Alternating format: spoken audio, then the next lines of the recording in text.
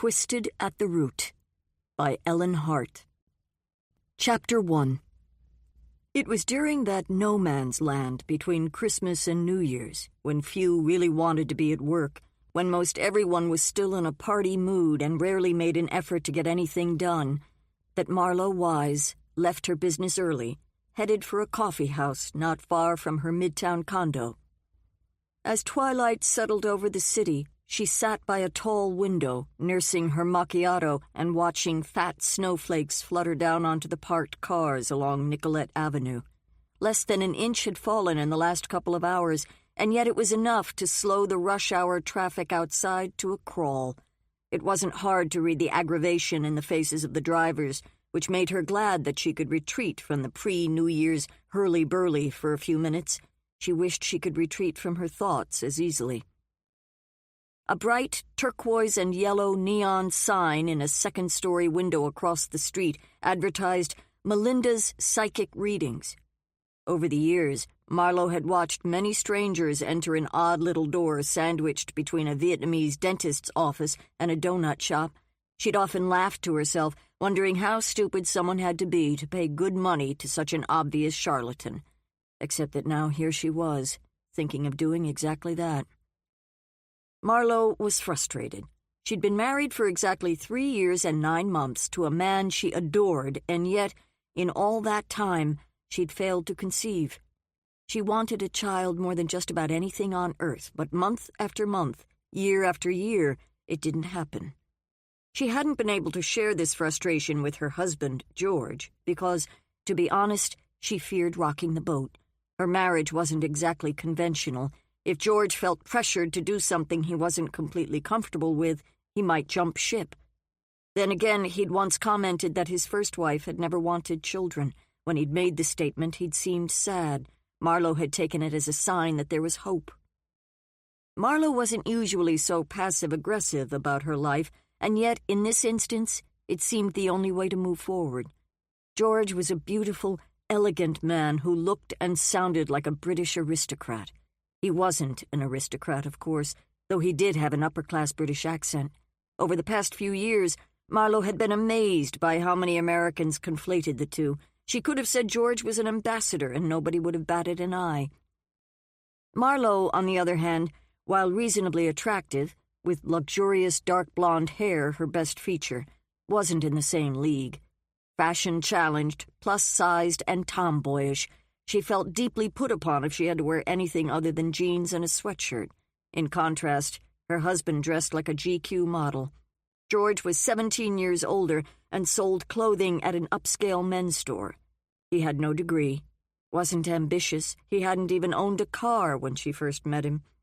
But he was a catch. Everyone said so.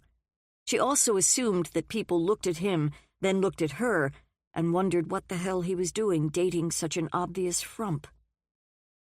Marlowe recognized the disparities in her marriage, but generally ignored them because she brought something of value to the union herself. She was a graphic artist who'd begun creating a line of artistic, humorous greeting cards right out of college and had parlayed it into a successful and growing business. More to the point, she was the beneficiary of a sizable inheritance from her father, part of which was a penthouse condo in the heart of the city. As far as she was concerned, she and George were pretty much equal. Well, except for one important fact. Marlowe loved George more than he loved her. If she had to be honest, she'd never been entirely certain that he loved her at all, not the way a husband normally loves a wife.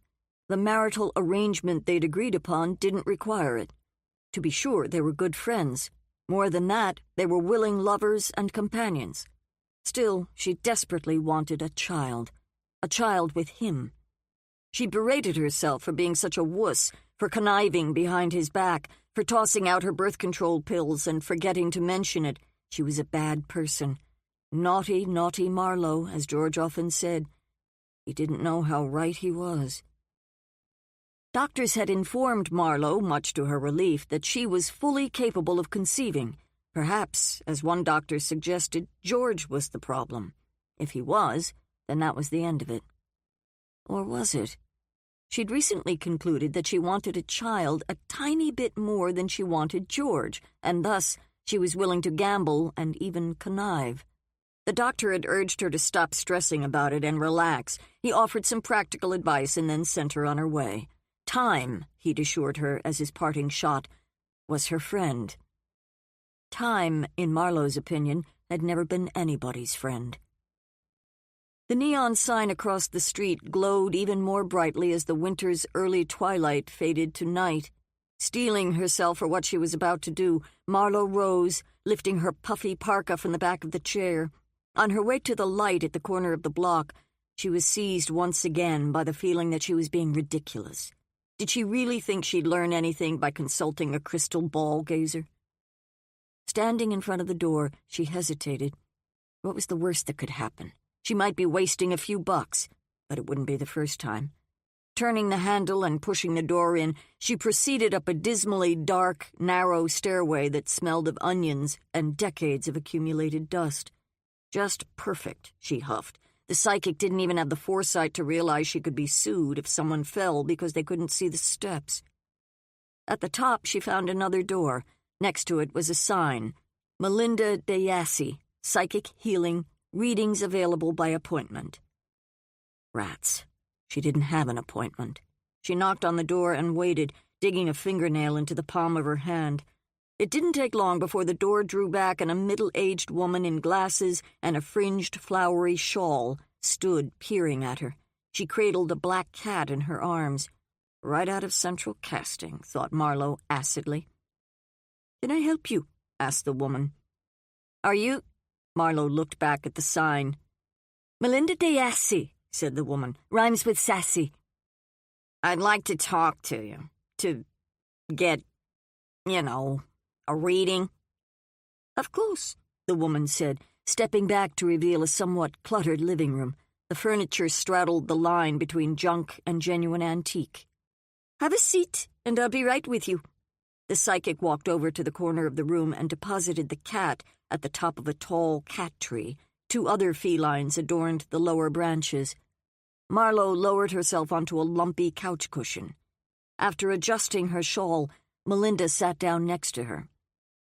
"So, how do we do this?" asked Marlowe, inching away. She didn't like people who violated her personal space. "Do I pay you up front?" The woman explained that her fees depended on how much time she spent with each client. If she couldn't connect, as she called it, she simply charged a flat fee of $25. Marlowe doubted the Oracle ever had trouble connecting. "So, how can I help you?" "Well," said Marlowe, glancing down at her wedding ring, "my husband and I desperately want a baby, but we're having trouble conceiving." "How long have you been married?" "Almost 4 years. Can you look into my future and tell me if I'll ever have a child?" "Possibly." Marlowe felt her face grow warm. She might as well have found herself a gypsy at some tacky carnival and had her palms red. Every instinct she had told her to get up and run. "Give me your hand," said Melinda. Marlowe's expression must have betrayed her thoughts because the woman's face softened and she said, "I won't hurt you, I promise. I must have your left hand. It's closer to your heart." Okay." The psychic closed her eyes. Marlowe wondered if she should shut hers, but before she'd come to a firm conclusion, the woman let out a cry and dropped the hand as if it were a burning cinder. The cats jumped off their jungle gym and fled into the kitchen. "What?" asked Marlowe. "I can't help you." "Why not?" "I'm sorry, but I need you to leave." The woman was clearly shaken. Was this part of the act? "You must have seen something. Just tell me. Do you see a child in my future?" "I'm sorry, but I can't continue." Maybe the Oracle's clients liked this sort of cheap melodrama. Marlowe didn't. "Come on, Melinda. If nothing else, you could at least lie." The woman seemed shocked by the comment. "I don't lie. I never lie in my readings. All I do is explain what I see." "So tell me," said Marlowe, her voice dripping sarcasm, "what was in your vision?" Melinda seemed to take the question as a challenge. "All right. I saw darkness, blood, violence. It surrounded you, swirled like a fog." I saw no children." Marlowe stared at her, and then a thought occurred. The psychic was probably talking about the death of Marlowe's dad. He'd been the victim of a homicide, and yes, it had been bloody, but for the psychic to pick up on that meant that she really was psychic. "A relative of mine died a few years ago. You're probably seeing that." "Perhaps," said Melinda. "But much of what I see isn't in your past. It's in your future." "Excuse me?" The psychic stood, pulling the shawl more tightly around her shoulders. "I want you to go. Please." "But you can't just leave it at that. I need details." Marlowe reached out her hand. Melinda shrank back. "If something terrible is going to happen, I have to know what it is. You can't just drop a bomb like that and then push me out the door." "I'm sorry. When I see this kind of malevolence, I have to withdraw. I made a promise to myself long ago." Marlowe studied the woman's face. It had to be an act. "Fine. You want more money? Is that it?" "All I want is for you to leave," said Melinda, walking over to the door and yanking it open. She stared straight ahead, refusing to make eye contact with Marlowe. "This is a ploy, isn't it?" said Marlowe. "Your dramatic way of getting me to come back." The woman said nothing, merely stood by the door, her hand on the knob. "Fine, Melinda Deassi rhymes with sassy. I'll go. Just don't expect a good review on Yelp." Marlowe snatched up her gloves and swept past the woman. It was just as she'd expected. A total waste of time.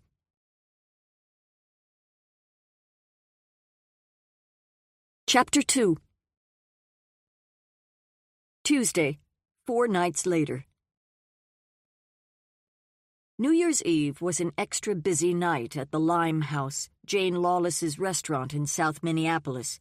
By 5:30, the second-floor dining room was already packed with customers hoping to get an early start on their evening. This was also the night her best friend, Cordelia Thorne, gave her biggest bash of the year. Cordelia invited everybody in her vast orbit, which included employees from her theater in downtown Minneapolis, neighbors from every part of the city she'd ever lived in, a couple of her favorite massage therapists, her gardener, every bookstore owner in the metro area, a beloved veterinary assistant, old high school and college chums, her favorite local drag queens, as well as the mayor, the governor, various local TV personalities and celebrities, well-known writers, actors, artists, anyone and everyone she knew who might be traveling through town and happened to be in need of some serious New Year's Eve glitter. For Jane, it was a command performance. Cordelia had phoned around 5 to ask her to bring over an extra case or two of champagne just in case. Jane was happy to help out and had carried the boxes to her new, used truck, a Honda Ridgeline, placing them in the rear seat of the cab. By the time it was needed, the frigid night air would have chilled it to a perfect temperature. Cordelia was experiencing her usual pre-party meltdown. The event was catered, though when it came to entertaining, Cordelia was a micromanager. Jane was happy to be missing the drama. She'd just shut down her computer and was about to run up the back stairs from her office to the kitchen to check in one last time with her executive chef and her night manager when her cell phone buzzed. Assuming it was Cordelia again with some new crisis, she fished it out of her back pocket and said, "What now?" "Jane? Hello? Is that you?" Oops. Not Cordelia. Instead, the voice belonged to Sigrid, Jane's sister-in-law. "Sorry, I figured you were someone else." Sitting back down, she offered a cheery, "Happy New Year." Silence. Then, "Yeah, same to you." Sigrid, Jane's younger brother Peter, and Sigrid and Peter's daughter, Mia, had all moved out of the country several years back, first to live and work in Brazil. Peter, a documentary filmmaker, had been hired to shoot the footage there for a piece on South America's shifting political winds. After his work was complete, the family moved to England, where Sigrid managed to snag a terrific job that allowed her to apply for a work visa. She'd been a family therapist for many years, but this was something new for her. Moving to London gave her the opportunity to learn from an expert in cognitive behavioral therapy, a professor she'd met somewhere along the line. Jane didn't have all the details. This man not only wanted to hire her for his practice, but was also instrumental in getting her into a cutting-edge program at King's College. While Sigrid was busy with her new life, Peter had been off shooting another documentary in Eastern Europe. Jane kept in contact with them, though because of schedules and the time difference, it was somewhat sporadic. "How are you?" asked Jane, leaning back in her chair. Another pause. "Actually, not good." "Really? What's going on?" "Listen, Jane, have you heard from Peter?" "No, not recently. Why?" He left our flat 3 nights ago. I haven't heard from him since." "Isn't he still shooting that documentary?" She cleared her throat. "No, it's a long story. He's been home for a while." "Did something happen?" "We had a fight. When he left, he was really upset. He won't answer my calls, won't respond to texts. It's bad, Jane. We've had fights before, but nothing like this. He usually goes away for a few hours, blows off steam, and comes home. But he didn't this time. I get it, I do. We have some stuff to work out, but I'm worried that something may have happened to him." "Like what?" "Anything. A car crash? A mugging? I called around to the local hospitals, but nothing. I phoned friends.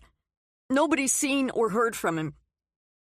If Sigrid was calling hospitals, it really was serious. "He was so angry, Jane. I blame myself. It's all my fault." Jane's mind began to race. "Do you think he could have called your dad?" Peter and Jane were both close to their father, less close these days with each other. "He might have, if you want to call him." "I just don't know what else to do. I feel so helpless. If he'd just come home—" The sentence drifted off. "Does Mia know what's going on?" Sigrid sighed. "No, we've tried to keep it from her. She's away right now, staying at a friend's house in Bricket Wood." "Do you think Peter might have contacted her?" "I doubt it. I didn't ask when I talked to her last night. She never brought it up, so I decided not to worry her." It was Jane's turn to hesitate. "Sigrid, you don't have to tell me if you don't want to, but, Oh, Jane, it's such a mess. I wouldn't know where to begin. I just can't get into it right now. Will you call me if you hear from him?" "Sure. You do the same, okay?" "I just keep telling myself that he could walk back in the door any minute." "I'm sure he'll come home soon." Jane was trying to stay positive for Sigrid's sake and for her own. "Love you, Jane. Bye." After they'd hung up, Jane quickly punched in Peter's number. It rang 5 times before it went to voicemail. Instead of leaving a message, she texted him, telling him that he needed to get in touch with her right away. He might be angry with Sigrid, but his family was worried and needed to hear from him. She stared at her phone for a few seconds, hoping he'd text her back. When he didn't, she rose from her chair and headed up to the kitchen.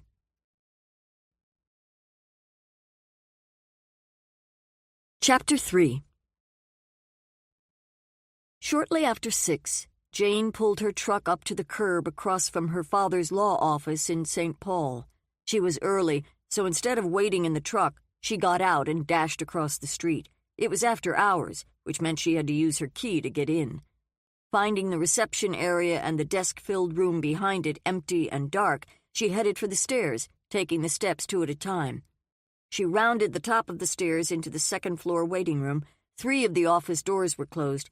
The only one open belonged to her father, who was at his desk. 2 people, a man and a woman, sat in chairs on the other side. Not wanting to intrude, Jane sat down and picked up a magazine, leafing through it absently, waiting for the meeting to end. Every time she saw her father these days, she was struck by how thin he'd become. He wasn't frail exactly, though he wasn't the robust man he used to be either. His hair, for so many years a shiny silver mane, had turned completely white. He was still as handsome as ever, at least in Jane's opinion. That was something that would never change. Raymond Lawless was in his mid-70s. He'd been in semi-retirement for a number of years. That is, until CNN contacted him, asking if he'd be interested in appearing on the network as a contributor. They wanted his take on criminal justice reform. It was the year before the election, when the Black Lives Matter movement had been gaining steam. The exposure he'd received caused his law practice to become even more sought after, both locally and nationally. Thus, as time went on, it became clear that he would either need to lean on his partners to handle the extra load, hire new associates, or return to work full-time. Much to Jane's dismay, he'd chosen the last. Hearing the old wood floors creak, she looked over and saw that the meeting was breaking up. The man and woman, both African-American, were on their way out of the office. "I'll be in touch, Ray," called the man, nodding to Jane as they passed her. Motioning for Jane to come into his office, her dad returned to his chair. As Jane settled across from him, she couldn't help but notice that he seemed a million miles away. "You look tired," she said. "Do I?" It took a moment for him to focus. "No, I'm good." "Who were they?" "You remember Rashad May? I represented him in a homicide trial a few years ago. He was accused of murdering his husband, Gideon Wise." "Oh, sure," said Jane. "Rashad was a good friend of Cordelia's." "That was Rashad's brother, Sherwin, and his wife, Dessa. He called earlier and asked if they could stop by after he was done with work. The upshot is, he thinks he's found evidence that could get his brother a new trial. He asked me to look into it." "Will you?" Her dad appeared to mull it over. "Sherwin's really pushing hard. He's a program director for a radio station here in town. He knows a lot of the local news people. Apparently he gave a TV interview that hasn't aired yet, but will soon. He's doing everything he can to get the word out that his brother is an innocent man." "Have you seen the evidence?" "Some of it." He tapped a finger against the arm of his chair. "You interested?" Jane had signed a contract a couple of years back to work as a part-time investigator for her father's law firm. As odd as it sounded to those who didn't know her, she had two careers going, restaurateur and private investigator, both long-time passions. Sometimes the needs of one collided with the other, though Jane made every effort to perform the balancing act necessary to make them both possible. "Come around here and I'll show you."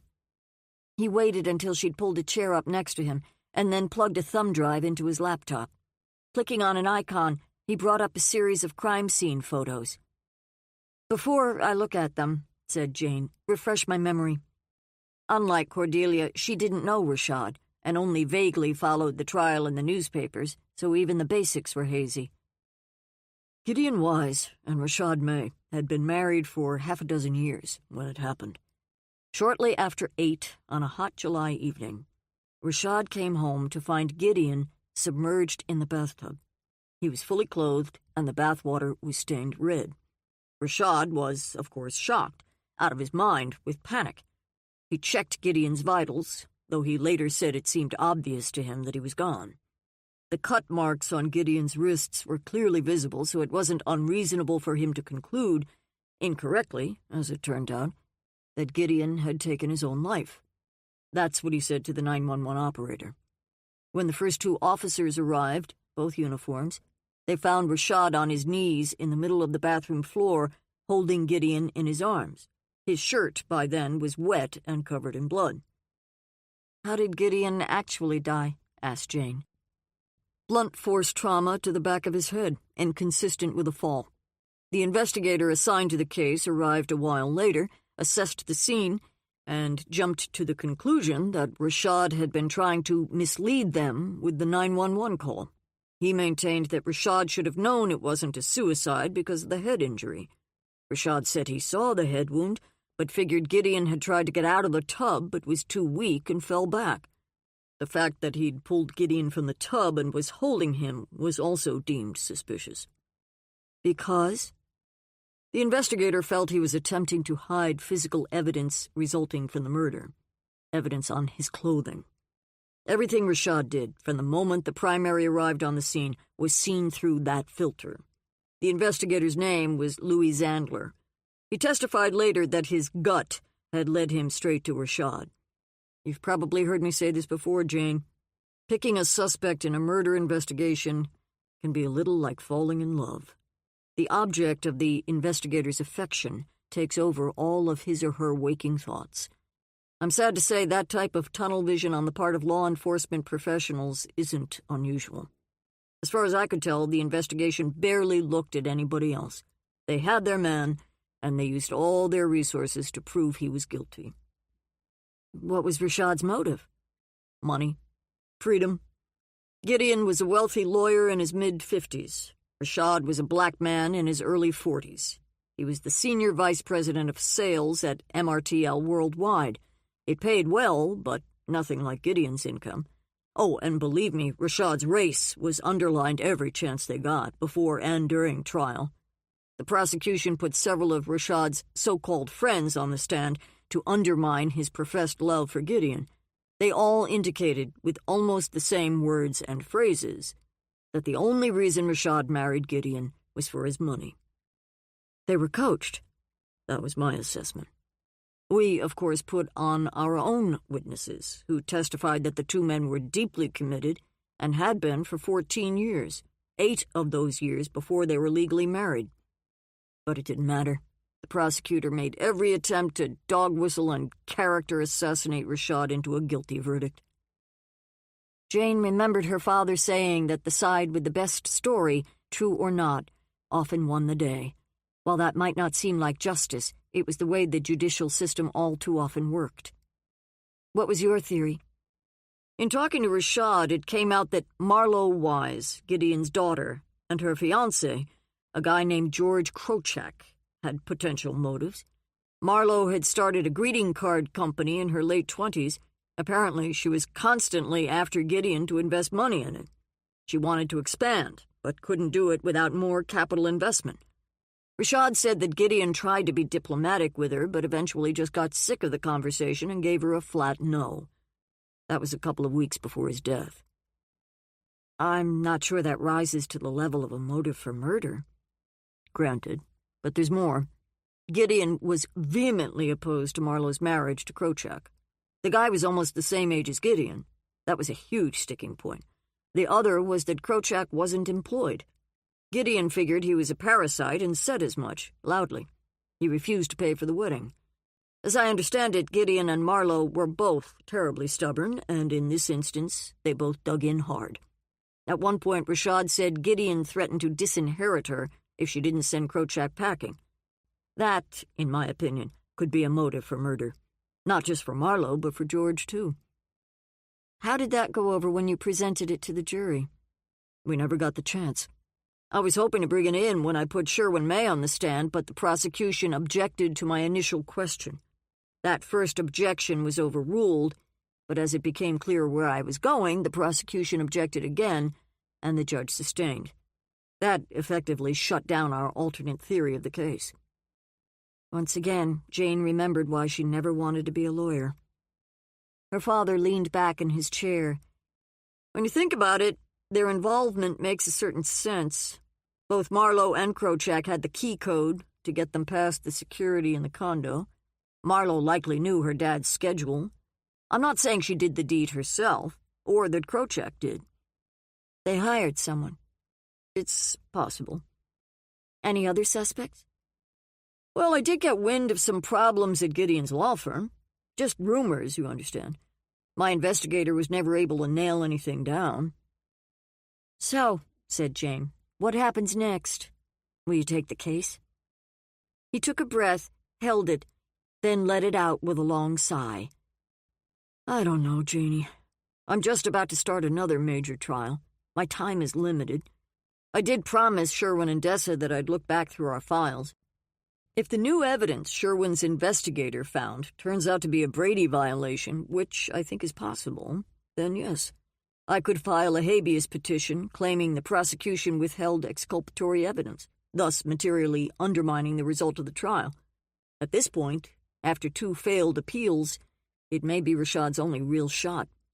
And even then, even with what many might consider unassailable evidence, a new trial is rarely granted. Jane believed, as did her father, that truth existed and mattered.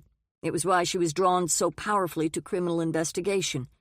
Itching to see what Sherwin had brought for her dad to look at, she nodded to his laptop, leaning in as he scrolled through a series of photos. Let me preface this by saying continued her father. The prosecution contended that the only person in the condo that night, other than Gideon, was Rashad. We had no way to disprove it. I should mention that a couple of hairs, one with the root still attached, were found in the bathroom. They were never tied to anyone. The prosecution maintained that since Gideon and Rashad entertained fairly frequently, the hairs could belong to anyone. We saw to it that the hairs were preserved, so if we do find a suspect in the future, they might prove useful. What about security cameras? Gideon and Rashad bought the second condo to go on sale in the rehabbed upper stories of the Finmark building. The Finmark? I've got a friend who opened a restaurant there. The first-floor courtyard under the 3-story atrium is surrounded by stores, a small inner-city grocery, a wine store, a Starbucks, a bank, various restaurants, etc. The 4th and 5th floors are office space. Gideon and Rashad moved into one of 2 penthouse suites early, as did the woman across the hall from them, before the rest of the condos had been finished, and before much of the upper-floor security system was in place. The only working cameras in the building that night were located in the courtyard and in the parking garage. Gideon got home around 5:20, if I recall correctly. He was visible on the parking garage video. Was he alone? Her father nodded. He generally worked until after 7, but had gone to the dentist that afternoon. He did go back to work, but because he was in pain, he went home early. Rashad arrived home that night at around 8:15, again visible on the video. He was alone. His 911 call came in 12 minutes later. The prosecutor painted a picture of a man quietly letting himself into the condo, grabbing for a pre-selected weapon, a small bronze sculpture, as it turns out, luring Gideon into the downstairs bathroom and murdering him there, then attempting to cover up what he'd done by dumping the body in the tub, switching on the cold water, spending a few seconds cutting Gideon's wrists so it would look like suicide, and finally washing the blood off the sculpture and putting it back in the living room. Could Rashad have done all that in 12 minutes? Unlikely, if not impossible. We'll be right back after this short message. Looking to burn fat without the hassle of fasting? Check out BioVanish. It's made with premium 9C fats from high-quality coconut extract, and it's here to help you lose weight the easy way. Studies show that 9C molecules can raise your BHB levels more than a strict keto diet, meaning your body finally starts burning fat as fuel. In fact, research from Temple University found that taking 9C fats daily boosts fat burning as much as fasting for 12 hours. So, would you rather skip meals all day or just mix BioVanish into a glass of milk? Ready to start burning fat the simple way? Click the link in the description to get BioVanish now and grab an exclusive discount while you're at it. BioVanish, fuel your fat burn. Now, back to the story. If there weren't any working cameras on the top floor, asked Jane, couldn't people have come and gone from the condo without being seen? I would think that was obvious, but because I had no proof to back up our contention that someone else was in the apartment that night, no sign of a break-in or a burglary, it was a dead end. During discovery, we believed we'd received all the relevant information the police had assembled about the case. We made multiple discovery requests, which is normal. It's never wise to assume that everything is being turned over in a timely way. I remember looking at the security video. Nothing stood out. My team also carefully combed through the photographs and video taken by the police that night, mostly of the interior of the condo. Again, nothing. Now, he said, pulling up a shot of an open living room filled with mid-century modern furniture. Look here, he said, pointing at a chair that sat a few feet from a long, exposed brick wall. See anything on the floor next to that turquoise armchair? Jane squinted. No. Me neither. Now take a look at this shot. The second photo was taken from a similar angle, almost straight on, but this time there was a canvas tote resting on the carpet just inches from the chair. Why wasn't it there in the other picture? Asked Jane. Good question. I can tell you this much. The police never turned that last photo over to us. I know because if we'd come into possession of it before trial, it might have helped us prove our contention that someone other than Rashad had been in the condo that night. Jane was confused. Maybe it belonged to someone in the crime scene unit. Look at this. Ray clicked out of the photo file and brought up a video. This was taken in the parking garage at 6:25 by one of the security cameras. You see an individual from the back walking up to the elevators. He's careful to keep his face averted from the camera, which suggests to me that he knew it was there and he was hiding his identity. He's wearing dark pants and a hoodie pulled up over his head, unusual clothing for a hot July night. Now look at what he's holding. He paused the video. Jane leaned close. "My God," she said, "it's the same tote bag." It was easily recognizable. The bottom part was black, the upper section white, with the letters JHC written across the front in big block letters. Any idea what the initials stand for? None. And I have no idea who the man in the hoodie is. But Sherwin May and I agree on one thing. We may be looking at Gideon Wise's killer. She switched her gaze from the computer screen to her dad's face. Wow. I know. Why didn't the prosecution hand over that photo with the tote? You tell me. An oversight? Possible, but unlikely. How did the guy get into the condo? I assume Gideon let him in. There was no evidence of a break-in. Did Sherwin have anything else to offer? His investigator's final report should have come in today, but because of the holidays it was delayed. Sherwin thinks there might be something else in it. He said he'd call as soon as he knows anything. Jane shook her head and kept shaking it. Doesn't smell right, any of it. I agree. Closing his laptop, her dad began to stuff papers into his briefcase. I think we better get over to Cordelia's. Oh, Lord, I completely forgot about that. We don't want her to send out a search party. After shrugging into his heavy topcoat, he picked up his briefcase. Come on, sweetheart. Let's go celebrate the new year. They linked arms and walked out of the office together.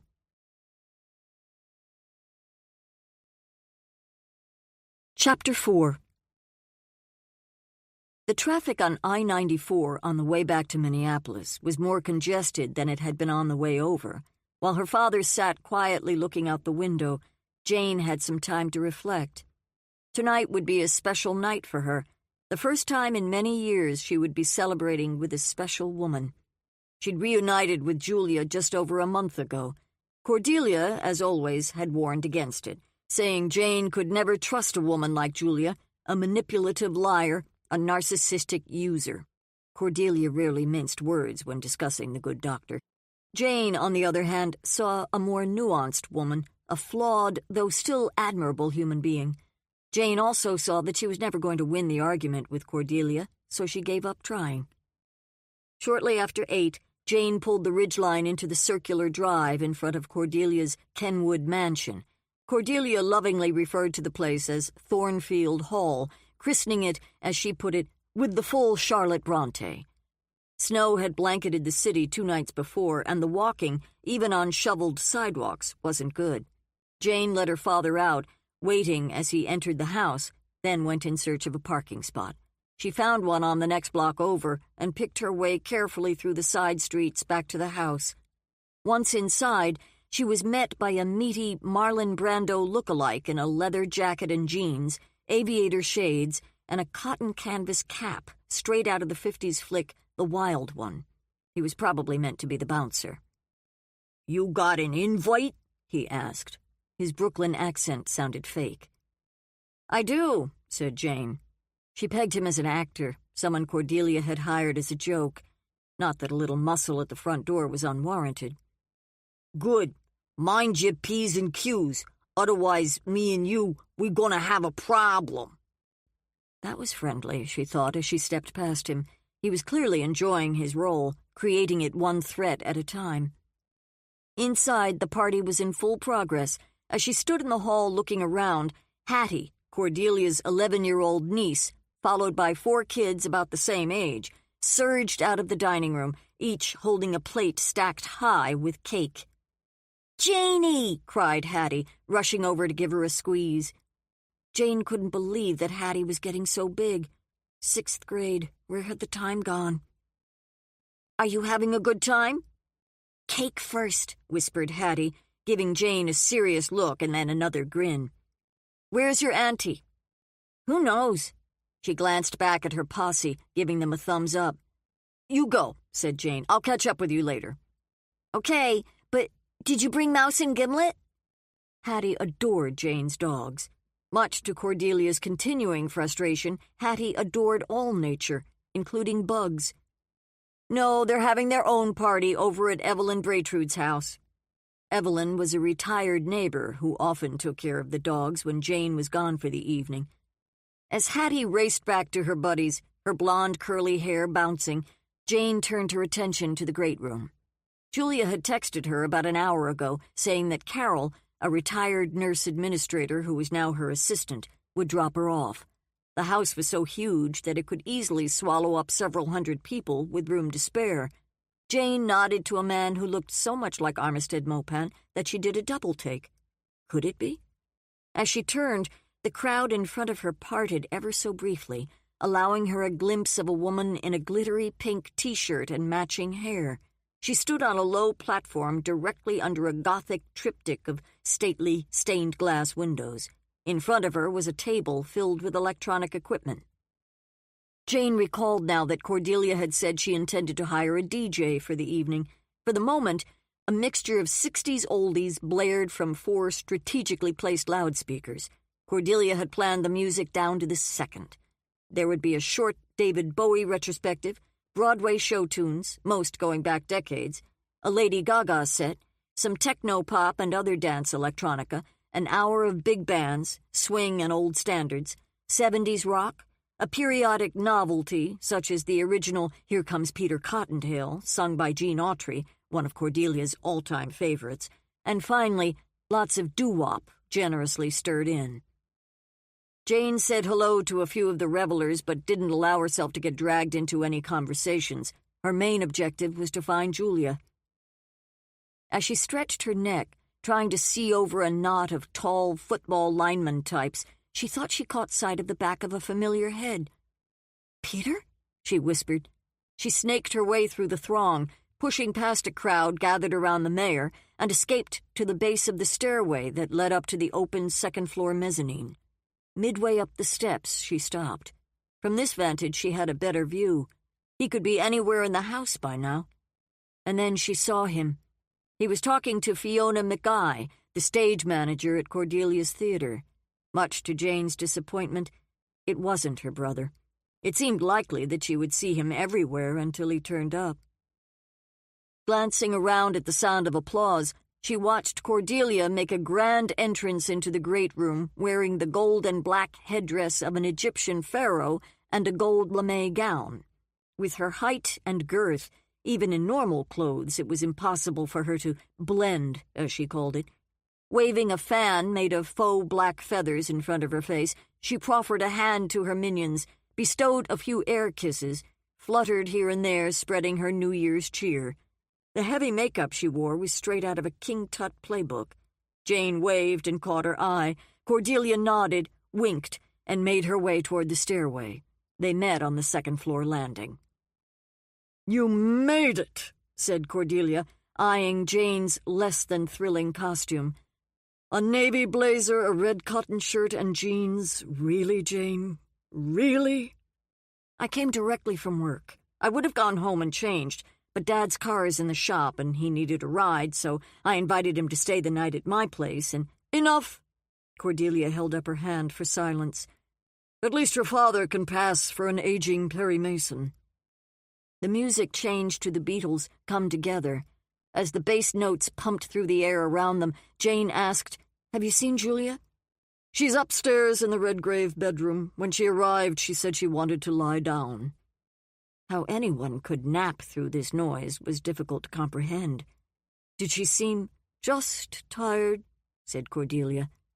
When it came to Julia, worrying was a great part of what Jane did these days. "I think I'll go check on her." "Did you bring the champagne?" "Of course. I'll go bring my truck around if you need it." "Good woman." As Cordelia floated regally back down the stairs into the throng, Jane headed into a broad hall. All the bedrooms in the house had been named after famous actresses, with one exception. Hattie insisted on naming her bedroom for the originator of quantum theory, Max Planck. Cordelia didn't much like such a strange idea, but because it was Hattie, she gave in. Cordelia's room was, of course, the Hepburn bedroom. Other bedrooms included the Gloria Swanson, the Betty Davis, the Claudette Colbert, and the Olivia de Havilland. Octavia Thorne Lester, Cordelia's sister, when she was in town, always stayed in the Merrill Street, and Jane, on occasion, used the Kathleen Turner. Jane found Julia asleep in the middle of an ornate French chestnut bed, a pillow pressed to each ear. Sitting down next to her, all Jane wanted was to enjoy the moment. Julia's face seemed so peaceful, so serious. Dr. Julia Martinson, an internationally prominent oncologist, had been diagnosed last spring with a rare tumor, an optic nerve glioma. In children, tumors on the optic nerve were common, usually slow-growing and benign. In adults, they were more often cancerous and aggressive. Late in the summer, Julia had confided the facts to Jane, admitting that her greatest fear was living through it, or dying, alone, meaning without Jane in her life. In a moment of weakness, Jane had promised to be there for her. When Julia's sight began to worsen, she'd moved into Jane's home. And from there, even though Jane had set boundaries for herself, she'd allowed Julia into her life again, and into her bed. Through it all, she kept asking herself, what was the harm? What was the worst that could happen? Julia was ill, probably gravely so. She likely didn't have long to live. Jane had no illusions about who she was. She'd entered the relationship for a second time, with her eyes wide open. Julia turned on her side. Smiling up at Jane, she said, Hi. Hi yourself. How are you feeling? Just a little tired. What about the pain? Manageable? Jane took her hand and held it to her lips. You want to go downstairs? You feel up to it? What time is it? Around 8:30. Lie down with me for a few minutes. It's a long time until midnight. And what's happening at midnight? Asked Jane, stretching out on the bed and drawing Julia into her arms. I'm going to kiss the woman I love. Does she have to wait that long? Nuzzling Jane's hair, Julia said, That's a good question. Why don't we discuss it?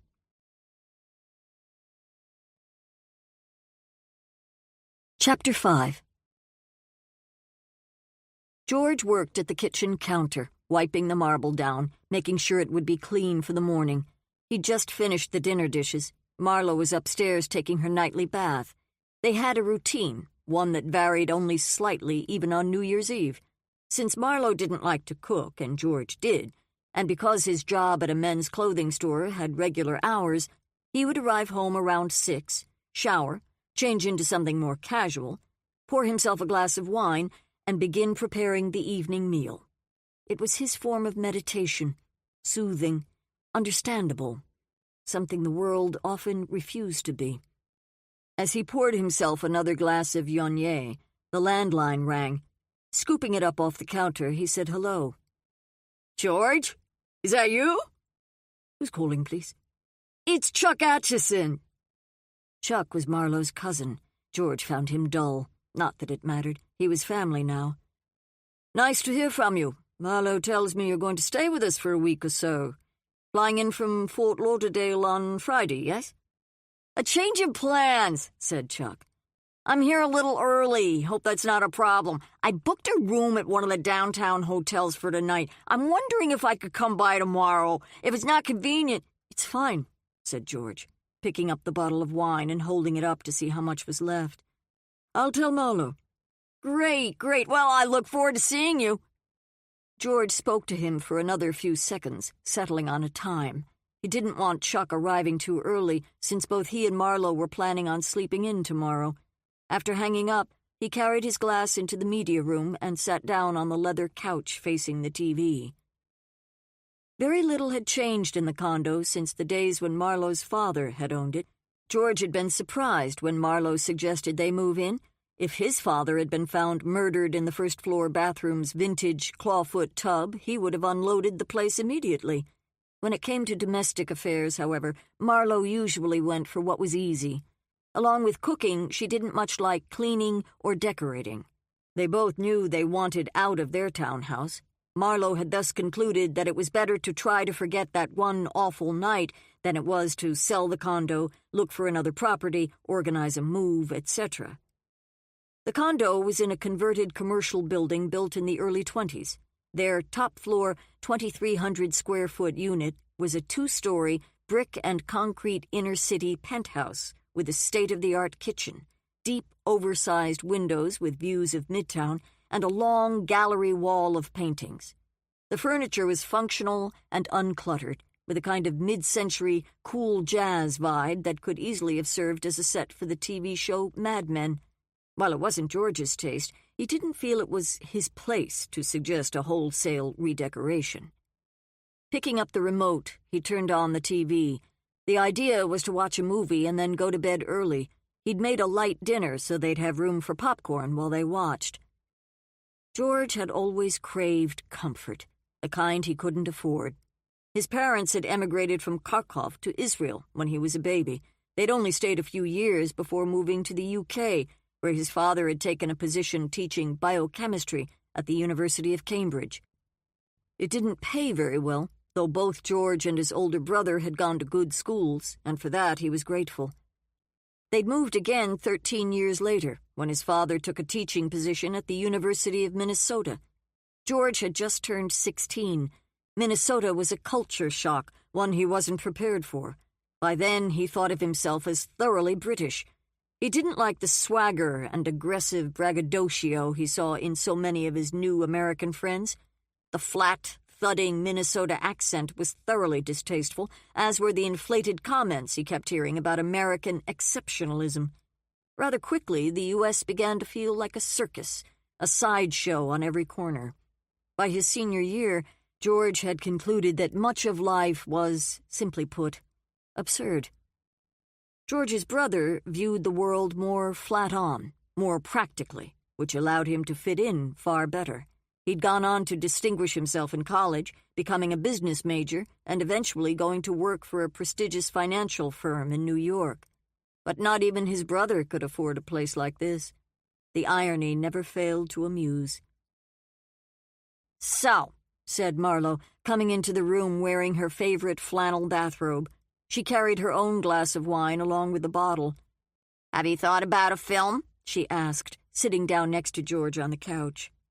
He put his arm around her. "You smell wonderful."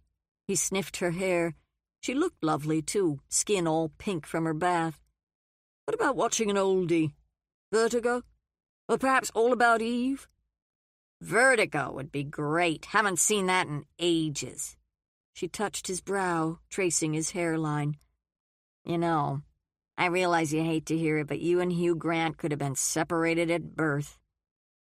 The only thing he could see that he and Grant had in common was the English accent.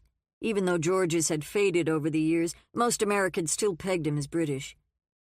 Halfway through the movie, Marlowe reminded him about their snack. If it had been up to her, they would be eating out of one of those god-awful microwave bags. He couldn't abide the taste or the smell.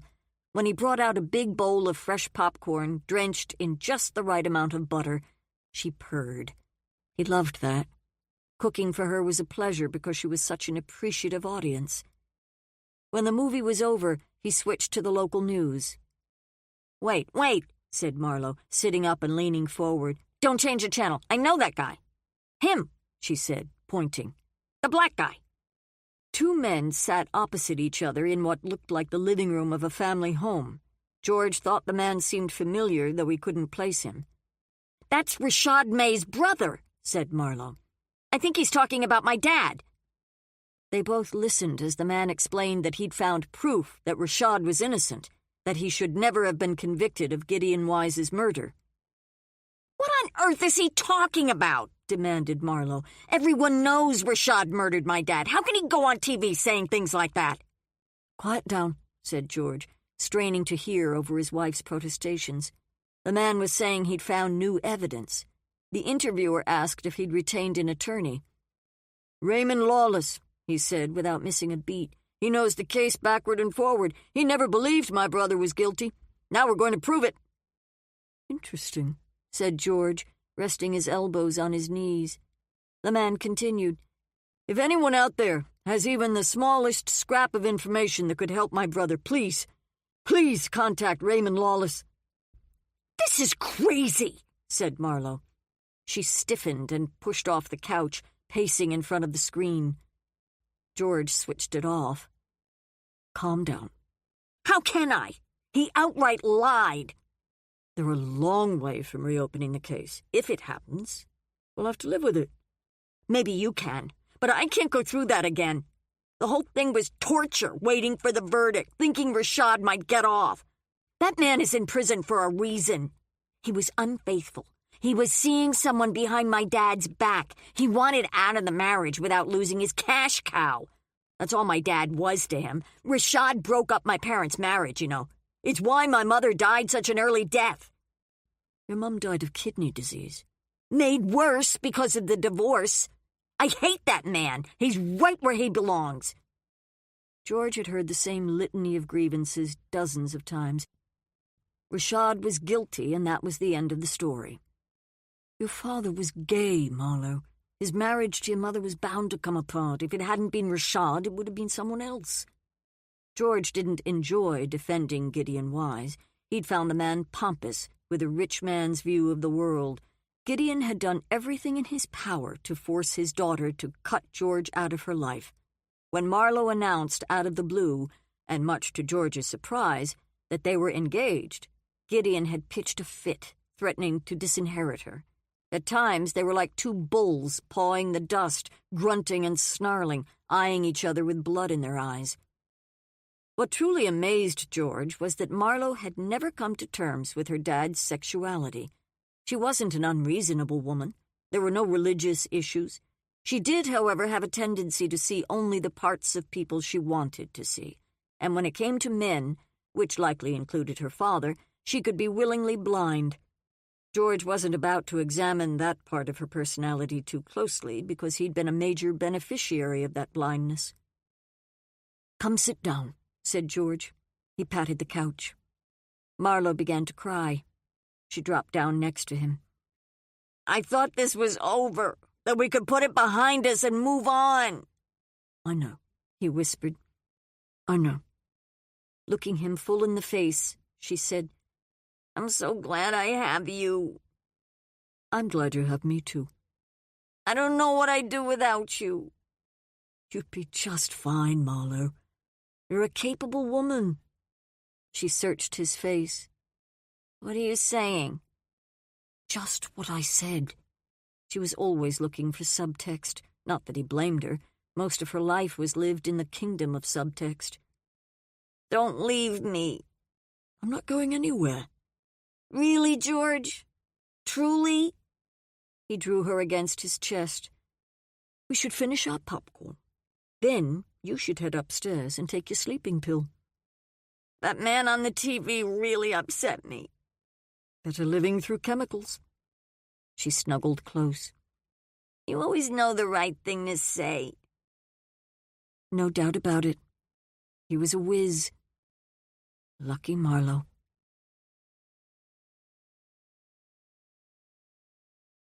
Chapter 6. The gallery had evolved.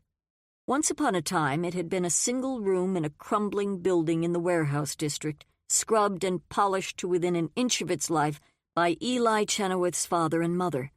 The year it opened, 1977, was the year Eli was born. He'd grown up in the gallery, crawled along the wooden floors, been tickled by his mother and tossed in the air by his father under the newly installed track lights. He knew these things not from actual memory, but from the hundreds of photos his parents had taken of their first child. Even now, the floors felt unusually friendly to Eli and oddly exciting. After 10 years of eking out a modest living, Eli's parents had bought the building, which included the shop next door, with money from his dad's inheritance. They'd torn out an adjoining wall and enlarged the gallery from one exhibition space to 3. Eli had been in awe of that gaping hole, the most vivid, violent piece of art he'd ever seen. He remembered how relieved he'd been when the gallery was repaired and put back in order. Many years later, back down on the floor once again, in a corner under a Jackson Pollock knockoff, he'd made love to Kit for the first time. As Eli walked through the darkened galleries, he thought about last New Year's Eve, a night when he hadn't been alone. He'd had such high hopes that his life was finally on track. He wasn't interested in doing a year-end retrospective, and yet it was hard to escape what had gone down, what he'd said, and, most importantly, what he'd done. He craved a drink, or a hit of something that would alter his consciousness as fast as possible. Except he wasn't that man anymore. He was the new and improved Eli, cleansed of his former bad habits. His peace was found through a slower, more difficult means: meditation, stillness, quieting the mind, the noble eightfold path. Wisdom dictated that he go home, cook dinner, and spend the evening in some principled pursuit, or at the very least something normal and healthy, anything to distract him from all the things crowding the edges of his mind that decidedly weren't either. He tapped ash into a paper cup, then took another drag. He'd been told that to be a good Buddhist he should quit smoking cigarettes. A man should be open to his cravings, but not give in to them. Eli's much-beloved Camels represented giving in multiple times a day. Even so, it was the one drug he refused to give up. As he stood at one of the bay windows, watching an occasional car go by outside, his cell phone rang. The picture of an angel popped up on his screen. "Hey," he said, trying to work some cheer into his voice. "Where are you?" "I'm still at the gallery.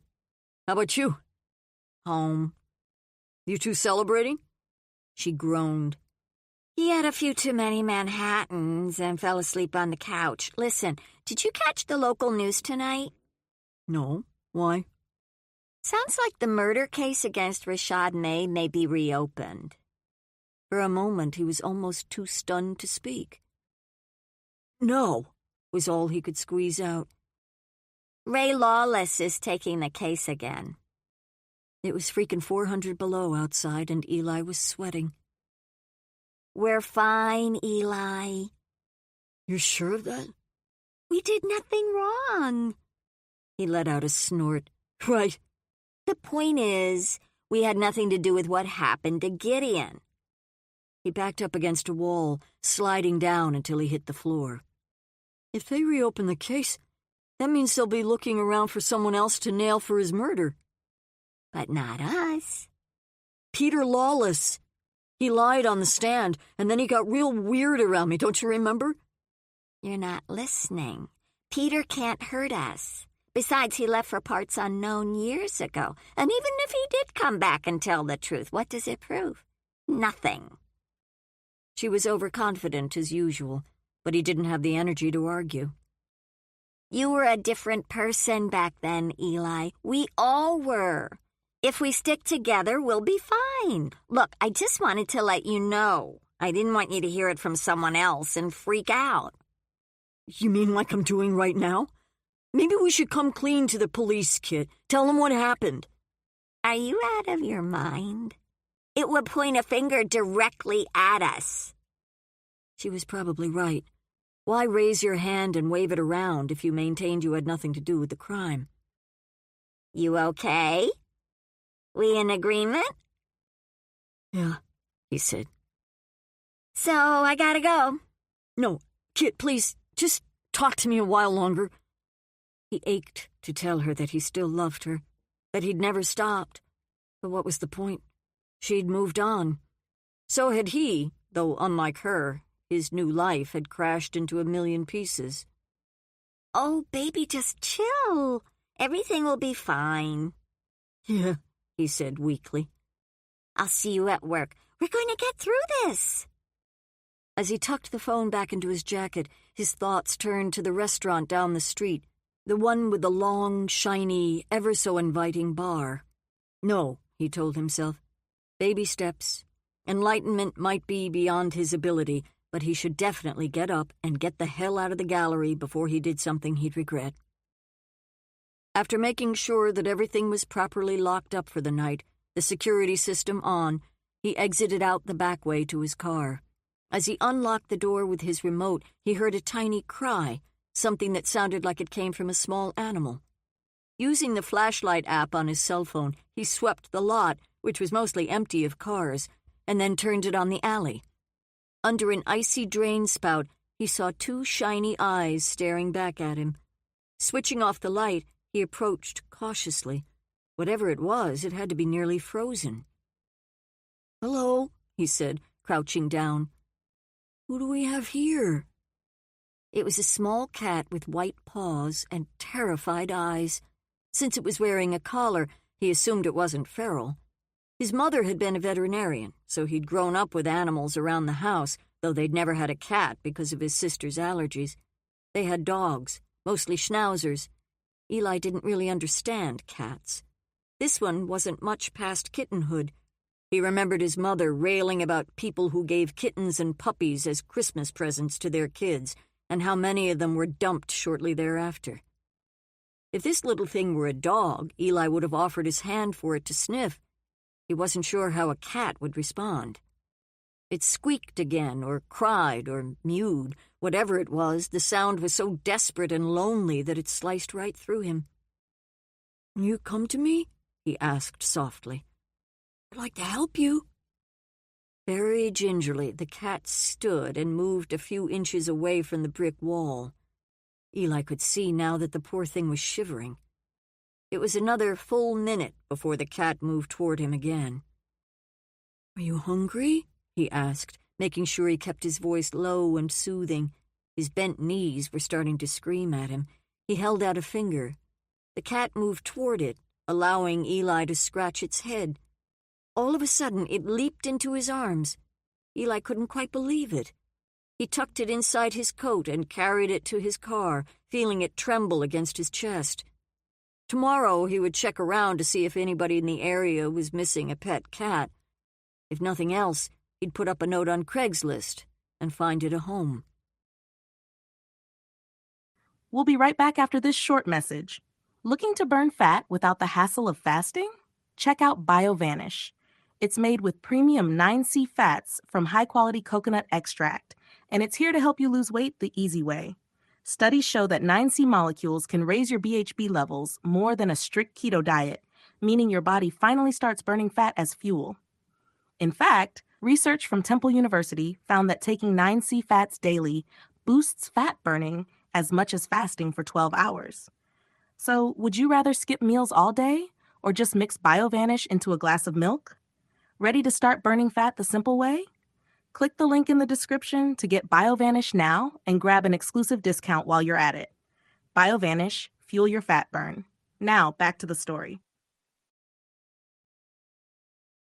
Chapter 7. The sound of Cordelia's New Year's Eve party was still reverberating through the neighborhood when Jane ducked out the front door around 1 a.m. She'd insisted that Julia and her dad, both drooping pretty badly, wait inside until she brought the truck around. Hopping over a snowbank, she skidded her way down the center of the street, the night air feeling deliciously cold against her flushed face. Unlike Cordelia, Jane found crowded parties oppressive, overstimulating, and often downright boring. Non-conversations shouted over loud music made no sense to her at all. Perhaps it was the curse of the introvert. Whatever it was, Jane was glad to leave. After buckling her seatbelt, Julia closed her eyes, and Jane's dad did the same. Glad to finally be free of the doo-wop, Jane rode home in glorious silence. When she pulled into the drive along the side of her house a while later, she saw that both her passengers were asleep. She ahemed a couple of times, finally waking them. As they headed inside, Jane took a moment to kick off the packed snow that had accumulated in the ridgeline's wheel wells. She was almost done when she heard a familiar voice call her name. Turning, she saw Evelyn standing on her stoop in bathrobe and curlers, waving to get her attention. Trotting across the street, Jane called softly, "What are you doing up so late?" Before she could respond, Mouse, Jane's brown lab, charged out from behind Evelyn, making a beeline for Jane. She crouched down to greet him. "I'm so sorry," said Evelyn, catching Gimlet, a small black poodle, before she could make her own jailbreak. Jane had assumed Evelyn had already brought the dogs back. "Is everything okay?" Moving slowly down the steps, Evelyn said, "The dogs are fine. But when I opened the front door around midnight to bring them home, I saw this car parked in front of your house. The headlights were off, but there was exhaust coming from the tailpipe, so I knew someone was inside. Mouse started to growl, so I closed the door and watched from the living room. The car sat there for another 10 minutes or so before the lights came on and it drove away. I have to say, it scared me. I decided to keep the dogs here until I saw lights go on in your house and I knew you were back." Patting her thigh and telling Mouse to stay close, Jane took Gimlet from Evelyn's arms. "Did you get a look at the guy's face?" "I could be wrong, but it seemed like he had on a hood. Not one that covered his entire face, just the top and sides." "Like a hoodie?" "Yes, that's what they call it. The street light gives off good light, but I couldn't make out much more than that." "What kind of car?" asked Jane. "What color?" "It was light-colored," Evelyn said, looking distressed. "Maybe silver or gray. A 4-door sedan, and I could be wrong, but I think there were some odd light gray stripes down the front and back." "Like racing stripes?" "I'm not sure what that is. Sorry." "You did exactly the right thing." "Do you have any idea who the man might be?" "None," said Jane. "I do know that sometimes on holiday nights like tonight, people are out casing houses." "Goodness, I hope that's not it." Evelyn hesitated, crossing her arms over her chest. "Well, I shouldn't keep you. The dogs were perfect, as usual." "Thank you," Jane called to Evelyn's retreating back. She waited until the door was shut and locked, and then carried Gimlet to her house, with Mouse leading the way. She entered through the back door and found Julia in the kitchen. "I wondered where they were," said Julia, getting out a box of treats. When the dogs saw the box, they instantly sat down and waited for Julia to toss them their nightly milk bones. While they crunched away, Jane tugged on Julia's belt and drew her close. "Happy New Year." The kiss they shared gave Jane hope that Julia might be up for more, but Julia begged off, saying she was beat. Jane held her. She wished she could do more. "I'll join you upstairs in a little while." Julia whispered into Jane's ear, "I have only one New Year's wish. I want 1 year with you. 1 good year. And then I'll go quietly." Jane increased her grip. "I don't want you to go at all." "Mustn't be greedy." She pulled back, gave Jane's nose a kiss, and then left the room. Julia might be ill, but they still had time. And who knew? Perhaps there was a chance she could beat the disease.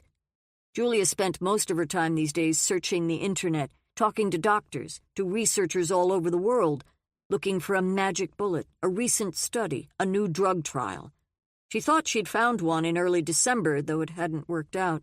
Barely 2 weeks after beginning the new drug protocol, she'd landed in the hospital with a mild but terrifying stroke. Nothing was going to be easy from here on out.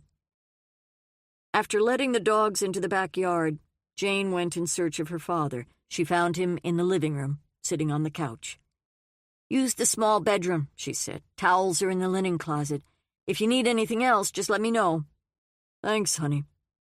She kept Evelyn's story from him. No point in worrying him over what was likely nothing. She also kept her conversation with Sigrid to herself. They could talk about it in the morning. As her father rose to go, Jane wished him a good night's sleep. She loved it when he stayed over.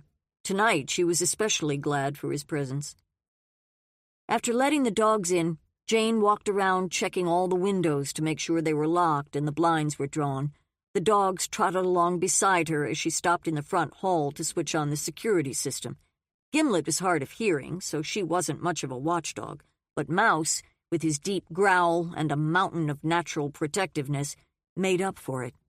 And yet, even with all the precautions, Jane removed a baseball bat from the front closet before she went upstairs to bed.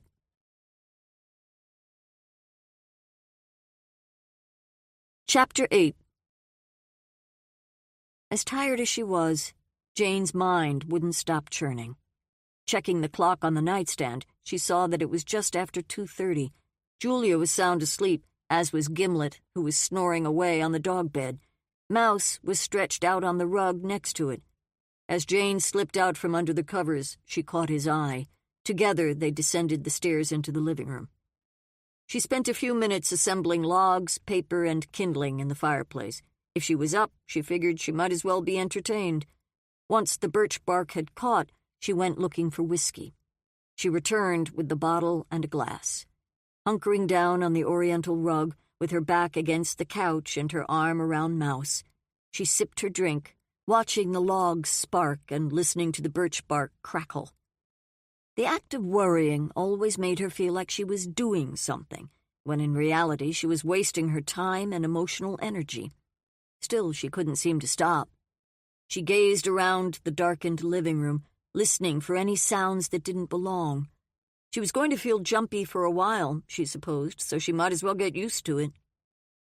Sipping her whiskey, her thoughts turned to Peter. The longer she went without hearing from him, the more concerned she became. Where had he gone? Why didn't he answer her calls or texts? Perhaps even more importantly, what was going on in his marriage to Sigrid? Jane should have kept in better touch. Once upon a time, she'd been close to her brother. After their mother died, they'd returned to England, to Lyme Regis, where they'd grown up. They had craved that connection to their mother and to her family, people they'd left behind when they moved to Minnesota. Neither Peter nor Jane had regretted the time they'd spent in England, even though it had caused a falling out with their dad that had taken years to heal. Jane had friends who didn't get along with their siblings. She remembered feeling a little smug, sure she and Peter would always be close. And yet, a year before he and his family had left the country, a rift had developed between them. Jane hadn't been able to get a grip on her anger at his behavior he seemed proud of. They'd eventually worked their way through some of it, tried to bury their differences, and for the most part they'd succeeded, at least on the surface. And yet, before he left for South America, she'd felt that something was still amiss. In the end, Jane had put it down to a residual sense of disconnection. She let it go because she had no idea how to fix it. As the fire burned down and one glass of whiskey became two, Jane felt herself finally growing sleepy. She got up to stoke the last of the fire and then stretched out on the couch, pulling the quilt off the back and covering herself. Mouse moved over to the rug and gave a deep sigh. It wasn't long before they were both asleep.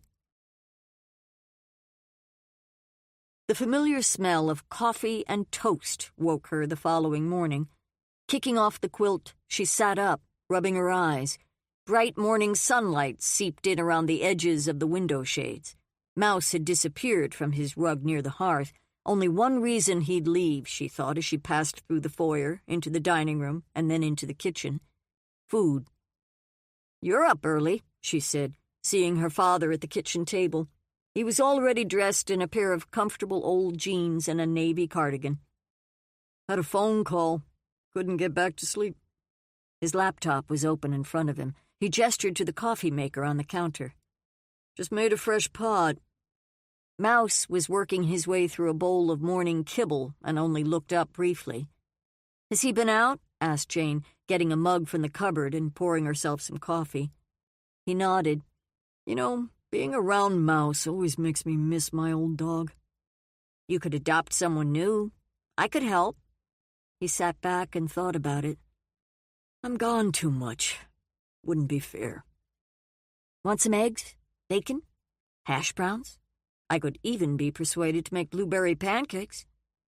"This is fine for now," he said, brushing toast crumbs off his sweater. She leaned against the counter, sipping from her mug.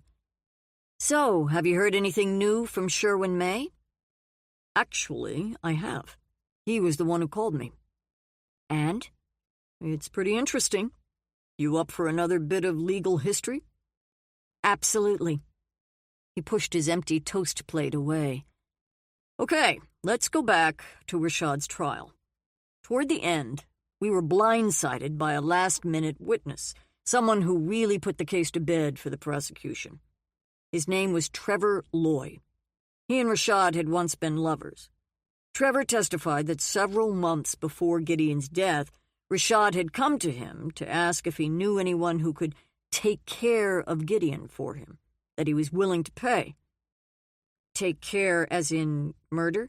said Jane. Her dad nodded.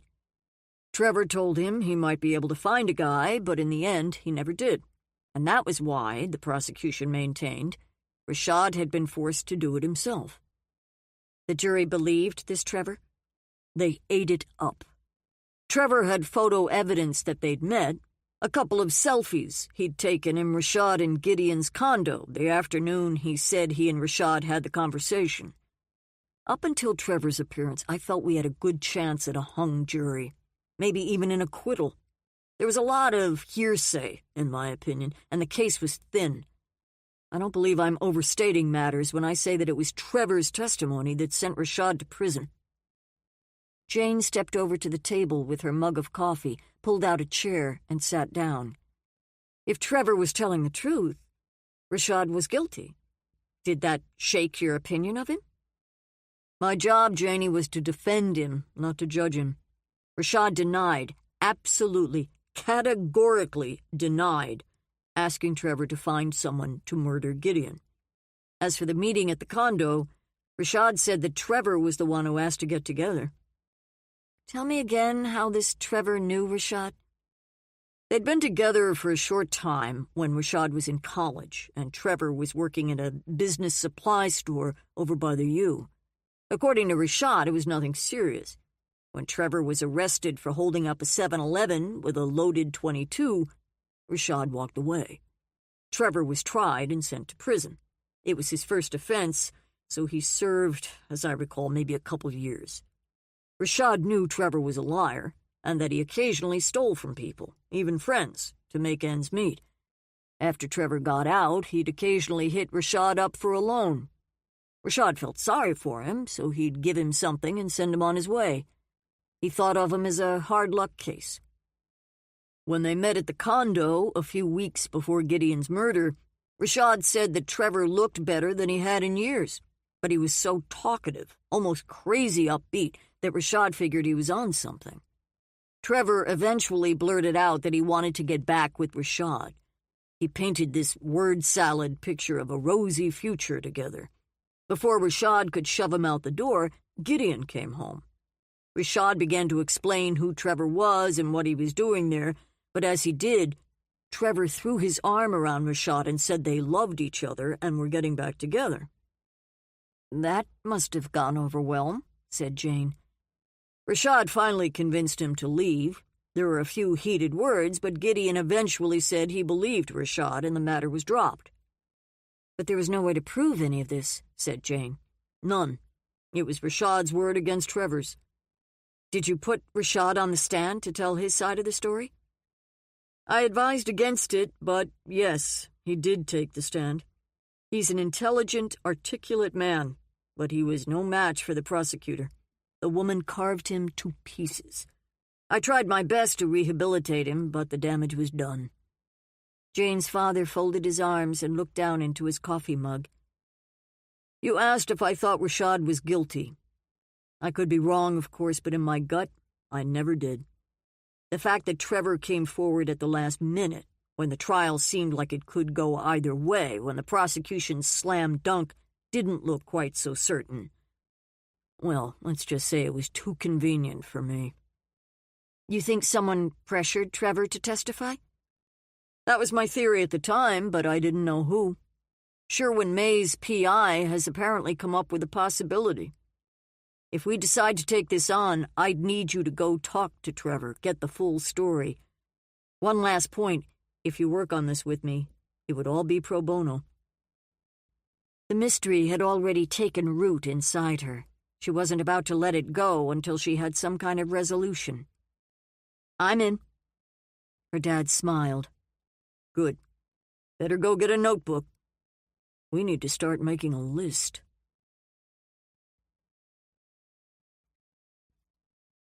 Chapter 9.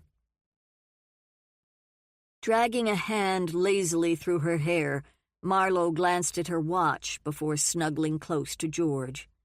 "Wake up, sleeping beauty," she whispered. He turned on his back and yawned. "What time is it?" "Almost 11. "I'm staying in bed until at least noon."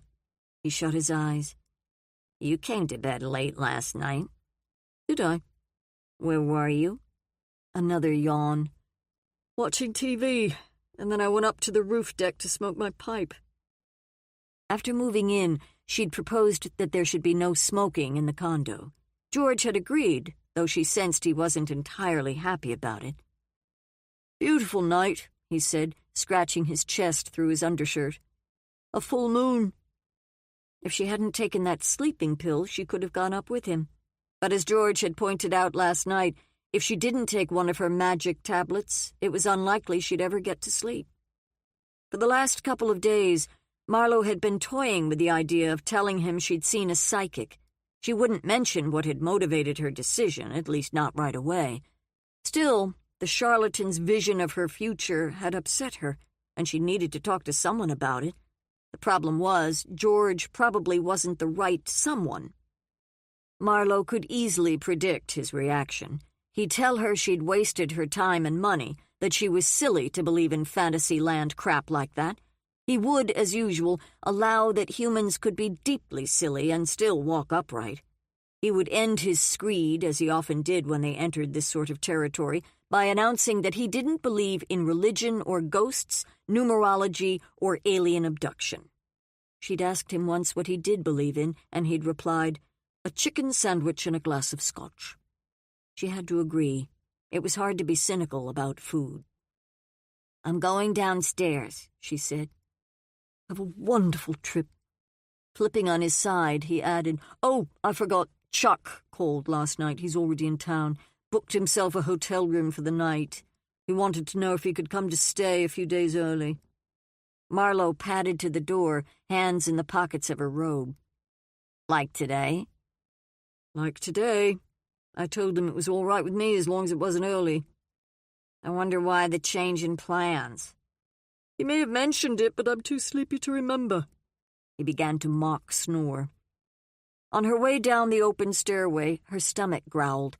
She hoped there might be some leftover popcorn. It was a favorite breakfast of hers, one that had sustained her through college and beyond. But when she saw the empty bowl on the counter, she knew she had to look elsewhere. Digging through the pantry shelves, she found a package of instant oatmeal pushed behind a bag of dry pasta. Oatmeal with apples and cinnamon. She popped it into the microwave and then remembered she had to remove the cover, dump in some water, and stir it first. Bother. Once that was done and it was heating on high, she detested waiting for food, especially when it was labeled instant. She filled up the electric kettle and set it on its base to heat. The next decision was coffee or tea. She preferred real coffee, not instant, so the question was moot. Taking down the wooden tea chest, the one George had given her on her last birthday, she was faced with 10 slots crammed with tea bags. She sighed and lifted a hand to her hip. It was simply too early for all this decisive action. Before the microwave dinged and the kettle boiled, the security buzzer alerted her that someone was down in the lobby. Had to be Chuck. Picking up the phone, she said, "Yes?" "Hi, cousin. It's me." She wasn't dressed, but she was reasonably well covered in plaid flannel. "I'll buzz you in." Marlowe spooned oatmeal into her mouth as she waited in the hallway for the elevator doors to open. When they did, Chuck stepped off, his brown hair now a pointed pompadour with shaved sides. She groaned internally, thinking how untrendy the trendy haircut made him look. More Hitler Youth than Abercrombie and Fitch. Of course, she was more Lane Bryant than she was Ann Taylor, so who was she to cast stones? Chuck bared his blazingly white teeth as he dragged 2 rolling suitcases toward her. "Thanks for letting me come early." She held the door open for him. "I made tea," she said brightly. She didn't offer him oatmeal because she wasn't sure there was another instant cup in the pantry. He removed his coat and scarf and tossed them over a chair. "You look wonderful," he said, squeezing her arms. Little lies were necessary to grease social interaction. She'd put on a good 20 pounds since she'd last seen him. She smiled, her eyes rising to his pointed pompadour. You look wonderful, too. Thank you. Where's George? Still asleep. He works such long hours that I didn't want to wake him. Really? Last time I saw him, he wasn't working at all. Her eyes lost some of their brightness, and her lip curled. Nothing someone as socially inept as Chuck would notice. Marlowe had never really liked her cousin. He'd been in and out of her life when they were kids. His mother was her dad's older sister, a woman whose voice sounded like it was being squeezed through a tiny electronic megaphone. Chuck's honking vocalizations were only marginally less screechy. The condo was spacious. Marlowe figured she could lose Chuck in the square footage while he was a house guest. Now that he was here, she could see it wasn't going to be so easy. I'll bring the teapot into the living room. Wonderful, he said, rubbing his hands together. How come you guys decided to leave Fort Lauderdale? She asked, returning to the kitchen as he made himself comfortable on the couch. I thought you loved it there. I do, said Chuck. Amy can't stand the heat. She prefers the frozen tundra? In Marlowe's opinion, the only difference between Minnesota and Siberia was the occasional gulag. Minnesota didn't have any. Yet. She's from Bemidji, offered Chuck. Ah, said Marlowe. Case closed. She carried a tray into the living room and set it on the coffee table. Why don't you pour? She said, dropping down heavily on a chair. There was no reason she had to do everything. So, she continued, you're looking for a new job. I've got 5 interviews lined up. I'm sure my dad gave you a glowing letter of recommendation. Oh, yes, he said, handing her a cup. Refresh my memory. Why did you leave the firm? Oh, I needed a change. Uh-huh. She'd gleaned, mostly from her father's body language, that there might be a bit more to it than that. But she had no idea what the problems were, just that Chuck had made a hasty exit. Maybe she'd get the details out of him now that he was her captive. Chuck smiled over the rim of his cup. Bought this luxury cabin cruiser last year. A small yacht, really. I'm having it shipped to Minnesota. I'll need to find a marina somewhere close. You know any? No, she said flatly, completely uninterested in the topic. I don't travel in the company of people who need marinas. I just need a slip. This thing is a total beauty, Mar. You should see it. How can you afford a luxury cabin cruiser? He laughed. You sound like Amy. He went on to describe all the places he'd taken it, the fishing he'd done, the kind of motor it had, the leather this and decorator that. Sounds like a floating palace. Oh, yeah, he said, lowering his voice. The gleam in his eye suggested that it was used for more than family outings. It had never occurred to her before that Chuck might be unfaithful. He was such a schlub, such a tedious, awkward, sweaty little man that she couldn't imagine anyone being attracted to him. Chuck appeared oblivious to her scrutiny. He segued from the boat to some of his new friends, millionaires all. Marlowe had forgotten about his penchant for braggadocio, as well as his ability to dominate conversations.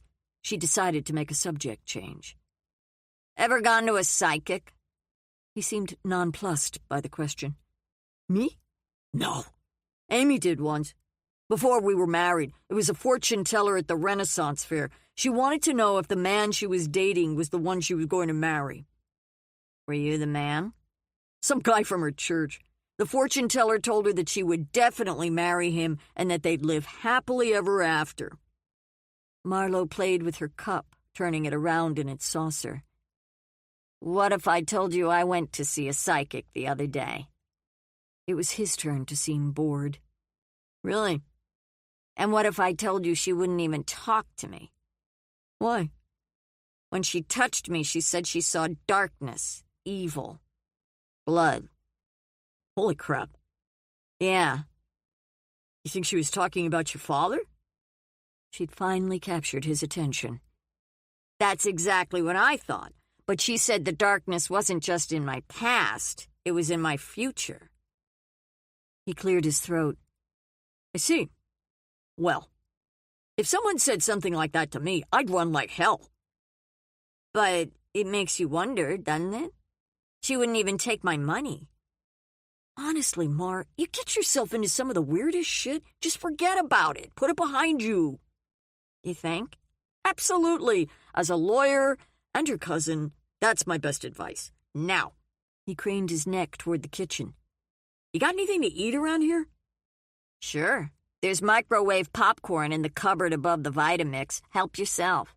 Oh, and while you're cooking, make a bag for me, too.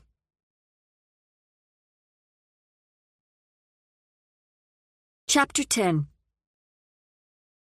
On New Year's Day, the Limehouse served a special brunch until 3 p.m. Instead of preparing a meal at the house, Jane took Julia and her father over to the restaurant, a building that rose from the edge of Lake Harriet like a Northwoods log cathedral.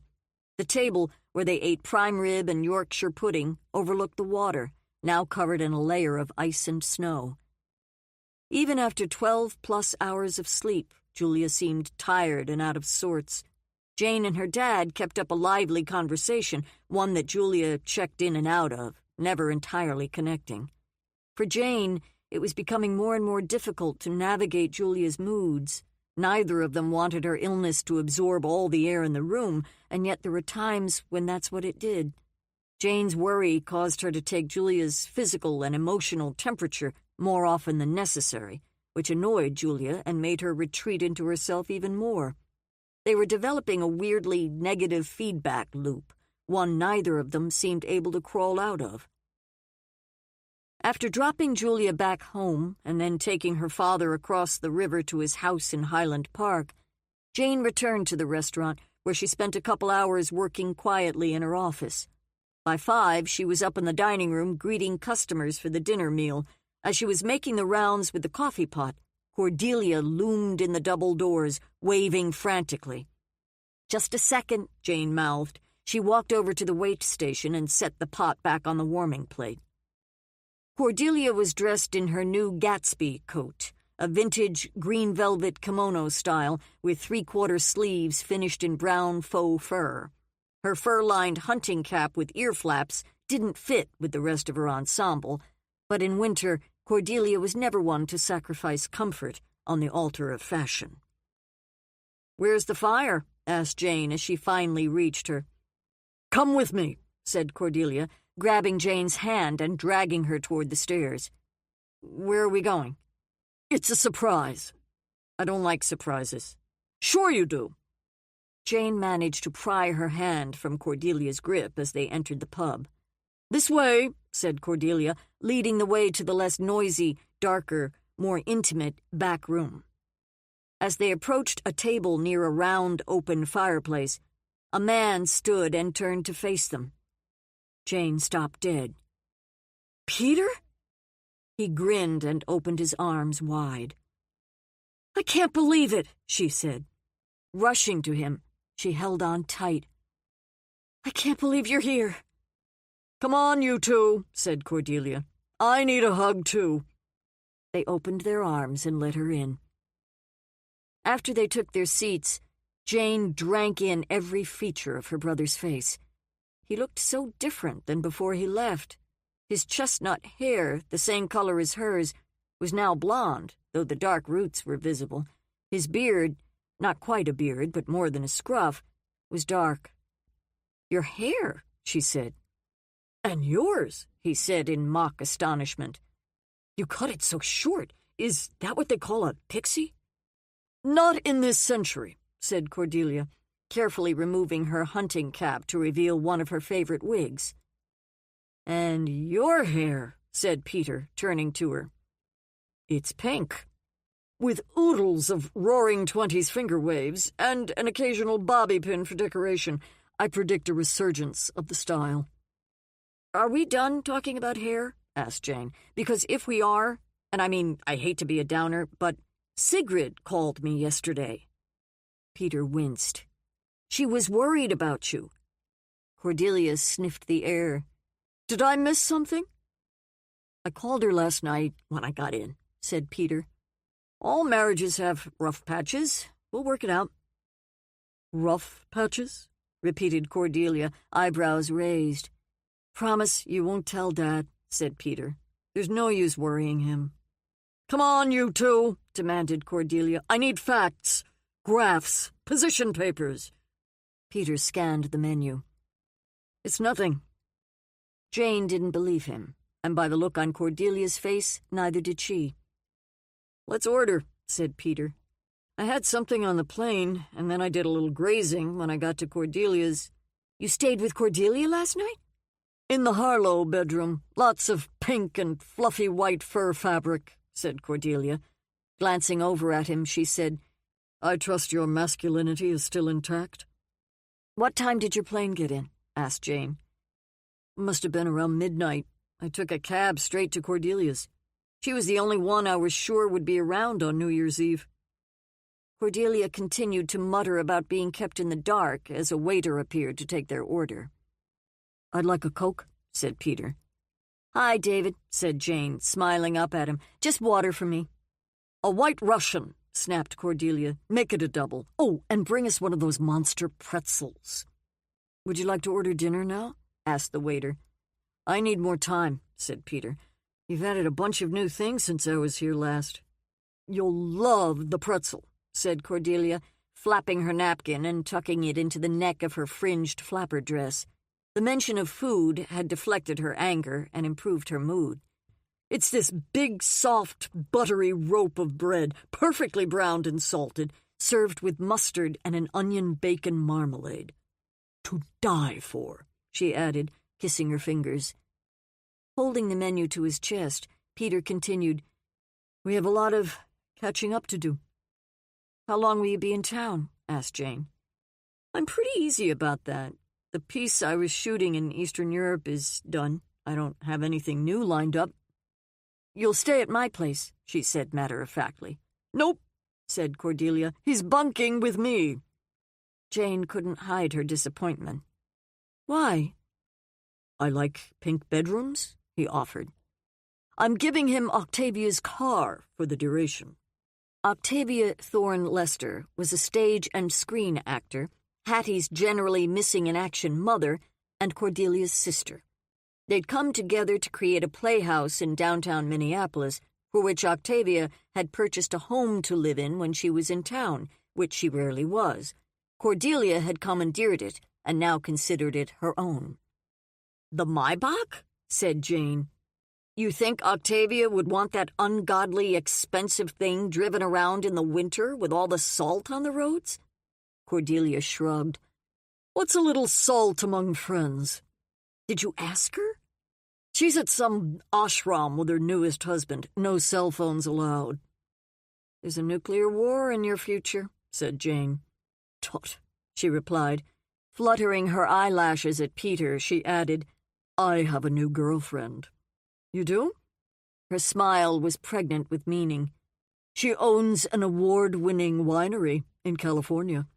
But enough about my sizzling love life. Let's talk some more about what you two have been keeping from me." She glared. Peter returned his attention to the menu as their drinks arrived. Jane figured she'd better fess up about Rashad May's brother before Cordelia heard it on the radio or TV. Peter had been tangentially related to the case and had testified at the trial, so he might have an interest in it too. She briefly explained that Sherwin May believed he'd uncovered new information that would exonerate his brother. She was a little surprised when Peter's posture stiffened. Hearing the news, Cordelia erupted with joy, nearly leaping out of her chair. "I knew it! I knew it! I knew it! Rashad is innocent. I've said it all along. I still talk to him a few times a month, you know. I thought he'd win the last appeal, but—" "Remind me how you met him," said Jane. "Community theater, the Northeast Players. I was asked to direct one of their plays just after the turn of the century, and being the generous person that I am with no free time at all, I said yes. I cast him in the lead. He was a natural. I told him he should quit his day job and come join the repertory troupe at the Alan Grimby. In a moment of sanity, he declined." "And you?" said Jane, turning to her brother. "Met him at one of Cordelia's poker nights." "Ah, I remember those," said Cordelia, her voice growing wistful. She brightened when the pretzel arrived. "Once I left my loft and moved into Thornfield Hall, they became a thing of the past."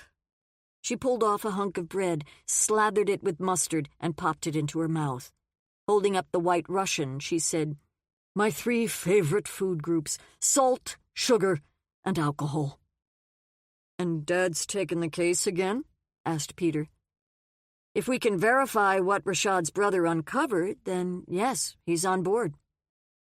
"You had dinner with Rashad that long-ago fateful night," continued Cordelia, pushing the pretzel plate toward him. "I mean, what a freaking coincidence, right?" "Yeah, bizarre." "Do you remember the dinner?"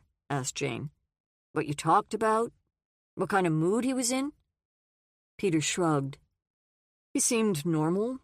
He didn't indicate that he was about to go home and bludgeon his husband to death, if that's what you're asking. The whole thing never made any sense to me. "Well," said Cordelia, ripping off another hunk of pretzel, "never fear. I will help you get to the bottom of it, Janie. You tell your dad that the legendary Cordelia M. Thorne is on the case." Jane and her brother exchanged glances. "He'll be so glad to hear it," said Jane. "I know," said Cordelia matter-of-factly, closing her eyes and chewing.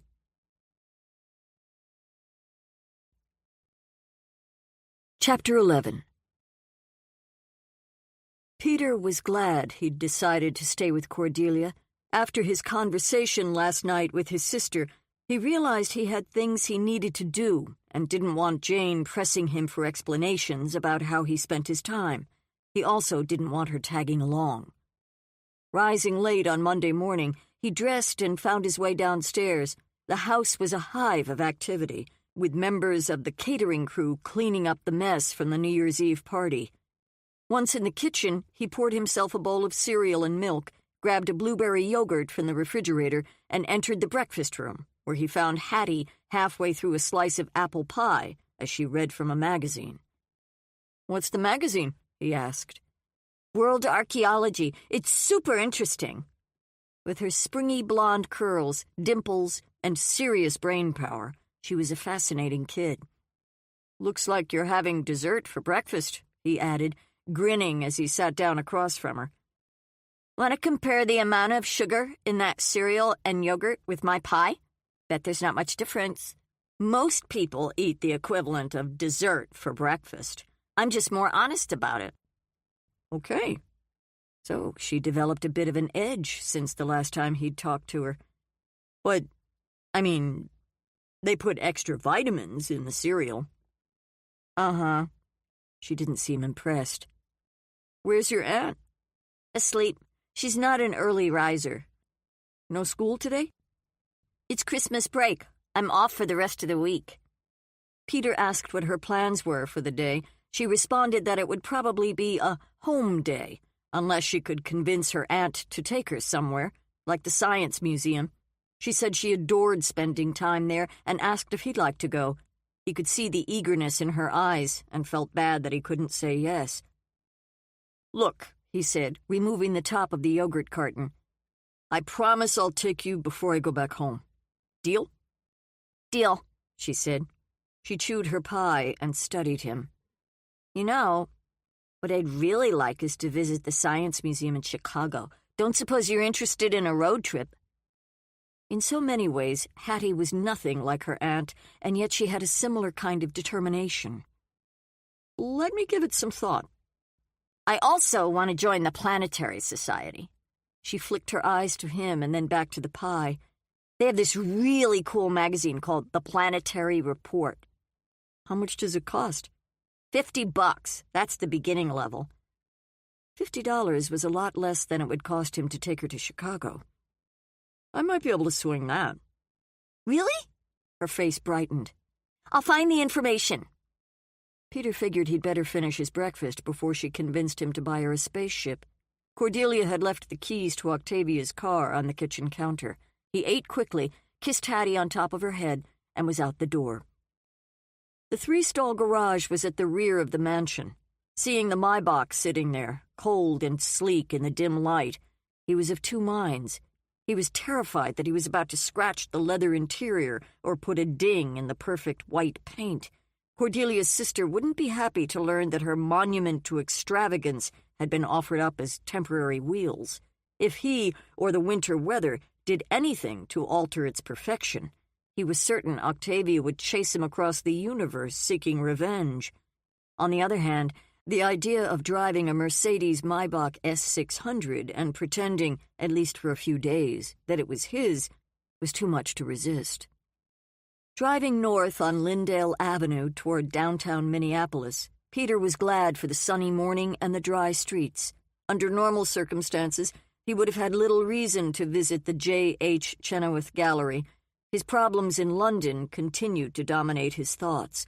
Still, now that he'd learned from his sister that the conviction of Rashad May was in doubt, he had something else to worry about. The names Eli Chenoweth and Kit Lipton conjured up chaotic memories of the months before Peter had packed up his family and fled to South America. That time was all so mixed up, a blur that needed to be brought into focus. As he turned onto Hennepin Avenue, heading for the North Loop, a new problem presented itself. Where to park the Maybach? Leaving it on the street wasn't an option. The gallery was located on the first two floors of an early 20th century brownstone warehouse. The first time Peter had visited the place with Eli, the warehouse district had already begun to make a name for itself as Minneapolis's answer to New York Soho, but at the time, the building had been pretty run down. An ornate arcade with 5 deep, rounded bays fronted the street. Somewhere along the line, Eli's dad had added 5 dome awnings, one over each bay window. Industrial-looking galvanized metal letters above the front door advertised the business name, J.H. Chenoweth. An ancient wooden loading dock ran along the side street. Inside, one larger and 2 smaller gallery spaces took up the first floor, with the second floor used for office space and framing. Recalling a private parking area in the back, Peter slowed until he spied a narrow alley, still paved with 100-year-old bricks, that ran between 2 buildings. Halfway to the back, the entrance was blocked by a metal barrier arm. Peter used to park in the lot occasionally when he couldn't find a spot on the street. In all those years, the code had never changed. 1977 was the year Eli's father had opened the gallery. Easing the car next to the electronic keypad, Peter punched in the number. Sure enough, the barrier arm rose. The double-wide doors along the loading dock were locked, so Peter made his way around to the front. Once inside, he was met by a serious-looking middle-aged man in a business suit. "If you need any assistance, just let me know," said the man quietly.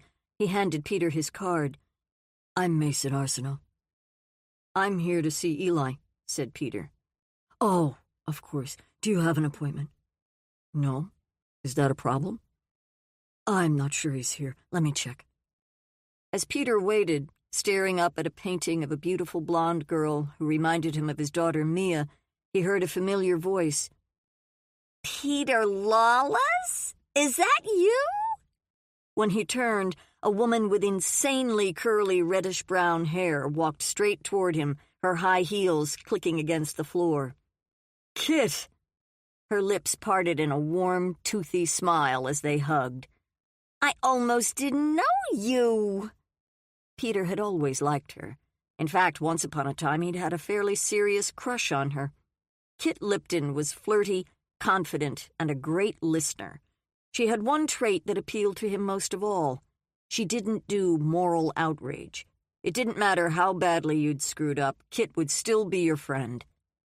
"What are you doing here?" she asked, linking her arm through his and walking him away from the painting into one of the side galleries. He liked the feel of her arm. "I came to see Eli, and you, of course." "Of course," she repeated, stopping and pivoting toward him, picking a piece of lint off his jacket. "He's upstairs." Studying him for a moment more, she added, "You're even more handsome now than you were 4 years ago." Right. Still the same old Peter. You don't believe me when I compliment you. She cocked her head. I like the new look. It suits you. She wore a chic, gauzy red print jumpsuit. Maybe it wasn't chic, not by rich people's standards, but Kit made all her clothes seem sophisticated just by the way she wore them. Her shoulders were bare, the jumpsuit held up by thin straps. He didn't know all the words for women's fashion, but figured the outfit had to be more expensive than what she used to wear. Back in the day. Back when she sat behind an elegant antique desk toward the rear of the main gallery in her thrift store clothing, looking like a bold piece of art herself, the official greeter receptionist. Kit hadn't known a lot about the art world when Eli had hired her. After a year of steady employment, John Henry, Eli's dad, offered to pay for her to audit art history classes at the university, something she agreed to with enthusiasm.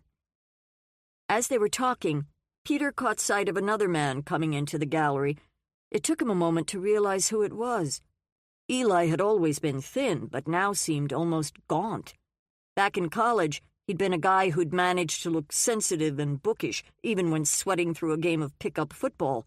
He wasn't handsome, and yet his dark hair, which always seemed to part in the middle no matter what he did, made him seem younger than he was. His look also suggested a man out of time, one who belonged to the early years of the last century. Before Eli had a chance to greet Peter, his dad came around the corner into the side gallery. Except for the new wrinkles and a bit more gray hair, John Henry hadn't changed much. Both father and son had long, narrow faces with high foreheads. While Eli had always been searching for a good look, John Henry had found his long ago. He wore his hair long, sometimes in a ponytail, sometimes hanging loose, and he always sported a perfectly clipped beard. In the last few years, he'd developed a minor paunch. "What, Peter Lawless?" said John Henry. "What a surprise." He walked over to pump Peter's hand. "How are you?" "Still slugging away." "Good to know. Last I heard, you'd moved your family abroad." "We're in London," said Peter. "Really?" John Henry said, his smile amping to high beam. "So many terrific art venues. Have you visited the Serpentine galleries?" "Once," said Peter. As they continued to talk, Peter took in John Henry's signature pastel suit and striped bow tie. The guy was a real character. He was also passionate about art, and, unlike many of the businessmen Peter had known, never seemed to be only about money. "I'm sorry to interrupt your reunion," said John Henry, turning to Kit, "but you need to call Russ Carlson back. He's one of the head cephalopods over at the College of Art and Design." Head cephalopods was the way John Henry always referred to people in authority. "If you'll excuse me," said Kit, glancing at Eli, then Peter. John Henry walked her out, a hand pressed to her back. "Interesting," said Peter, watching them walk away. "Kit's talking to head cephalopods these days?" "Oh, yeah," said Eli. "She's really risen in the ranks." He shoved his hands into his pockets. "So, are you back to stay?" "Just visiting family for New Year's." "Ah, Sigrid and Mia with you?" "No, just me." He nodded and smiled. "How long will you be in town?" "Not sure. I was hoping we could all get together for coffee or a meal. You know, catch up." Eli glanced at his watch. "I wish I had more time. Look, why don't you come over to my place tonight for dinner?" "You and Kit still living in that old duplex?" The question seemed to unsettle Eli. "You remember where my dad lives? I'm staying in that small house near the pond at the rear of the property, the one my uncle built. You remember it, right? We played strip poker there once with Tina Langdon and Sarah Clark." "How could I forget?" "How does 6:30 sound?" "What could I bring?" "Just yourself." He pulled on his ear. "I don't drink anymore, or do drugs. I finally got clean." "Me too," said Peter. "We've got a lot to talk about. Hope we can figure out a way to tell the truth without getting high." Did we ever tell the truth when we were high? Good point, man. See you tonight.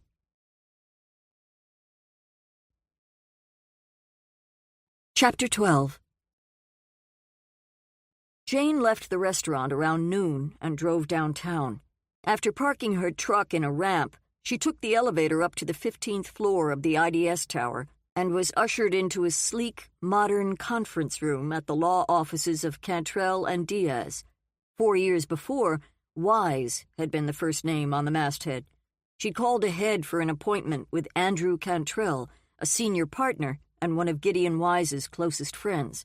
She mentioned up front that she was working with her father, Raymond Lawless, on the possibility of reopening the investigation into the Wise murder case, hoping that it might pique Cantrell's interest and get him to agree to the meeting. He had agreed, and so here she was, drumming her fingers on the polished wood table, thinking through the questions she wanted to ask. Jane's father had driven to Stillwater that morning to visit Rashad at the state prison. She'd been hoping to accompany him, but learned it would take time to jump through all the legal hoops necessary to make that happen. Her dad had called her after the meeting to say that Rashad looked good and was elated at the prospect of getting another chance to prove his innocence. As the minutes ticked by with no Cantrell, Jane's thoughts turned once again to her brother.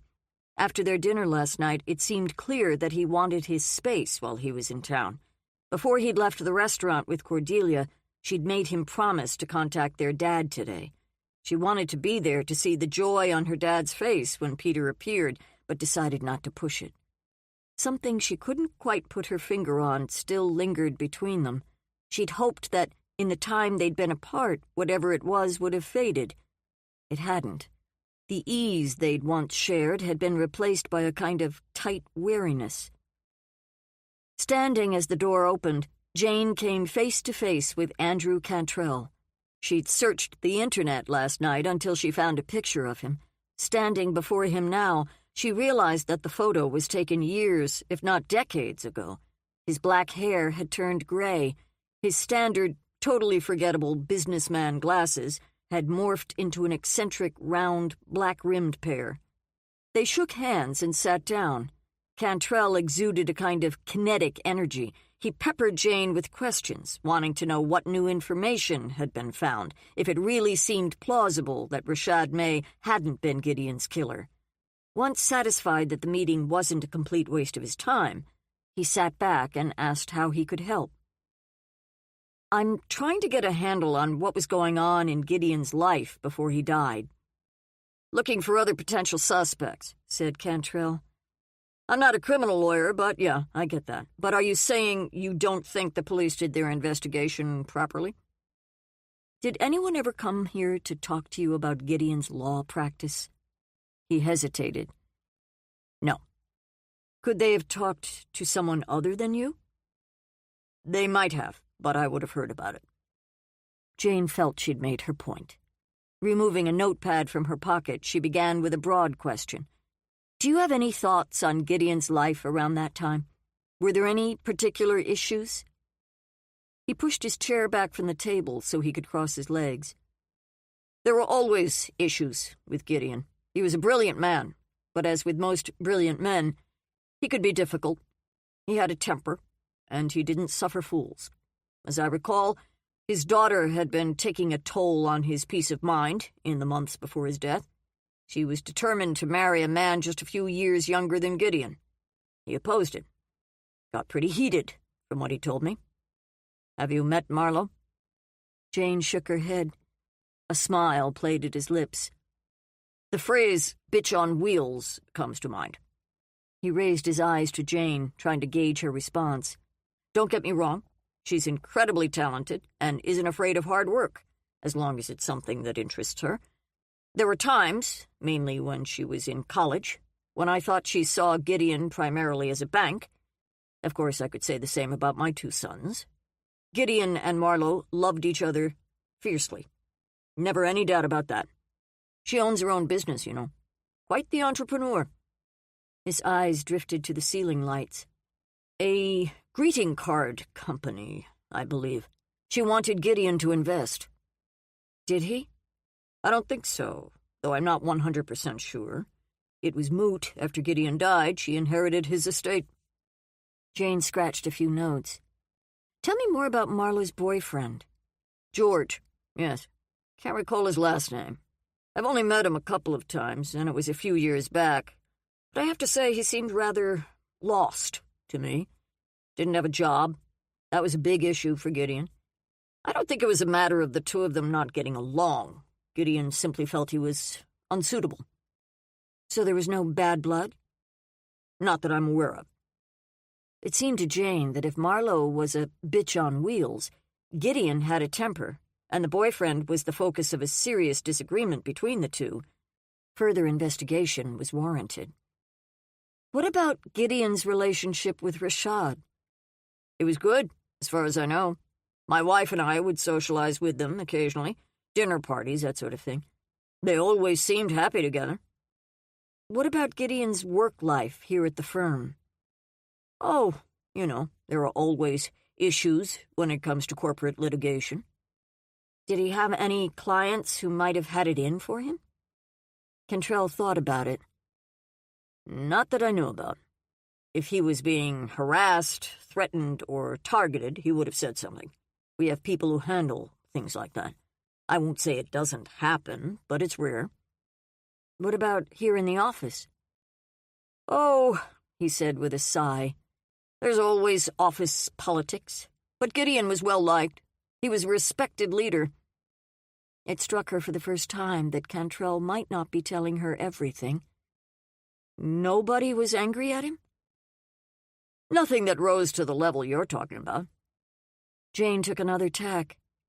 Did anyone get fired around that time? His eyes locked on hers as he considered the question. Now that you mention it, yes. We did have a problem with one man. We'll be right back after this short message. Looking to burn fat without the hassle of fasting? Check out BioVanish. It's made with premium 9C fats from high-quality coconut extract, and it's here to help you lose weight the easy way.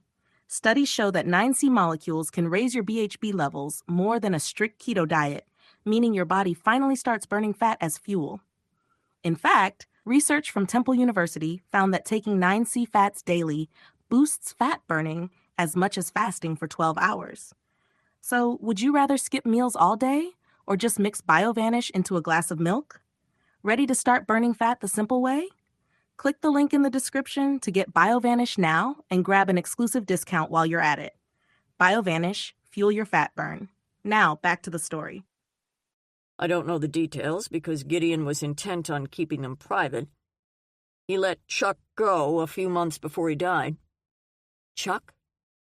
Charles Atchison, Gideon's nephew. He'd worked here for, maybe 5 years. Gideon hired him, and he was the one who fired him.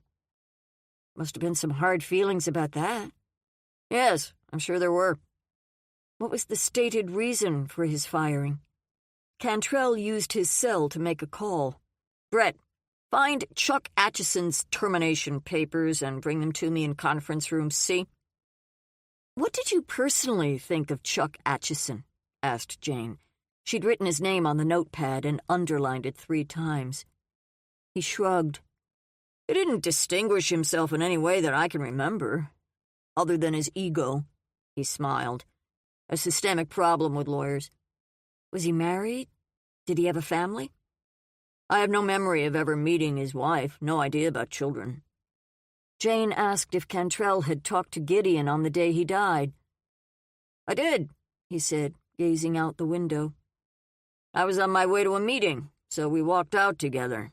He'd been to the dentist earlier in the day, and his tooth was killing him, which was why he left early. He was aggravated, in pain, but other than that, he seemed normal.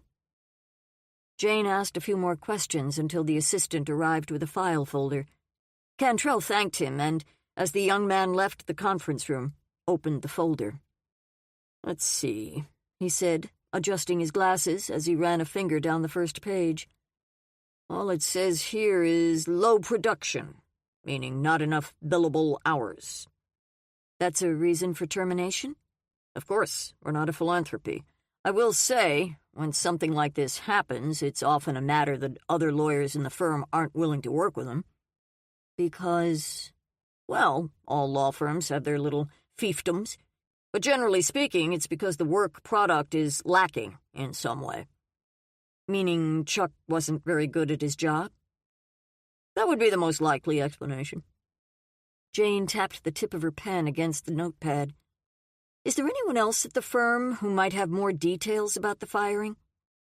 Gideon's secretary would be your best bet. Let me speak with her. If she's willing to talk to you, I'll have her call. That would be wonderful, said Jane. Cantrell rose from his chair. Jane assumed the meeting was over. One last question, she asked. Do you know what happened to Chuck Atchison? Where he went after he left your firm? No idea. You might contact Gideon's daughter. She lives in Gideon's Midtown condo. I can get you the address if you need it. Since she and Chuck are cousins, she'd likely have more information. Marlowe Wise was already on Jane's list. This was one more reason to contact her.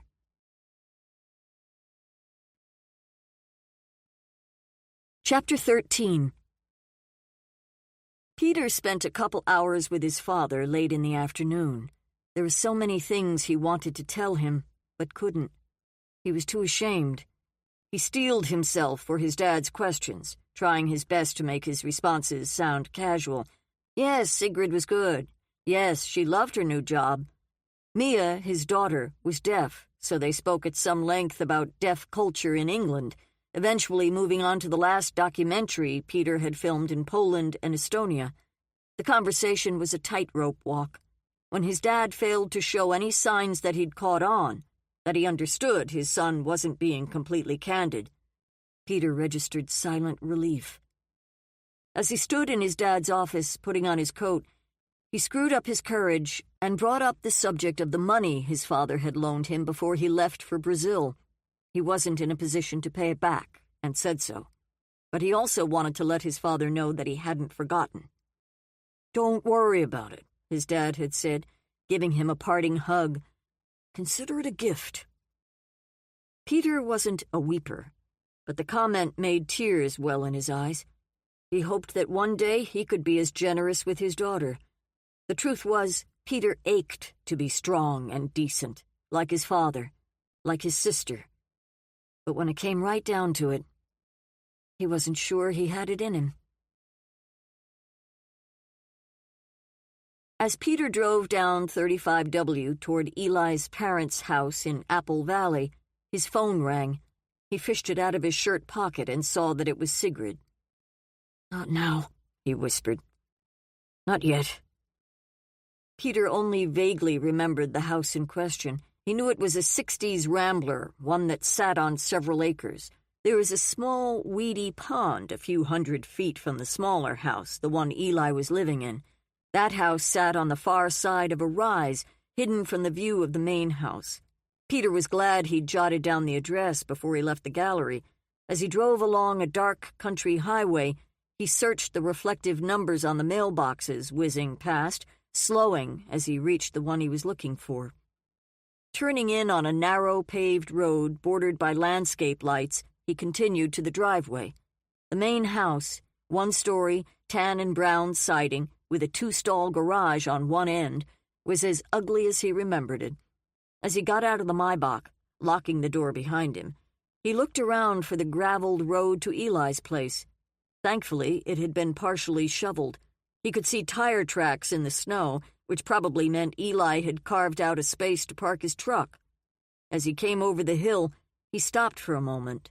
Even 30 yards away, the small house, blazing with light, looked surprisingly inviting.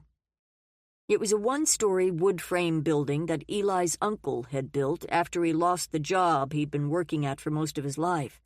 If Peter recalled correctly, the uncle, Eli's mother's brother, had suffered from depression. Allowing him to live on the property had been a kindness, though one that had been short-lived.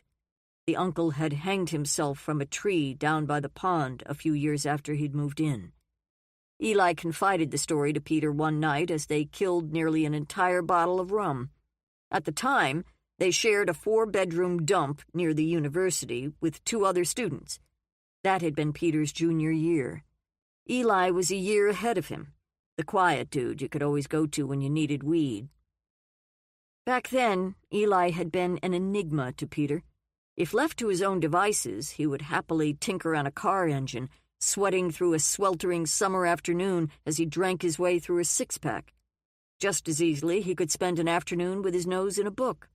Sometimes, when the mood struck, he'd dig out his .22 and take off for some gun range. He was definitely a loner, although after he had a few drinks in him, he could become the life of the party. When he had to work at the gallery, he changed, turned into Mr. Sophistication, as Peter called it. His voice would even change, grow quieter, and deepen. Peter remembered the first time he'd seen Eli's bedroom closet. The left half held 3 perfectly pressed suits and half a dozen dress shirts. The right half was stuffed haphazardly with sweats, shorts, faded jeans, and wrinkled clothes of one form or another, flip-flops, hiking boots, and athletic shoes all tumbled together on the floor underneath the chaos. On the other side was a single pair of perfectly polished wingtips.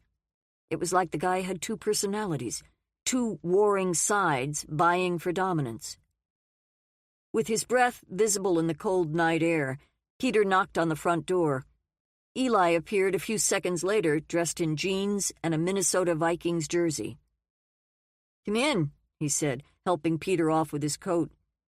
"Did you have a hard time finding Dad's house?"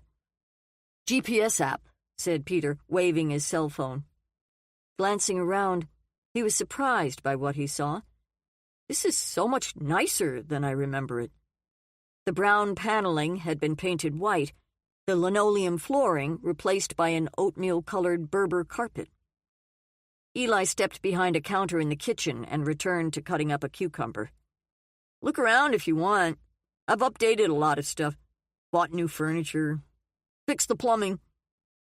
To Peter's right was a remarkably spacious living room, complete with couch, small coffee table, flat-screen TV, and 2 comfortable-looking chairs. As he was about to move into a hallway, he noticed something white, gray, and furry wedged behind a couch cushion. "Do you have a cat?" "Yes and no. I rescued her the other night. She was cold and frightened and very hungry." "What's her name?" "She had a tag on her. My name is Charlotte. She answers to it. Sort of. When I called her into my bed this morning, she actually came. No use changing it. I'm going to put her up for adoption on Craigslist when I get a chance." "Can't keep her?" "Well, I could, but I think she could do better than me. I'm not around much." Peter watched the cat patrol the couch, her white paws looking like socks. "She seems pretty happy here. She loves to burrow into blankets. I always have cat litter in my trunk in the winter in case I get stuck in the snow, so making her a litter box was pretty easy. Had to give her a bath. She was really dirty. She didn't like that much, but I think she's forgiven me because she sat on my chest for a while before I left for work this morning. I have an appointment for her at a vet tomorrow. I just need to know she's okay before she moves on." The cat regarded Peter with her bright, coppery eyes. "I think she may be a British Shorthair. If she is, she'll grow to be a lot chunkier." He watched her for a few seconds, then walked over to a small, round table, already set with plates, glasses, and silverware. "You don't mind living so close to your dad?" Eli raised his eyes and looked straight ahead. "Not really." "That's cool. Hey, it smells wonderful in here. What's for dinner?" "Stuffed manicotti and a salad." "Where's your other half?" Turning his back to Peter, Eli opened the oven door. "Kit and me, we're not together anymore." "You're not? But I thought—" "She was at the gallery this morning." "She still works there. I suppose you could say it's complicated." He returned to the cutting board, picking it up and brushing the cucumber slices into a wooden bowl. "I got home kind of late, so it will be a while before we eat. I made a pot of oolong. You okay with that?" "Sure. Go make yourself comfortable and I'll bring it in." Peter paused for a moment next to a narrow bookshelf.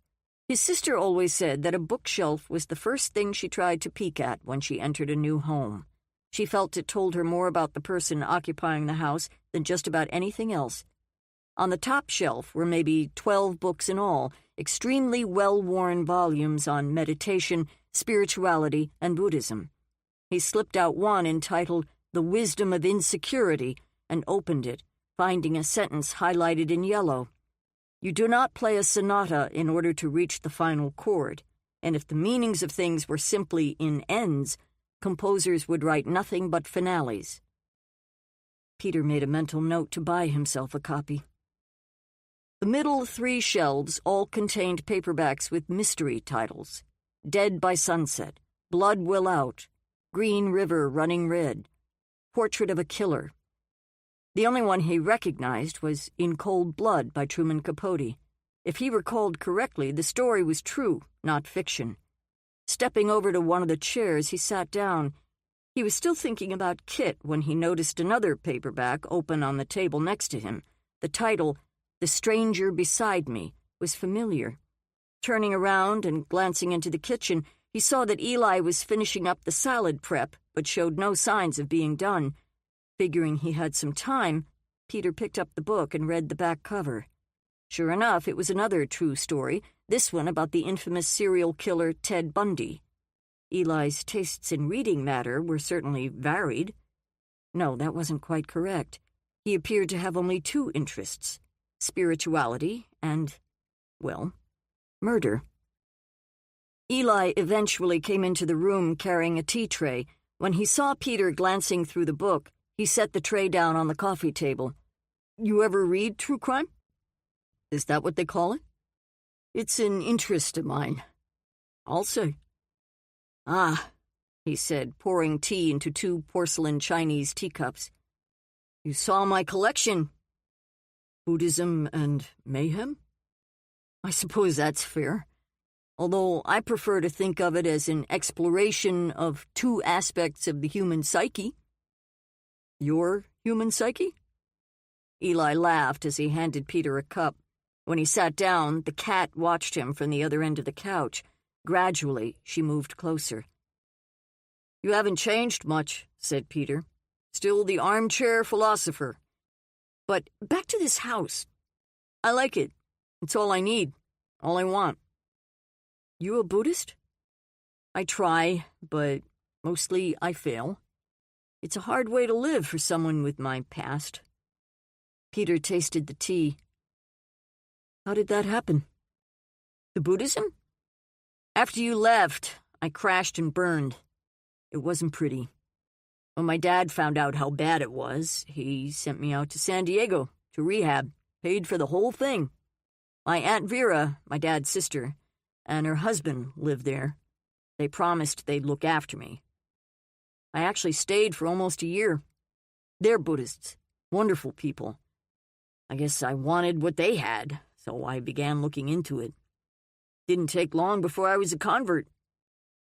A year, said Peter, musing out loud. That must have been hard on Kit. Eli didn't reply. Instead, he dug a pack of cigarettes out of his pocket and lit up.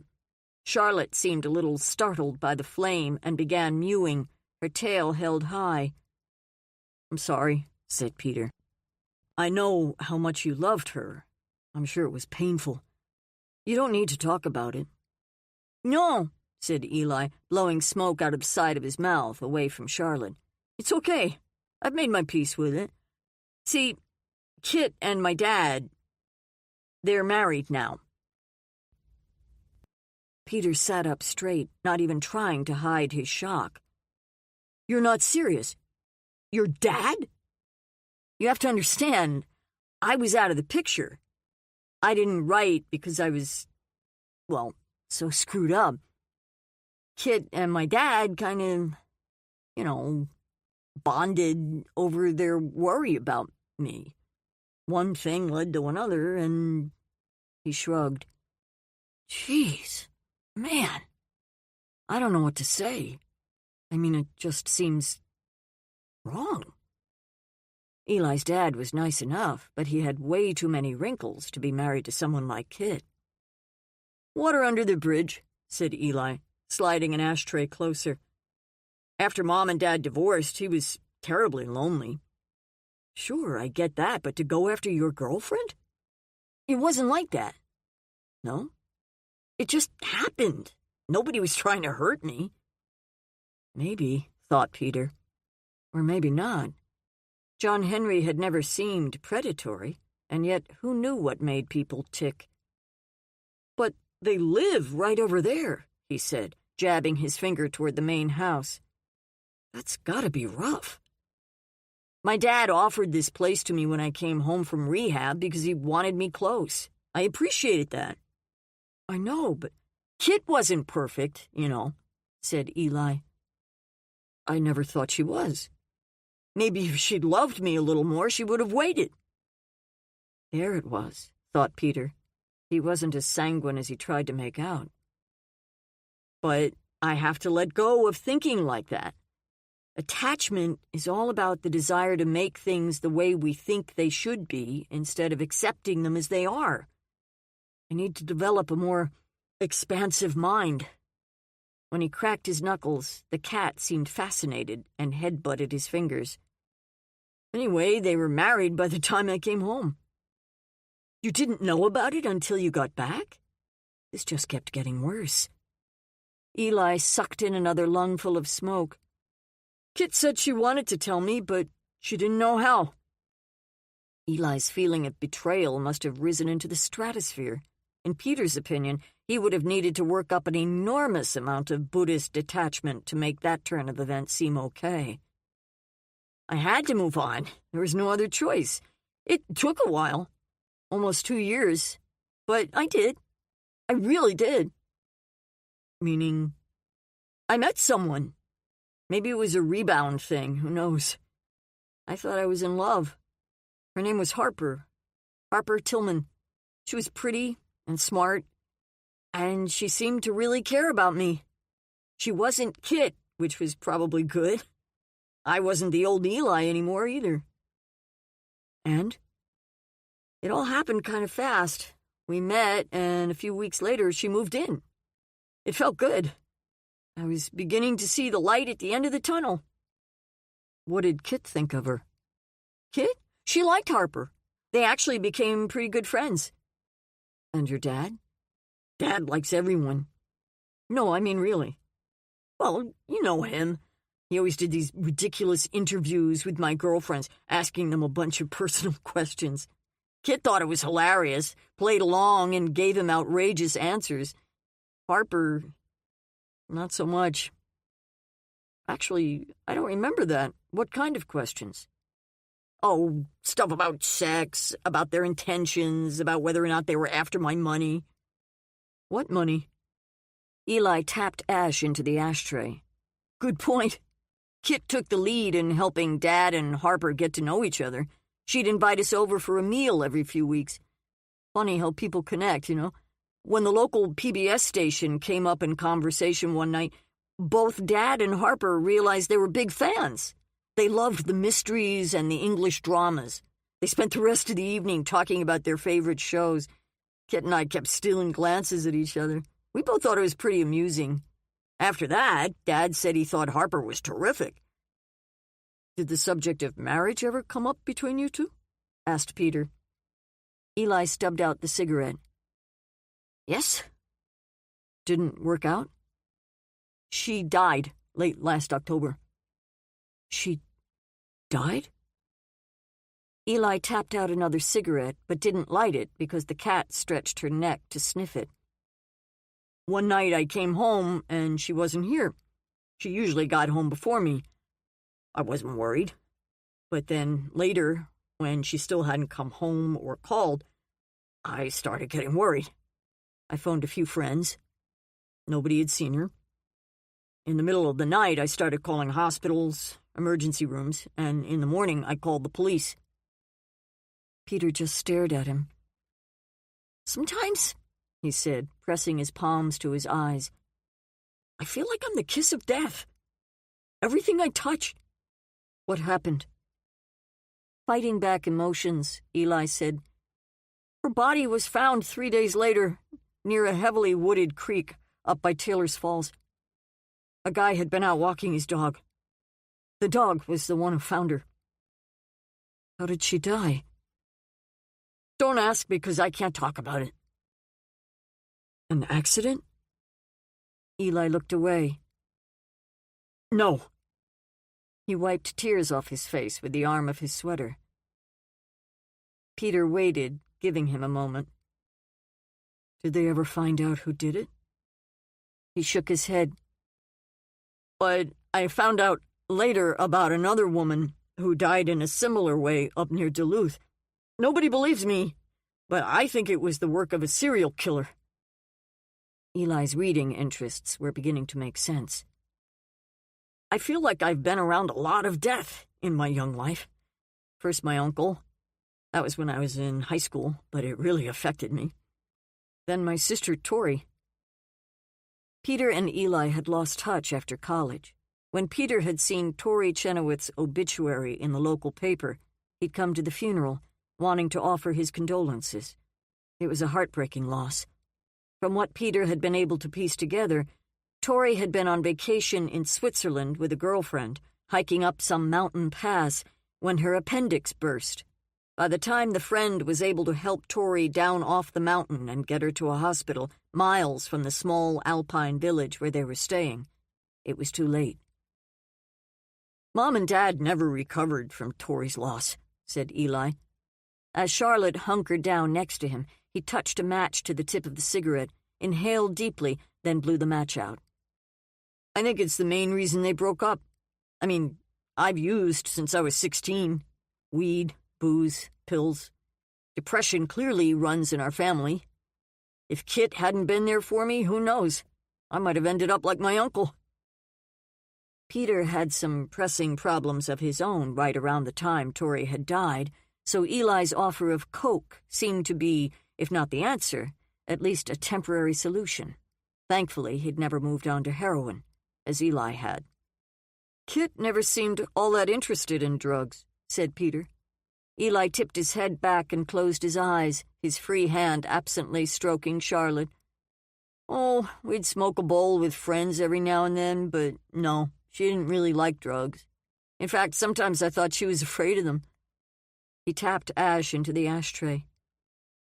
I can't talk about this stuff. It's too hard. I'm glad we were both able to ditch that life, said Peter. We should celebrate it every day. Yeah, agreed Eli. Except, sometimes it feels like I'm holding on to my sobriety but nothing but my fingernails. You ever feel that way? Every waking moment. All I know is, Eli continued, leaning over to pick up his teacup, if I ever start with the heroin again, I'm a dead man.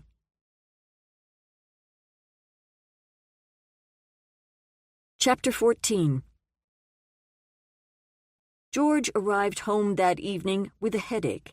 As he came in the door, he remembered their house guest. Instantly, his headache grew worse. Chuck, tying his robe, came out from his bedroom a bit too quickly. You scared me, he said, smoothing his rumpled pompadour. I thought you and Marlowe were grabbing dinner and a movie tonight. Change of plans, said George, hanging up his coat. Marlowe had to work late. She's rolling out a new line of cards next month. A busy time for her. Oh, such a shame. Well. Chuck dipped his hands into his pockets. So. Did I wake you? Asked George. Me? No. Say, where are you going? He seemed a little frantic as George made a move toward the first-floor bathroom. I'm not sure that's any of your business, said George. Chuck's smile was more of a simper. I was just about to run myself a bath. It didn't take an Einstein to see what was going on. Think I'll head upstairs to change clothes, George said. I'll be back down in a few minutes to make a start at dinner. You're going to cook? Tonight? I like to eat in the evenings, said George. A bad habit, I grant you, but one that's deeply ingrained. Funny. Yes, ha! Chuck glanced back over his shoulder toward his bedroom. You go ahead. Thank you for your permission, said George. Means a lot. Huh? Said Chuck. Oh, that's another joke. George climbed the stairs all the way to the top, counted to 30, then walked back down, stopping halfway. He began to count again. When he got to 42, Chuck reappeared, pushing a woman clad in only her slacks, a bra, and a coat to the front door. He handed her some money and shoved her out. George waited until the door was closed before he cleared his throat. Looking up, Chuck said, "Oh, hi, it's you again." So it would seem. By the way, Charles, I live here, so you shouldn't be surprised if you catch sight of me every now and again. I suppose you're wondering who... bad boy, Charles. Naughty, naughty boy. Marlowe would be so disappointed to learn how you spend your evenings when you're away from your wife. Chuck seemed shaken by the comment. You're going to tell her? Well, let's consider that for a moment. Come on, George, be reasonable. You're a man. You understand? I expect I do, said George, favoring Chuck with one of his most compassionate smiles. Let's just say that from this moment on, if I ask you to do something, like, say, leave the room, shine my shoes, agree with my point of view, no matter how outrageous it may seem, you do it. No hesitation, no excuses. Do we understand each other? Chuck retied his bathrobe. We do. Good man. I'm tired. Think I'll turn in early. Of course, said George. Entertaining can be terribly exhausting. Sweet dreams.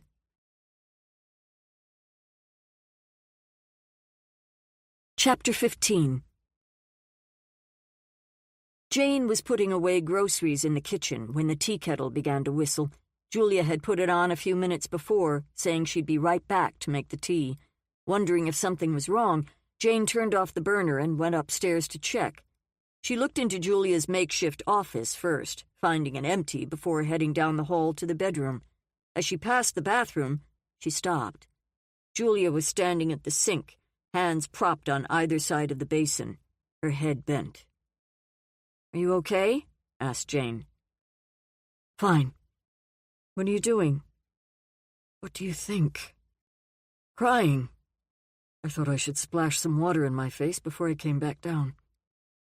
Jane moved closer, gingerly placing a hand on Julia's back. Is it the pain? Someone should just shoot me. Stop it.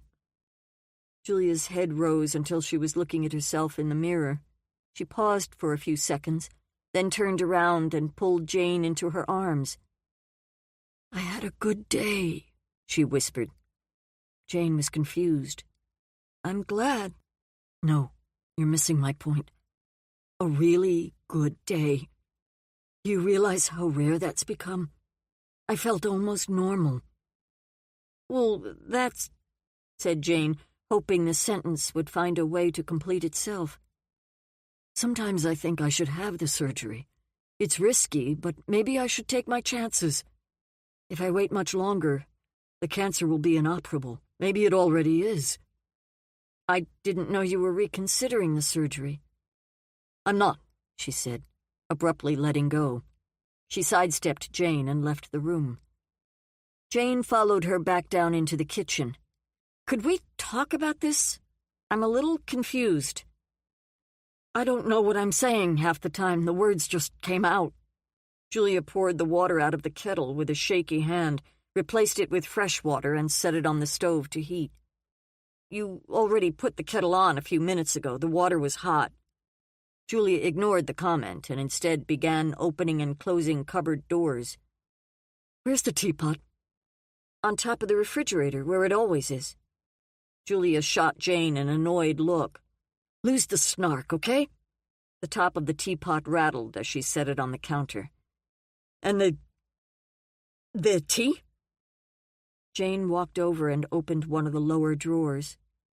Julia sat down at the kitchen table and dropped her head in her hands. This just isn't working. What isn't? everything. My whole damn life. At the very beginning, when Julia had first moved into Jane's house, she'd discussed the various symptoms associated with her disease, things Jane needed to be prepared for. One of them was heightened anxiety. How could Julia not be anxious? Jane sat down at the table. "I'm here." "I know," said Julia after a few moments. "I just get a little agitated sometimes.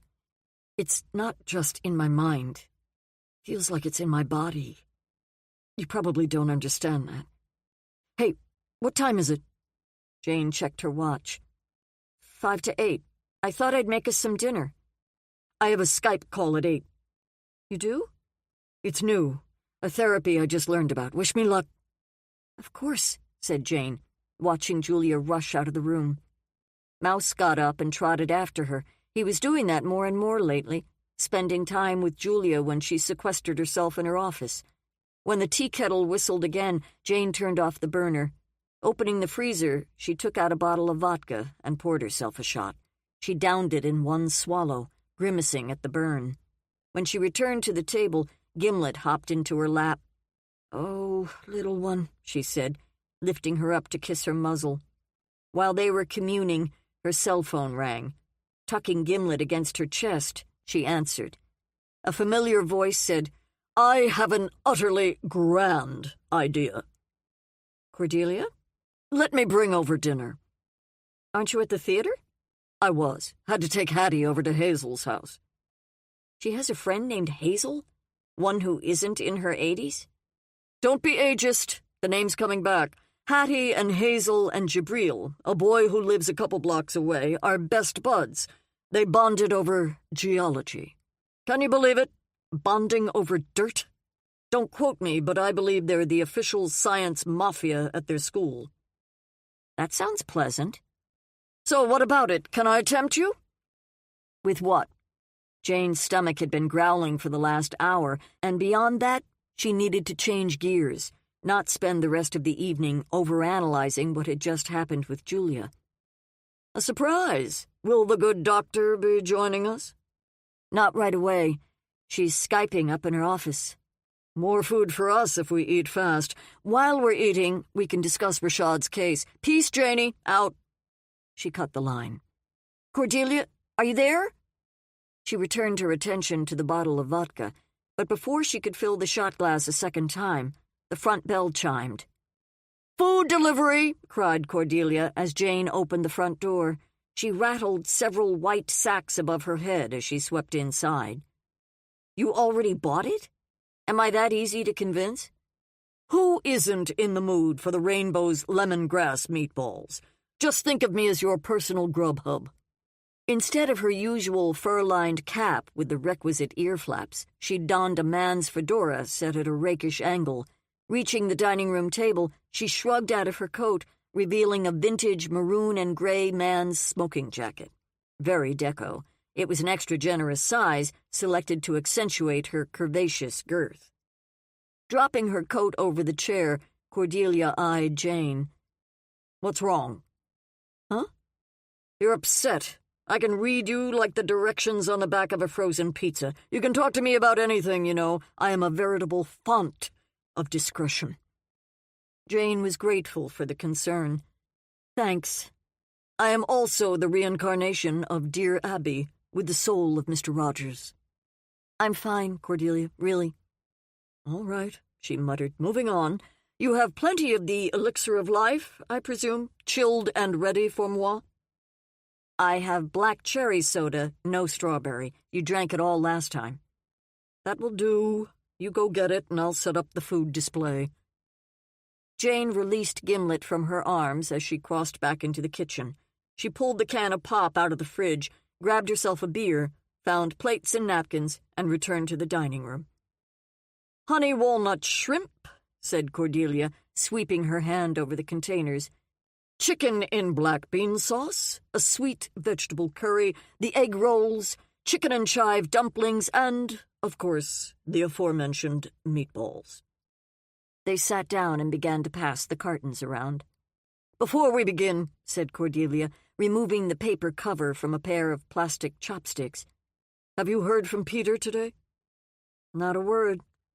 "Hattie had a brief sighting early this morning.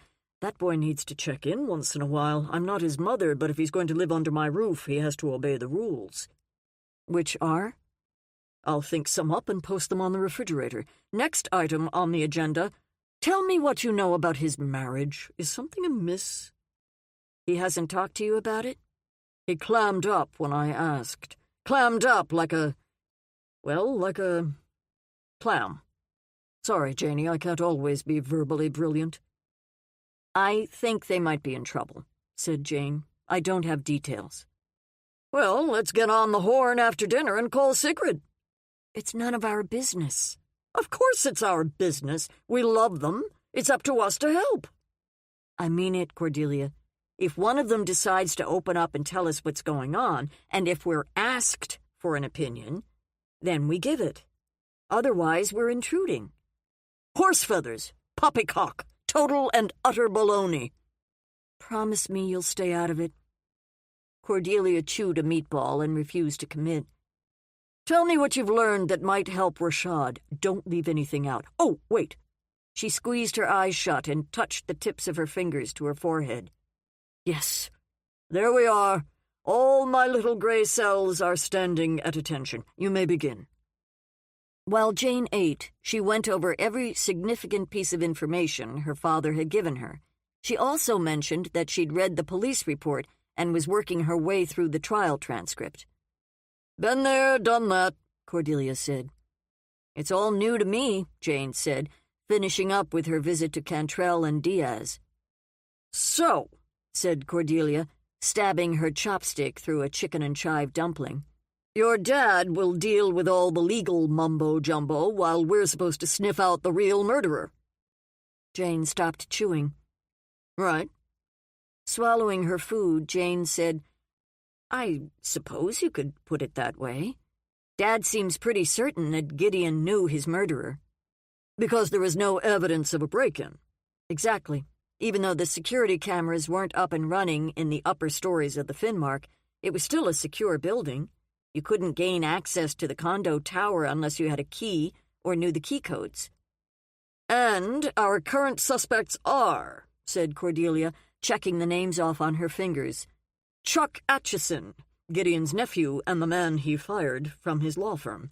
His daughter, Marlo Wise, and her husband, her fiancé at the time, George Krochak.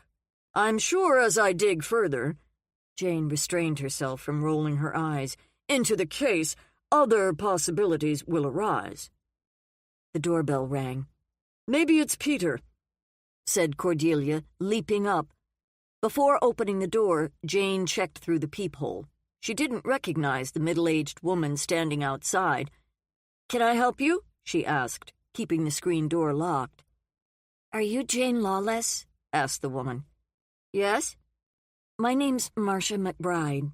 Andrew Cantrell gave me your information and asked me to contact you. I was Gideon Wise's executive secretary at Cantrell and Diaz. I was out and about tonight and thought, I probably should have called first. I hope I'm not coming by too late." "Not at all," said Jane. She usually had to chase people around to get them to talk to her. This was a pleasant surprise. "Please, come in." "I don't live far from here," said Marcia, bending and holding her hands out so Gimlet could sniff them.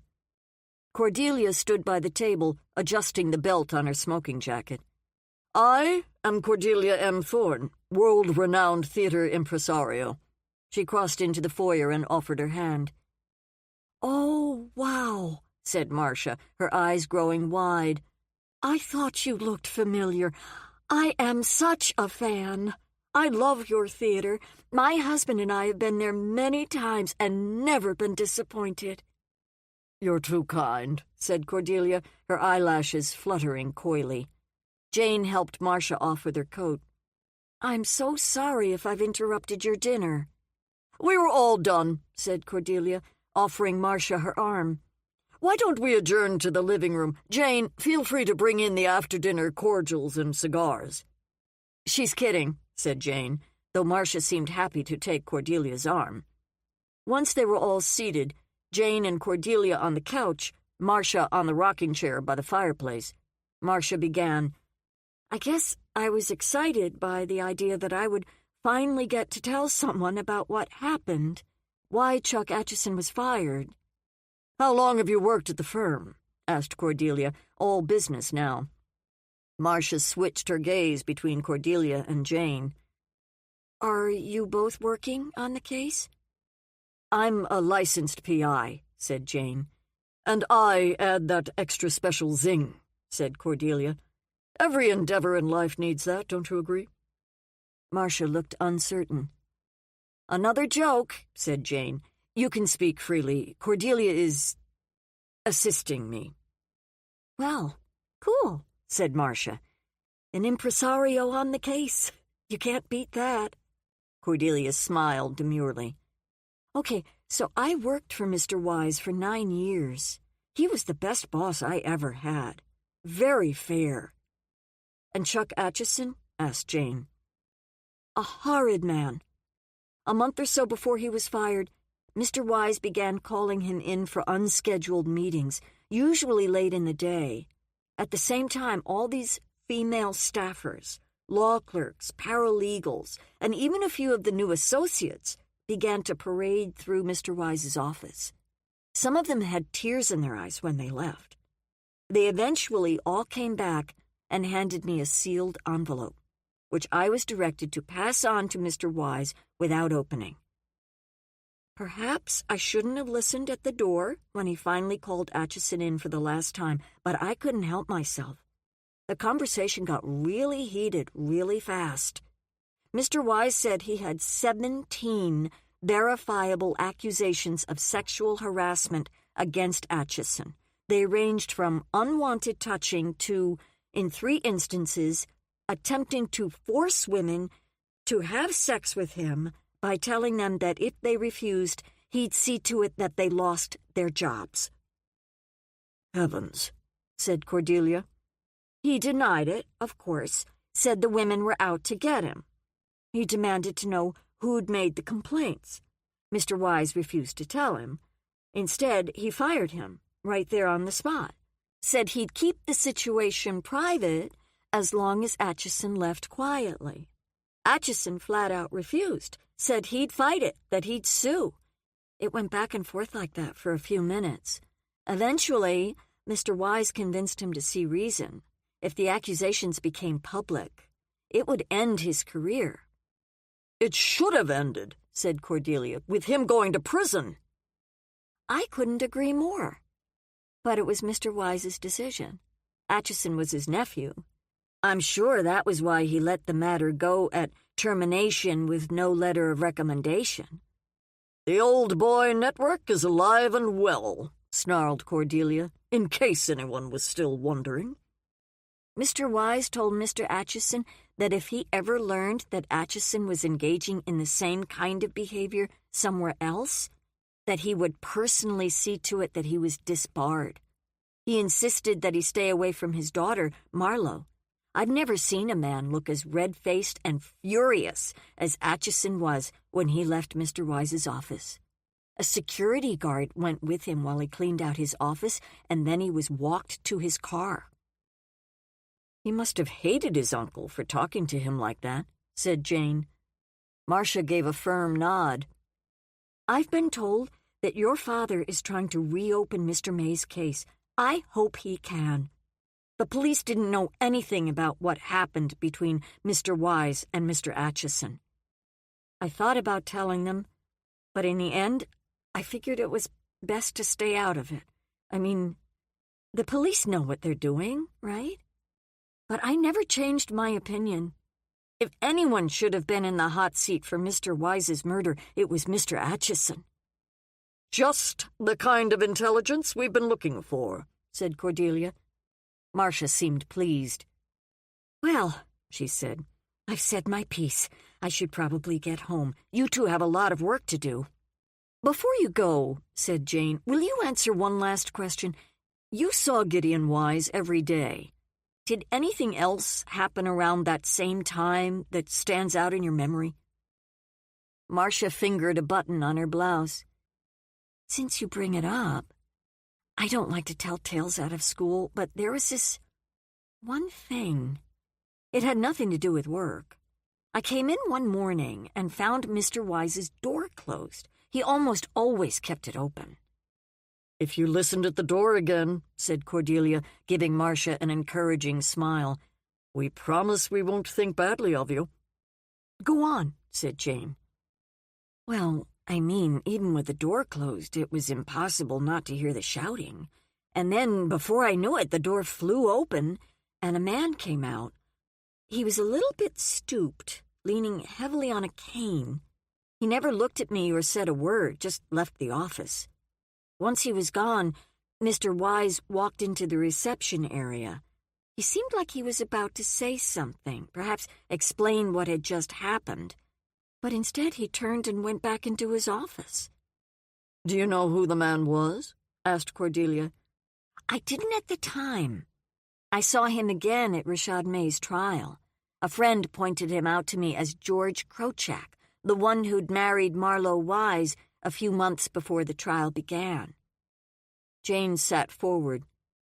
"He was leaning on a cane? Was he ill?" "No idea." "Do you remember anything that was said that morning? Any words or scraps of sentences?" Marcia grew uneasy. "Mr. Wise did a lot of cursing, name-calling. I'd heard him raise his voice before, but never anything like that." "And Mr. Krochak?" asked Jane. "If he said anything, I couldn't hear it." "You have no idea what prompted Mr. Wise's outburst?" "I assumed he had some sort of business with the man that had soured. The next time I saw Mr. Wise that morning, he was in a good mood, acted as if nothing had happened." "Is there anything else you remember that might be helpful?" "Not really, but I'll let you know if I think of something." "You've been immensely helpful," pronounced Cordelia. Marcia smiled, still looking a little starstruck. "This is so amazing to meet you like this." "It was my pleasure." "I mean, you know so many famous people, and now, to learn you're a private eye. You must have an incredibly exciting life." "I do," said Cordelia, "and wildly glamorous." Rising from the rocking chair, her eyes still locked on Cordelia, Marcia said, "This is so cool." Jane helped her on with her coat. Walking her into the front foyer, she said, "I really appreciate how candid you've been with us." "I'm happy I could help." She snuck one last look at Cordelia, who was standing with her arm resting on the mantel, one hand dipped into the pocket of her smoking jacket. On her way outside, Marcia stopped and turned around. "Before I leave, let me be candid about one last thing. I never felt comfortable with the verdict at Mr. May's trial. I'd seen Mr. Wise and Mr. May together many, many times. They always seemed very much in love to me. I know things aren't always what they seem, but even so, I had a hard time buying the picture the prosecution tried to paint, that it was all an act on Mr. May's part, that his only interest was Mr. Wise's money. I hope you'll be able to get to the bottom of what really happened that night." "I hope so too," said Jane. "Let me know if there's anything else I can do to help." Cordelia appeared behind Jane, offering Marcia a solemn nod as she wiggled her fingers. After Marcia had driven away, Jane shut the door and glanced over her shoulder. "You were a big hit." "One does what one can. Now, Jane, dear, didn't you forget something? My cigar? My creme de menthe?"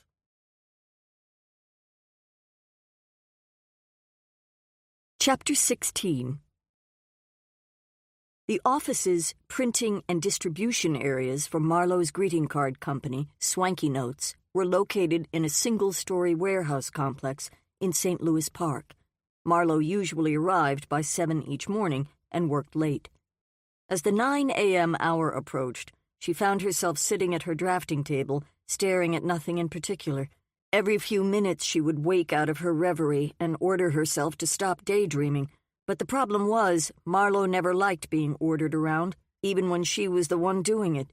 She ignored her better self and kept right on thinking about George. He'd been so nice to her lately that she wondered what was going on. Last night he'd been positively amorous.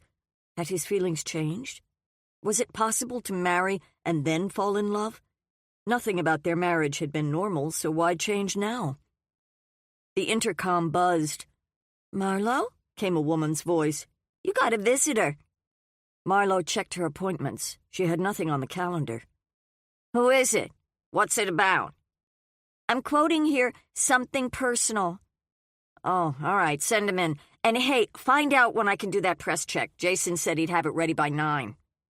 "Will do." Margot climbed down off the stool and moved over to her desk. Before she sat down, a woman appeared in the doorway. She was middle-aged and attractive, with short, wavy brown hair and mirrored aviator shades, dressed in jeans and a navy peacoat. At 5'2" on a tall day, Marlowe was shorter than most people, and this woman was no exception. "Can I help you?" Marlowe asked, trying her best to sound pleasant. The woman introduced herself as Jane Lawless. "Any relation to Raymond Lawless?" Jane took a few steps into the office. "He's my father. I'm an investigator, working with him on the Rashad May case." Marlowe stopped making any attempt at morning cheer. "Well, that's just peachy keen, Ms. Lawless. Turn around and get the hell out of my office." "We have reason to believe Rashad might be innocent." "I'm not interested in your theories." She sat down with a thud and began rearranging papers on her desk. "Could I just ask you a couple of questions? Won't take more than a few minutes." "No," said Marlowe. "It's about your cousin, Chuck Atchison." Her head jerked up. "What about him?" "Did you know your father fired him a few weeks before his death?" "Who told you that?" "Your father had 17 written affidavits from women at the law firm accusing Mr. Atchison of sexual harassment. If you don't believe me, you could talk to his secretary, Marcia McBride." Marlowe opened her mouth and was a little nonplussed when nothing came out. "Do you have any idea how I could get in touch with Mr. Atchison?" "No." "Yes. He's staying with me right now. Are you telling me the truth?" "I am." "That pig," Marlowe growled under her breath. The intercom gave another buzz. "Hey, boss, Jason said you could do the press check." Rocketing out of her chair, Marlowe said, "Walk with me." She might be short, but she took long strides. As they came through the door at the end of the hallway, a thought struck her. "Are you saying you think my cousin had something to do with my father's murder?" "If it turns out that Rashad is innocent, and I believe he is, then the next question is who committed the murder. I'm looking for motive. I believe your cousin might have had one." "Who else?" "Excuse me?" "Who else do you think had a motive? Me?" Marlowe felt like she was in an Aaron Sorkin scene, walking and talking. "I was told you and your father had been quarreling about your upcoming marriage." Ah, the real point of the interrogation. "Of course we were quarreling. We always quarrel. Come on, you can do better than that." "I have a few questions about your husband, George Krochak." Marlowe stopped and whirled toward her. No, no, no. George is off limits. He had nothing to do with it. Neither of us did. Look, if your intent is to smear people just so you can muddy the waters on behalf of Rashad, then get the hell out of my sight. That's not my intention. Do you consider alibis? I was with George from 4 o'clock on that day. Neither of us left our townhouse until we received the call from my father's neighbor. What I know is that George was your alibi and you were his. Not exactly airtight. There were no security cameras at or around your townhome, so your comings and goings can't be confirmed. Did the police ever check your cell phones to verify your location? Marlowe felt her face heat up. It wasn't a story, it was the truth. Did they ask for your phones? No. Did they question you? Or George? Did they ask either of you to take a lie detector test? I did not murder my father, lady. Now get the hell out of here before I call security. She didn't employ a security guard, but it sounded good. I'm sorry to be so direct. I know this is painful for you. If you could just give me another minute or two. Leave! Shouted Marlowe, pleased when the woman seemed startled. And don't let the door hit your ass on the way out. We'll be right back after this short message. Looking to burn fat without the hassle of fasting? Check out BioVanish. It's made with premium 9C fats from high-quality coconut extract, and it's here to help you lose weight the easy way. Studies show that 9C molecules can raise your BHB levels more than a strict keto diet, meaning your body finally starts burning fat as fuel. In fact, research from Temple University found that taking 9C fats daily boosts fat burning as much as fasting for 12 hours. So, would you rather skip meals all day or just mix BioVanish into a glass of milk? Ready to start burning fat the simple way? Click the link in the description to get BioVanish now and grab an exclusive discount while you're at it. BioVanish, fuel your fat burn. Now, back to the story. Chapter 17. The bar and grill just down the street from the gallery seemed empty for a Friday afternoon, with only a few people eating while watching a hockey game on one of the flat-screen TVs. 5 or 6 more sat at the bar, content to drink their lunch. Peter had ordered himself a Coke to help kill the time. She was 15 minutes late, which made him wonder if she'd forgotten or blown him off. Either was possible. And then, there she was, snaking her way through the tables. Kit, as usual, looked wonderful, a fresh, sunny face in the dim bar light, her clothing varying shades of cream and white. "You didn't wear a coat," he said, standing up as she reached the booth. He gave her a quick kiss. "The gallery is like a stone's throw away. I'm hardly going to freeze." "Did you have trouble getting free? I know my invitation was kind of last minute." He sat back down, watching her slide in opposite him. "I'm the owner's wife. If I want to take a long lunch, I take it." She opened the menu and began studying it. "I'm still having a little trouble getting used to that." When the waiter arrived, Kit ordered hot tea and Peter ordered another Coke. "Yes, I hear you had dinner with Eli last night. He told me about your conversation. I'm glad you know what happened." "It's just, I know how much you and Eli cared about each other." "I did love him," she said, looking wistful. "But we had our problems." "Oh?" "Look, Peter." She set the menu down. "Eli is a great guy. I know you two have been friends for years, but to be honest, there were times when he scared me." "Because of his drug addiction?" She didn't respond. "Something else?" "Are you sure you want to talk about this? It's all such ancient history." "I'd like to understand, if you're willing to tell me." She glanced at the TV above the bar. "Oh, I suppose. It's not very interesting. See, Eli really changed after his sister died. That was hard on him, and then his parents divorced. He began to use more, which you know, but it went beyond that. He would, enter this dark place, sometimes in the blink of an eye. The stuff he'd say when he was in one of his moods." She shivered. "He started reading all these awful books, things about serial killers, stalkers. Whatever was happening to him, I couldn't deal with it. I was relieved when he left for rehab in California." "So he began reading that stuff before he went to rehab?" "Yeah." "I didn't know any of that," said Peter. "Because I never said anything, except to my dad." She looked down.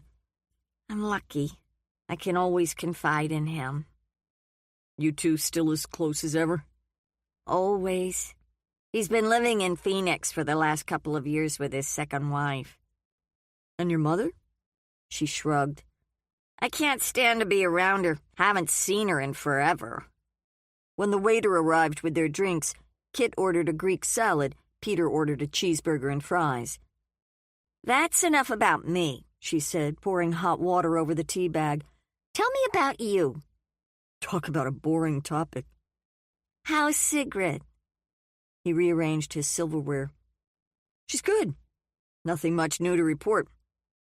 Eli said you'd done some time in rehab. I was glad to hear it, although it must have been hard on your family. It was, especially Sigrid, but we're as solid as ever. He offered a smile. She appraised him a bit too intensely for his liking. We're a boring old couple, he added, wishing she'd stop staring at him. Uh-huh. Did you cheat on her, or did she cheat on you? What? Tell the truth, Peter. Otherwise your nose will grow. I would never cheat on my wife. So she cheated on you. He glanced toward the TV. She waited until he was looking at her again and then burst out laughing. I was fishing, Turkey. You know me. You're as easy to bait as ever. I didn't tell you a thing. Sure you did. Does your daughter know? Can we talk about something else? Okay, but before we leave the topic, let me just say this. I've always thought you were a great guy. A real catch. If you hadn't been married back when I first met you, I might have made a play for you myself. That threw him. Really? We have bad timing. We're never free at the same time. Beyond that, we both seem to have a knack for getting ourselves into messy relationships. Yeah, he said, half smiling, and then it hit him. You're not talking about you and John Henry. Of course not, she said, crossing her arms over her stomach. He's wonderful. I couldn't be happier.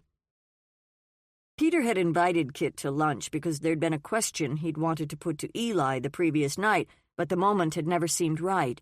It was a tricky subject.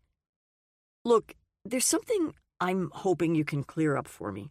It's about the night Gideon Wise was murdered. She took a sip of tea. You heard Rashad May's brother discovered some new evidence that may exonerate him. Actually, both my father and my sister are working on the case. Seriously? Have they made any progress? No idea, said Peter. He pressed on.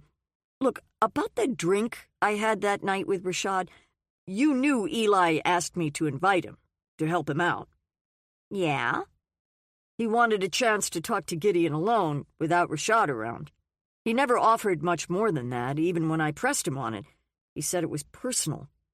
I mean, I did it. He was a friend, and I wanted to help. And then, when I was sitting there with Rashad at the bar, you called and said Eli needed more time, so I asked Rashad to stay and have dinner with me. Now I'm beginning to wonder if I did something wrong. Meaning what? I'm not sure, said Peter. He felt both terrible and relieved that he'd finally voiced his concern, fuzzy as it was. Did Eli have anything to do with Gideon's murder? She placed her hands patiently on the table and leaned toward him. No, Peter. Eli may have a dark mind, but not that dark. The fact is, he never even saw Gideon that night. Peter was thrown. He didn't? Then why did he need more time? She studied him. If I tell you, I don't want Eli to know. Do we have a deal? Deal, said Peter. She took a sip of tea.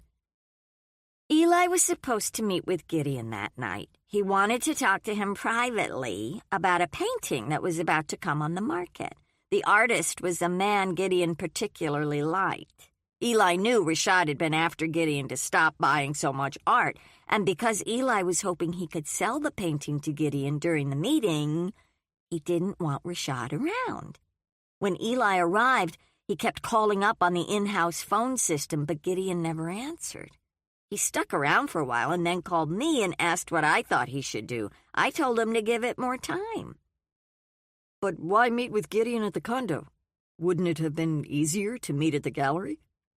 Sighing, she said, It's all pretty boring. You sure you want to hear this? Please. It's simple. Eli didn't want his dad to know. He'd never done anything like that before, visiting a client in his home. John Henry did it all the time, but because Eli had been screwing up so badly at work, his dad never would have allowed it. Why was he screwing up? What do you think? Drugs. He was a mess. He figured if he could broker the deal with Gideon, His dad would be impressed with his hustle and his growing business chops. The thing is, you know Eli. He overanalyzes everything. While he was waiting for Gideon, he started worrying he couldn't do it, that he'd make a mess. Before I knew it, he was home, walking in the front door. I'm afraid I lost it. I yelled at him, told him he was a weakling, that he needed to grow a pair. He reluctantly agreed to go back. That's when I called you and told you he needed more time. What happened? He drove back to the condo, waited around the lobby for another 15 minutes, but Gideon never picked up the phone. The reason Eli never wanted to talk about it with you was he was totally embarrassed. He assumed Gideon had blown him off. The whole thing was such a fiasco that he just wanted to forget it. He eventually came home, went into the bedroom, and shot up. That was the end of it. Peter leaned back. Maybe Gideon was already dead. That's what I've always assumed. Eli didn't... he didn't have any blood on him when he came home, did he? I think I would have noticed something like that, don't you? If what Kit said was true, and he had no reason to believe she'd lie to him, he could finally relax. Boy, that takes a load off. Good. Glad I could help. When the food arrived, Peter tucked enthusiastically into his cheeseburger. He hadn't realized how much that long-ago dinner with Rashad had been weighing on him until the weight was lifted. Kit pulled the napkin into her lap before picking up her fork. My dad used to make Greek food. Moussaka, spanakopita. She pushed the arms of her sweater back. What's that? Asked Peter, nodding to a bruise just below her left elbow. Looks nasty. She pulled her sleeves back down. It's nothing. I was carrying a tray the other day and ran into a door. That sounds like a made-up story. It does? I'm kidding, Kit.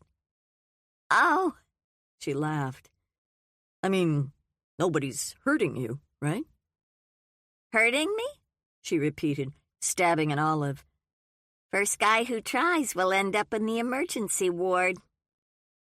He blinked at her a couple of times, and then returned to his burger. She was probably right. Kit had never been anybody's victim.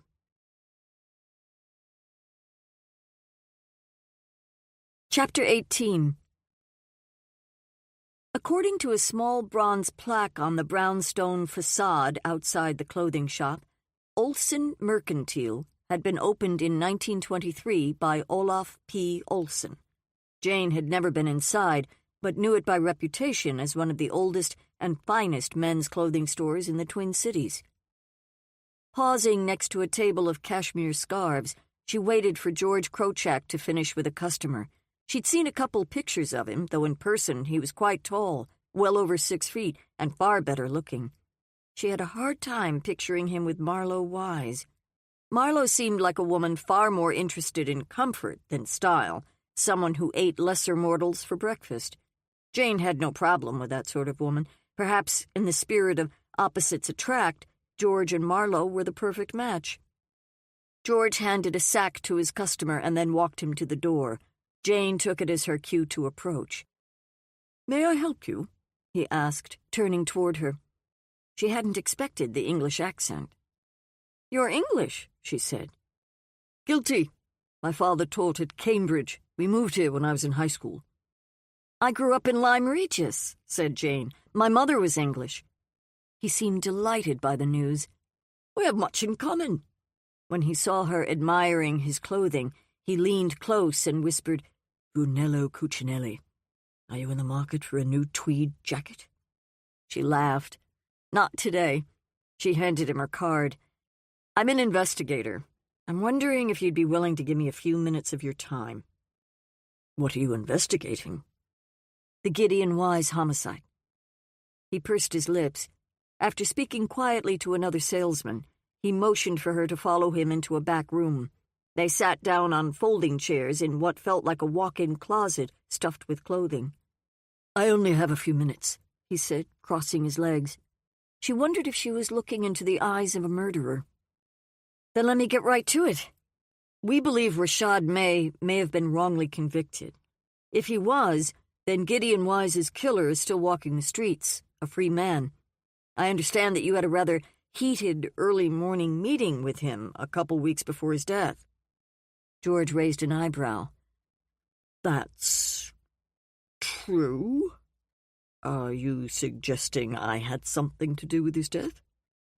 We're doing our best to eliminate the people around him. I see, he said, smiling again. So this visit is entirely altruistic. She returned his smile. Can you tell me about that meeting? Why Mr. Wise was so angry? Well, to be fair, one look at me generally sent him into a paroxysm. But that morning I'd come to confess my sins, to tell him why his daughter and I were getting married. You see, Marlowe and I met at a mutual acquaintances party. We talked. I liked her very much. Over the next few months, we became friends. It eventually came out that I'd lost my job at a clothing store in a diner because I could no longer do the work. I'd been diagnosed with a spine condition several years before. At times, I was in so much pain that I couldn't stand for more than a few minutes. I needed surgery, but I didn't have health insurance. No job meant no insurance. No insurance, no surgery. No surgery, no job. The all-American vicious circle. Marlowe was the one who suggested a solution. She had great health care. If we married, I could have the surgery, and then later, after I was back working, if I wanted out of the marriage, she said she'd agree to a divorce. No strings. I argued against it, but if you know Marlowe, you know she doesn't take kindly to the word no.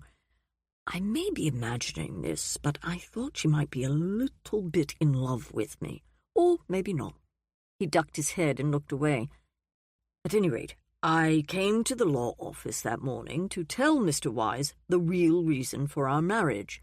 He was not, as they say, impressed. Jane found the story unusual, if not downright odd, and yet she was inclined to believe him. Did you have the surgery? I did, thank you. It was a success. And you and Marlowe are still married? Going on 4 years. If Gideon had lived, do you think he would have stopped the marriage? Forced Marlowe to back out?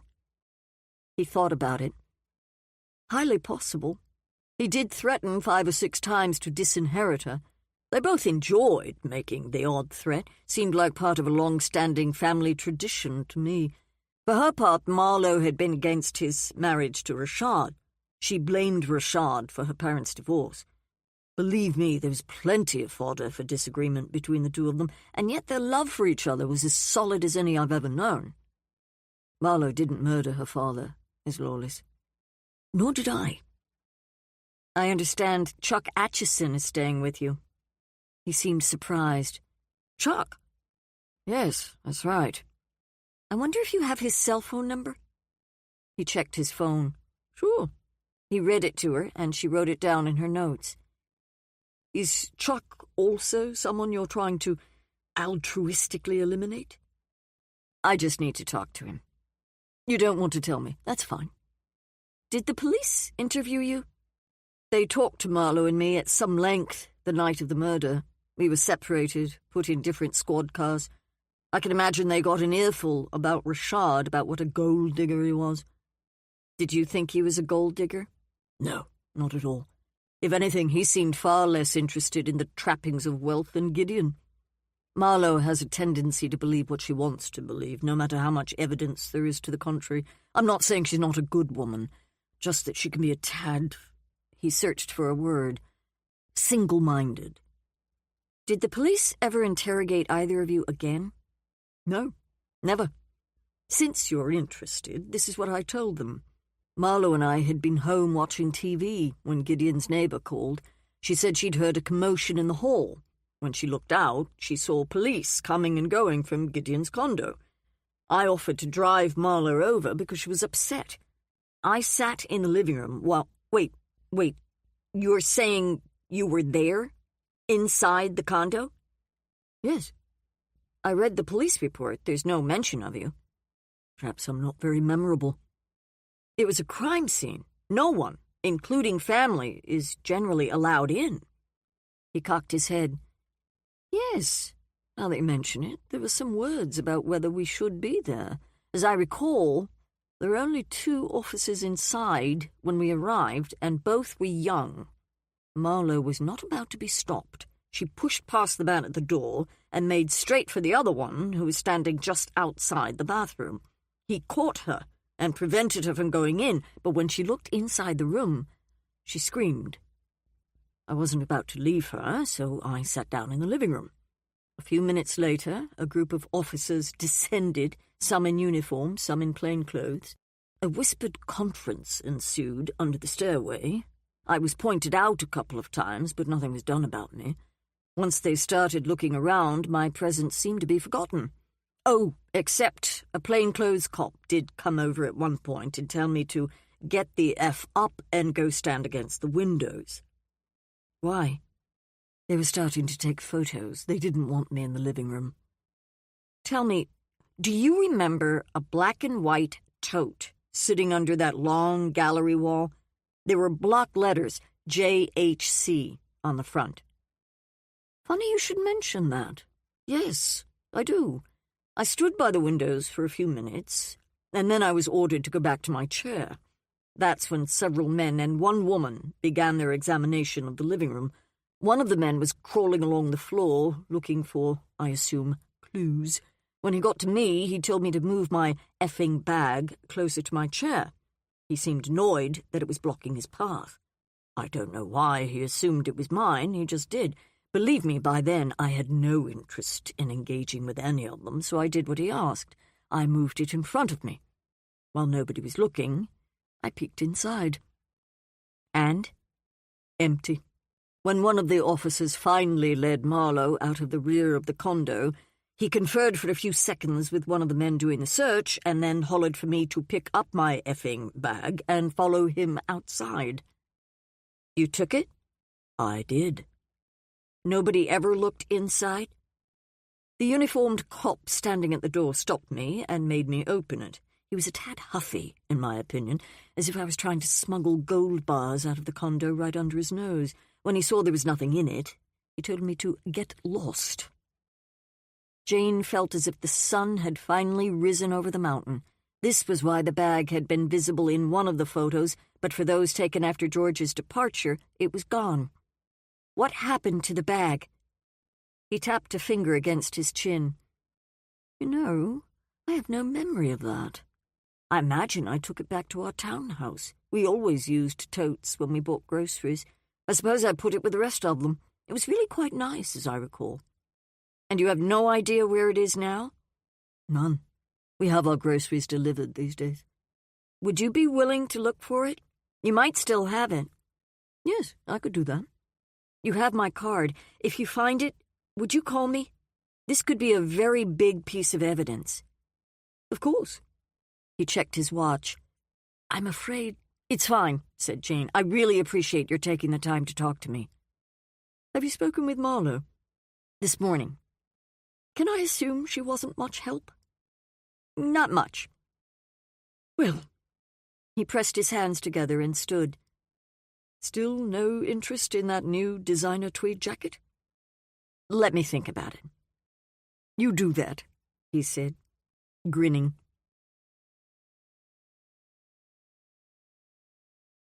Chapter 19.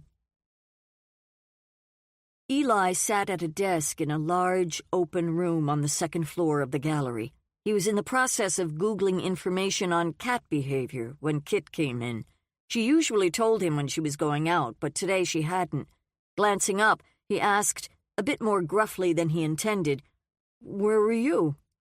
She didn't respond, just got busy at a desk a few feet away. She'd been working on the monthly newsletter most of the morning. Not going to tell me? He asked. She shot him a peeved look. John Henry came out the door of his office carrying a framed print.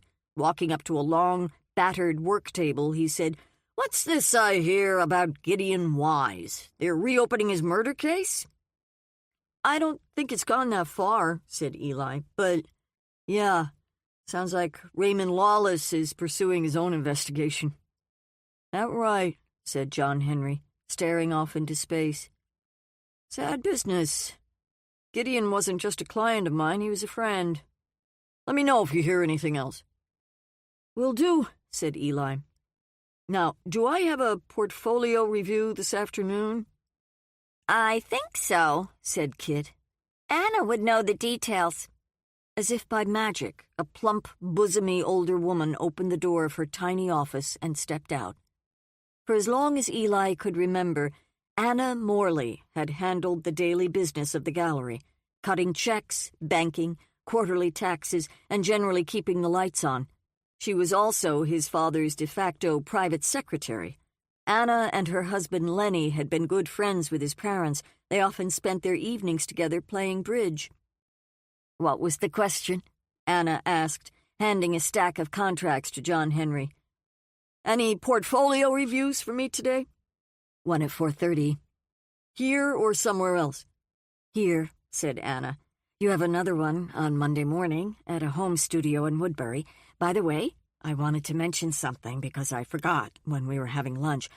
I've been thinking it's high time we raised our review fees. I'm going to do some research on what other galleries of our standing charge. Have I told you recently how amazing you are? Asked John Henry, gazing warmly at her. She blushed. Attempting to hide it, she turned and walked briskly back to her office. John Henry now turned his full attention to Kit. Where were you for the last hour and a half? Did you miss me? Eli loathed it when she flirted with him. Kit took out her phone. I had lunch with Peter Lawless. See? I took a couple of selfies. Eli got up and leaned in close to get a better look.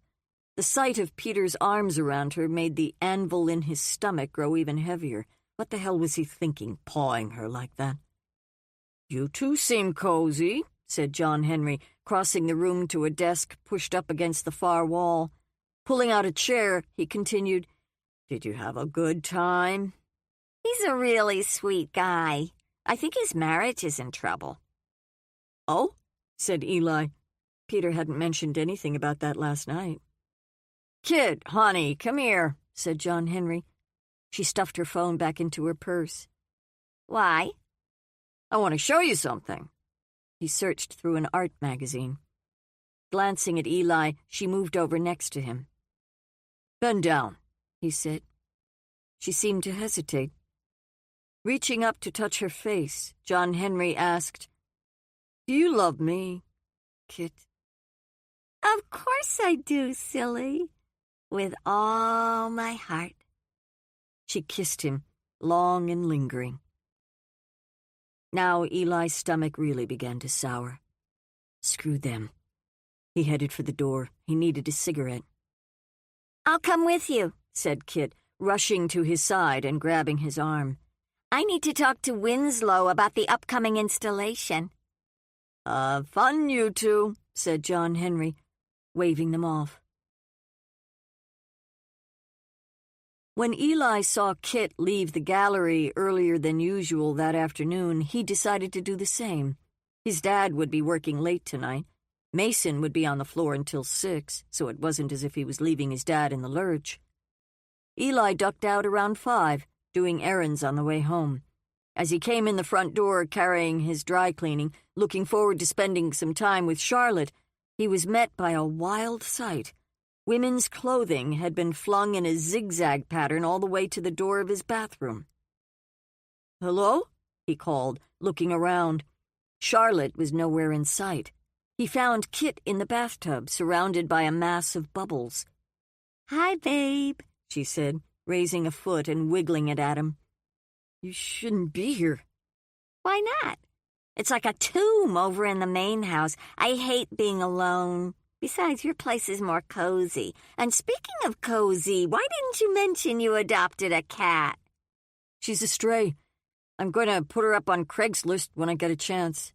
She's cute, but not very friendly. Where is she? I think I scared her. Last I saw, she was holding court under your bed. He stepped a little closer. Kid, come on. You can't be here like this. What do you think this is? I'm taking a bath. If Dad found you in here. He won't. Come sit down on the edge. Talk to me. She did things like this. She wasn't good at coloring within the lines. Once upon a time, he'd found it sexy. Problem was, he still did. He hung the dry cleaning on a hook behind the door. I should go make sure Charlotte's okay. She's fine. Come on, sit with me. I won't bite. Unless you want me to. This was the last thing he needed. He already had too many complications in his tangled life, and yet, as hard as he fought it, he felt like an iron filing in the presence of a magnet. What do you want to talk about? Stuff. I don't care. You start. He couldn't help himself. The comment made him laugh. She was so unencumbered by rules and social norms. He was a brooder, a man full of shame and regret. She was a free spirit, happy in a way he could never be. When he was with her, he often felt like an anthropologist investigating a new human species, Homo kittus. He sat down on the edge of the tub. Your father's a jerk. Is he? Why? He thinks I'm messy. You are messy. And that I don't care about him enough. Is that true? She played with the bubbles. What's enough? I suppose you should ask him. He's mean. Come on, kid. You don't know him the way I do. That was a reasonable statement. Still, it was the first time she'd ever said anything like it. Sinking her chin into the bubbles, she continued, I want to tell you a secret, but I can't. Tell me anyway. The comment amused her. I better not, because I hope to live to a ripe old age. He dipped his hand into the water. Nice and warm, huh? Very. Did he have the guts to do what he really wanted? His hand moved slowly up her side until it was only inches from her breast. What are you doing? All around him was a curious buzzing noise. I like it, she said. I'm glad. She lifted her arm out of the bubbles and placed it on his thigh. When he saw the bruise, he said, That still hurt? It's no big deal. Inside him, a shouting match had begun. When he heard his voice silently plead, Pull your damn hand out of the damn water, he did. Why did you let Peter Lawless paw you like that? Paw me? In that selfie? We were just kidding around. If I didn't know better, I'd say you're jealous. What if I was? I'm a married woman, Eli. And besides, Peter's a puppy. Adorable in a wholesome sort of way, but come on, you know me. I don't like my men wholesome. Wholesome men don't put their family at risk because they can't stay away from blow. Okay, point taken. But I don't want to talk about him. He's nothing. Nobody. Put your hand back in the water. No, I should. Do it. For me. She guided his hand toward her, under the water. Quiet now, baby. Just do what comes naturally. He closed his eyes. In a life full of bad decisions, this might be one of the worst. Yes, right there, she said. So good. Don't stop.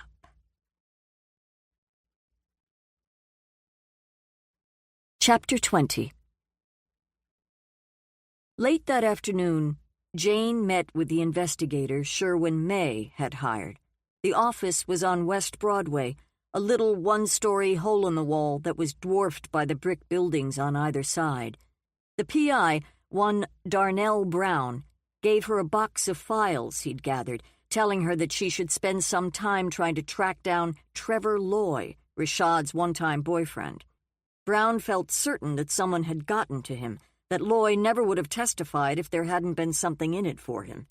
He told Jane she should also check out a guy named Dean Frick, a beat cop, one of the men who'd responded to the 911 at Rashad and Gideon's condo. According to Brown, Frick had a well-known hatred of the gays, as Brown put it.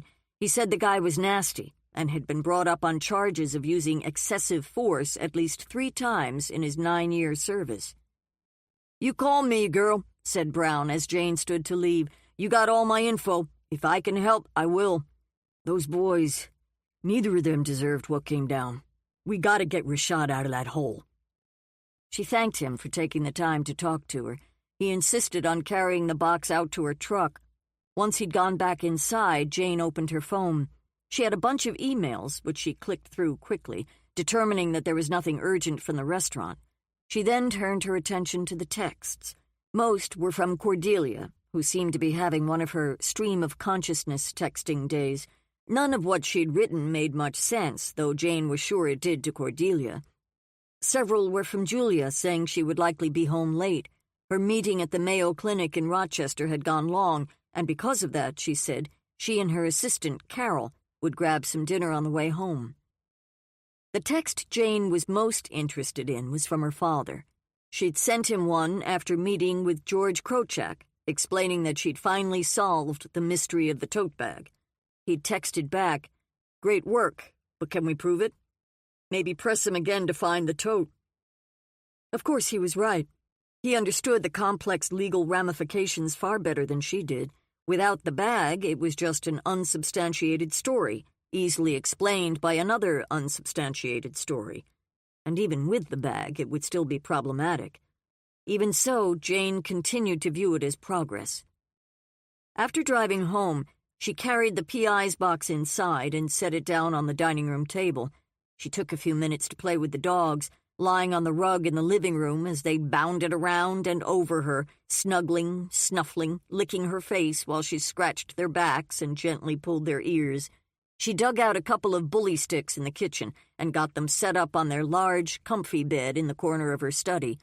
As they chewed away contentedly, she cleared everything off the bulletin board behind her desk, readying it for a new case. But before she could begin going through the information from Darnell Brown, her cell phone rang. "Let me in," came an urgent, pleading voice. Cordelia's voice. "Where are you?" "On your front steps. I'm freezing out here." Jane hurried to answer the door. "What's up?" she asked as Cordelia fluttered inside. "You never answered any of my texts." "That's because I had no idea what you were talking about. Aardvarks?" "The captive aardvark," said Cordelia. "I told you all about it." Jane had no memory of ever discussing aardvarks with Cordelia. She whipped off her cape and tossed it over a dining room chair. "The play, Jane. The one I intend to mount in the spring." Jane shook her head. "Nope. Nothing in my memory banks." "Piffle," said Cordelia, hand rising to her hip. "It's all about the power of political theater. If we've ever needed that voice, it's now. Like Bertolt Brecht, Arthur Miller, freaking Shakespeare. A long history. I don't mean something didactic, but a great story. Story always comes first, last, and in between. That's what the captive aardvark is. Do you know anything about captive aardvarks?" "Any reason I should?" Jane grabbed the box from the dining room table and headed back to her study. Cordelia charged after her. "It's what Peter Hall said." "Who's Peter Hall?"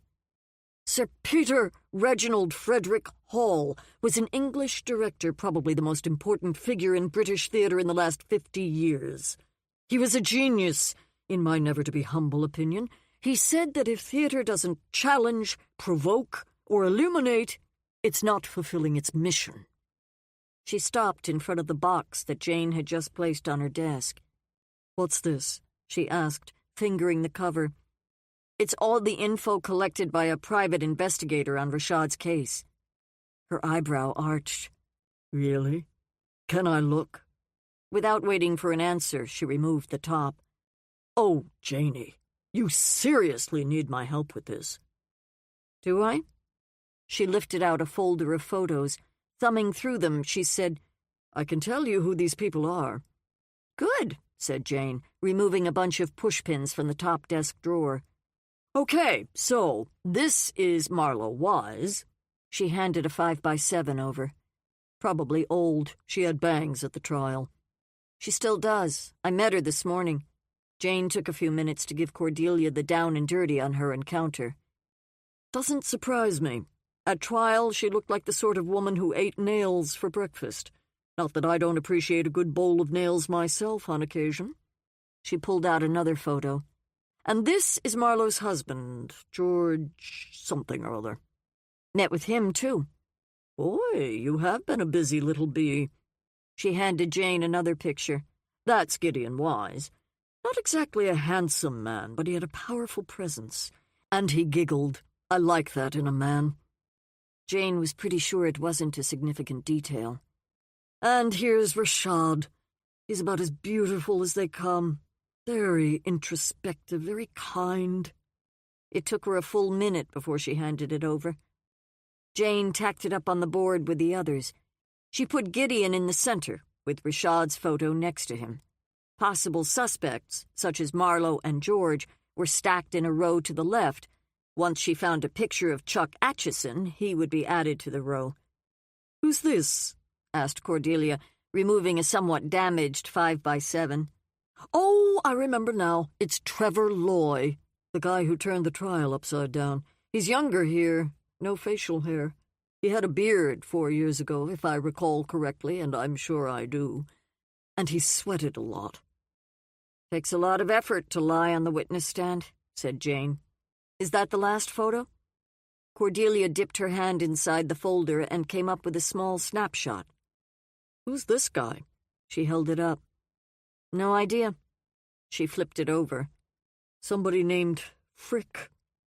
"Oh, he's the cop Sherwin May's PI thought might have pressured Loy into his last-minute testimony. Hand it over." She took a moment to study it. Frick was middle-aged, with close-cropped sandy hair and a round, meaty face. In the picture, he was wearing a tight black T-shirt. "So who's our primary suspect?" asked Cordelia, carrying the box over to the love seat and making herself comfortable. Mouse looked up at her, wagged his tail, but kept on chewing. "I don't have one," said Jane. "I've got a lot more digging to do. What else is in that box?" Before Cordelia could begin her search, the doorbell chimed. "You expecting someone?" "Not that I know of. Answer it for me, will you? I want to keep working." "FYI, I am not your butler."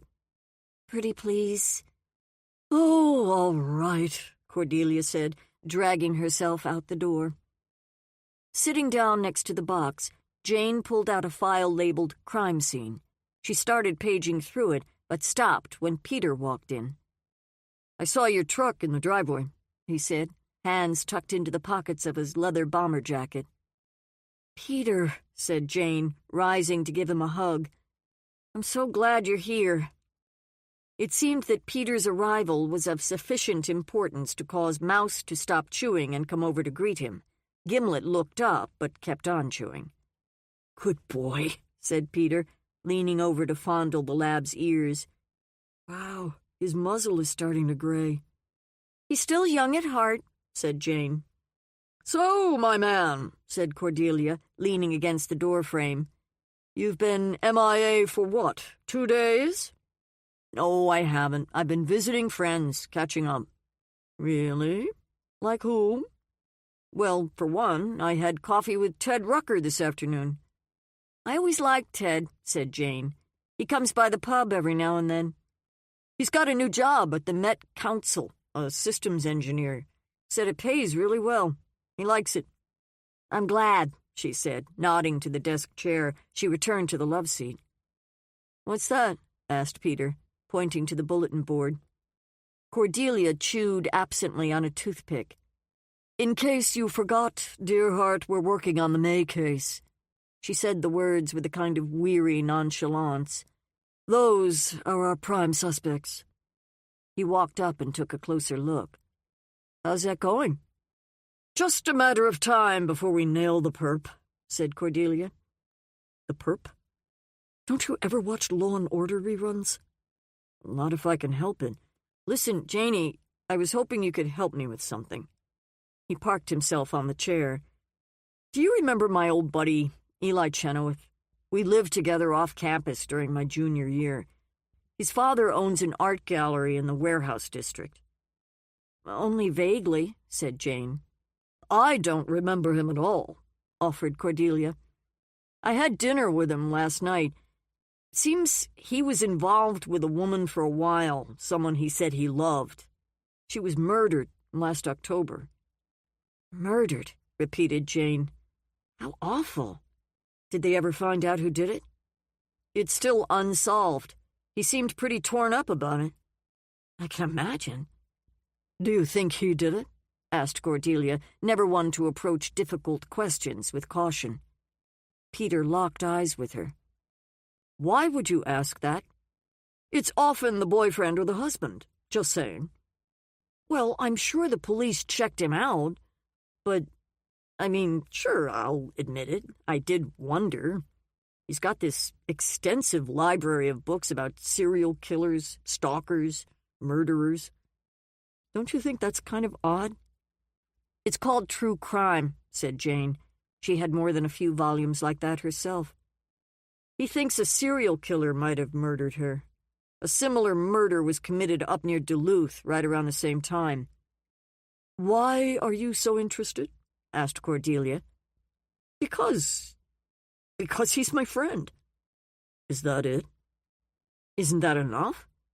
Look, I know you're busy with that other stuff, Jane, but—" He removed a folded piece of paper from the pocket of his jacket and pushed it across the desk toward her. "I looked it up on the internet to see what I could find out. There wasn't much. But I did find that." She adjusted her reading glasses. "Where's it from?" "The Star Tribune." "Read it out loud," said Cordelia, wedging herself into the space next to Jane on the love seat.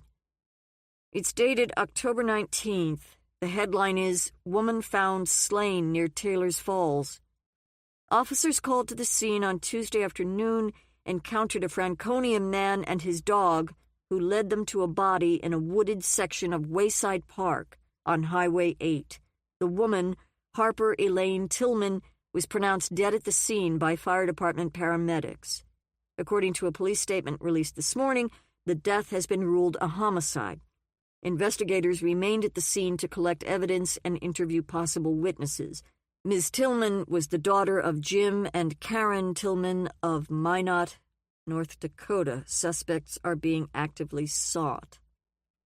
"Doesn't tell us much," said Jane. "Is there any way you can find out more?" asked Peter. She watched him pick at a fingernail. He seemed distracted, even a little nervous. "Possibly. Did your friend Eli say anything else about it? Did she have enemies? Was it possible she was seeing someone on the side? Did they have a fight? Did she engage in risky behavior?" "No idea. All I know is he was serious about her, and he thought she was serious about him. They were living together, had been for a while. He came home from work one night, expecting her to be there, and she wasn't. He gave her a few hours, then started calling friends, even hospitals.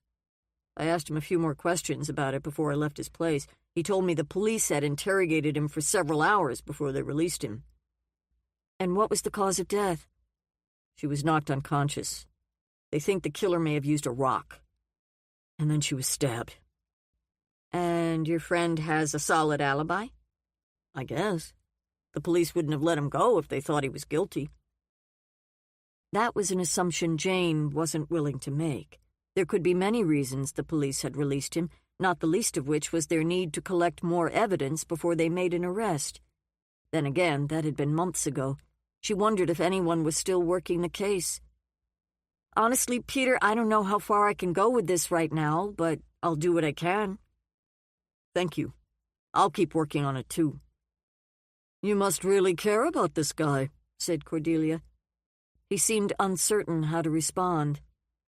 I don't like to think someone I've known for so many years is capable of, Jane wrote the name Eli Chenoweth at the bottom of the piece of paper, then rose, moved around the desk, and pinned it up on the far edge of the board. The information about the murdered woman had no place in her investigation into the Gideon Wise homicide, and yet she left it there to remind her of her promise to Peter. She would do what she could. If nothing else, it would serve as a way to connect with him while he was home.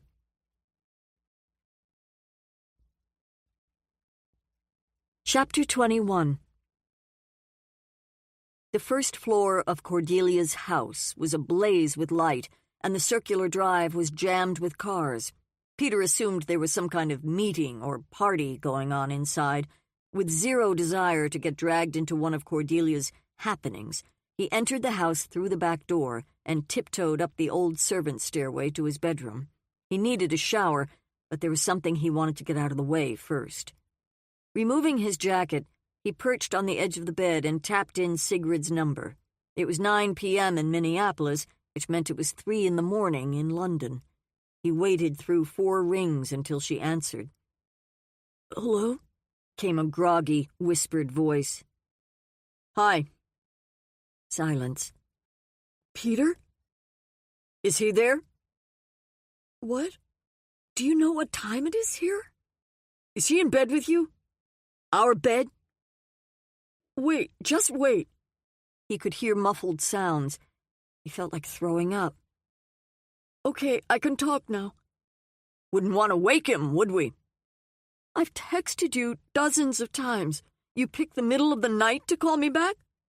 "You said you wanted to talk. Let's talk."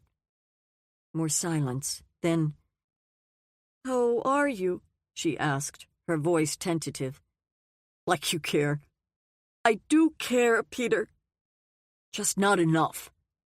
He could hear her fumbling with the phone. She was probably stepping out onto the balcony, separating herself from the filthy SOB keeping her bed warm.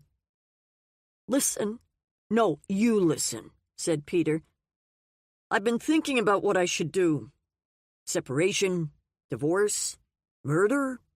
I'll put it to you like this.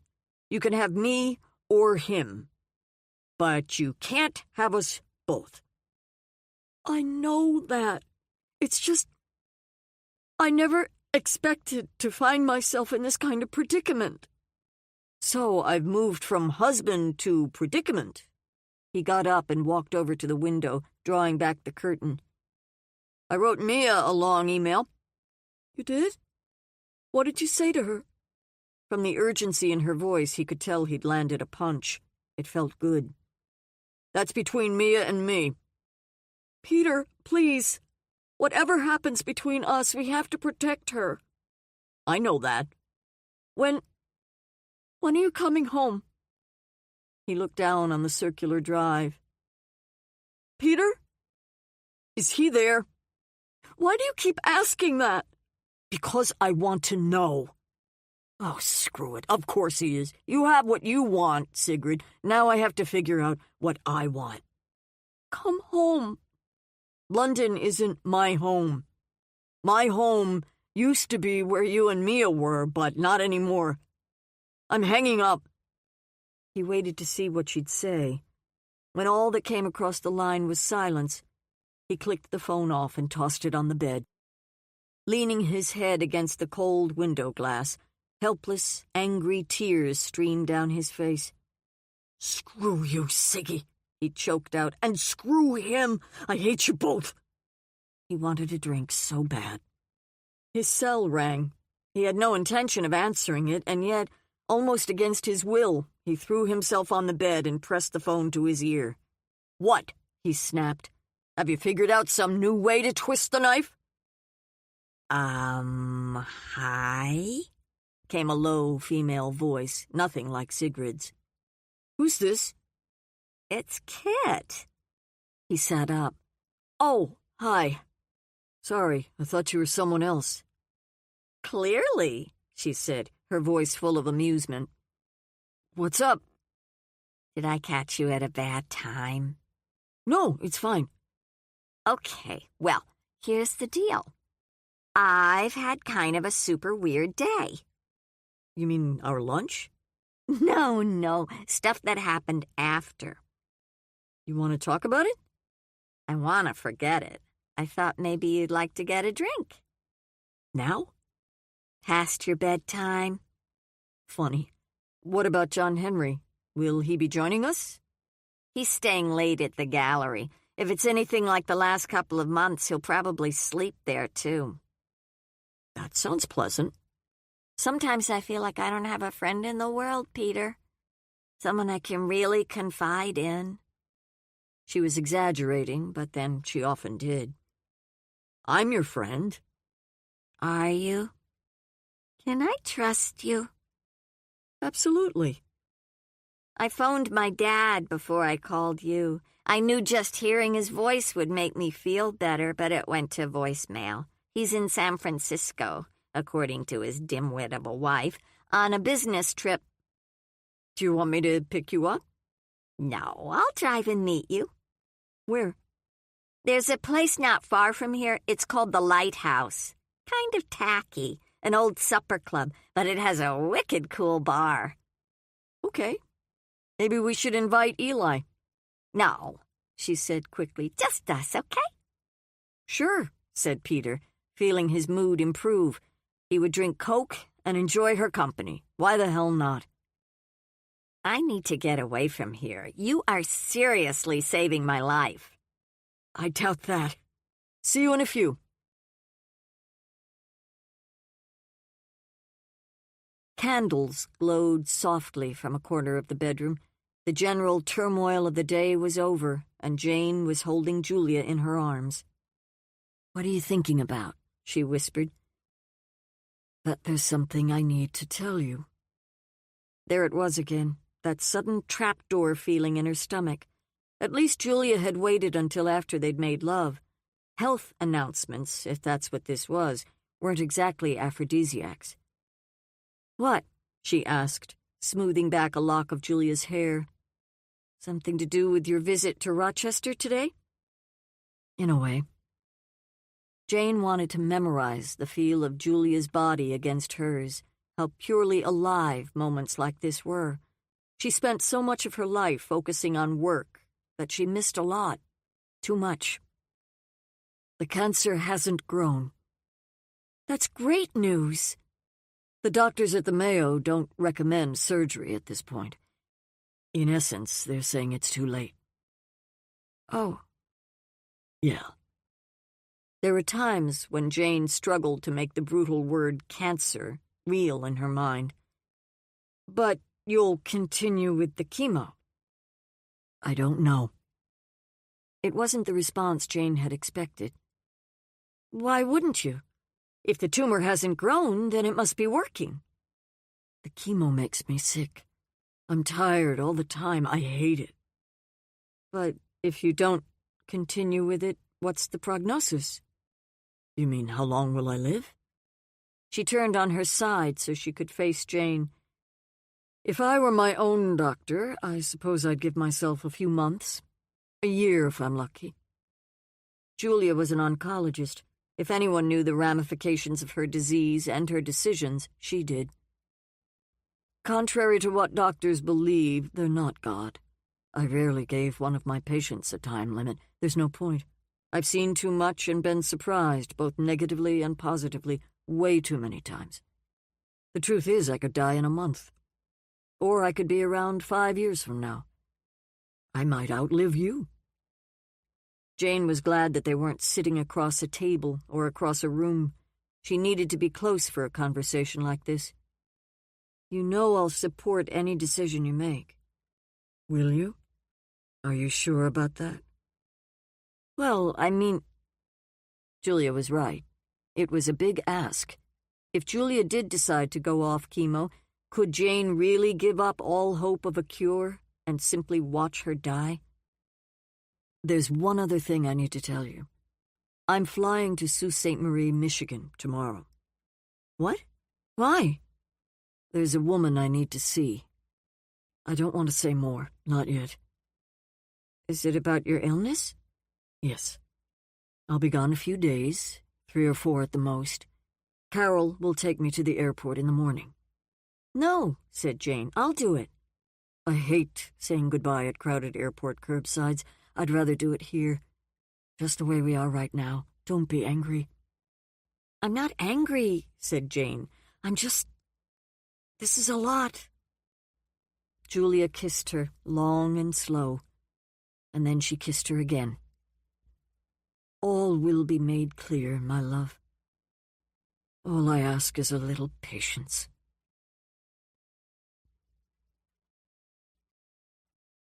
Chapter 22.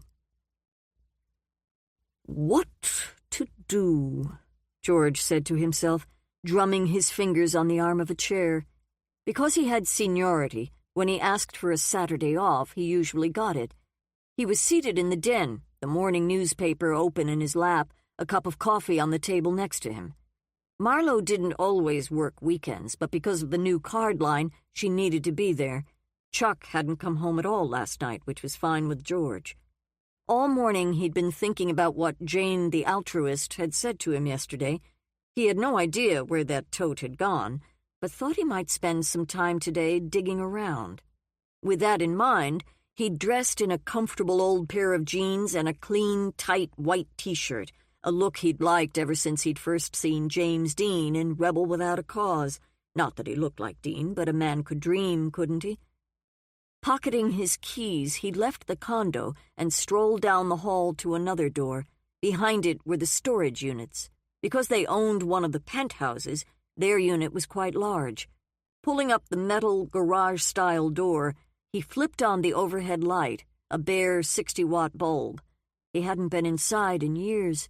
Most of the stuff shoved against the far wall was from his apartment. He liked to think of it as thrift store chic. He'd used threadbare rugs as wall art, a bass drum as a table in the living room, and his bookshelf was made of old black industrial piping screwed into the studs. Marlowe was visibly charmed by his place the first time he'd invited her over. We'll be right back after this short message. Looking to burn fat without the hassle of fasting? Check out BioVanish. It's made with premium 9C fats from high-quality coconut extract, and it's here to help you lose weight the easy way. Studies show that 9C molecules can raise your BHB levels more than a strict keto diet, meaning your body finally starts burning fat as fuel. In fact, research from Temple University found that taking 9C fats daily boosts fat burning as much as fasting for 12 hours. So, would you rather skip meals all day or just mix BioVanish into a glass of milk? Ready to start burning fat the simple way? Click the link in the description to get BioVanish now and grab an exclusive discount while you're at it. BioVanish, fuel your fat burn. Now, back to the story. Now, where to look first?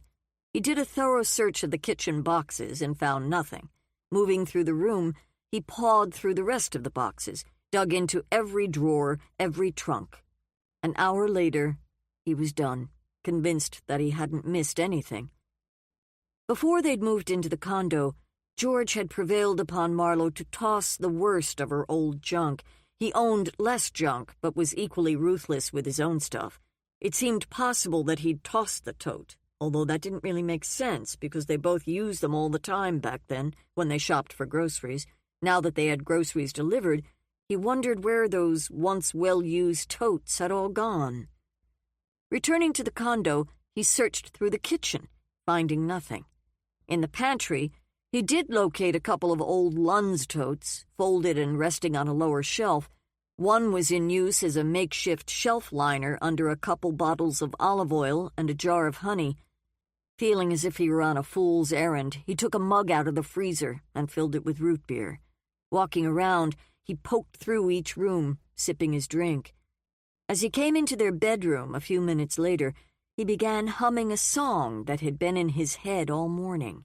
Embarrassingly, he knew every word of Wake Me Up Before You Go-Go by the English pop group Wham. He would never have admitted it in polite society, but here, alone in the bedroom, he could try out his George Michael moves. Setting the mug down on the nightstand, he spun around and grooved his way across the rug, imagining himself as a great-looking, young, blondish man with insanely white teeth. Flipping open the closet door in time to the music, he was about to do another twirl when the sight of something white and black caught his eye. There it was, on the floor next to the wall. He'd never noticed it before. It was packed with old, rolled-up rock posters, the ones Marlowe hadn't quite been able to toss. He scooped it up and dumped the posters onto the bed and then sat down to examine it. Except there wasn't anything to examine. It was empty, just as he remembered it. There was a small pocket, but again, it was empty, or... As he felt around inside, he discovered a business card that had somehow stuck to the side. Removing it, he read out loud, J.H. Chenoweth Gallery, 104 Barber Street, Minneapolis. At the bottom was a phone number and 2 names, John Henry Chenoweth on top and Eli Chenoweth underneath. Huh, he said. He vaguely remembered the name as one of the galleries Gideon bought from on occasion, so if the tote belonged to the gallery, why had it been in the condo the night Gideon was murdered? George patted the back pocket of his jeans and removed his cell phone. He opened the case flap where he'd stuck the card Jane, the investigator, had given him yesterday. Punching in the number, he sent a text. Found the tote. Card from the J.H. Chenoweth Gallery inside. Gideon used to buy from them. On my way downtown to check it out. George K. Placing the card back where he'd found it, he left the tote on the bed, trotted downstairs, and grabbed his coat. The parking in the North Loop was as bad as he remembered.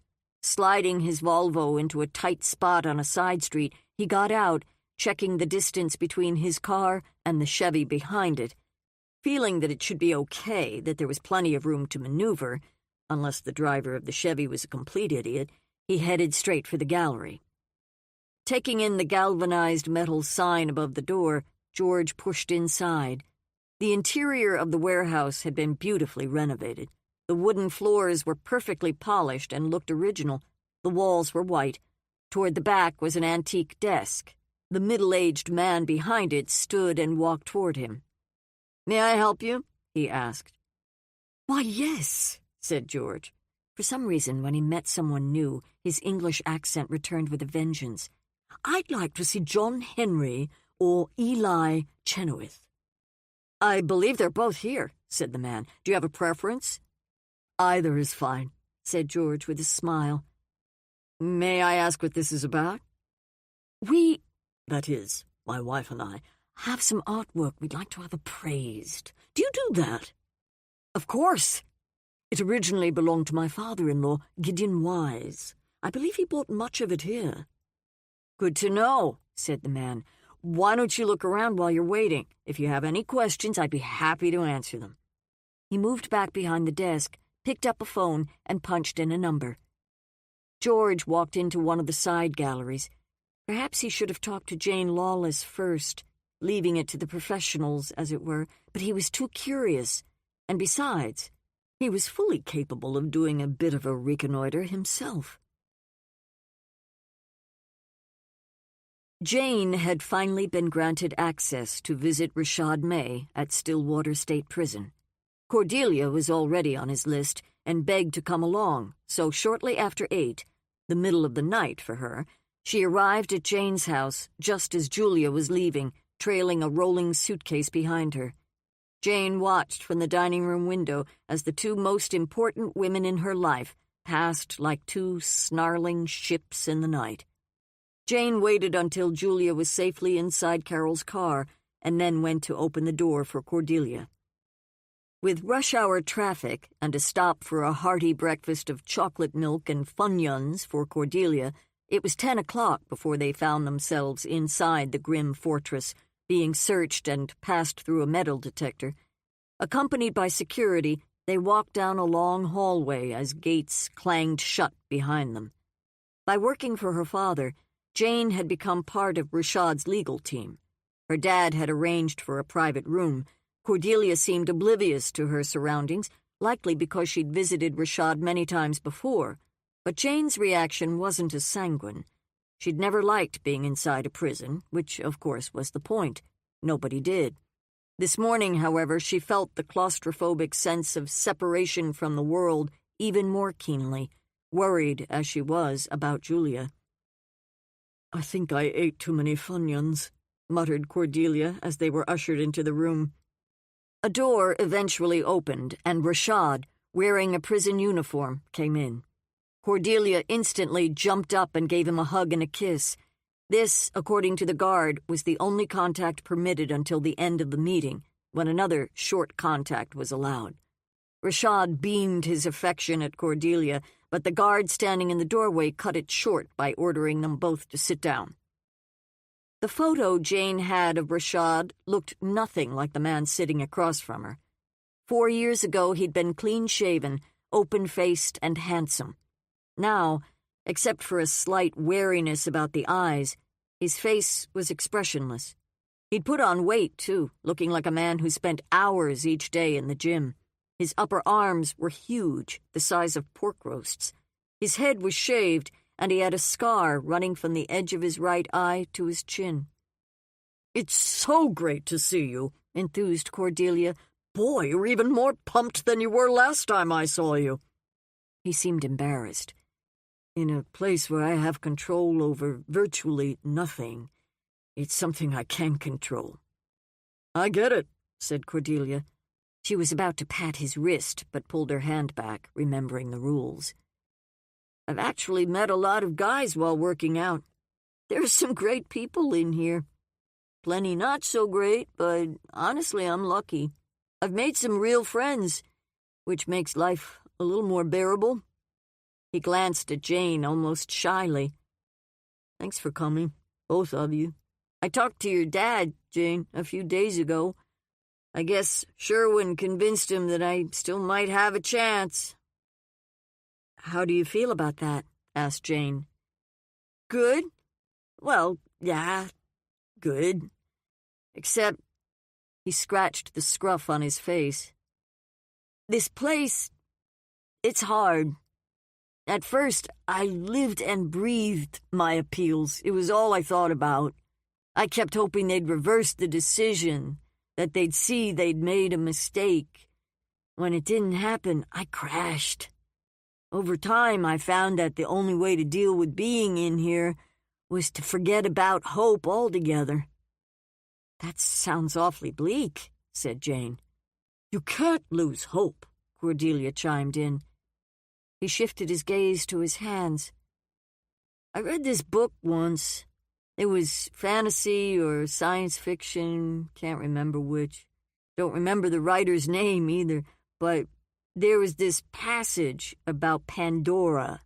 You know the story, Zeus gives her a box and tells her not to look inside, but she does, and when she opens it, all the evils of the world that were trapped inside fly out, except for hope. What," the character in the book asks, "was hope doing in there in the first place?" She thinks about it and eventually concludes that hope was in there because it was as bad as the rest. In fact, it was so bad, so weighed down by evil, it couldn't even struggle out of the goddamn box. I know that's not the way most people read the myth, the allegory, or whatever the hell it is, but I never forgot it. Seems like the truth to me. Maybe I should call it prison truth." Jane found the comment deeply sad, and yet, from his standpoint, it made a certain sense. "I wish I could promise we'll get you out." "I'm not asking for that. Truth is, I always figured I was in here because when the cops looked around for the murderer, they took one look at me, the only black man in the room, a gay black man at that, and it was game over." Jane wasn't about to argue the point. "They interrogated me that night for 9 hours. Then they left me alone in this small room for another few hours until my lawyer arrived. He was arranging to get me out when they came back in and arrested me. I never even got to go home. Wasn't allowed to go to Gideon's funeral." He shook his head. "I'd like to fill you in on what we've been able to dig up so far," said Jane. "Please," he said, though his bitter expression didn't change. "Your father told me a few things, but he said you'd have more details." She spent the next few minutes going through each new piece of information, ending with the conversation she'd had yesterday with George Krochak. If he can find the tote, it will be a big step forward. My father said you confirmed that you and Gideon never owned a tote like that. It's not the kind of thing Gideon would have wanted around. Pardon me for putting it this way, but it would have been too housewifey for him, too suburban. Any idea what the initials JHC stand for? I looked it up on the web, found a gaming company, a tech company, a firm that does program analysis. He thought about it. All I can think of is the J.H. Chenoweth Gallery in downtown Minneapolis. Gideon bought fine art from them, though I don't know what the connection would be. At the sound of the name Chenoweth, Jane's head snapped up. Any relation to Eli Chenoweth? Yeah, he's the owner's son. You know him? I know the name. Hesitating, he looked down. That's weird, you know? What's weird? Asked Cordelia. Well, I mean, now that you bring him up, it reminds me of something. Nothing I ever thought about before. I was asked who had the security code to our condo. I told the police we'd given it to Marlowe, which meant George had it too, but that was it. We set it ourselves, and we were encouraged to change it often. We'd only been there for a month or so when Gideon died, except... He scratched his cheek. How could I have forgotten this? Gideon must have given it to that gallery, because while we were at work, they came in and hung all his artwork. It was the first week we were there. Gideon wanted it professionally done, and he trusted the gallery because he'd done so much business with them. I may be wrong, but I think Eli was the one he worked with. Jane and Cordelia exchanged glances.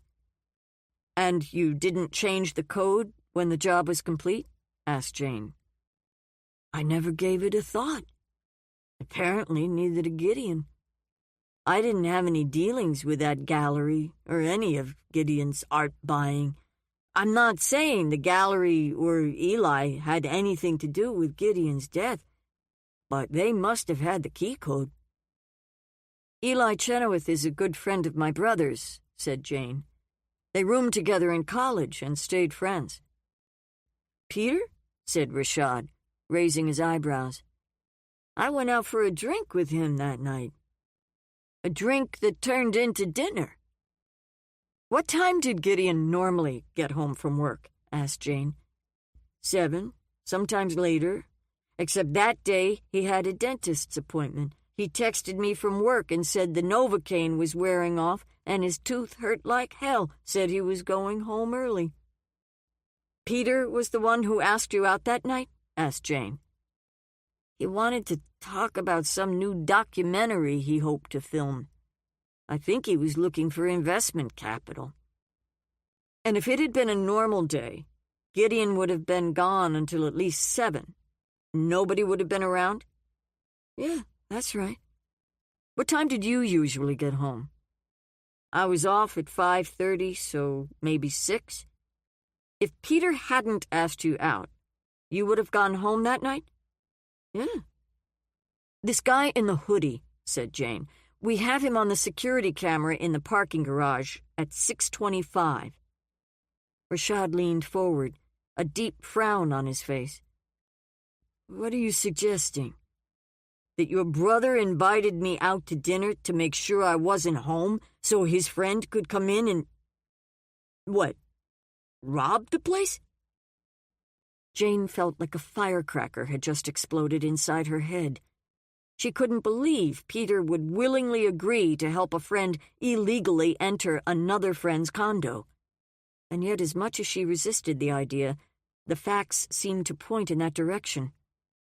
You're saying that guy in the hoodie came into our condo confident that nobody would be there?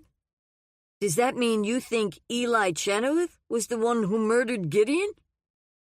I don't know, said Jane.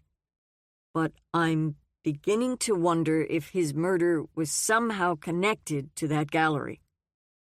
Jesus, Rashad whispered, his eyes flying around the room.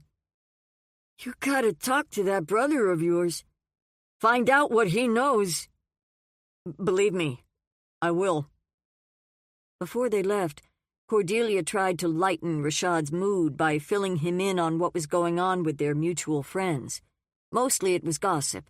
Rashad listened, but, as with Jane, his focus was elsewhere. On the way to the car, Cordelia said, Peter's got some serious splaining to do. Jane checked her cell phone for messages. One caught her eye. Just a sec, she said, stopping right in the middle of the parking lot. What? Asked Cordelia, now back to digging through the Funyuns bag in her purse. George sent me a text. He found the tote. Cordelia whooped, then covered her mouth. Probably best not to express unbridled jubilation in a prison parking lot. Jane felt dizzy as she read his words. There was a business card inside the tote from the J.H. Chenoweth Gallery. It has Eli's name on it. Cordelia stopped mid-chew. He's headed there right now. She glanced at her watch. Or he was headed there 2 hours ago. You think? I think he may have walked into a hornet's nest. We need to go rescue him. Cordelia was right.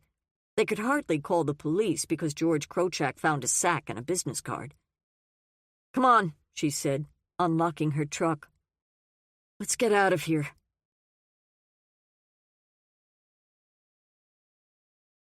Chapter 23. Cordelia loomed in the gallery doorway, surveying her surroundings, her dark, smoldering eyes glinting under the track lighting. She was Greta Garbo in Queen Christina, standing at the prow of a ship, staring into the wine-dark sea with the rapt gaze of a monk, ready to take on the world for the sake of her beloved Sweden. Except this wasn't Sweden, it was an art gallery, and Cordelia wasn't a queen, except in her own mind. Jane was already inside, strolling around, musing over the art on display. Their task, find out if George had already come and gone. Cordelia saw no blood on the floor, which she took as a good sign. Then again, there were probably lots of back rooms. If she had to rough someone up at sword point to get an answer, she was the person for the job. As soon as she crossed the threshold, a somewhat gaunt man in a three-piece suit, his floppy brown hair parted in the middle, approached. I'm Eli Chenoweth, he said, smiling. He'd been looking at his cell phone when she came in. Can I help you? So this was the notorious Eli. He didn't look like a murderer, though that remained to be seen. Possibly. She stalked up to a painting of two black-and-gray figures hunched together inside a puke-tan barn, or maybe it was a cupboard. One figure appeared to be pounding a large nail through the head of the other. What do you think? Asked Eli. Well, hard to find the right word, don't you agree? I'd call it sensitive, he said. This artist is doing some amazing work. He took another peek at his phone. Something interesting? She asked, nodding to it. Oh, nothing really. I found a lost cat the other night. I took some pictures of her this morning. Cordelia leaned over to see. She's cute. Yeah, I think so too. A nice cat? Oh yeah, super friendly, and endlessly entertained by my dripping faucet in the bathroom. Cordelia moved on to a frenetic orange owl on a messy red, green, and yellow background. It's a wonderful example of abstract expressionism, offered Eli. The artist, Mayuri Naidu, is South African. I'd be happy to get you more information on her, if you're interested. The dude was into the hard sell, not appealing. Examining the note next to the painting and taking in the price, she couldn't help herself. She hooted. The hoot caused Jane to look in her direction. Cordelia tugged on her cape. Do you have a business card? She asked. Of course. He slipped one out of his breast pocket and handed it to her. Squinting at the tiny print, she said, And this John Henry, who's he? My father. Jane was being followed around by a different pursuer, a young woman who gave off a decadent Zelda Fitzgerald vibe, curly hair, bright red lips, eccentric clothing. Following Cordelia's gaze, Eli said, "That's my stepmother." "Sure it is." "No, I'm not joking. Kit Chenoweth. She's married to my father." Cordelia repositioned the ear flaps on her hunter's cap. "Moving on, a friend of mine, George Krochak, told me about your little operation here. He suggested I come take a look. Do you know him? George?" "Name doesn't ring a bell." "He was in today. In fact, I thought I might run into him." She craned her neck and looked around. "Englishman, looks a bit like Hugh Grant." "Sorry. Maybe my father or Kit worked with him. Is there something specific you were looking for?" "Me? No, just, browsing for deals. When do you have your sales? Probably before Christmas, yes? Memorial Day? For instance, if I waited for a sale, how much of a discount could I get on that owl picture?" "We don't do discounts or sales." "No sales? How do you move your merchandise?" "So, we don't have that sort of business model. We work on a rather small margin. What about haggling? Surely you let customers haggle." She ducked her head into a side gallery that was cordoned off by a red velvet rope. Seeing two men working on an art installation, she wheeled back around. Out of the corner of her eye, she caught sight of a man entering from the rear. Thinking it might be George, she turned to face him. Sliding closer to Eli, she lowered her voice and said, "Don't look now, but I think Jesus just came in." He turned to look. "You might want to alert the media. This could be a huge break for your gallery." Bending closer to his ear, she added, "I have to say he's really aged. I like the horn-rimmed glasses, but don't take this the wrong way. The biblical robes were a better look on him than the mauve suit and striped bow tie." Eli drew away from her. "That's my father." "Jesus is your father?" "He's not Jesus. I told you, his name is John Henry Chenoweth." Cordelia stared at him a moment, then smiled. "Well, you could have fooled me. Does he always look that dour?" "Dour?" The Jesus figure pulled out a chair and sat down behind the antique desk, his hands pressed forlornly to the sides of his face. "Would you like more information on the Naidu?" asked Eli, trying but failing to hide his irritation. Fluttering her eyelashes coyly, she said, "I'll have to think about it." "You do that. I should probably let you browse. If you have any questions, just let me know." "Thank you. You've been most helpful." "We try," he said snidely, walking away. Cordelia milled around for the next few minutes, eyeing this painting and that, as Jane continued to talk to Zelda Fitzgerald. Because breakfast, such as it was, had been so nutritionally limited, she began to think about restaurants nearby where they could have lunch. By the time her mental list had reached a dozen, Jane was heading for the door.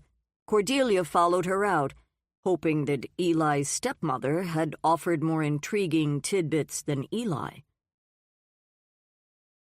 Marlowe stood at the top of a remote hillside, staring down the snowy embankment at her husband's Volvo. The police officer next to her appeared to be speaking, though she had to struggle up through her panic to hear him. "Careened off the road," she heard him say. "Must have rolled over because the top is partially crushed. Good thing it's upright. Will make it easier. Have to hope." Workmen down below fought with the twisted metal around the door to remove George from the wreck. Marlowe had spent a good part of the morning in the women's room outside her office. She'd eaten some bad sushi yesterday and was paying the price. By mid-afternoon, she'd recovered sufficiently to sit at her desk and nibble at the ham and Jarlsberg sandwich George had made for her. That's when the call came in. The woman on the other end of the line said she was from the MPD, that they'd traced her through her husband's cell phone. The cell had been thrown from the car and recovered by a teenager. The kid was the one who'd discovered the wreck and called 911. Marlowe couldn't recall, but felt pretty certain the word serious had been used. It was all a muddle after that. She'd jumped in her car and raced across town, blowing through stop signs, weaving through traffic. Now, looking down at the smashed Volvo, her entire body clenched and shivering under her coat, she waited to see if he was alive. The cop standing next to her was a talker.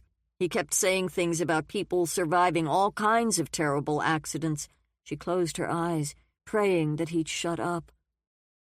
George was eventually pulled ever so carefully from the wreckage and strapped to a board. There was no easy way to bring him up to the road, but the paramedics did their best. As he was carried past her, Marlowe saw the damage up close. He was unconscious, bleeding from his nose and mouth, both eyes purpled by bruises.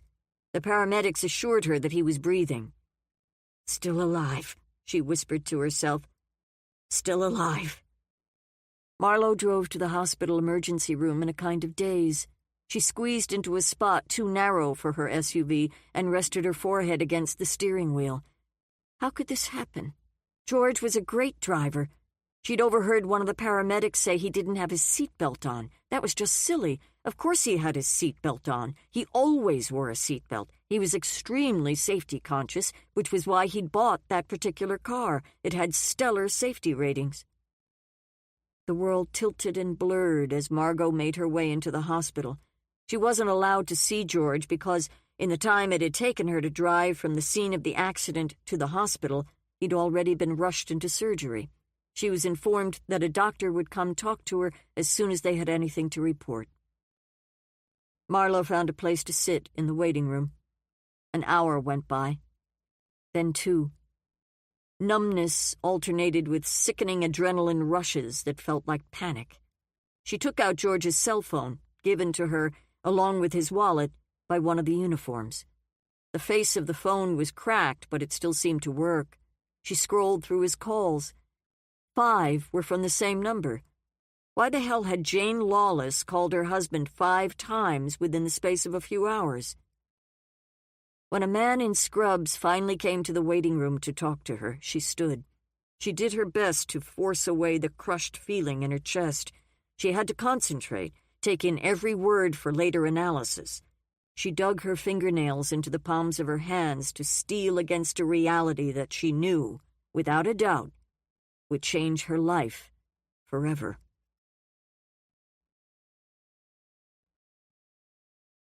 Chapter 24. Eli bent his head against the wind as he made his way over the hill and down the gravel road from his house to his father's place, annoyed to find that it was snowing again. His dash over to the main house left his shoes soggy and his clothing damp. He would much rather have stayed in and watched TV with Charlotte tucked in his arms, but this was an invitation he couldn't turn down. Standing in the shadows just inside the back door, Eli caught his breath as he watched Kit read a magazine at the island. She had her back to him, so he was in no danger of being discovered and accused of voyeurism. That had always been a joke between them. She had no idea how close to the truth it was. Eli had been invited for dinner. Since he'd eaten his weight in a shrimp stir-fry last week, it was strange that he'd been invited again so soon. Kit turned around when the floorboards creaked. She had a martini glass in her hand, one that was nearly empty. "What's for dinner?" he asked, smiling, giving himself a moment to gauge her mood. She'd changed into an ankle-length thing, part dress, part robe, made of some flimsy red fabric. Buttons ran from the top to the hem. The top was so large that it almost fell off her shoulders. He doubted she was wearing a bra underneath. "Oh, it's you," she said, floating him a disinterested look.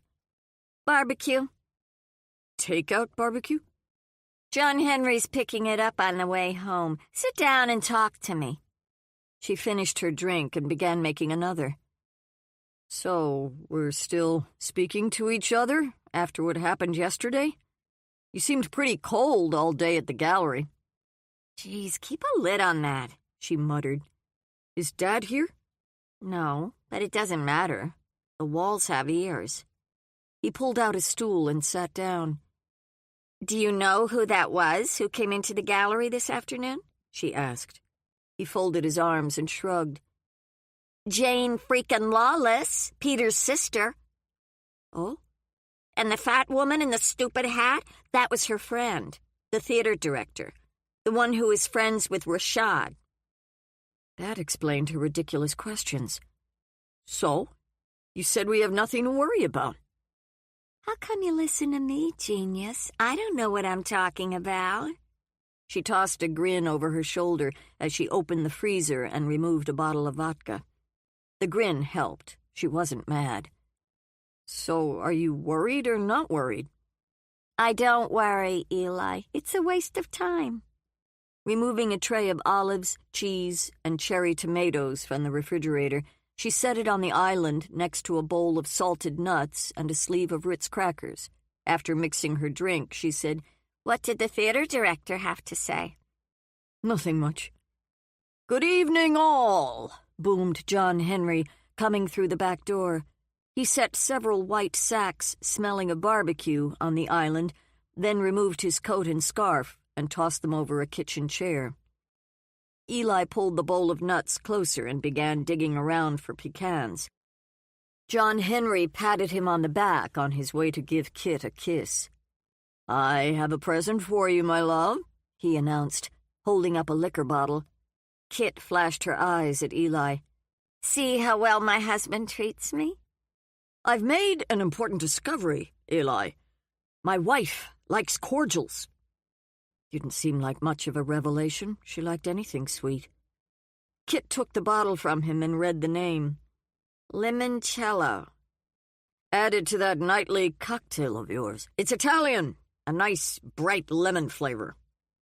Looks like some bad scratches on your hand, Dad, said Eli, nodding to them. Yeah, I was helping Mason unpack some crates when I was attacked by the binding wire. Anna put some antibiotic cream on it. Should be fine. Is something up? Asked Eli. You don't usually invite me back so soon. His father laughed. I guess the old man is pretty transparent. Scratching the back of his neck, he continued, I suppose I might as well get this over with before dinner. Please do, said Kit. She continued to maintain her bored expression, but Eli thought he saw some real concern. The gallery is in a bit of financial trouble. I won't sugarcoat it. It's not good. I took out a loan a few years ago to help us through a rough patch. Borrowed from a friend with deep pockets. I've been paying him back little by little, but apparently he's having a bit of a shortfall himself. He wants his money back. Eli pushed the bowl of nuts away. How much? I'd rather not say. Okay, then how long do we have to come up with it? 2 months. What were the terms of the loan? Exorbitant interest, the principal paid back upon demand. Like I said, he was a friend, so I thought he'd carry me as long as I needed. What do we do? Asked Kit, swirling the olive in her martini glass. I'm talking to a banker on Monday morning. Anna suggested I cancel all my appointments for the day. The fact is, we're in much better shape than we were when I borrowed the money, so I might be able to finesse something. I'll keep you posted. I don't want either of you to worry. So Anna knew all about this, but we didn't? There was no need to worry you. He popped an almond into his mouth. I need to make a phone call and then change into something more comfortable. I won't be long. Before he left the room, he opened the bottle of limoncello and poured some into Kit's martini. Enjoy. Kit stared daggers at his back as he walked out. You're pissed? Asked Eli. What do you think? Because of Anna? She's a troll, an ugly, aging, fat little woman, and he thinks the sun rises and sets on her. They've been friends forever. Whoopee! Eli found her reaction excessive. Surely she wasn't jealous of his dad's friendship with Anna. I suppose if he can't raise money any other way, he can always sell this place. She snorted. After taking several hefty swallows of her drink, she said, First time I saw this house, I thought it was a palace. It's not. It's old and dumpy, and the basement smells like mold. Picking up her drink, she nodded for Eli to follow her. Once settled on the carpet in front of the fire, she finished off her martini. "How many of those have you had?" "Not enough." "Dad's news isn't worth getting sick over. Why don't we change the subject?" "Works for me." He lowered his voice to a whisper. "Are we having an affair? Or was yesterday a one-off?" "You have a one-track mind, Eli." "What's that supposed to mean?" Instead of responding, she began to unbutton her dress. "Jeez, kid." 3 buttons down, she stopped and pulled it off over her head. Underneath, she was naked. "I feel like dancing," she said, running her hands through her hair. "Put your clothes back on. What if Dad comes back?" "He likes to see me naked." "What the hell? Are you drunk?" "He likes that, too. Thinks it makes me more interested in sex." Eli couldn't breathe. Kit jumped up. "Come on, genius. Dance with me." She tried to tug him off the floor. "Put that back on," he said, tossing the dress at her. "You used to be more fun." "That was before you married my dad." She twirled around and around, then began to move more slowly, more seductively. Eli knew he shouldn't watch, but he couldn't take his eyes off her. Finally dropping down next to him, she leaned her head against his shoulder. "Your dad is creepy." "Come on."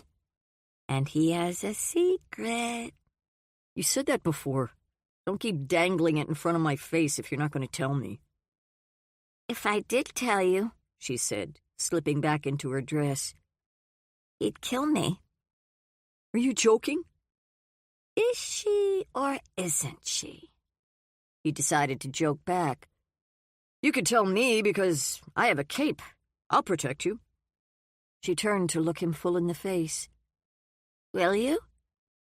You'd really do that?" John Henry picked that moment to breeze into the room.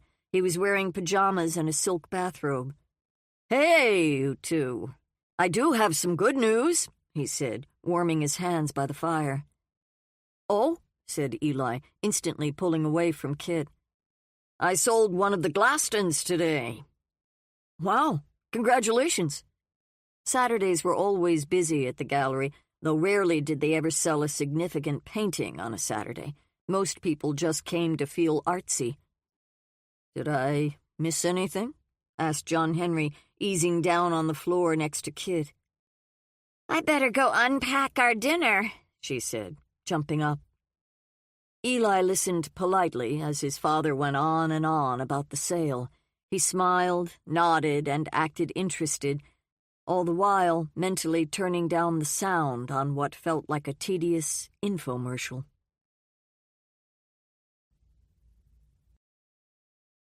Chapter 25. As soon as Jane got back to the restaurant that afternoon, she sent several more texts to Peter. The earlier ones hadn't been returned, which might be all for the good. When she'd left Stillwater State Prison, she'd been pretty angry. She'd cooled off a little, though she still needed to talk to him. Even more importantly, she needed his cooperation. Everything she'd learned from today's visit with Rashad pointed directly to the Chenoweth Gallery.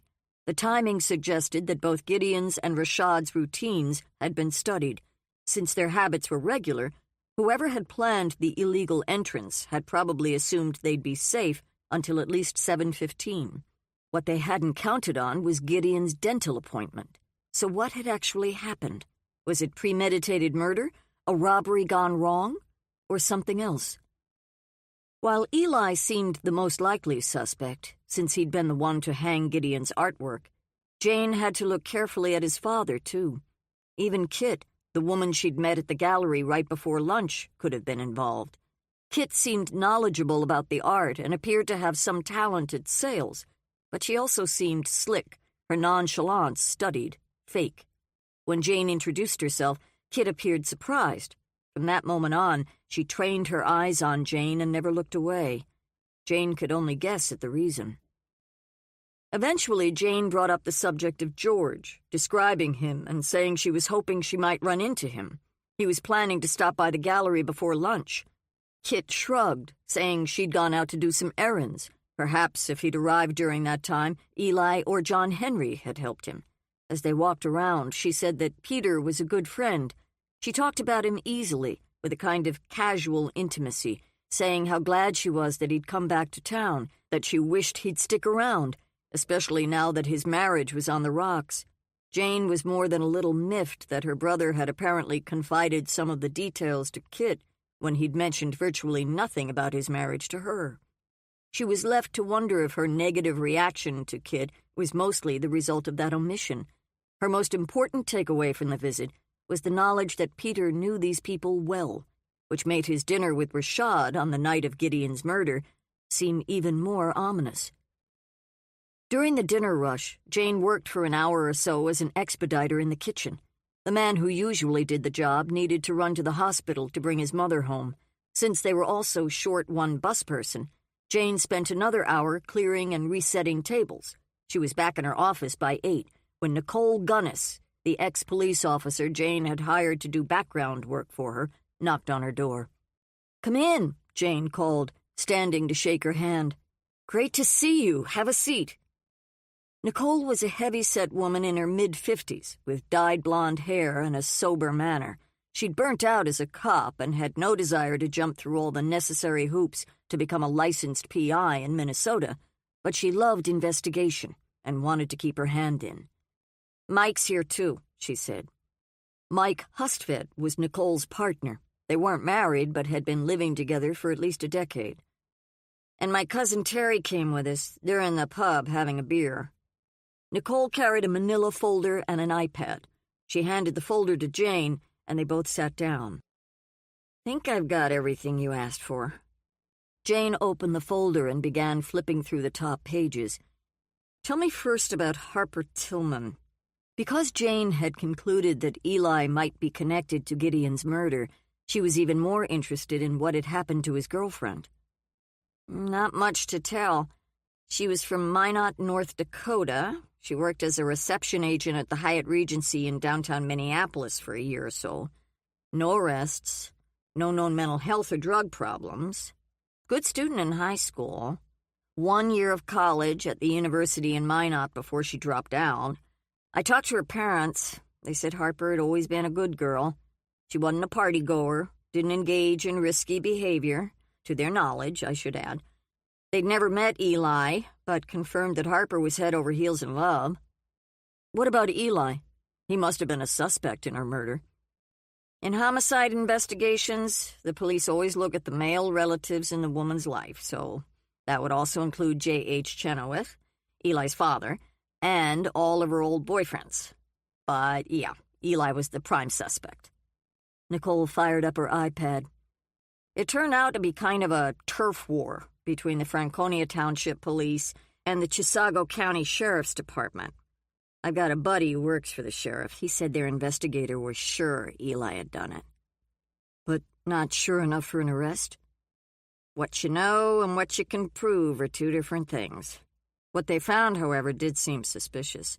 Apparently, Harper had been crying at work on the day she went missing. A woman coworker said Harper indicated it was about Eli, but didn't elaborate. Was this coworker a close friend? More of a work friend.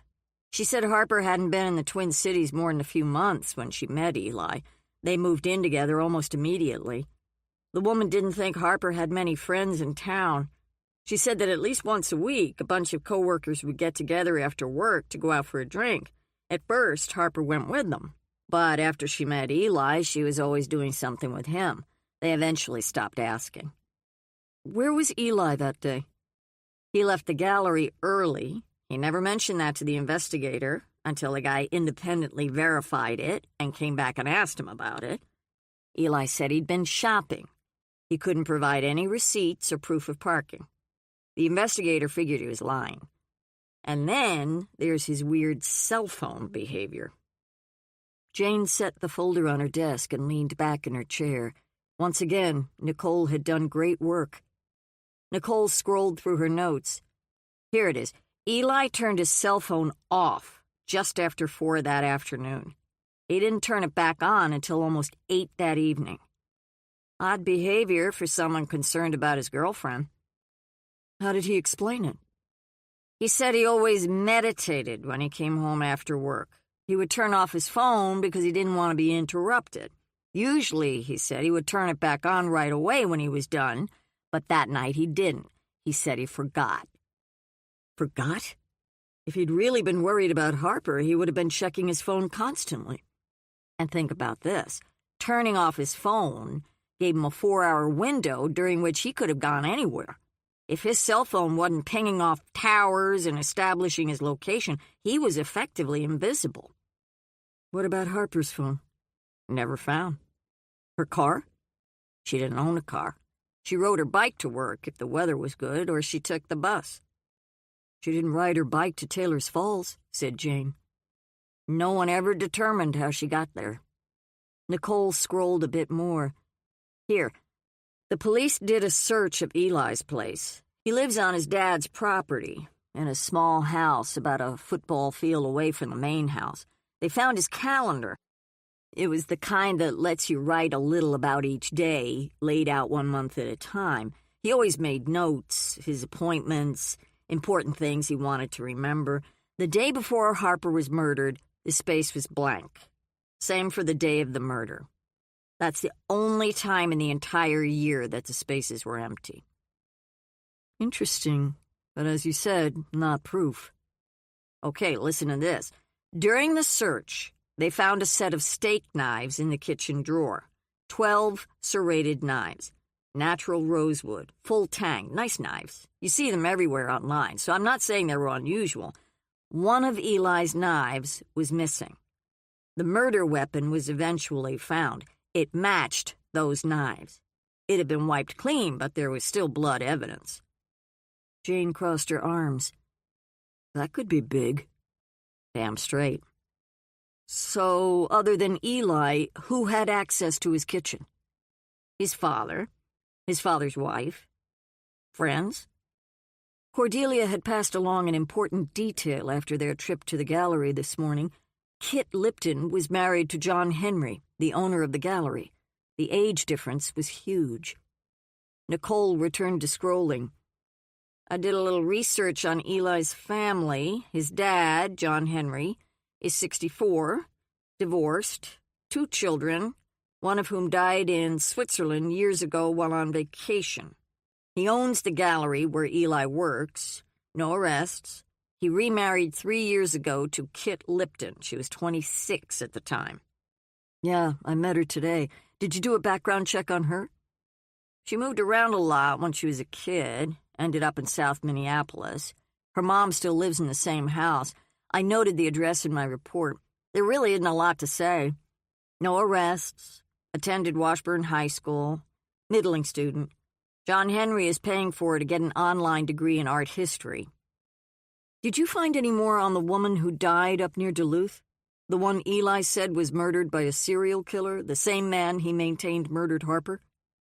Scrolling again, Nicole read for a second and then said, As it happens, 3 days ago, the police found the man who committed the murder. Name's Don Gilbert. The woman in question, Tammy Seaton, was in her mid-50s, a waitress at a cafe in Bayfield. They'd been dating for a while and she wanted out. He wasn't having it. It wasn't a serial killing. I figure Eli was just blowing smoke. Eli seemed to be surrounded by death. First Gideon, and then Harper. Was he the common denominator? Peter might have come home for New Year's Eve to get away from Sigrid and to spend time with his family, but that wasn't the way it was turning out. What was going on with him? The thought that he was somehow involved in Gideon's murder terrified her. Want to hear about Marlowe and George Krochak? Anything interesting? Not really. We should probably go over it. Whatever you say, boss. Nicole returned her attention to the iPad.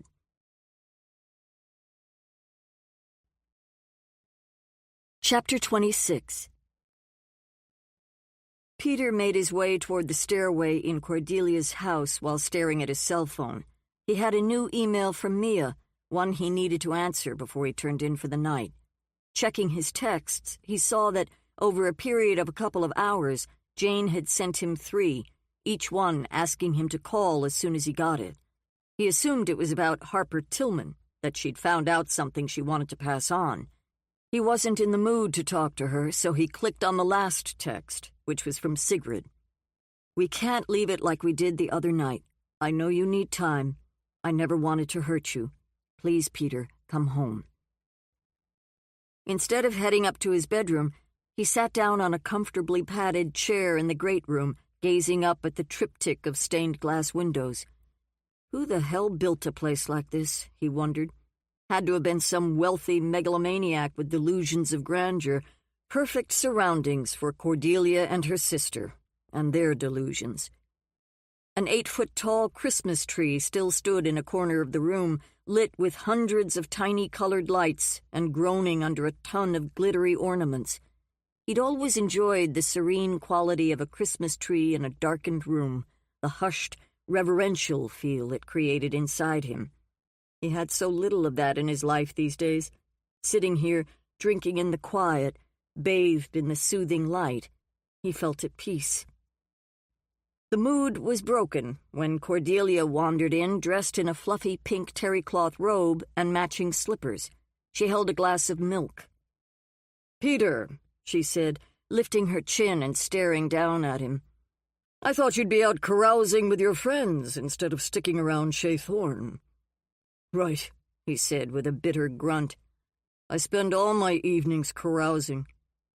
She dragged one of the channel-back chairs closer to him and sat down. "Jane's been texting you all day." "Yeah, I know," he said, brushing off the question. "I'll get back to her." "Promise?" He tried to hide his annoyance. "Sure." She sat back and studied him. "What's wrong, dear heart? You seem so preoccupied, even discouraged. You can't talk to me, you know. I am, as always, a font of wisdom." Peter desperately needed a friend. He thought Eli might be that person, but as it turned out, Eli seemed more troubled now than he had years ago. Watching a glass of milk rapidly disappear down Cordelia's throat, he said, "You really like that stuff?" "Milk? Helps me sleep. Want a glass?" He shuddered. "No, thanks. How about a bourbon?" "I don't drink anymore. I'm an alcoholic."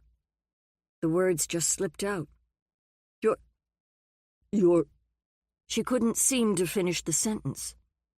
"I'm also addicted to pain pills and, the cherry on the top of the sundae, cocaine in all its infinite variety." "Oh, Peter." She slid out of her chair onto her knees, kneed her way over to his chair, and gripped him around the waist, pulling him toward her and pressing her cheek against his chest. "You poor boy. I'm here for you. Anything I can ever do to help you, all you have to do is ask." As much as he fought his feelings, tears burned his eyes. Her arms felt so good wrapped around him. There'd been little human touch in his life for a very long time. He did believe Cordelia cared about him, and he needed that care. Something unlocked inside him. He wanted to tell her everything. "How did this happen?" she asked, pulling back and searching his face. "How did I not see?" "I never let you see," he said, helping her up. They embraced for a few moments more, and then, reluctantly, she resumed her seat. "I was a mess before we left Minnesota. Sigrid informed me that if things didn't change, if I didn't stop using, we were headed for divorce. I mean, I wanted to change. I hated what my life had become." "You needed a good rehab." He lowered his head. "We weren't in Buenos Aires a month before I screwed up the filming one day. The writer and the director were furious. Not only was the footage ruined, but we'd wasted time and money, and it was all my fault. I think the writer, who was a friend, suspected I was using. I know the director wanted to fire me. I got a reprieve that time, and I swore to myself that I'd only use at night. But, of course, a couple months later I screwed up again. This time even worse. I begged them to give me one more chance. Mia was in a school she liked. Sigrid finally seemed to be settling in. She even had a job prospect. We'll be right back after this short message. Looking to burn fat without the hassle of fasting? Check out BioVanish. It's made with premium 9C fats from high-quality coconut extract, and it's here to help you lose weight the easy way. Studies show that 9C molecules can raise your BHB levels more than a strict keto diet, meaning your body finally starts burning fat as fuel. In fact, research from Temple University found that taking 9C fats daily boosts fat burning as much as fasting for 12 hours. So, would you rather skip meals all day or just mix BioVanish into a glass of milk? Ready to start burning fat the simple way? Click the link in the description to get BioVanish now and grab an exclusive discount while you're at it. BioVanish, fuel your fat burn. Now, back to the story. We were supposed to be in the country for at least 9 months. I lasted 4. There was no money, except for the little I had left from what I'd borrowed from Dad. I called a friend in Seattle. He agreed to loan me enough so I could get the family home and find a rehab. But I couldn't come back to Minneapolis. I was too ashamed. We flew instead to Boston, where one of Siggy's married brothers has a home. He and his wife let Sigrid and Mia stay with them while I was away. "You could have called me," said Cordelia. "I would have gladly given you the money." But then Jane would have found out. She shot him an indignant look. "I can keep a secret." Like hell, he thought. She would have been so freaked that the moment she got off the line with him, she would have been on the horn to Jane. He couldn't really blame her, so he never called. "I know you can keep a secret. I just didn't want to put you in that position." She thought about it. "Well, okay, I guess. Did the rehab help?" "It was miserable, but yeah. When I came out, I felt like I had a chance to repair things with Sigrid and Mia. We stayed with Sigrid's brother and his family for the next 10 months. Sigrid wanted to return to counseling. She'd been interested in cognitive behavioral therapy for years, particularly as it relates to children. She decided to do some coursework. She found a couple of classes at Boston College that interested her, and because she already has a master's in psychology, they let her in. That's where she met Dr. Tobias Poole. He was teaching one of the classes. He's South African, has a home there and one in Watford, England, and is well known and well respected in the field. He was so impressed by Sigrid that he began taking her under his wing. He even promised her a work visa and a job at one of his clinics in London if she'd consider relocating. He told her she needed to learn from a master. "He actually said that?" "Yep." Cordelia rolled her eyes. When she didn't immediately jump at the idea, he sweetened the deal by offering to help her get into the CBT program at King's College in London, another place he teaches. We discussed it. I saw what an incredible opportunity it was for her, so, I agreed. What I didn't know then was that Dr. Tobias Poole, Toby to friends and sycophants, wasn't just interested in Sigrid's brain. "Heavens," said Cordelia, a hand flying to her chest. "Did she know?" "She says she didn't. Honestly, the guy's not a looker. He's probably 10 years older than Sigrid, but she was charmed by him, by the attention he paid her and all the positive feedback. I finally found a job working for a group doing a documentary on the far-right political shift in Eastern Europe. I was gone for a month at a time. I didn't realize that while I was out of the country, Toby was worming his way into my wife's personal life. When I was home, I sensed that something was off. For one thing, Sigrid seemed happier than she'd been in ages. I told myself that it was because I was out of her life more than I was in it. That kind of self-talk does wonders for a guy's self-esteem." "Did you ever start using again?" "It's been a struggle, but no. One day at a time." He could see the relief in her eyes. "Before I flew here a few days ago, Sigrid and I had a fight, a bad one. She admitted that she'd been seeing Toby, that they'd been to bed a few times. She thought she was in love with him, but was confused because she said she loved me, too." "Oh, Peter," was all Cordelia could squeeze out. It's not all her fault. I screwed up. You have no idea what she put up with while I was using. It was a testament to her love for me that she stayed as long as she did. Are you saying it's over? The last thing he wanted was to break down in front of her. I think so, yeah. He cleared his throat, clenched his jaw. I spend every night wondering what to do. I guess I'll give her an easy divorce. The only thing I want is Mia. I want her with me. Sigrid is her mother, and I'm not her biological father, but she's always been closer to me. I was the one who found her, the one who brought her home. We have a special bond. Even Sigrid would have to admit that. But if you continue doing documentaries, that means you'll be gone a lot. I'll find something else to do. She's only got 2 years before she goes off to college. I want her to live with me. She loves her school in London, so I'd stay there. I can't stand the thought that Poole might be under the same roof as Mia. Just the idea makes my skin crawl. You're not suggesting he has his eye on Mia, too? I'm saying, said Peter, that for a genius psychologist, he doesn't have much understanding of boundaries. Have you said any of this to Sigrid? No, not yet. I need to do it face to face. So, you're leaving? Soon, he said. It's just, I hate to go when a friend of mine seems to be in crisis. Eli? No, his old girlfriend. I'd forgotten how much I liked her. She's actually pretty amazing. I knew her as Kit Lipton. That was before she married John Henry. Cordelia's eyes bugged out. Kit was Eli's girlfriend? Long story.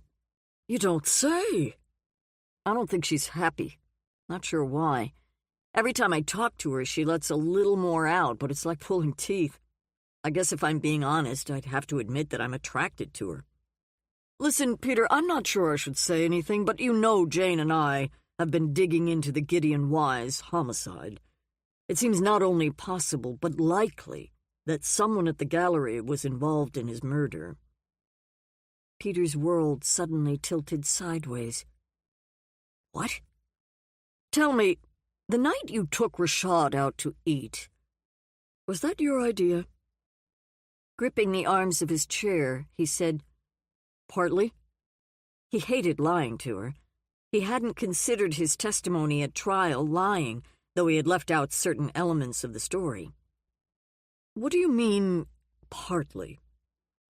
Eli asked me if I could keep Rashad away from the condo for a couple hours. Cordelia's eyes widened. Instead of responding, she stood. Come with me. Where are we going? You may not want a drink, but I do. He followed her into the kitchen, where she opened the refrigerator and removed a can of strawberry soda. Crooking her finger at him, she flipped the light on in the breakfast room and sat down at the long table, nodding for him to do the same. She cracked open the can and took a gulp. That's better. Now. Pressing her hands on the table, she leaned toward him and asked, You do realize, Peter, my love, that you perjured yourself at trial? No, I didn't. You were asked if it was your idea. It was. Partly. Would you have asked him out that exact night if Eli hadn't been behind it? Well, I guess... No. She emitted a low, exasperated moan. Why did Eli need Rashad out of the way? He wanted to talk to Gideon about buying a painting. Rashad thought they spent too much money on fine art, so Eli wanted him out of the way. See, Eli was doing drugs, too. He was my dealer. Cordelia emitted another low moan, closing her eyes and holding the cold can of pop against her forehead. This just gets worse and worse. No, you need to listen. He was in the doghouse at the gallery because, well, he was screwing up because of the heroin. When he learned a piece of art from a painter Gideon loved was about to go up for sale, he figured if he could make the sale himself, his dad would see him in a different light. But turns out he never saw Gideon that night. Gideon blew him off. That's pretty convenient, don't you think? It's the truth. You know that for a fact? Kit told me. And Kit has no reason to lie? It was Peter's turn to be indignant. No. Why would she? I can think of a whopper. Eli murdered Gideon and she's trying to protect him. No, said Peter flatly. You're wrong. You don't know her like I do. She's kind of crazy, but no, she'd never do something like that. They manipulated you into lying on the stand. No, I told you, she cut him off. Peter, this is bad. You were used. By Eli. By Kit. By both of them. And who knows? Maybe old John Henry had a hand in it, too. You're way out of line. You say you found evidence that someone at the gallery killed Gideon. What's your proof? You better have something solid, because this conversation is seriously pissing me off. Okay, then listen up. A month or so before his death, Gideon asked the Chenoweth Gallery to hang his artwork. This was right after they moved into their new condo. Since both Gideon and Rashad were gone during the day, Gideon gave Eli the code. Eli was the one who took charge of it. She explained about the JHC tote bag and the stranger who approached the elevators that night carrying it. Come on, Peter, use your head. Someone from the gallery with access to that key code was in the condo that night. This is serious. Those people you consider your friends are in way over their heads. You need to stay away from them. He squeezed the bridge of his nose. There's more, but I can't get into it. Jane would strangle me. Will you be careful, Peter? Will you find some other friends to play with while you're in town? I'm always careful. As soon as he said the words, he realized how lame they sounded. I have to go. I promised Mia I'd write her an email tonight. Don't do anything stupid. She had the gall to say that to a drug addict, a guy who rarely did anything else. Always remember that I'm here for you, Peter. I love you. So does Jane. At the sound of his sister's name, he rose. Jane the virtuous. Jane the upstanding. Thanks, he said. He turned around and walked out, knowing that if he stuck around even for another minute, he'd say something he'd regret.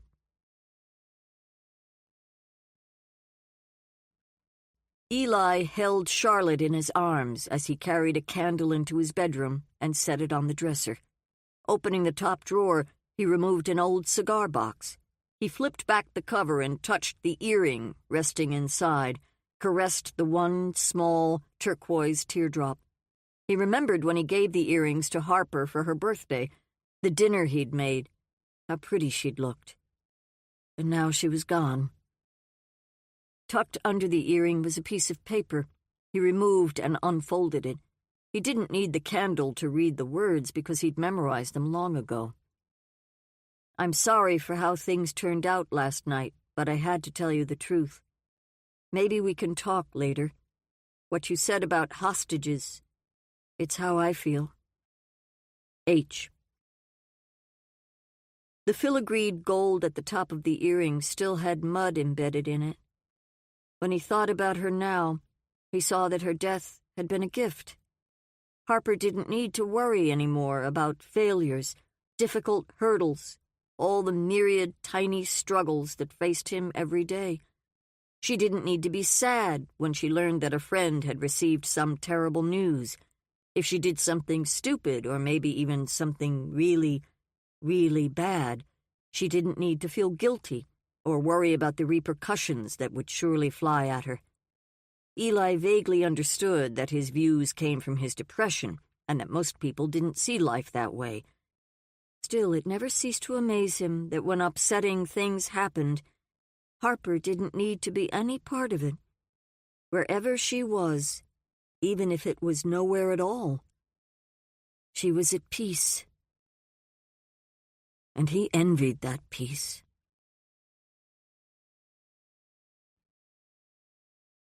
Chapter 27. Jane poured her father the last few drops of tea. They were seated at the kitchen table, nibbling on the oatmeal raisin cookies she'd made last night, in the middle of the night. She often baked when she couldn't sleep. The truth was, she wasn't as on board with Julia's potential decision to give up on chemo as she'd let on. She knew it wasn't her decision, but still, it affected her, and she would have to say something to Julia when she got home. Her dad was 3 days into a new trial, which was taking most of his focus. He'd stopped by after a meeting at his law office that had run late. Now it was going on 10, and she could tell he wanted to get home to bed. "You hear anything back from Chuck Atchison?" he asked. "Nothing. I've left several messages." Before he finished off a last bit of cookie, he said, "You seem pretty convinced that the Chenoweth Gallery is where you should put your energy. Wouldn't you be? Makes a certain sense. If Eli was the one in there that night, my assumption is that Gideon surprised him. That's why he was murdered. But why was Eli in there in the first place? To rob the place? Do you know if anything was missing?"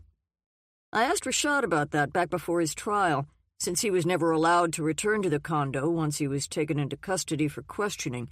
He had no idea if anything was taken. I would imagine if Marlo Wise had noticed anything missing, she would have said something to the police right away. That never happened. Then again, Marlo wouldn't have been as knowledgeable about what was in the condo as Rashad.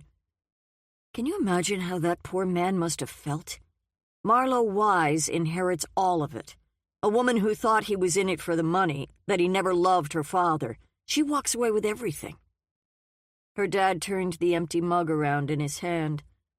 Rashad did mention once that he'd given Gideon a small, antique coin amulet. It was from Nepal, something Gideon wore around his neck on a thin silver chain. It wasn't worth more than $50, but Rashad said it was beautiful. A mandala inside an 8-petaled lotus.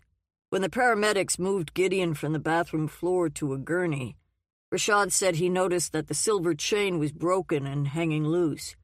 The amulet was missing. He never found it? Her father shrugged. He figured it got trapped inside Gideon's wet clothing. Maybe Marlo has it. Whatever the case, he never saw it again.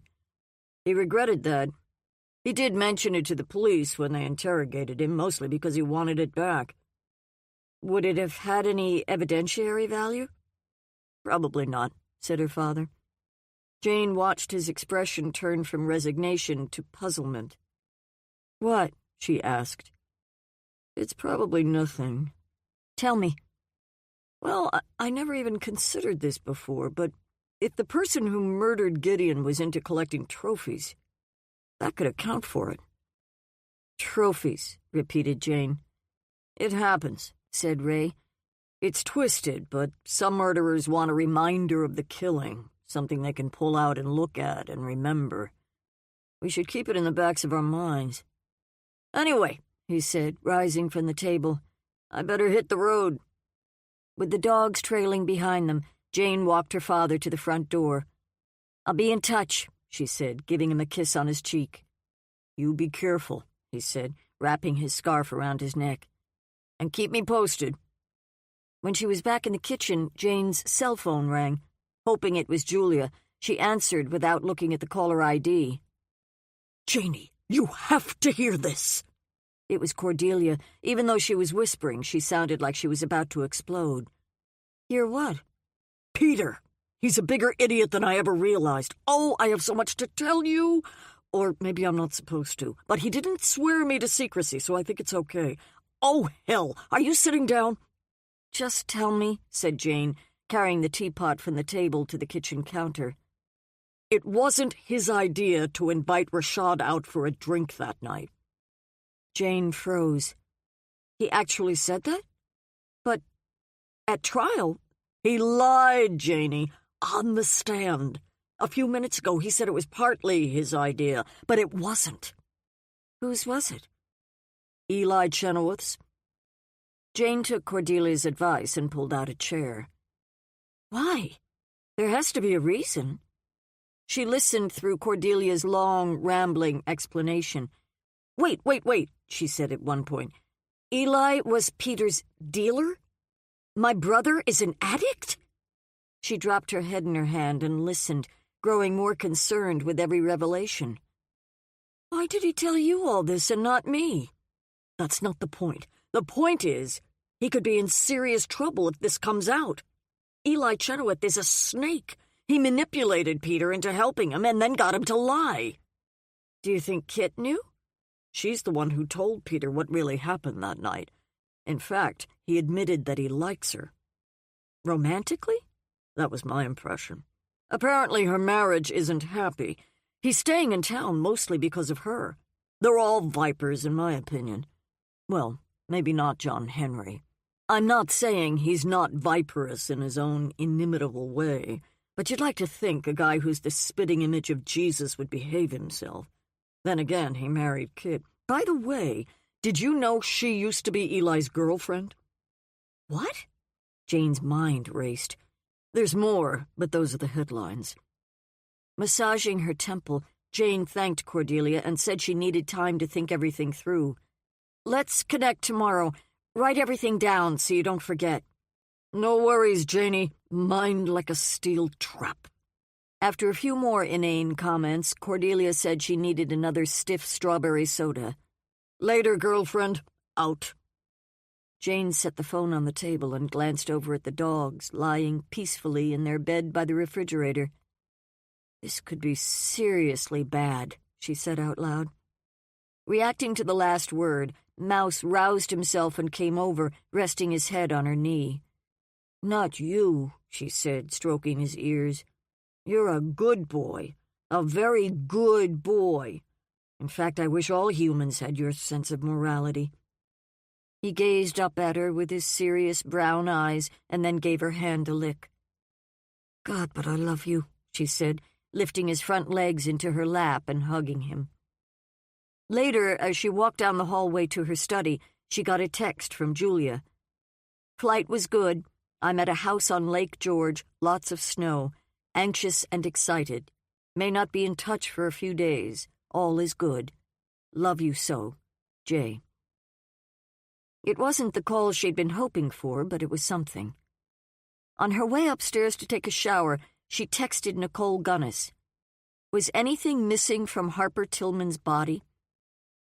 If it turned out that something had been removed, it would give credibility to the theory that Eli might be collecting mementos, if, that is, the murders were connected. That was, in Jane's mind, still a big if. Jane sat behind her desk and wrote Peter an email detailing the information Nicole Gunnis had dug up on Harper's murder. Toward the end, she urged him to give the Chenoweths a wide berth. She didn't mention Kit by name, and she didn't get into any of the other information Cordelia had passed along. It was overwhelming to think Peter had been dealing with an addiction to drugs, and nobody in the family had recognized it. The fact that he'd allowed himself to get sucked into Eli's scheme was further proof that he hadn't been thinking clearly before he left for South America. She needed to talk with him, whether he got angry or not. At the end of the email, she asked him to call her tomorrow, told him that she loved him. She went to bed around midnight. She just dozed off when her cell phone rang once again. Fumbling for it on the nightstand, she pressed it on and held it to her ear. Hello? Is this Jane Lawless? She didn't recognize the voice. Yes? Marlo Wise. Why the hell did you call my husband 5 times today? Jane ran a hand through her hair and cleared her throat. Because I wanted to talk to him? About what? A tote bag he found in your condo. A what? Look, I'm at HCMC. My husband is fighting for his life. If you know anything about... Wait, said Jane. She sat up and swung her legs out of bed. What happened? His car went over an embankment. He's got a bunch of broken bones, a bruised kidney, a severe concussion, and the poor man has cuts and bruises all over his body. He's in a coma, so I can't exactly ask him why you called. Jane was so shocked she almost stopped breathing. When did it happen? The wreck was discovered by a kid around 11 this morning. That's all I know. Marlo began to sob. I'm stunned. I wish I could tell you more, Jane said. How could this happen? Marlo demanded, her voice husky from the tears. They said he didn't have his seatbelt on. He always wore his seatbelt. George had texted that he was headed to the gallery. It had to be the Chenoweths. A gust of panic blew through her as she thought of Peter and his potential feelings for Kit.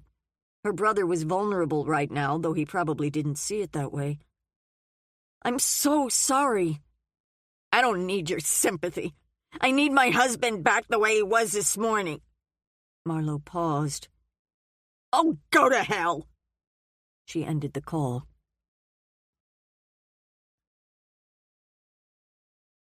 Chapter 28. The following morning, Peter carried coffee and peanut butter toast into the breakfast room. Hattie, once again, was seated at the table, reading. "No apple pie today?" he asked, pulling out a chair. She raised her eyes. "Are we going to do this again?" "Ice cream?" he said, not even trying to hide his amusement. She shrugged. "I finished off the chicken tikka masala and wanted dessert." "You had chicken masala for breakfast?" "Leftovers. Folger's boyfriend came over last night and stayed for dinner. I made the rice." She paused. "In a rice cooker. It's not hard." "Is it all gone?" "Yep." She smiled down at her book. "In case you were wondering, it was delicious." Folger Aspinwall III had been employed as Hattie's nanny for several years while he was getting his MFA in directing at the University of Minnesota. He'd spent another year in film school while living in Los Angeles.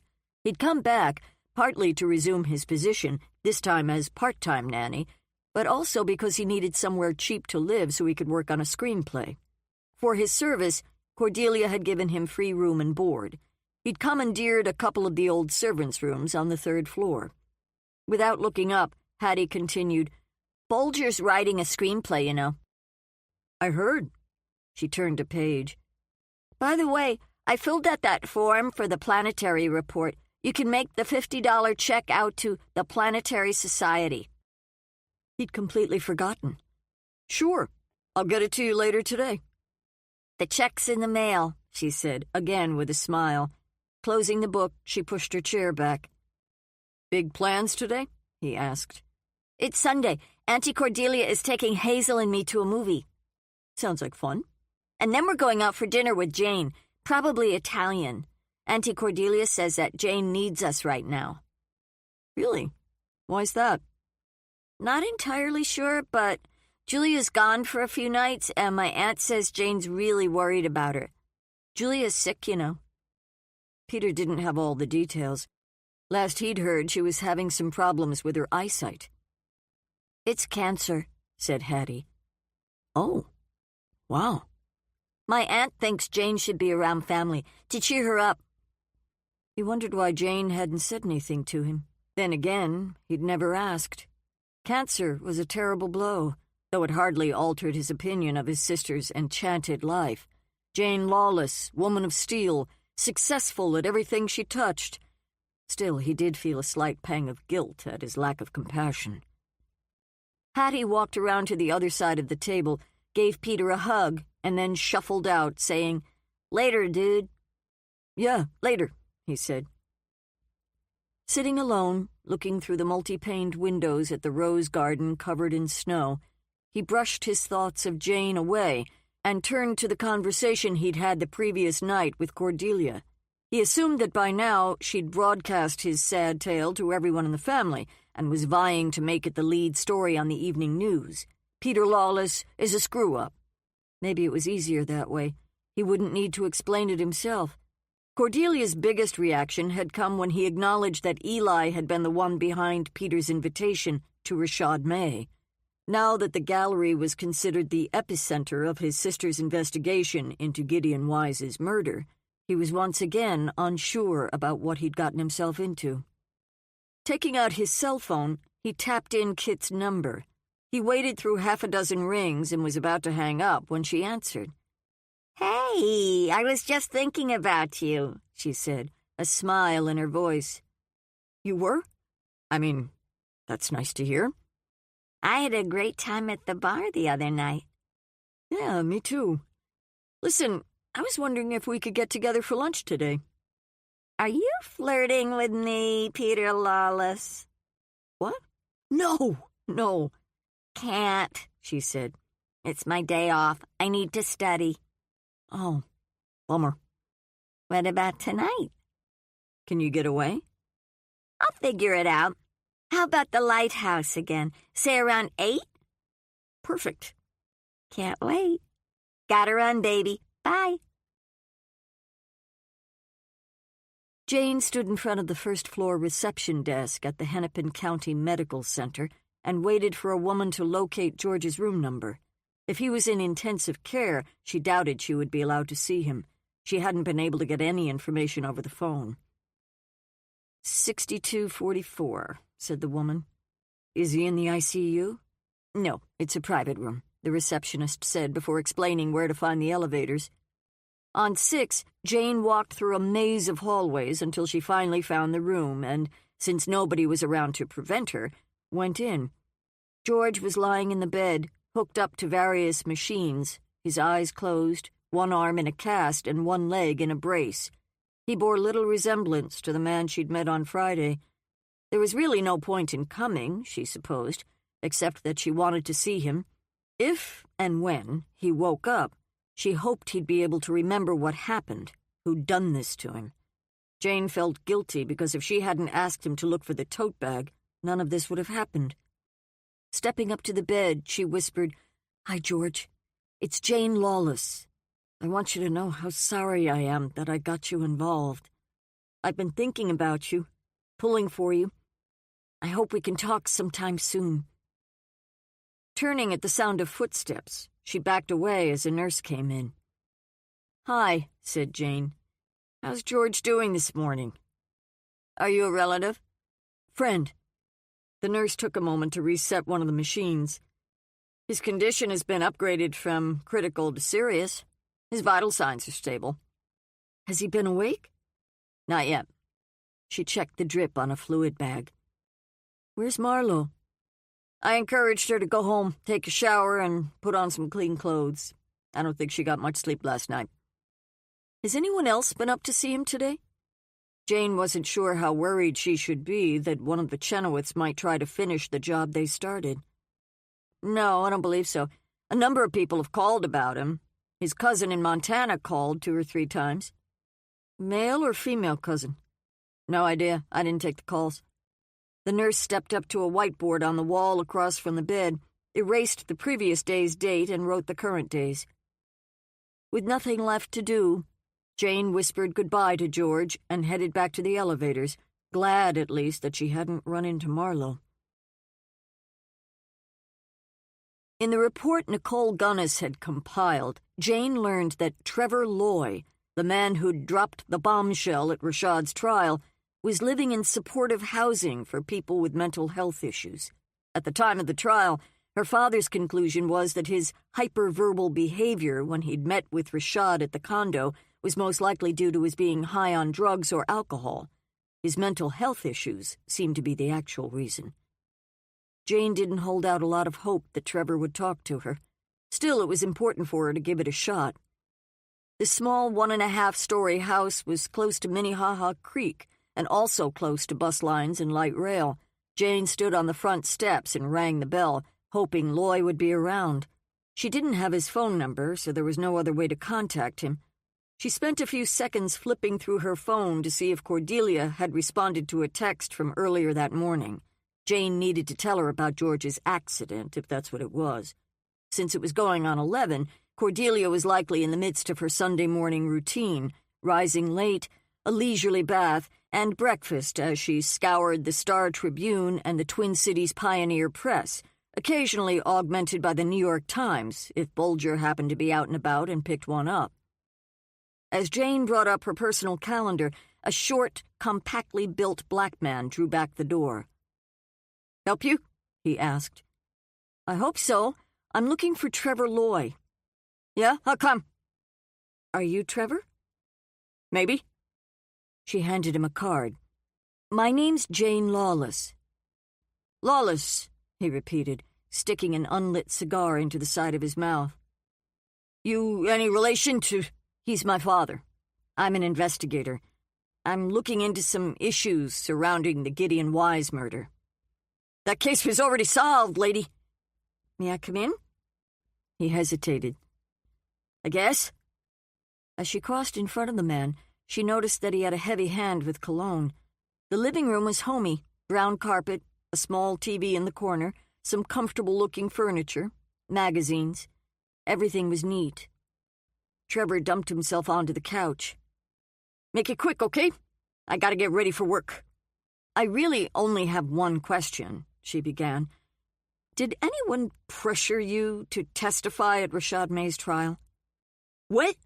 No, he said, bouncing his leg. No way. Everything you said was true? You saying I lied? Do you know a cop named Dean Frick? He appeared to think it over, but he wasn't much of an actor. Dropping the unlit cigar into the pocket of his shirt, he said, Yeah, I may have met the man. I hear he's not a fan of the LGBT community. Trevor shrugged. He never pressured you in any way? Tell me, lady, you ever see Rashad? Yesterday. How's he doing? How do you think? He's in prison for something he didn't do. Trevor grabbed a throw pillow and hugged it. You could help get him out, if you wanted. How? You asking me to name names? Screw that. I tell you what you want to know, and I can kiss my freedom goodbye. Maybe even my life. You really believe that?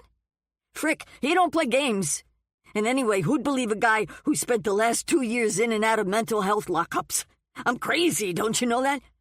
He flashed his eyes at her. Look, I did what I did because I had no choice. It was me or Rashad. I picked me. What did Frick have on you? Nothing. Not a goddamn thing. He stood, shoved his hands in his pockets. That's all I gotta say. As she reached the door, he gripped her arm and spun her around. You tell anyone about this conversation, and I promise you'll regret it. She studied him. All these years later, and the guy was still terrified. Thanks for your time, Trevor.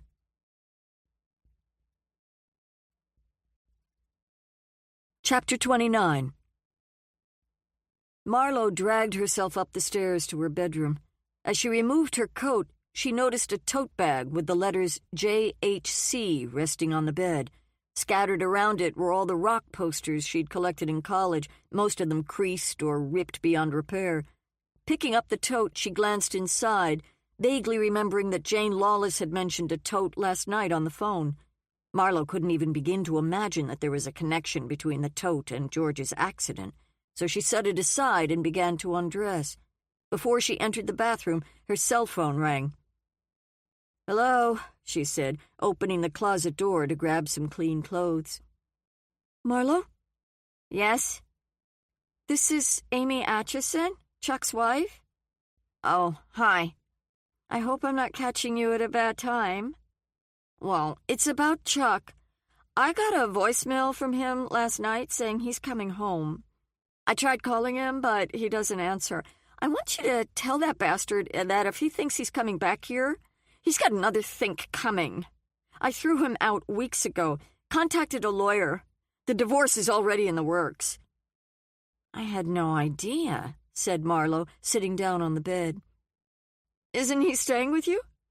Yeah, for the last few days, but he said nothing about any problems. He's a walking problem.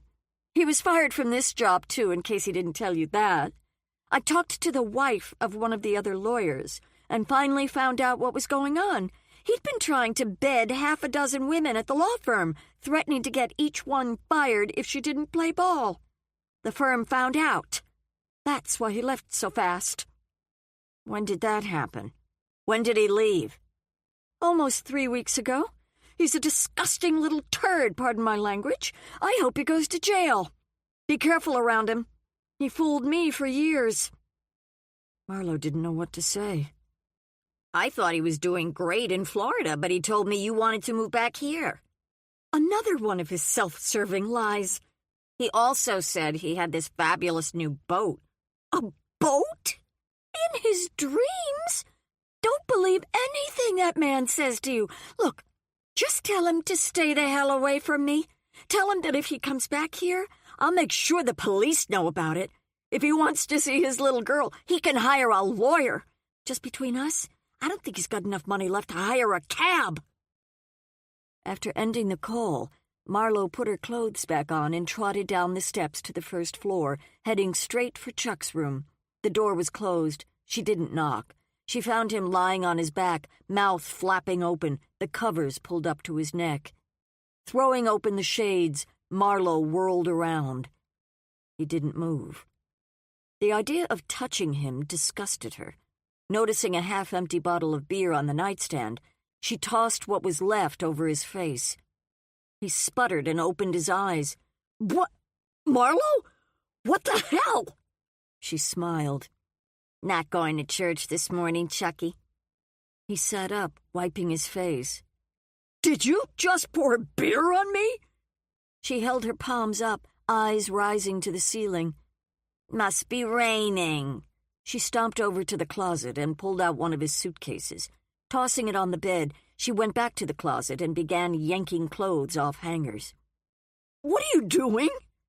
"Helping you pack. You're leaving." "I am?"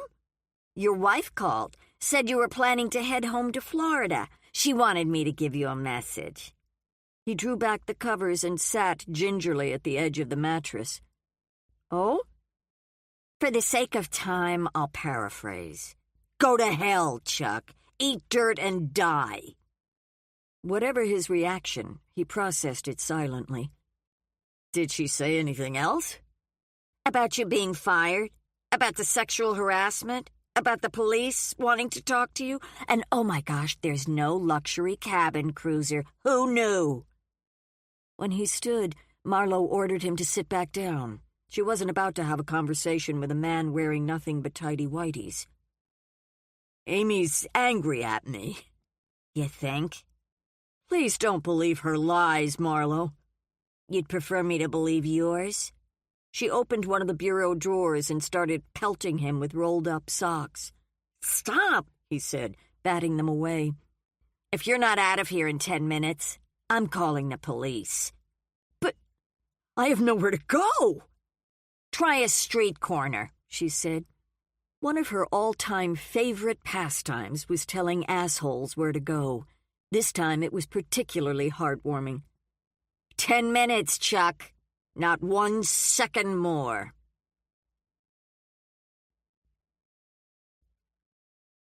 Chapter 30. Charlotte rested on her side on the kitchen table across from Eli, licking and biting at her paw. She wasn't looking at him, but he knew she was listening. "You don't know what any of this is," he said, pulling a pack of shoelaces and a syringe out of a brown paper sack. He'd been talking to her a lot since she'd come home with him. She seemed to like the sound of his voice and sometimes purred when he spoke. He'd taken her to a vet on Friday to get her checked out. The vet thought she was less than a year old and eventually, after poking and prodding, pronounced her healthy. A tech had located a microchip under her skin and had called the owner, only to learn that the number was no longer in service. On Charlotte's behalf, Eli was furious. How anyone could throw her away was beyond him. Charlotte didn't much like riding in the car unless she could be inside his coat. She seemed relieved when they got home. She dove immediately for one of her favorite blankets and slept for several hours. "Don't be frightened," he said to her.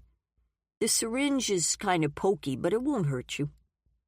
If only he could promise that nothing would ever hurt her again. Eli already had a spoon and a lighter. The only piece of the puzzle he was missing was the heroin. He could get that anywhere, any time. Was he really going to do it?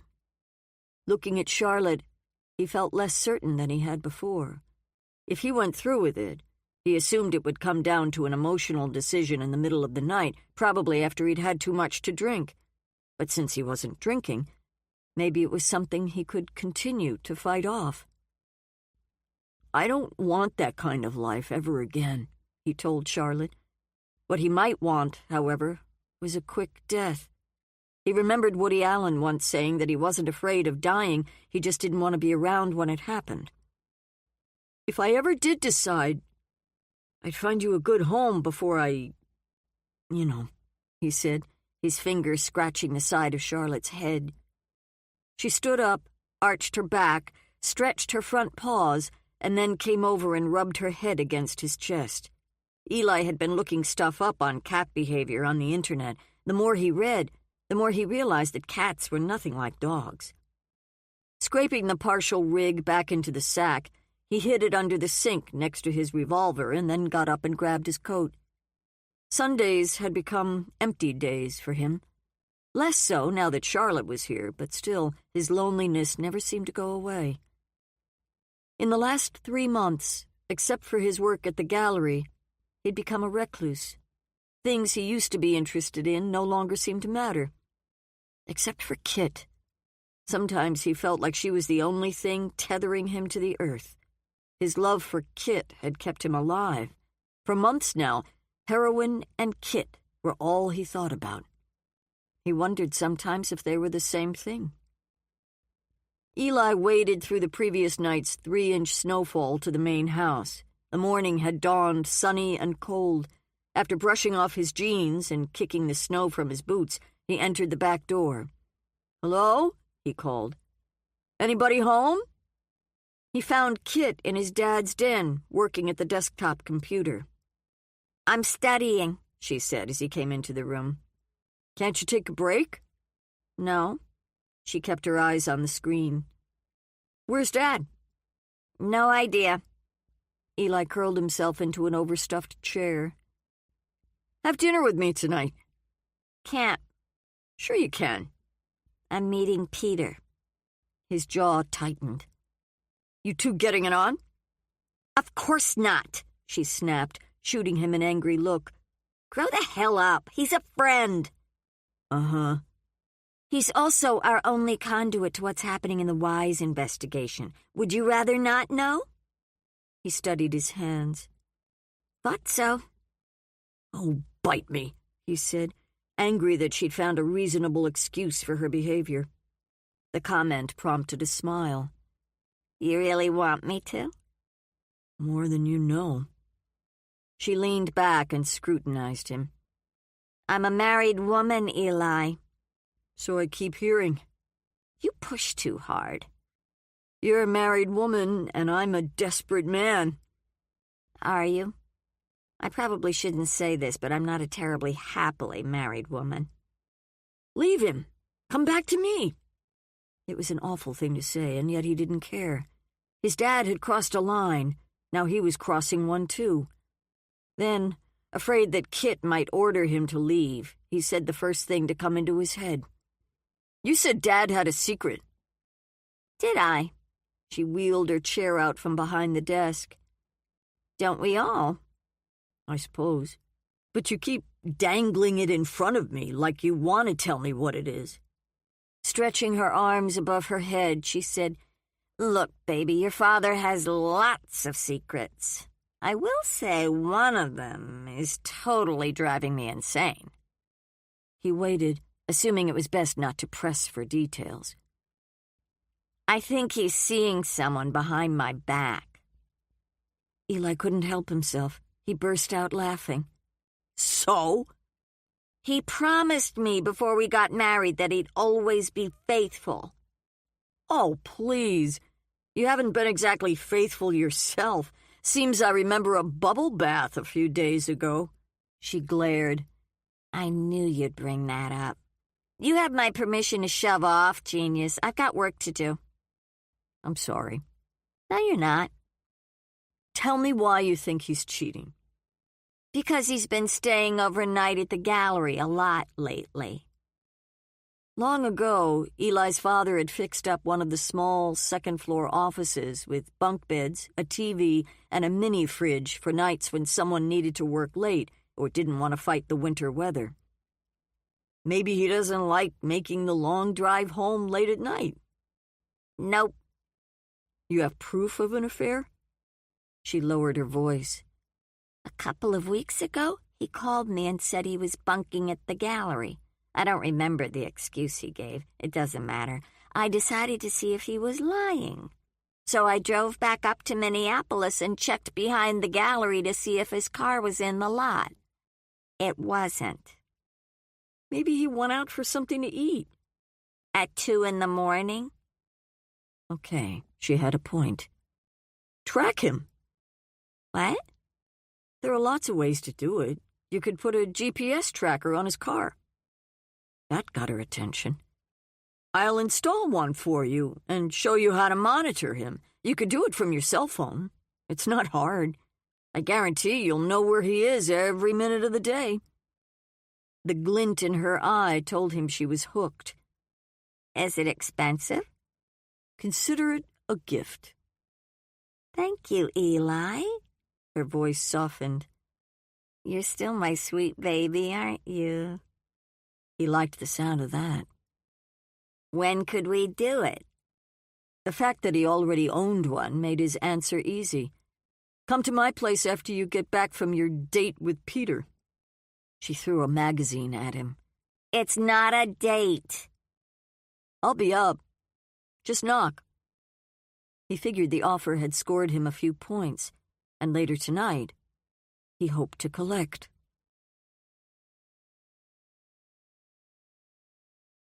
Chapter 31. Peter arrived at the lighthouse before Kit did. He ordered himself a non-alcoholic beer so he wouldn't look out of place.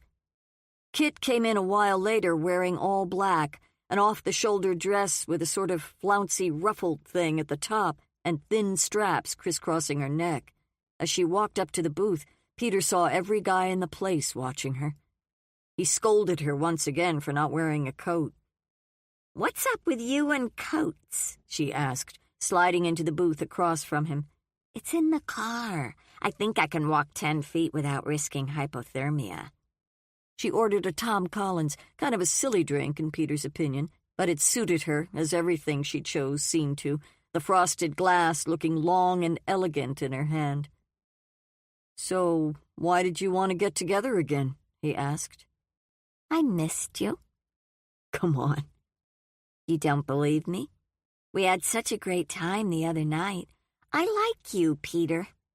A bit more than I should. Was she flirting, telling him the truth, or just playing? When it came to Kit, he could never tell. The bruise on her arm had faded a little, but it was still visible, more green and gray now than black and blue. She saw him looking at it. Doesn't hurt anymore. Good.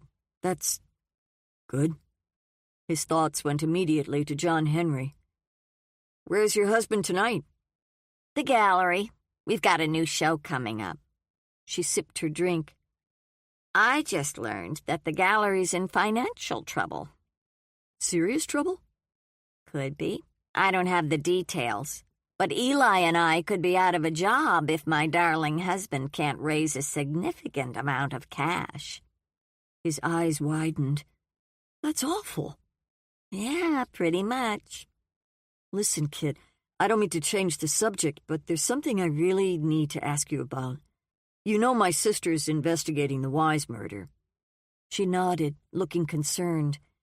Well, it turns out that a tote bag from your gallery was found at the scene. You don't know anything about it, do you? No, she said, looking puzzled. My sister thinks it's possible that someone at the gallery may be responsible for Gideon's murder. Are you kidding me? Why would she think that? I don't have all the details. Boy, said Kit, crossing her arms. I know she's your sister, but that sure sounds like a leap in the dark to me. Apparently, Eli installed some artwork at the condo a few weeks before Gideon's murder. He was given the key code to get into the unit because Gideon and Rashad were at work, which means he had access, and continued to have access. Gideon never changed the code. The condo showed no signs of breaking and entering. Think about it, kid. There are way too many coincidences here. Gideon's schedule wasn't a problem because he was never home until after 7 at night, but Rashad's was. The solution? Ask a credulous friend to invite Rashad out for a drink and then dinner. Kit didn't even try to hide her shock. You're saying it was Eli? No way, Peter. That never happened. He never even talked to Gideon that night. Remember, Gideon blew him off. That was Eli's story. It was. Maybe he lied. Her eyes fastened on him. You're not hearing me. I saw with my own 2 eyes how frustrated he was when he got home. I know he felt humiliated. If he'd just murdered a man, do you think he could hide it? Eli? Remember, I was the one who forced him to go back and try again. You asked if he had any blood on his clothes when he came back the second time. The answer is no, Peter.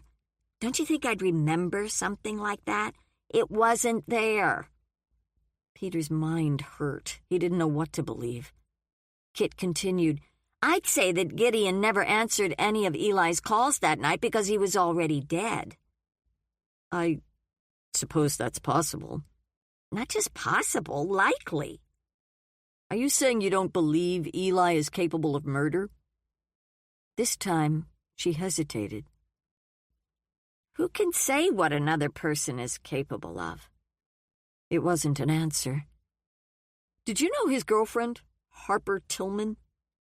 She seemed a bit thrown by the change in subject. Yeah.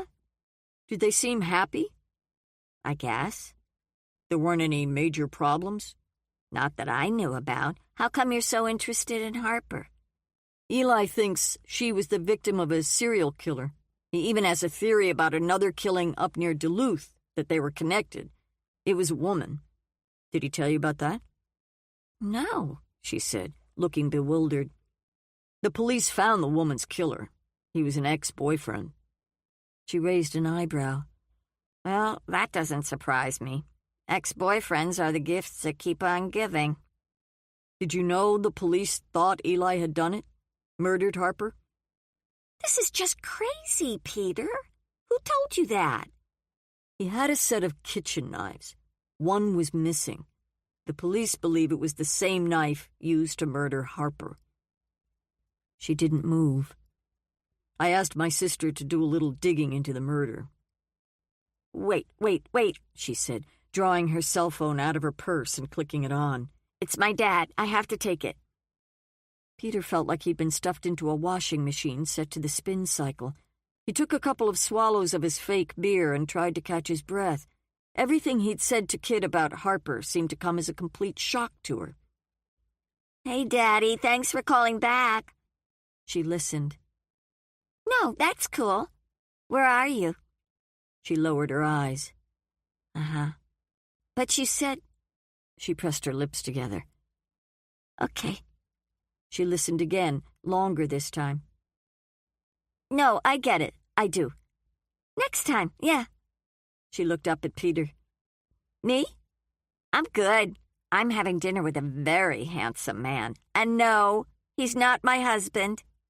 She laughed, pulling her drink closer. I will. I love you too. Bye.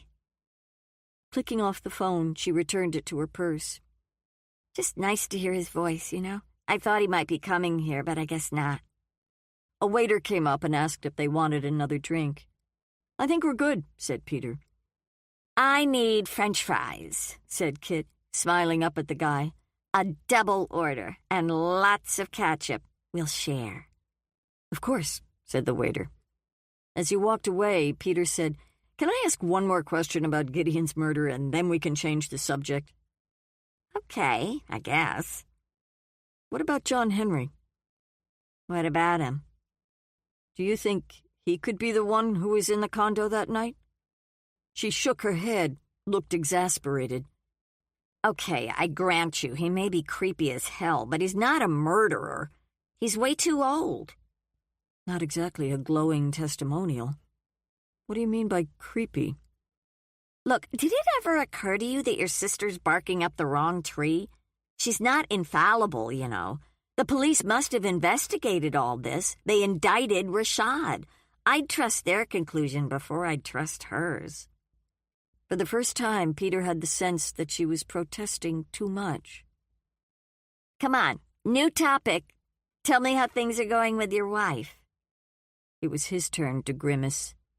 That bad? He wanted to dig deeper into Eli.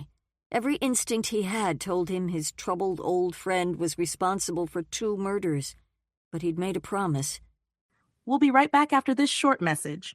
Looking to burn fat without the hassle of fasting? Check out BioVanish. It's made with premium 9C fats from high-quality coconut extract, and it's here to help you lose weight the easy way. Studies show that 9C molecules can raise your BHB levels more than a strict keto diet, meaning your body finally starts burning fat as fuel. In fact, research from Temple University found that taking 9C fats daily boosts fat burning as much as fasting for 12 hours. So, would you rather skip meals all day or just mix BioVanish into a glass of milk? Ready to start burning fat the simple way? Click the link in the description to get BioVanish now and grab an exclusive discount while you're at it. BioVanish, fuel your fat burn. Now, back to the story. I'm not talking about my marriage. Fair enough. She reached for his hand. Let's regroup, okay? How about this?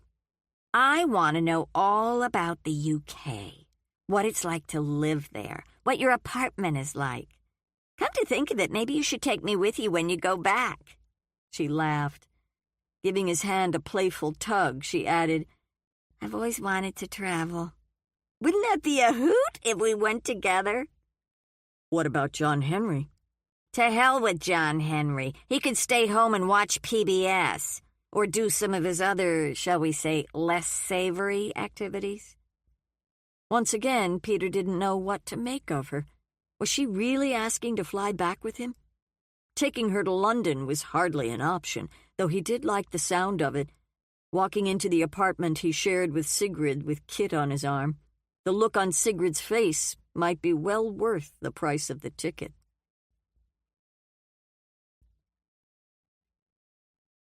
Chapter 32. Waiting for Cordelia and Hattie to join her for dinner at the restaurant that night, Jane walked into the pub and found Ted Rucker, Peter's old friend, sitting at the bar, nursing a beer. Stepping up next to him, she said, "Hey, Ted, good to see you." He turned and smiled. He was a stocky man with a decidedly uncool mullet and a horseshoe mustache. "You too. I wanted one of your famous pub burgers, but..." He patted his stomach.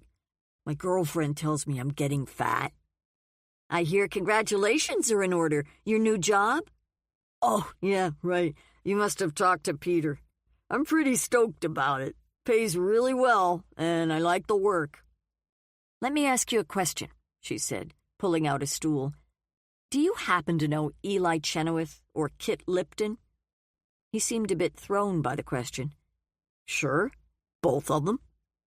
"I don't suppose you'd have a minute to talk?" Still looking puzzled, he said, "Okay. I'm just trying to get some background on them. I was hoping you could help." "For an investigation? This PI stuff you do?" "Something like that." "Well, I mean, I'm not sure what I could tell you. I haven't seen either of them in years." "How did you meet Eli?" "Through Peter. And then later we joined the same bowling team." He held up his hand. I know. He doesn't seem like the bowling type, but once he had a few beers in him and relaxed, it was all good." "What did you think of him?" "Eli?" He shrugged. "I'll grant he's kind of odd, but underneath, I think he's a decent guy." "You knew about his drug addiction?" "Hard to miss it. I hear he got clean, probably why I don't see him anymore. He stopped going to bars, and I haven't. I will say he was always trying to hit up friends for a loan, as he called it. I assumed it was to pay for drugs. Got kind of old, you know. I never had anything to give him. There were times when he really seemed desperate. I mean, I would have felt sorry for the guy if he hadn't been so annoying, so pushy. If Eli needed money that badly back before he got clean, maybe burglarizing Gideon and Rashad's condo had seemed like a good idea. It would certainly have been a compelling motive. "What about Kit?" He smiled at the mention of her name. "I dated her for a few months. In fact, I was the one who told her about the job opening at the gallery." "What was she like?" "Crazy. Fun. Unpredictable.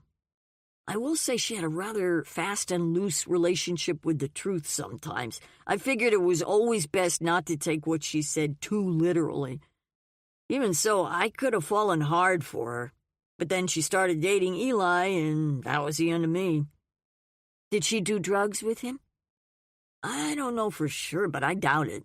She was never very interested in drugs. She liked cocktails. I never saw her drink more than 3 over the course of an evening. Hated wine. She had sort of blue-collar tastes, but she had aspirations. And if you don't mind my saying so, she was hot and knew it. She wasn't above using that. But he looked down at his glass. But there were times when she got super nasty, especially with other women. She had very few female friends, as far as I could tell. Not as easy to manipulate as men? Huh? The comment seemed to catch him off guard. I suppose that's one way to look at it. Can you give me an example of her nastiness? Well, I mean, there was one time when this girl, her name was Stacy, was sitting next to Eli. There were about a dozen of us at the bar that night. We all knew each other. Some people were dating, some were just there to hang out. Anyway, Stacy seemed really into Eli, laughing at all his lame jokes, the kind the rest of us would groan at. When Stacy got up to go to the women's room, Kit followed her. And then, when they came back, Kit sat down next to Eli and Stacy grabbed her coat and left. If you want to know the truth, she seemed kind of scared to me. So I asked her about it later. She said in no uncertain terms that Kit was a psycho bitch and that someone should tell Eli to be careful. What did you think of that? Probably just a catfight. I can't see Kit actually hurting her. Although, Jane waited. That woman could turn on a dime. You did something she didn't like, and you better watch out. When she was angry, she'd get this stone-cold look in her eyes. Always made me want to run for the hills. You knew she married Eli's father? What? Seriously? John Henry? Peter didn't say anything to you? No. Wow. That is seriously wrong. He must be 30 years older than her. Did you know John Henry well? Not well, and I never liked him. Back then, I'd throw a party every few months. I'd buy a keg and some munchies, and others would bring the harder stuff. If I invited Eli, John Henry would show up too, totally uninvited, usually late in the evening, always alone. He'd have a few beers or a few hits of weed, start dancing around, kind of in his own world. Sometimes he'd grab one of the girls and spin her around. I know most of them thought he was fun, eccentric, a real free spirit. I thought he was old and strange. Way stranger than Eli. Ted tipped his glass back and finished the beer. Jane could tell he wanted to get going. One last question. Can you see any of them being violent? He considered it. Nah, not really. This has been helpful. Good, I'm glad. But, I gotta get home. She stood and walked him out, glad that he'd been able to provide her with some much-needed perspective. More importantly, he'd given her a possible motive for Eli being in the condo that night. She had a lot more work to do to figure out what had actually gone down, but it was Kit, once again, who continued to dominate her thoughts. Even if she didn't have anything to do with Gideon's death, Jane feared she had her sights set on Peter. Gideon's murder was part of an investigation, but with Peter, it was far more personal. Charlotte was curled into a ball on the couch, snoozing. Eli had spent the last half hour playing with her, dragging a feather on a string around his bed as she tried to grab it. She seemed to love these little games. When they were done, she'd butted her head against his legs again and again, sliding her body along his shins. They were learning about each other. He'd spent a great part of the afternoon watching YouTube videos on cat behavior. Standing at the kitchen counter, Eli was almost finished with a bowl of cereal when the doorbell rang. Charlotte woke instantly and stood, her tail swishing. When he answered the door, Eli found Kit outside, wearing a black dress he'd never seen before. So she's dressing sexy for Peter now, he thought acidly. The idea launched him into an instant bad mood. "Are you alone?" she asked. Am I ever not alone? He stepped back so she could enter. Out of the corner of his eye, he saw Charlotte make a mad dash for the bedroom. "You're early." "I am," she said, setting her purse on the kitchen table. "Figured you and Lawless would rent yourselves a no-tell motel room for a few hours of hot sex." "Just shut up," she said sharply, parking herself at the table. "I told you, he's a friend. That's it." She pulled on a strand of her hair. "I will say I don't like lying to him." "Oh, come on." "That story you thought up about selling Gideon a painting? It was such a god-awful mishmash, I can't believe he bought any of it. Now I'm not so sure he did." "We had to tell him something. Like you said, we couldn't tell him the truth." "You mean the fact that you couldn't keep your pants zipped?" He needed a drink. "You still hold that against me, don't you?" "Nailing your dealer's girlfriend wasn't exactly the action of a playboy genius. And beyond that, how on earth could you be into him for so much money?" "We've had this conversation 1,000 times. I used the product instead of selling it." "If he hadn't been so pissed off at you about his girlfriend..." "But he was. And when he demanded the money I owed him, what could I do? Gideon's condo was a freaking treasure trove, Kit. The guy was a jewelry magnate. He had so much bling that there was no way he could keep track of it all." "Have you ever thought that if it hadn't been for your poor execution that night, we might still be together?" "Sure. I'm always the one to blame." He threw himself down on a chair. His father had forced him into rehab when he'd found out that a drug dealer wanted to break his son's legs. Moving to California had seemed like a pretty good idea. "You still blame me for sleeping with her, don't you? That's why you broke up with me." "I broke up with you because you're an idiot," said Kit. "Sex is an itch. It's like eating a sandwich. Why would I assign moral weight to something like that?" He wasn't sure he liked that. "What did Peter say about his sister's investigation?" "There's no real evidence that links the gallery to Gideon's murder, just a bunch of theories she can't prove. Even so, she thinks you did it, that you murdered Gideon." He closed his eyes. "I should go to the police, talk to them." "Eli, no. Just think about it. Why give them the opportunity to trip you up? You think you could handle a police interrogation?" "It wouldn't be like that. I'd just talk to them." "You're not thinking clearly." Hesitating, she asked, "You're not using again, are you?" "No." "Relax. I'm just saying, with my luck, Rashad will get a new trial, be acquitted, and I'll end up in prison." She searched his face. "Can we be honest for once? Really, truly honest? I wasn't there with you that night. Did you actually make it up to his condo? You can tell me. You know I'd never judge you." "No, kid. The part about getting cold feet, that was true. I never saw Gideon." "Okay." "You believe me?" "Of course. I just needed to ask." "I could ask the same thing of you," said Eli. "Did you lie to me about what you did?" "Do we have to rehash this all over again? Aren't you sick of it? I sure as hell am." "Except I can't shake the thought that someone recognized you." Listen carefully. This is the last time I'm going to say it. I got off the elevator on the 9th floor and found police crawling all over it. I had no idea what was going on. One of the uniforms asked me what I was doing, and I said I was there to see Bree Mitchell. "That was smart of you, looking at the names over the mailboxes in the lobby."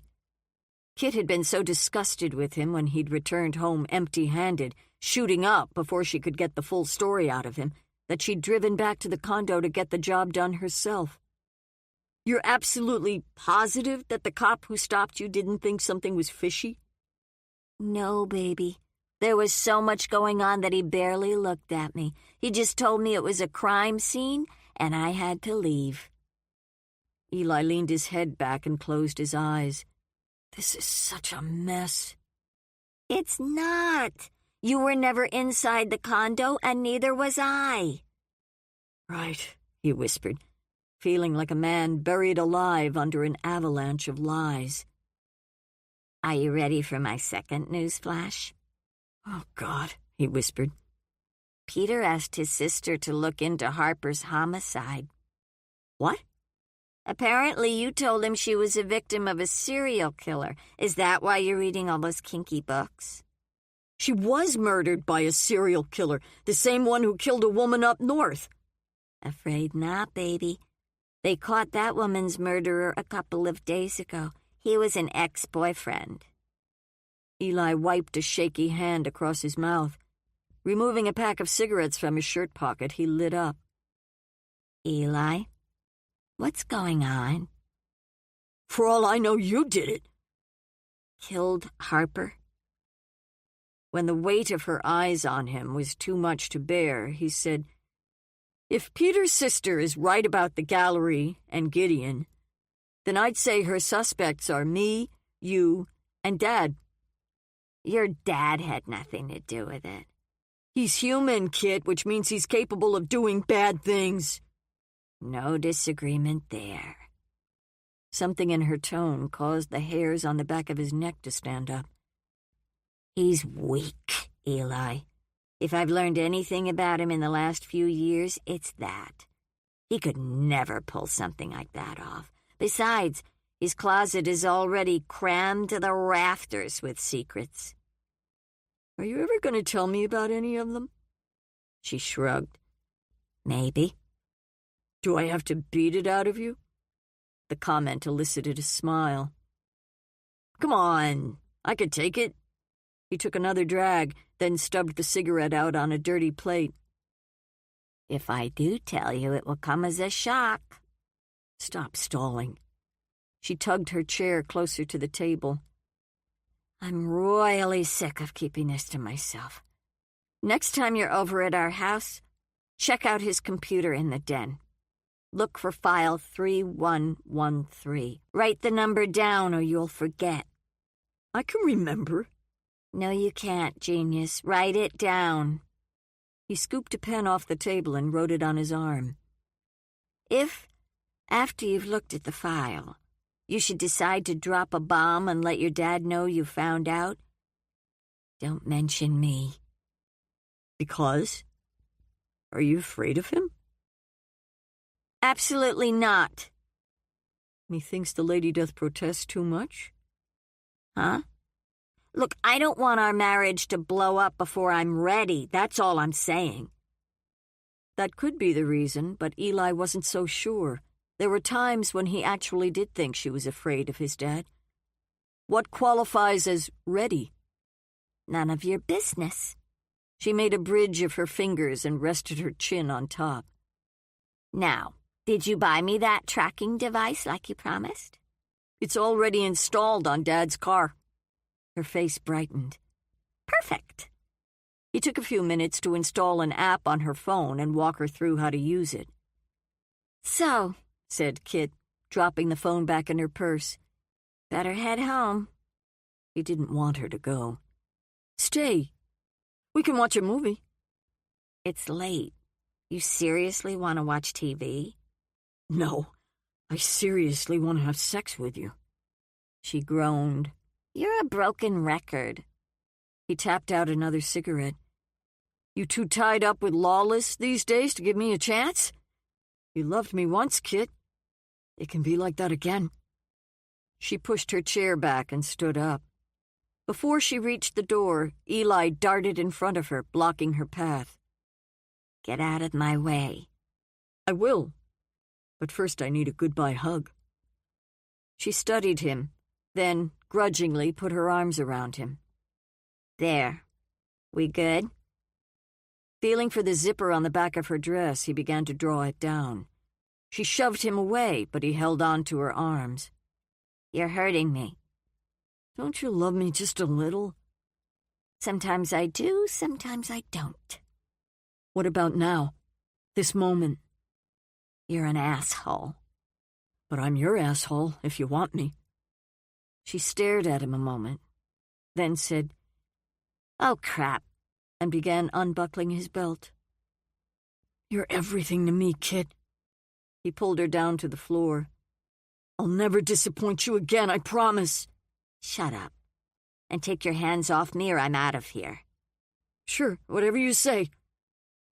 Okay, so this wasn't the way he'd imagined it, but she wouldn't have stayed if she didn't care a little. He would hold on to that for dear life.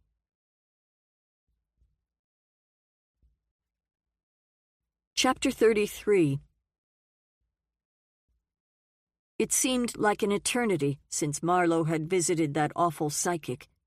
As she stood at George's bedside, stroking his hair, listening to the beeps from various machines, she continued to resist the notion that the woman really had paranormal powers. What had happened to George was a coincidence, pure and simple.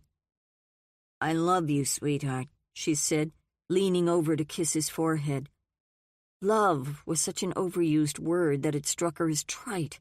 But what other words were there? Adore? Worship? "I hold you in high esteem. I, revere you." After another few seconds of deep consideration, she came up with something she could live with. "I'm crazy about you, George," she said. Leaning on the rail, hunkering down closer to his ear, she continued, "I want everything to be the way it was, except, well, it would be nice if... Now don't get upset. If we could, have a baby." I realize I don't project an ideal motherly image, but there are lots of motherly types, wouldn't you agree? In fact, you could do the dress-up part with the kid, and I could teach her how to throw a ball and ride a motorcycle. It's a workable plan. While you're recuperating, give it some thought. He was still unconscious, and she didn't know for sure if he would recuperate, but she was making every effort to stay positive. The nurses had encouraged her to talk to him, even play music for him. Her words didn't have to be anything deep or philosophical, just ordinary stuff, they'd said. Something about the intimate act of conversing, even if it was only one-sided, made her feel less alone. He probably couldn't hear her, but she decided to operate on the notion that he could. Like I said, don't get all hot and bothered about the baby thing. I just wanted to chuck that into the conversational pool. Wouldn't it be incredible to have a little George or a little Marlowe running around our condo? We'd have to make a pact not to spoil her. She pulled a chair over close to the bed and sat down. Holding his hand, she said, "Newsflash, I kicked Chuck out. The guy's a sexual predator and a liar. I never liked him. Now I have an actual reason. I feel so bad for his poor wife and daughter, but they're better off without him. I assume we only know a tiny fraction of what he's done. Let's hope he spends the rest of his miserable life fighting off perverts behind bars." She thrashed around inside her mind for a new topic. "I talked to Jane Lawless last night. That woman called you 5 times yesterday. 5 times. Something about a tote bag. I found it on the bed when I went back home this morning to take a shower and change clothes. What the hell is going on, George?" She realized she was squeezing his hand way too hard. "Sorry," she said quickly, easing up. "I'm just frustrated." She attempted to regroup. "What about this? Do you remember when we told each other what our dream jobs would be? I've been thinking about that. I said I wanted to be the commissioner of baseball, and you said you wanted to be a tailor. You said you'd mentioned it to your dad once and he'd laughed, figured you were kidding. I checked it out on the internet. Setting aside the fact that tailoring pays less than an entry-level bank teller, there are some classes you could take at Hennepin Technical College. Maybe we should look into it when you're feeling better." A nurse came in and began checking George's vitals. "How's he doing?" asked Marlowe. "About the same.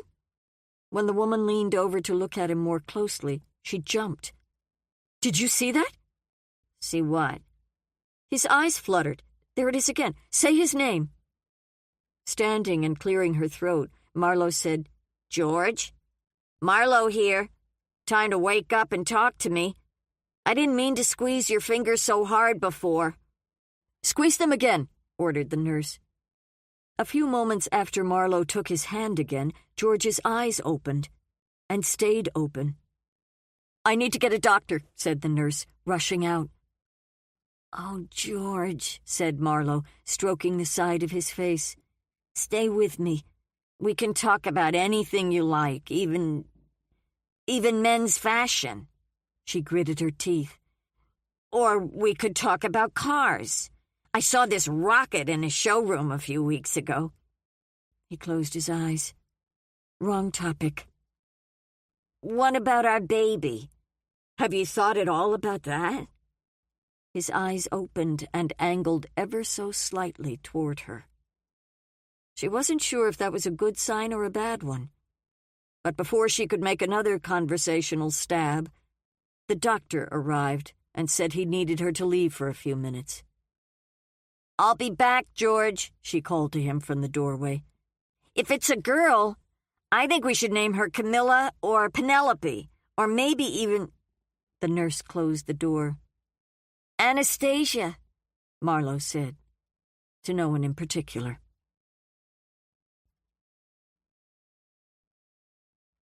Chapter 34. It was a nasty morning, with freezing drizzle making the streets slick. Jane could feel her truck fishtail as she turned off Nicolette and headed into the heart of the Wyndham neighborhood. She rolled slowly up to the curb a few minutes later, squinting at the number above the door to make sure she had the right place. Most of the homes in South Minneapolis faced the avenues. This one faced a side street and was apparently zoned as a business. It looked as if it might once have been a regular family home. The back half of the house still was. Somewhere along the line, the front section had become the Happy Curl beauty shop.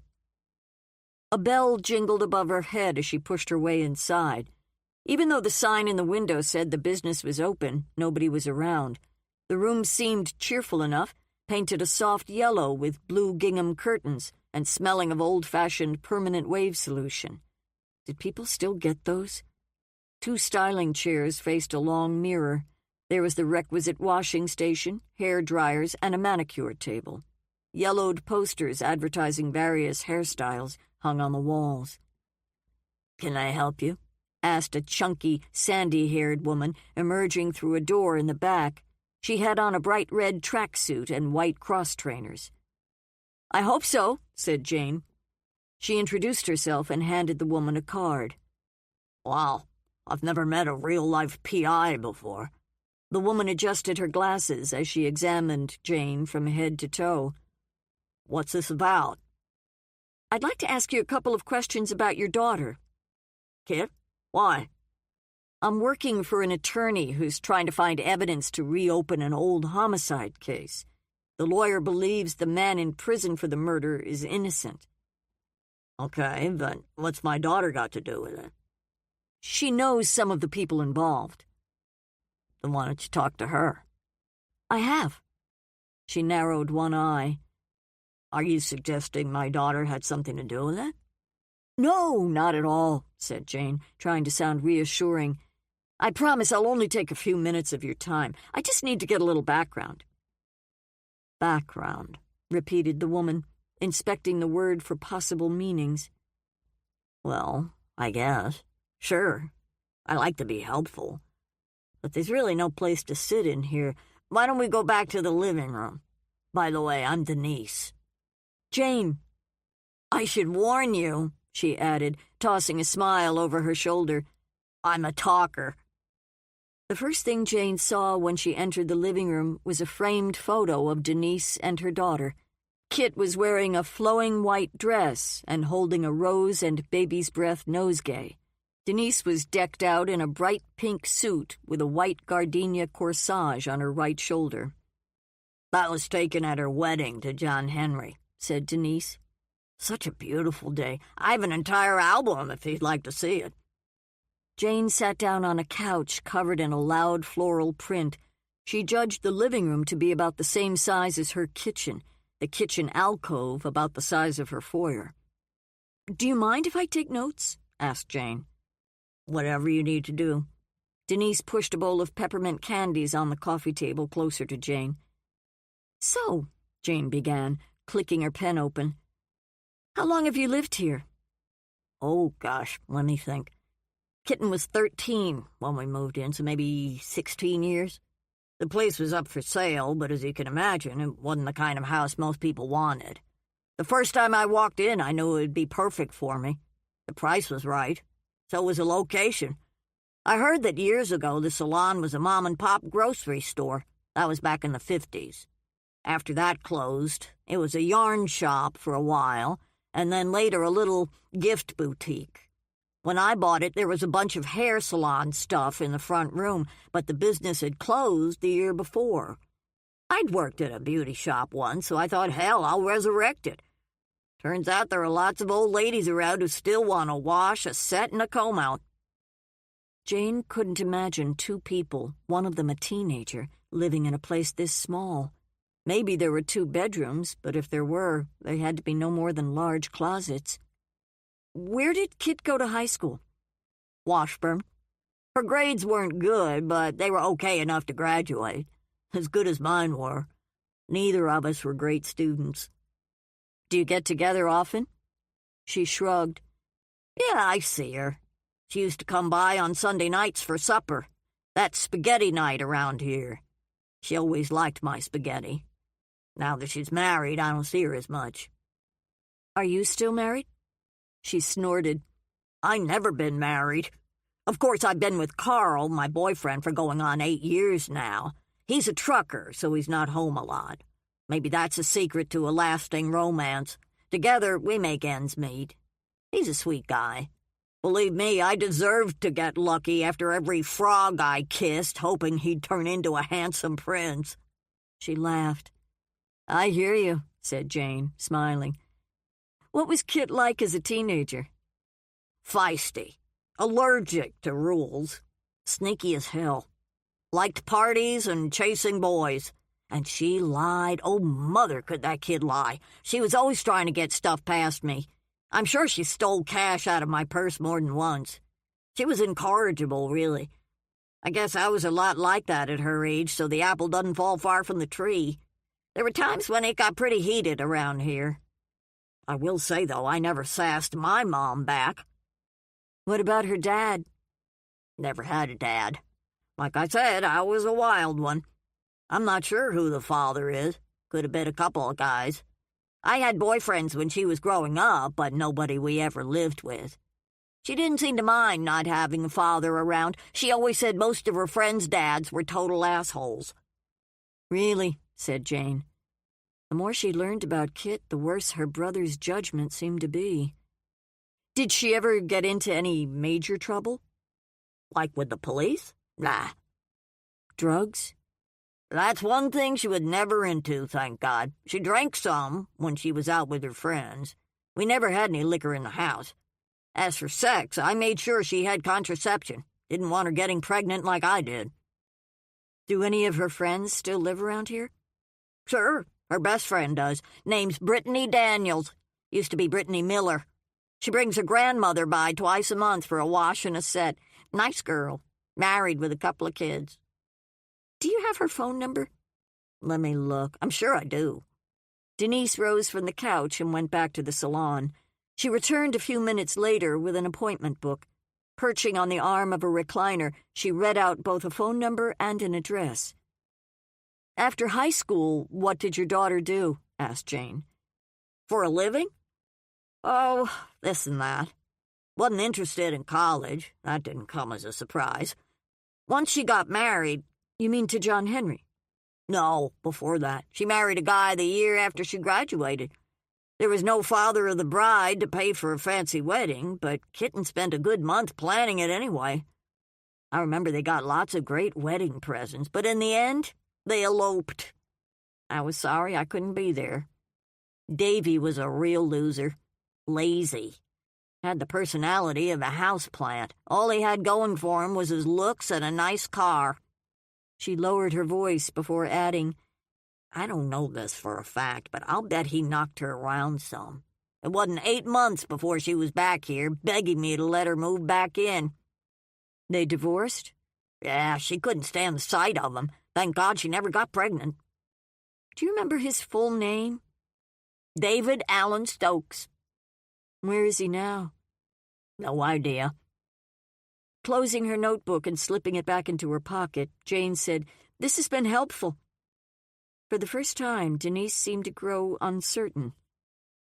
Look, I may have painted too dark a picture of my daughter. Sure, she was tough to raise, but we got through it. I love her and she loves me. There were times when she was just golden, you know what I mean? Sweet, happy, carefree, young in a good way, and artistic. People never give her credit for how artistic she is. I appreciate that, said Jane. And one last thing, she never hurt anyone. Oh, she could be sarcastic and snappy, and her judgment wasn't always the best, but down deep, she was a good kid. Remember that. Nobody knows a child better than a mother.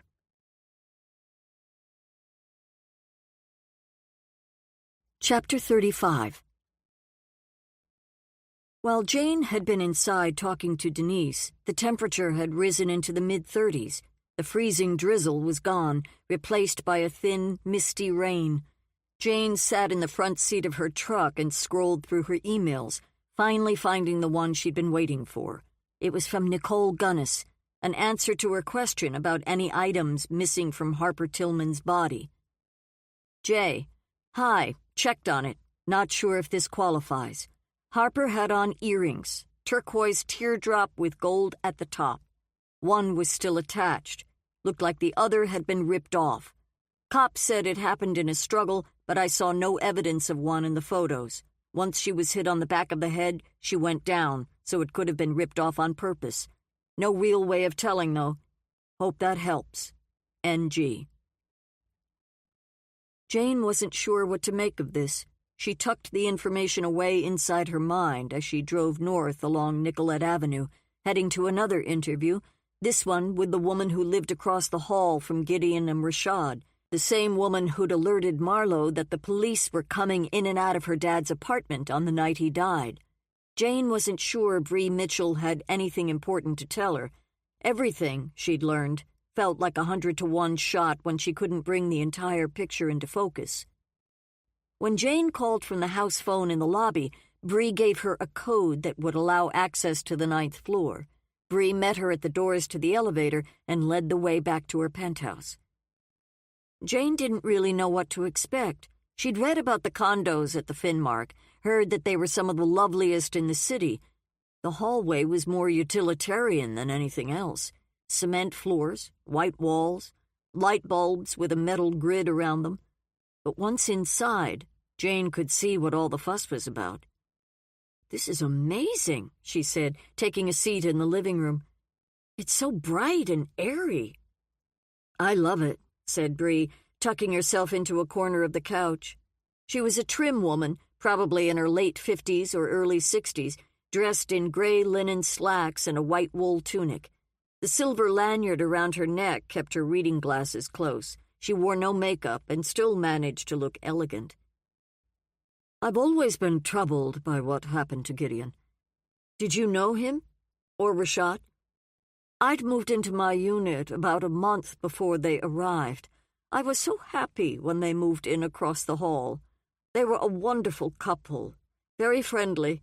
They invited me in for a glass of wine as soon as they were settled. I reciprocated. I felt lucky, I guess. I could just tell that we'd be great friends." "Did they seem happy together?" "Yes, very. I never understood what happened there." "Did you see anyone go in or out of their condo on the night Gideon died?" She shook her head. "But when I heard these heavy, clomping footsteps out in the hall, and then a couple deep male voices, I opened my door. Salsa music was coming from inside Gideon and Rashad's place. There was a uniformed police officer inside the unit and another standing by the door. The one by the door told me to shut mine and not to come out again. He didn't seem very friendly. "What did you do?" asked Jane. "I closed the door. I immediately phoned Marlowe. Gideon had introduced me to her, and to George, one Sunday afternoon, a few weeks before his death.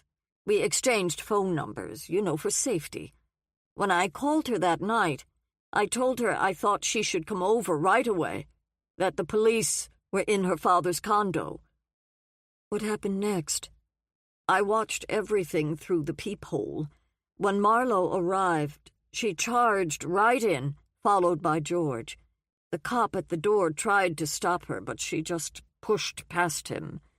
A few seconds later, I heard her scream. That's when I knew it was bad. Quite honestly, I thought Marlowe's appearance threw the police into a real tizzy. That's a term my mother used to use, but in this situation I think it's appropriate.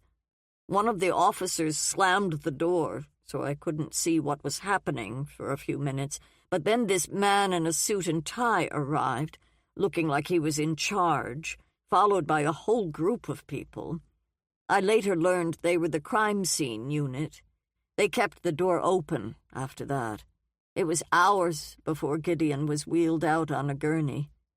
I didn't keep watch the entire time, but I did see them lead Marlowe and George out separately. Were either of them carrying anything on their way in? No, not that I recall. What about on their way out?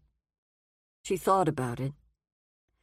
I think George might have had a sack or something he carried by the handles. Do you remember the color? Sorry. Removing several photos from the pocket of her peacoat, Jane handed one to Bree. Do you recognize him? Slipping her reading glasses on, she studied the face. No. Jane handed her the second photo. What about her? She shook her head. Sorry, I've never seen either of them before. Handing over the last photo, Jane waited. Oh, my, yes. He was here. Not a face you'd forget. By here, you mean? I was coming home one night after work, and I saw him leaving Gideon and Rashad's condo. I nodded and smiled, and he did the same. Who is he? His name is John Henry Chenoweth. Did Gideon or Rashad ever mention him to you? No, she said, handing the photos back. Not that I recall. They spoke for a few more minutes. Bree was curious as to why Jane was looking into a murder case that had already been solved. Jane gave a very brief explanation and was glad when Bree seemed satisfied. On her way back down in the elevator, Jane made a quick decision. She had one more stop before she was done with the day's interviews. Jane sat across the desk from John Henry, waiting for him to finish signing some papers for his secretary, a woman he introduced as Anna Morley.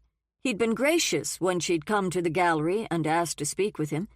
Eli gave her a sidelong glance as she and John Henry took the stairs up to the second floor. Kit was nowhere to be seen. His office was strangely devoid of artwork. When he was done and Anna had left, Jane asked him about it. I need some place to cleanse my palate, so to speak. Do you see? I do, said Jane. I'm around works of fine art all the time. It's good to have a break. After moving some papers to a credenza behind his desk, he said, So, what can I do for you, Miss Lawless? I have a couple of questions about Gideon Wise. I assumed that was it. I'm told your father is opening an investigation into the matter. Does he really think he can challenge a case that was successfully litigated? That's what I'm trying to determine. And you think I can help? Jane wasn't sure she needed her notes, but decided to take out the notebook anyway. In talking to Gideon's neighbor, I learned that you visited him at his condo a few weeks before his murder. Do you remember that? He smoothed the front of his shirt. Yes, I do. May I ask why you were there? I'm not sure that's any of your business. She didn't respond. I have a question myself, said John Henry, shifting in his chair. My son tells me you think someone at the gallery might be involved. Is that true? She nodded. Because we had the key code for his unit. That's right. He scratched his beard, giving himself a moment to think. You're speaking about me, my son, and my wife. Yes. Not that it's any of your business, but I'll tell you why I went to see Gideon that night. I needed money. Or rather, the gallery did. I'd worked with him for a good 10 years, considered him not just a customer, but a friend. And did he give you the money? He did not. Rashad was there as well that night. I knew he wasn't all that keen on Gideon's penchant for collecting. The fact was, they were thinking of buying a chalet-style home just outside of Breckenridge, Colorado. They both loved to ski and liked the town. They'd even gone out to inspect a place and were in negotiations to purchase it. Jane made a couple of notes. So, no money? No money. Nothing nefarious. Let me ask another question. What would my motive be for murdering Gideon? Did I decide to bludgeon a friend because he refused to float me alone? I would think even you would find that idea has no relationship with reality. Did you have any other dealings with him around that time? You're fishing, Ms. Lawless, and I'm not biting. Folding his hands in his lap, he continued, What, may I ask, was Eli's motive? Or Kit's? Jane admitted that she only had theories, none of which she wanted to share. Then I'm not sure there's anything else to say. She was being dismissed. Standing, she thanked him for his time. Give my best to Peter, he called as she was on her way out.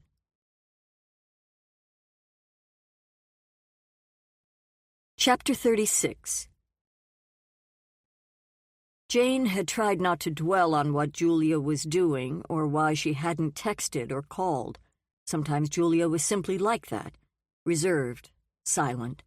It wasn't a personality trait Jane would ever get used to, and yet Julia did have a right to her privacy, even in a committed relationship, and even if it was difficult at times for Jane to live with.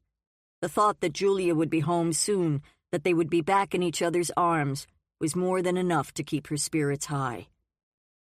Nursing a brandy as she sat in her den, gazing up at the bulletin board with all the notes and photos she'd tacked up in the last few days, it occurred to her that when she'd first put Eli's name up there, it had been as a favor to her brother, not because she thought he had anything to do with Gideon's murder. Odd, she whispered. Mouse raised his head and looked at her. Gimlet, with her hearing impairment, continued to snore. As she was walking through the foyer a while later, an idea she'd been nursing finally came into focus. The sound of loud banging on the door stopped her. Who the hell? She whispered as Mouse charged in from the living room, followed by Gimlet. She looked through the peephole. It's Peter, she said, smiling down at the pups. As soon as Peter came in, he was engulfed by wagging tails and hello kisses, but instead of engaging with them, as he usually did, he brushed them away. What the hell do you think you're doing? He demanded, his face flushed with rage. She'd expected a hug. What are you talking about? Kit, you went to see her mother to get the dirt on her. That is so low. Jane had rarely seen him this angry. It's part of the investigation. Kit's mother called her, told her everything you said. Why did you tell that awful woman Kit was a murderer? Excuse me? I never said anything like that. So everyone lies but you, huh? Jane, the purveyor of all truth. I'm telling you, I never said that. You really believe I go around announcing someone's guilt before I have the actual proof? So you admit it. You have no proof. He stomped into the living room, then whirled around. Kit is really fragile right now. Her husband is abusing her. The gallery he owns has serious financial problems, and you pile on. I came here to tell you to stop. No more harassment." "I'm not harassing anyone," said Jane. "Kit's mother agreed to a short interview. I asked some general questions. I wanted to get a feel for what Kit was like when she was younger. Did you know she got married shortly after high school?" That stopped him. "What?" He turned away, threw himself down on the couch. "Why can't you leave it alone?" Jane sat down on the rocking chair and began to rock. "I ended up feeling kind of sorry for her. If you've never seen that house, it's tiny.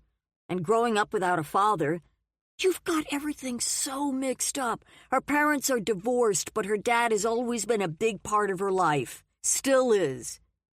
Jane was confused. Her mother said she didn't know who the father was, that it could have been a couple of guys. If she didn't know, how could Kit? "That's absurd. I'm telling you, she talks about him all the time. In fact, while we were out last night, he called." Something was off. "You went out with her last night?" "She's a friend. Yeah, friends do that." Not what she wanted to hear. "And you heard them talking?" "I wasn't more than a few feet away. For your information, he lives in Arizona. He's remarried. She was hoping he'd stop here on his way to New York. Jane, Kit's mother is full of it, always has been. That's why Kit cut her off years ago, why she never sees her." "But she does see her," said Jane. "Not as often as she used to, but they're in touch. Her mom had a framed photo of herself and Kit at Kit's wedding to John Henry. In fact, she had an entire album of wedding photos." Peter's glower said it all. It was finally beginning to penetrate, possibly for the first time, that Kit might have lied to him. If she'd lied about her mother and lied about a non-existent father, what else had she lied about? Looking uncertain, Peter said, "I'm sure there's an explanation." "Did she send you over here to tell me to back off?" "No," he said, though his voice was less firm. For a long moment, he seemed to turn inward, his eyes lowered. "I'm not your enemy," she said softly, hoping he was still listening. "I want the same thing you do. We both want the truth." He offered a somewhat robotic nod. "Will you look at me?" Reluctantly, his eyes rose to hers. "I want you to listen and not react, okay? I need to tell you something. The information I've been gathering on the Chenoweths suggests that Gideon's murder may be part of a larger pattern. I texted you about Harper's homicide, that the police believed strongly that Eli, or someone in his family, was responsible. Yes, but she held up her hand. You remember George Krochak, right? Marlo Wise's husband? I talked to him a couple of days ago. Turns out he knew about the tote bag in Gideon's condo. I know you know about that because Cordelia told you. It's a long story, but the bottom line is he was finally able to locate it. And because he was curious and didn't realize who he was dealing with, he drove to the gallery on Saturday morning. I know this because he texted me his destination. What I don't know is who he met with. His car was found a few hours later at the bottom of a steep hill. He was severely injured, but thankfully he's alive. He's unconscious, so I have no idea if he has any memory of what happened to him. What I'm telling you is, someone at the gallery is responsible. For Gideon, for George, possibly even for Harper. I can't prove it, not yet, but I'm close. Will you help me understand all this, Peter? You've talked to Kit a lot since you've been back. You know things I don't, specifically about the night Gideon died. Would you be willing to take a few minutes and go through it with me? Cordelia had already debriefed her on what Peter had told her. Now she needed to hear it from him. I suppose, he said gruffly. She ran to her study and grabbed her notebook and a pen. Once back in the living room, she asked her brother to go through his understanding of what happened that night, giving, as accurately as possible, the time when things occurred. As he began to speak, she only took notes when he said something she hadn't heard before. Gideon, the day of. Eli drove to condo after gallery meeting, which ended around 5. Used lobby phone to call Gideon. Waited in lobby, but came home in 45. Kit told him to go back. Kit called Peter, asked Rashad for dinner. Needed more time.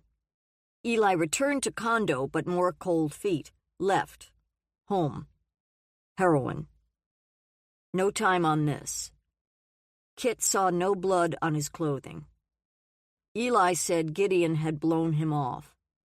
Was embarrassed, so didn't want to talk about it. Peter admitted he wouldn't have been with Rashad that night if Eli hadn't asked. Seems worried about that. Great, said Jane, scratching her last note. Okay, now tell me what time you and Rashad called it a night? Around 8. Can't be more specific. How come you're so interested in the timing? Because it tells us something important. Like what? I was reading over Rashad's testimony at the trial again last night. He said that he was done with work at 5:30 and usually got home around 6. Gideon had what he called golden hours. He left around 6 in the morning, made it to work by 6:30. The hours between 6:30 and 9 in the morning and between 5:30 and 7 in the evening were the most productive times of his day because fewer people were around to interrupt him. He protected those hours, Peter. Rashad said that in the years they were together, the only instance he remembered of Gideon getting home early was when he had the flu. He had a temperature and came home, stayed out for 3 days. So? Why would Eli say he'd scheduled a meeting with Gideon that night at 5:30? Gideon was never home then. If he wanted to see Gideon at that time of day, he would have gone to his law office, and that way he wouldn't have needed you to keep Rashad away from the condo. What are you getting at? None of this was about a meeting with Gideon, Peter. It was all about Rashad, getting him out of the way so Eli could enter the condo without anyone being around. Peter's expression darkened. Why would he do that? I'm not sure. My guess is he was planning to rob them. Did he have financial problems? He always had financial problems. She let her theory sit between them without saying more. She could tell her words had penetrated, but she could also see that he was fighting them. Taking a different tack, she asked, Does Kit have any theories on who might have murdered Gideon? Sure, Rashad, said Peter.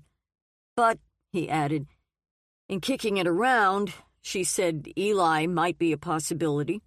She thought John Henry was too old. What about Kit herself? Is she off the table for some reason? She realizes that if you're right and the gallery is at the center of it, that she would be one of the logical suspects. She just thinks you're wrong. I'm sure she does, said Jane, closing her notebook. Look, when it comes to Kit, you're way off base to think she was part of it. If Eli was Gideon's killer, she knows nothing. Only what Eli told her. He was beginning to get angry again. Peter, please. I realize there's been some friction between us. If it's something I've done, then tell me what it is and let me make amends. But for now, I hope you'll allow me to ask a favor. These friends of yours, Eli, Kit, John Henry, they could be dangerous. If there's any way you can limit your time with them or end it altogether, not happening, he said coldly. Okay. She placed a hand on top of the notebook. Then all I can do is ask you to be careful. He looked up, squinted at her. You and Cordelia don't have much confidence in me, do you? That's not true. Really? He pushed off the couch and stomped back into the front hall. Peter, she called, let's not leave it like this. How much longer will you be in town? He slammed the door on his way out.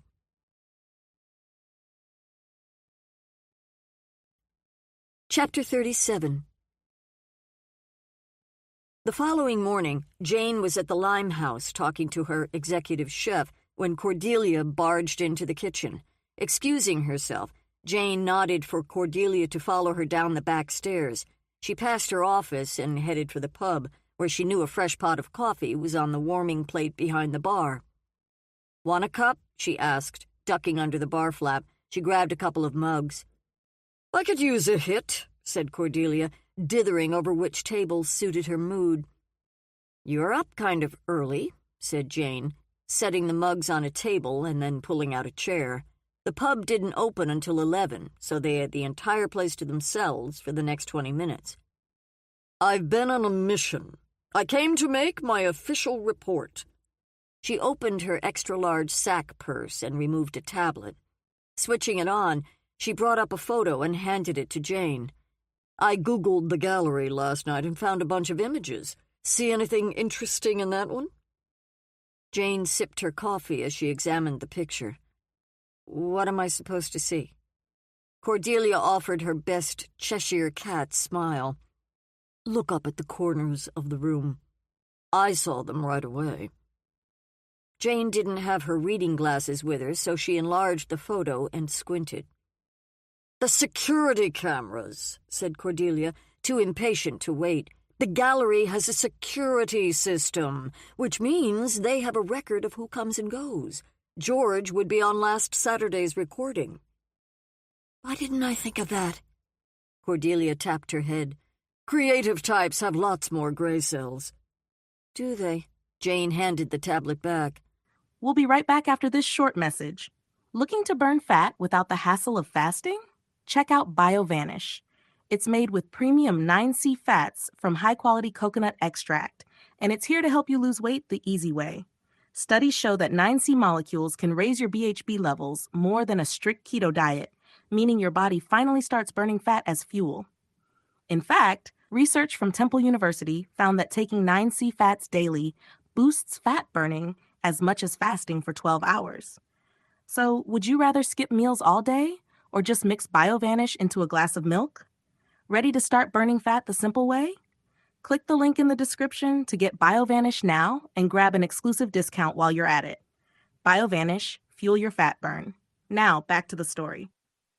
"Only problem is, we have no access to their hard drive and no way to get it.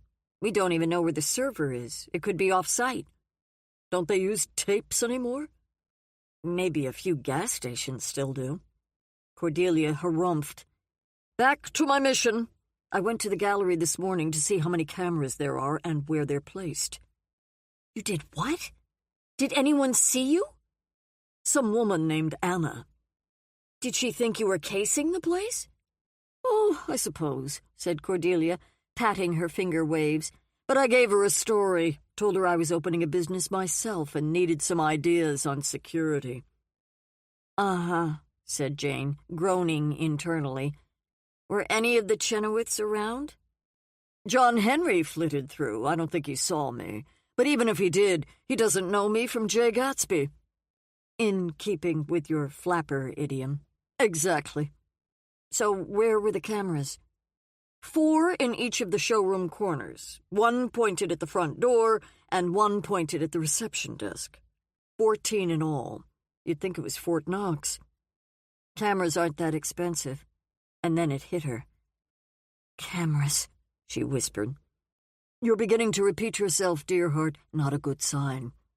"No, not the cameras at the gallery. I'm talking about the security cameras in the lobby of the Finmark building. Peter said Eli waited around the lobby for 45 minutes. If he was really there, the cameras would show it. And that's something we might actually have access to. Since it was a crime scene, it's possible they were handed over to my father during discovery." "Then get on the horn and call him," said Cordelia, her eyes lighting up. Jane checked her watch. "He's in court. I'll text him." She opened the cover on her cell phone and tapped a quick message. "You up for a little security camera sleuthing with me? 4 eyes would be better than 2. "I'm your woman." She sniffed the air. "Do I smell baking pretzels?" "They're making them ahead for when the pub opens." "I don't suppose there's an extra one lying around somewhere, lonely and unloved?" Jane called up to the kitchen and asked for a runner to bring one down. It was the least she could do after Cordelia had sparked a new lead. "They won't forget the mustard, will they? Or the onion bacon marmalade?" Jane assured her they wouldn't. "You know, Cordelia, you really are kind of amazing." Cordelia fluttered her eyes. "I know." Jane felt her phone vibrate in her back pocket. This should be Julia with information on her flight. "When is she coming home?" "Today, I hope," said Jane. She would have preferred a phone call, but this was a text. Reading through it quickly, her heart sank. "What?" said Cordelia. "She's flying to Chicago." "Do you have a welcome home party planned?" "Champagne. And I had one of the pastry chefs make a small version of the apricot cake she loves so much." "You're a good girlfriend." Cordelia kept looking over at the doorway, eager for the pretzel to arrive. "Did she say what's going on in Chicago?" "No." "Not a great communicator. Maybe you should buy her some Ronald Reagan tapes to go with the cake and champagne." "What a stellar idea." She was surprised by how upset she was. "I mean, if the cake will spoil before she gets back, Janie, I could always come over and help you eat it. And drink the champagne. And then, when Julia gets back, you could have, I don't know, something like Jiffy Pop popcorn and beer?" Jane didn't want to talk about it. She was glad when the pretzel arrived and the subject was dropped. Eli felt like a man staring into a void, except the void, in this instance, was his father's computer. His eyes darted away from the screen when he heard the back door open. He'd been sitting in his dad's den for the past few minutes. There were hundreds of files on his system, most of them filled with photos of artwork and gallery projects. Number 3113 was a file inside another file inside a third. It was well hidden. He never would have found it if Kit hadn't tipped him off. Eli assumed he could take an early lunch and nobody would be the wiser. What he hadn't counted on was that his father or Kit would do the same. He leaned back in the chair and waited to see who would appear. When his dad walked past the door, Eli tensed. Backing up, his dad asked, "What are you doing here?" "I need to talk to you." "I just came home to change my shirt, Eli. I don't have much time. I'm meeting with Mark Gaither at 1, and I need to grab some lunch first." "This won't take long." Pulling off his bow tie and unbuttoning his top button, John Henry stood by the door and waited. "Come over here," said Eli, rolling his chair to the side. "I want to show you something." "Oh, all right, but we have to make this quick." John Henry continued unbuttoning his shirt as he crossed to the desk. Staring at the screen, he said, "What the? Maybe you'd like to explain about that." John Henry's gaze traveled from the screen to Eli. "I have no idea how." He scrolled through more of the photos. "Lord in heaven! You can't think that you're a pedophile? That you're sexually attracted to little girls?" "Eli, no, that's..." He sputtered, not quite able to finish the sentence. "Are you upset because you're a piece of slime, or because I found out?" John Henry's eyes blazed with anger. "How dare you talk to me that way? I have never, ever been attracted to children." Eli wanted so badly to believe him. "Then how do you explain all these images? If I turned this over to the police, you'd be arrested, prosecuted. You'd probably spend the rest of your life in jail." Now horror filled his father's eyes. "You know me, Eli. You know I'm not like that. What I know is that you were never faithful to my mother. You cheated on her the entire time you were married." "That's absolute nonsense," John Henry stammered. "You think she didn't know? She hid it, but she knew, and it nearly killed her." That silenced his father. After a visible struggle, he said, "I don't believe you." Eli backed the rolling chair away from his dad. He needed to put some distance between them.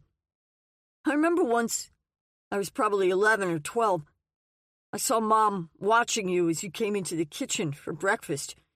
You were always so perfectly dressed. A while later, as I was getting ready to leave for school, I found her watching me with the exact same look of revulsion on her face. In that moment, I finally grasped the reason for the most painful part of my young life. Mom was always so close, so physically affectionate with Tori, but she was never like that with me. I wanted her to love me so bad. I spent my childhood thinking I wasn't good enough, that there must be something about me that was fundamentally unlovable. At times, I figured if I just tried harder, got better grades, did more chores, that she'd change. She never did, Dad, because when she looked at me, she saw you. His father's mouth dropped open. I think it's why I've always had such a terrible time with women. Maybe I want them to fill a hole that can't be filled. When I first met Harper, I warned her. I said that I didn't do relationships. I took hostages. She laughed, thought it was hilarious. It wasn't. But Harper adored you. Eli swallowed a couple of times. He hadn't planned on getting into any of this, but now that it was all coming out, he figured he would tell his dad the truth. She had a bad scare. For a week or so, she thought she was pregnant. When she finally said something to me, I was elated. I'd been hoping she'd get pregnant. I thought that if we had a child together, it would bind her to me, that she'd never leave. But when she found out she wasn't pregnant, she told me it was over. She wasn't happy and planned to move out.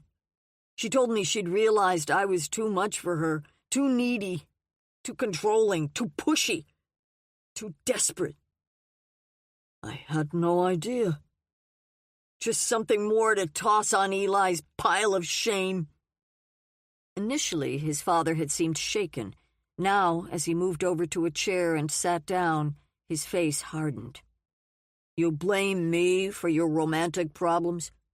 Believe me, son, you're capable of ruining relationships all by yourself. You're an adult, Eli.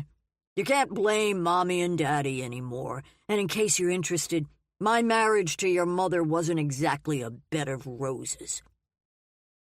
Eli felt they were spinning their wheels. He'd attacked his father, and his father had fought back. The main issue was still on the table, John Henry's porn stash.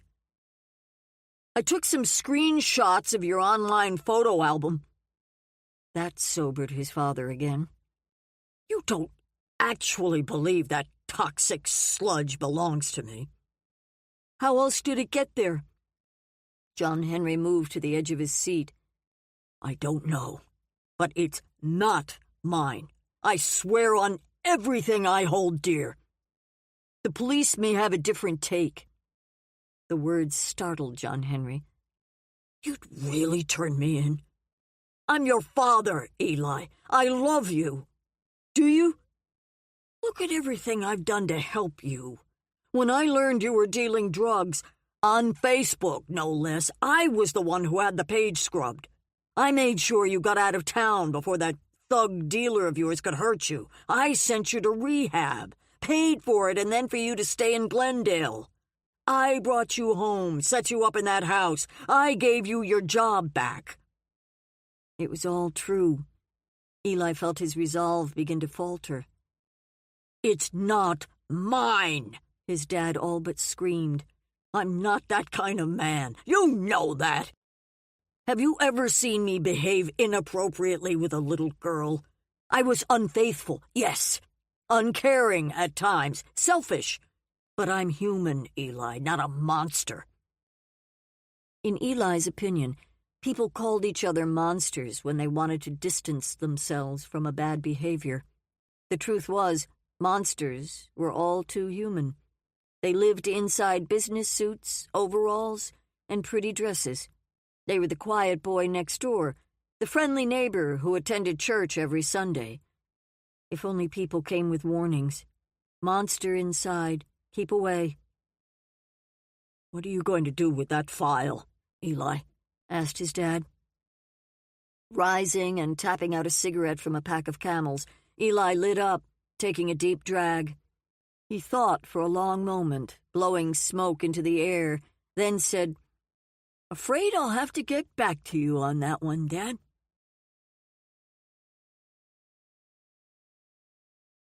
Chapter 38.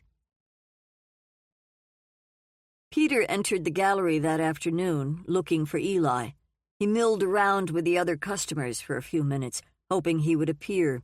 When he did, coming through the double doors from the warehouse, Peter tried to catch his attention, but Eli never looked his way. Instead, he headed for the rear door into the stairwell. Charging past the reception desk, Peter caught him on the landing between the first and second floors, grabbing his lapels and shoving him against the wall. "What the hell?" said Eli, pushing him away. Peter came at him again. "You're guilty, man. You murdered Gideon, and you made me an accomplice by getting me to ask Rashad out for a drink. You knew I wouldn't refuse my dealer, the keeper of all blow." Eli tried to push him away, but Peter was bigger and far more aggressive. "Now I find out you might be mixed up in another murder. Your ex, Harper." "You're crazy, man. Get the hell away from me. And then there's George Krochak." This time, Eli was able to fight Peter off. Breathing hard, he bent over and wiped a hand across his mouth. "Who the hell is George Krochak?" "Don't play dumb. You're good at that, but it doesn't work with me anymore. George is Marlo Wise's husband. He found that tote bag you brought with you to Gideon's condo the night you were supposed to meet with him. Except there never was a meeting, was there?" As Eli straightened up, a glimmer of fear flashed across his face. "You're crazy, man. You planned to rob him. Problem was, you never counted on him being home. You murdered him in cold blood because he saw your face, knew what you were up to. It's not a theory anymore, man. It's the truth." "I don't know what the hell you're talking about." Eli yanked his suit back into place. "How do you explain the bag? It was there in the living room with JHC on the front, your card in the inner pocket. It was photographed. You can't deny it away." As Eli raked his hands through his hair, his expression changed from anger to puzzlement. "George is in the hospital fighting for his life. That's right. He's still alive. He came to the gallery last Saturday morning. You met him. You got scared." "You're full of it." Peter pushed him against the wall again. This time, Eli didn't fight back. "If you even think about hurting Kit, You'll what?" said Eli through gritted teeth. "Go home. You're in way over your head. Go back to England and leave us the hell alone." "I might just do that," said Peter, bringing his face close to Eli's. "But before I do, I might have to talk to the police. Tell them what I know." "You perjured yourself, asshole. I'm sure they'd love to hear all about it." "Yeah? Maybe I can get myself a deal. After all, my dad's a famous defense attorney. I would think he could figure out a way to buy me a little immunity." Peter let go of Eli. "You stay away from Kit, or I will personally throw you to the wolves." By 6 that evening, Jane and Cordelia were halfway through the security footage from the Finmark's lobby. Jane's father had tasked one of his paralegals to find it and set it up for them on a computer in one of the cubicles at the law office. Jane and Cordelia sat hunched together, close to the screen. Jane refused to fast forward. She wanted to see every second of the video. "This is like watching paint dry," mumbled Cordelia. "If Eli's going to appear, it better be soon," said Jane. Peter said he waited there for 45 minutes, that he'd used the lobby phone next to the elevators several times to call up to Gideon. This security footage had begun taping at 4:30 p.m. and ran for 3 hours. Eli should be there by now. Cordelia snapped her bubble gum. She was about to blow a bubble when she pointed and said, "Is that him?" "Too tall," said Jane, "and his hair's too light." A lot of people had walked through the lobby, but few were sitting on benches or seemed to be standing around waiting, and nobody had used the phone. "He's got to be there," said Cordelia. Unless he has a secret cloak of invisibility. Or unless he lied about the whole thing. Jane kept watching. Another 10 minutes went by, then another. When the time stamp turned to 6, Cordelia sat back and tossed her gum wrapper at the screen. Didn't Peter say Eli was home by 6:15? Nobody had a stopwatch. At 6:45, Jane admitted defeat and turned off the footage. Cordelia had already called it and was doodling on an envelope while energetically humming the national anthem. He never appeared, said Jane. If Eli was the man on the security video in the parking garage, he wouldn't have any need to sit around the lobby, as Peter had been told, because there was nothing he needed to wait for. Kind of figured out it was a dead end half an hour ago. Like I said before, Kit and Eli used Peter. He was their patsy. Or, in the modern Russian espionage terms, all the rage these days, he was a useful idiot. Jane thought about that. I have another interview tonight. This one's with Brittany Daniels, Kit's best friend from high school. Want to come along? Sure, said Cordelia, but I can't. I have to be at the theater by 7. You think this friend will have anything important to tell you? As Jane rose and lifted her coat off the back of the chair, she said, You never know unless you try. Always the optimist. Not always. Brittany, a petite woman with straight blonde hair, invited Jane into her kitchen where she was folding clothes. The remnants of the evening meal, a half-eaten pan of lasagna, sat on the counter. I have 2 kids, she offered, resuming her seat at the table. She nodded for Jane to take the one opposite her. How old are they? Chapman's 6, Dakota's 3. They're amazing, sweet, silly, constantly on the go. I'm busy every minute of the day. When Larry gets home from work, he's my husband. He plays with them, gives them their baths, and gets them ready for bed, while I pick up the living room, finish the day's laundry, and start dinner. He's a good father. I'm lucky. Jane took out her pad and pen. Are you going to record what I say? I usually take a few notes. Is that a problem? No, it's okay. You said you wanted to talk about Kit. When Jane had called Brittany to schedule the meeting, she gave the usual explanation. First, tell me something, said Brittany. Do you think Kit had anything to do with that poor man's murder? We're looking at a number of people who knew him. Brittany took a minute to digest the comment. I haven't seen her in years, but I'll tell you what I can. Jane had been under the impression that Kit and Brittany were still close. When was the last time you saw her? Oh, gosh, maybe 5 years ago. We ran into each other at Southdale. Were you still friends at that time? Sort of. Like, we weren't enemies, but we didn't see each other all that much. We stayed fairly close for a few years after high school, but by then I knew she wasn't the kind of person I wanted in my life. Because? I don't know how to say this. There's something wrong with her. I've seen her do things that scared the bejesus out of me. Such as? You really want to hear this? I've never told anyone before. I do, said Jane. I'd like to get a better picture of who she is. Okay, you asked for it. She put the folded kids' clothes into the empty laundry basket, set it on the floor, then lifted a basket of towels onto the table and began to fold them. So, in high school, Kit liked to shoplift. I guess her mom didn't make a lot of money from that hair salon, so she'd steal things like makeup, cheap jewelry, candy bars, whatever she felt like. She even stole a cross pen once from a stationery shop. She never got caught? Never. Which both surprised me and didn't, you know? She was really good at it.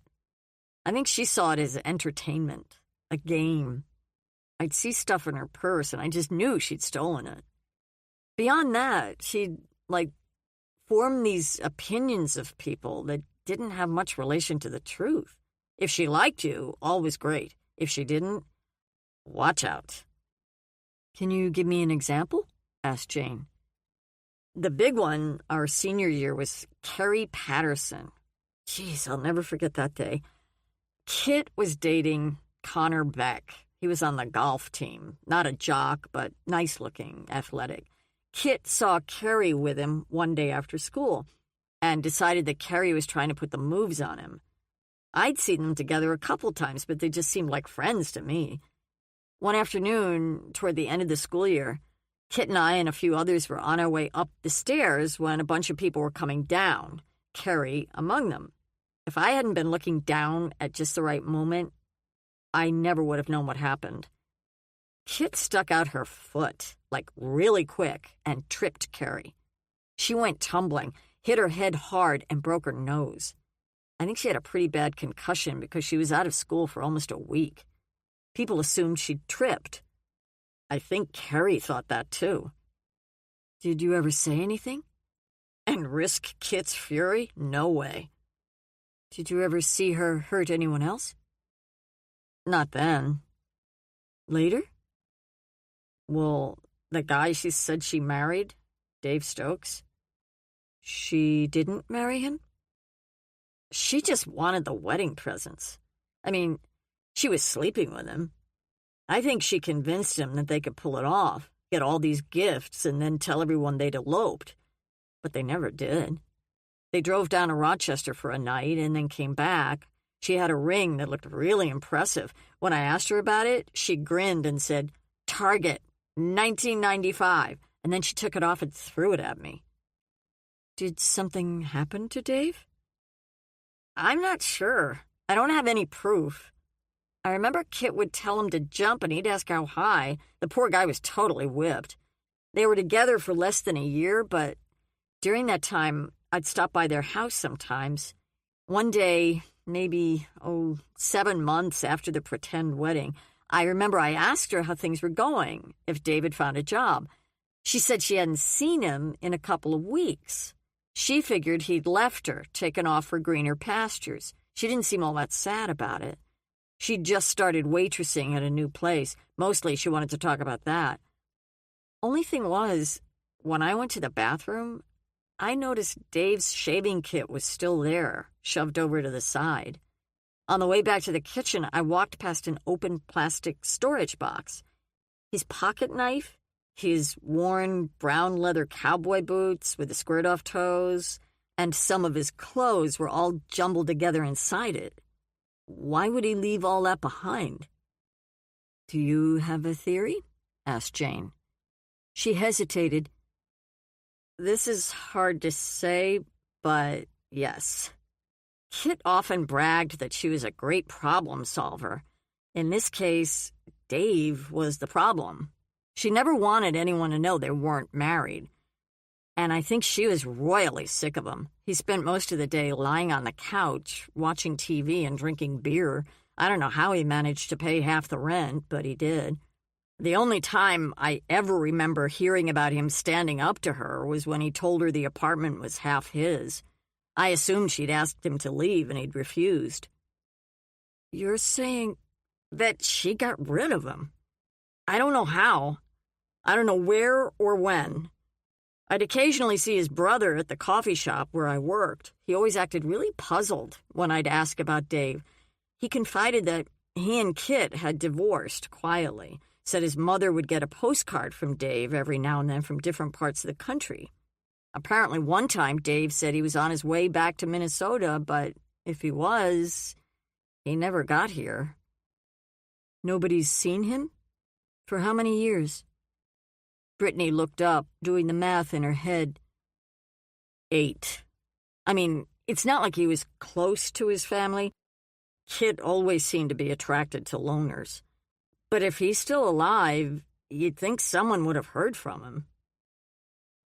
The story left Jane with the sickening sense that her gut reaction to Kit was accurate. She was dangerous. Peter had no idea who she was, or the depth of the pit he'd fallen into.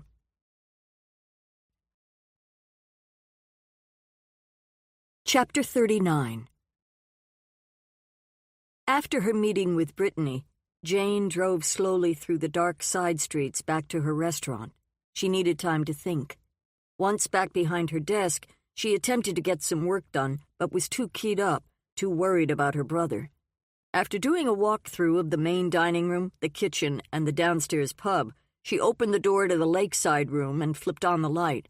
Before she gave up and went home, depressed that it would be another night without Julia, she had one last thing to do. She called Marlowe Wise. "What do you want?" came Marlowe's hushed voice. "Are you at the hospital?" "No, I'm in outer space. Of course I'm at the hospital. Where the hell else would I be?" "I have an important question I need to ask you, but first, please tell me how George is." "Why should I? You're not exactly a friend." "I've been very concerned about him." "Just give me a minute." Jane could hear noise in the background, and then all was quiet. "He's awake. He's in pain, but the meds seem to help, though in my opinion, not nearly enough. The doctors are most worried about the concussion. He's going to be at greater risk for CTE. You know, what football players get." "I'm so sorry to hear that. What about his memory? Does he remember what happened to him?" "Nothing," said Marlowe. "It's all blank." Jane had been afraid of that. "On the positive side, he knows me and remembers our life together." "Has his sense of humor returned?" "Huh," said Marlowe, sounding impressed. "I guess maybe you do know him a little." "Yes, his sense of irony is remarkably intact." "I'm glad." "I need to get back in the room. What's your urgent question?" "Have you had a chance to go through his things, what he was wearing when they brought him to the hospital?" "Maybe," Marlowe said, her voice a study in suspicion. "Was anything missing? A piece of jewelry, for instance?" Silence. Then, "Actually, there was. I figured it got lost in the wreck. It's a small gold pocket watch. Belonged to his grandmother back in Kharkov in the Ukraine. Her name was Yana Krochak. Her initials were in the upper part of the inside cover. You won't be able to read them because they're in Cyrillic. George always kept it in his pocket." "You looked everywhere?" "Well, I mean, it could be in the car, but that's basically just a wreck now. Maybe I'll get a chance to look around inside, but more likely I won't. It could have fallen out when he was lifted onto the gurney." "Okay," said Jane. "That's helpful." "Why? What's going on? What are you after?" More suspicion. Jane decided to tell her the truth. "I don't think an accident sent George off that hill." "What's that supposed to mean? If it wasn't an accident, what was it?" Lowering her voice, she asked, "Are you seriously suggesting someone intentionally tried to hurt him?" "As soon as I find a few more answers, I promise I'll give you a call and tell you everything." "Is this related to my father's murder?" "I'm afraid so." More silence. "Okay. George and I aren't going anywhere." "Hey," she said. "If it turns out you're not a nutcase and what you're telling me is true, is my husband still in danger?" Jane thought of the calls the nurse had mentioned. "Let me ask a question. Does George have a cousin in Montana?" "What? No, of course not." "Then, honestly, Marlowe, I think it's possible. But I can't go to the police with a theory, neither can you." "Then make it quick, Lawless. Figure it out." "I'm trying." "Try harder." She disconnected the call. Peter sat on the bed in the Harlow bedroom, propped against a ridiculous array of furry pink and white pillows, thinking how glad he'd be to put these colors in his rearview mirror. He'd spent the last half hour browsing various cheap ticket sites, figuring out how much it would cost him to hop a plane back to London. He wasn't ready to leave just yet, though he couldn't stay much longer. Jane was annoying the hell out of him, mostly because she was making points about the Chenoweths and his relationship to them that made him doubt Kit. He found that intolerable. His father's texts had piled up without Peter making any attempt to answer them. Sigrid had texted him several times right after he'd talked to her, though she seemed to have given up. Good for her. She should give up on him. It would make things easier when he asked for a divorce. Flopping onto his stomach, he was about to bring up a favorite video game when he heard loud thumping on his door. "Just a second," he called, crossing the room to open it. "Hey, man," said Bulger, stuffing the last bite of a Rice Krispies bar into his mouth. "You got a visitor downstairs." "Man or woman?" "Woman." "My sister?" "Nope, never seen her before." "Did you just make those?" he asked, pointing to Bulger's mouth. "Hattie did." "I didn't know she cooked." "It isn't cooking, man. It's mostly melting and stirring." "Is Cordelia here?" "At the theater until late. I told your visitor to wait in the Great Hall." "Thanks." "Yeah, no problem. Night." He walked off toward the servants' stairway. Peter checked his look in the mirror above the dresser and then trotted downstairs. Kit was standing by the Christmas tree, staring up at the lights.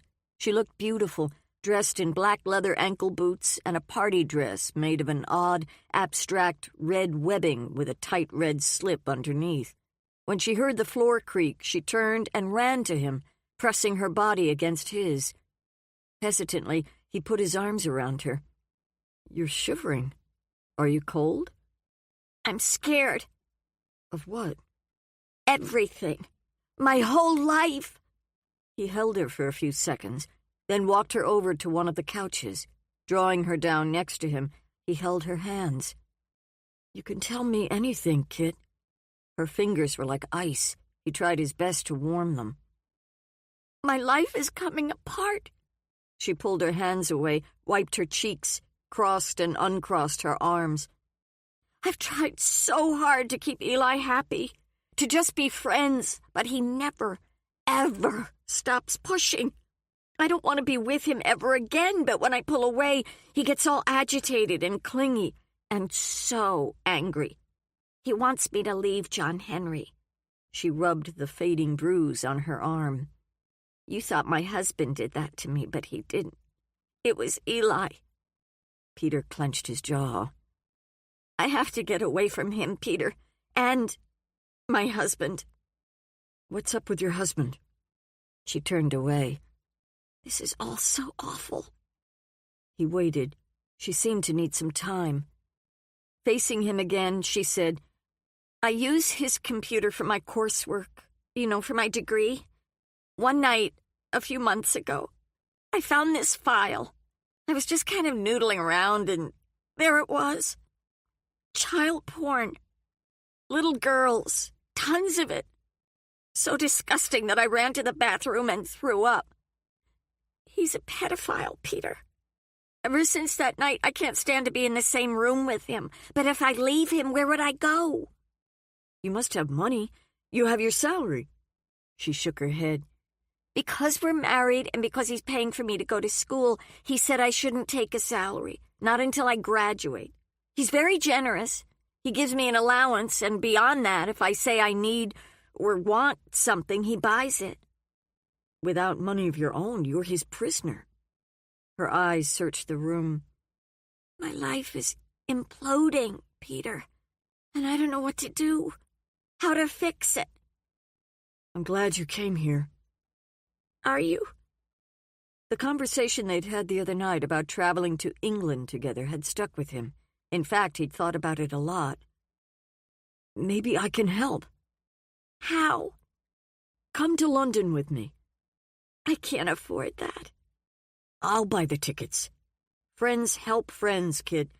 You're my friend." As the idea sank in, her eyes took on a glow. "You'd do that for me?" "Do you have a passport?" She nodded. "But where would I stay when we get there?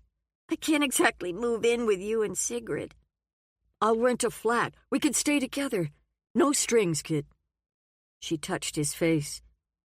"What if I want strings?" Her touch felt like silk.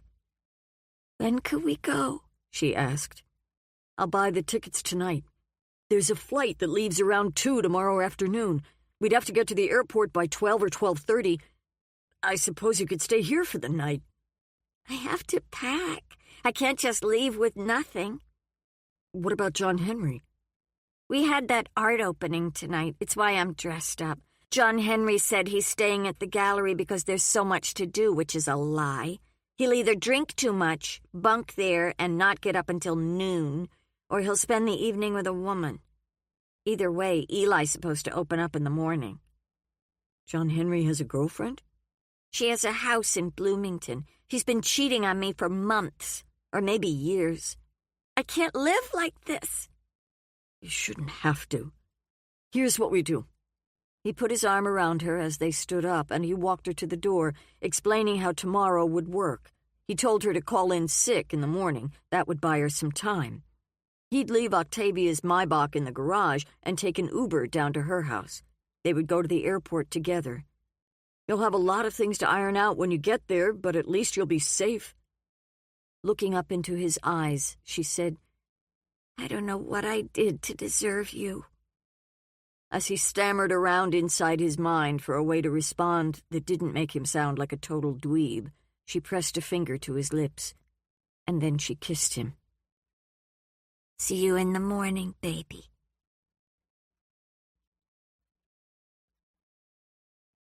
Chapter 40. I'm about to do something unethical, said Jane, still in bed under the covers. She'd called Cordelia, knowing her friend considered noon the break of day. Jane had slept in, so it was just after 8:30. Can't you be unethical a little later in the day? Came Cordelia's groggy response. But you're awake now, right? Officially, no. Come on, you want to save Peter from Kit's clutches, don't you? Just haul yourself into the bathroom, turn on the water in the shower, and stand under it for a few minutes. Be a good girl and check back after lunch. Sitting up in bed, Jane said, Don't hang up. This is important. You have to help me. All right. You don't have to shout. Jane heard a loud thump. I am now up. Teetering badly, but up. What's the plan? Get over to my house as fast as possible. I'll explain on the way. The way? If I don't know where I'm going, however shall I know what to wear? Wear clothes, Cordelia, and bring your binoculars. An hour later, they were speeding south on I-35W. Cordelia was at the helm of her shiny new Subaru, while Jane tapped an address into her Waze app. Listen, said Cordelia, glancing over her shoulder. I put my purse behind your seat. There's a paper plate covered with aluminum foil inside it. Get it for us. Jane reached around. What's in it? Hattie made some Rice Krispies bars last night. I may be wrong, but I think a couple of little mouse banditos, one named Bulger and one named Peter, snuck in and made off with a few. Want one? No, thanks. Okay, so while I enjoy my breakfast, fill me in on your ethical crisis. Breakfast? Rice Krispies? Duh. What Jane hoped to do wasn't just unethical, it was illegal. I need to get inside the Chenoweth's house.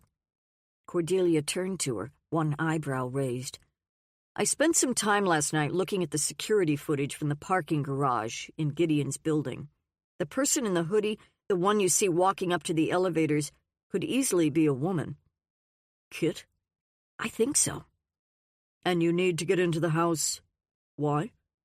We've talked about trophies, right? I spoke to Marlowe last night. She said George always carried his grandmother's pocket watch with him. After the car crash, it was missing.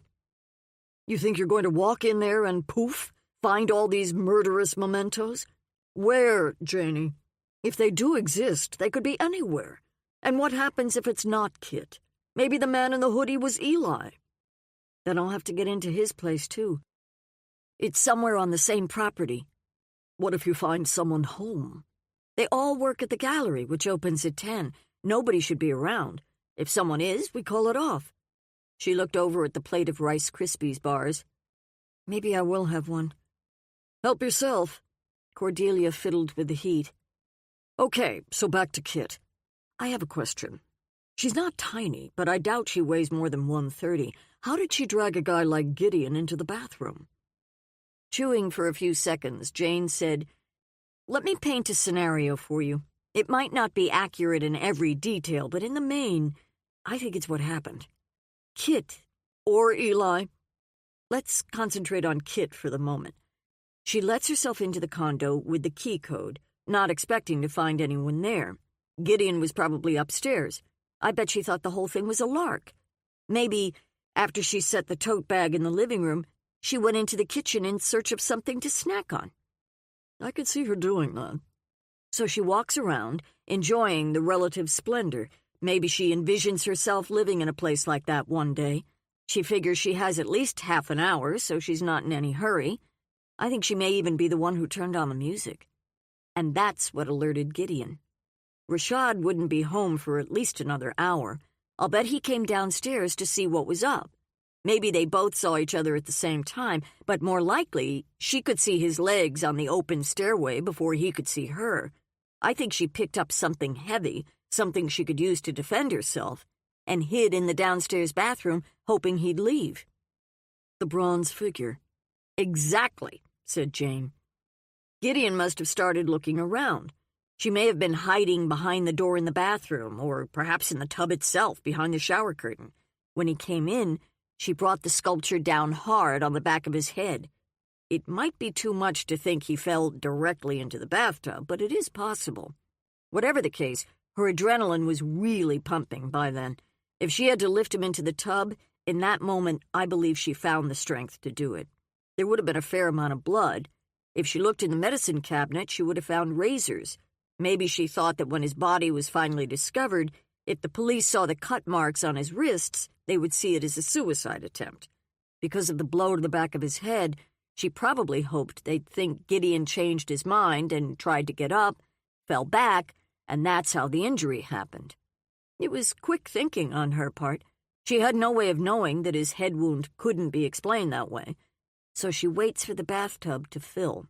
She cleans the blood off the statue with toilet paper and then flushes it away. As soon as she shuts off the bathwater, she hightails it out of there. She never thinks about the tote bag again. Blood wouldn't be visible on black clothing. When she gets home, with Eli in heroin-induced la-la land, she could take all the time she needed to get rid of the bloody clothes. In the end, she got away with it. Until now. You should have told me we were going to do a little breaking and entering. I would have worn black. I'm the one who's going in. You're my lookout.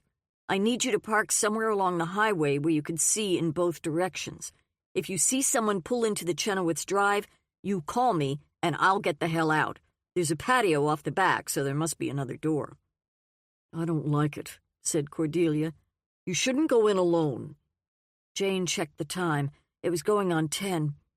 I'll look around first, make sure nobody's inside. Maybe I'll even ring the doorbell.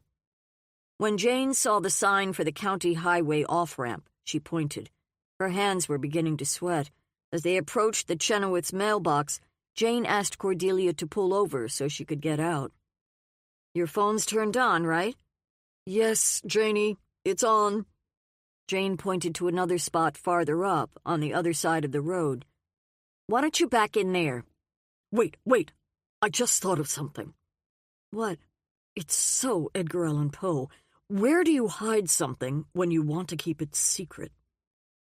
I give up. Where? In plain sight, Janie. If I were you, I'd look for her jewelry box. It was a thought. Jane slammed the car door and headed up the narrow road toward the house.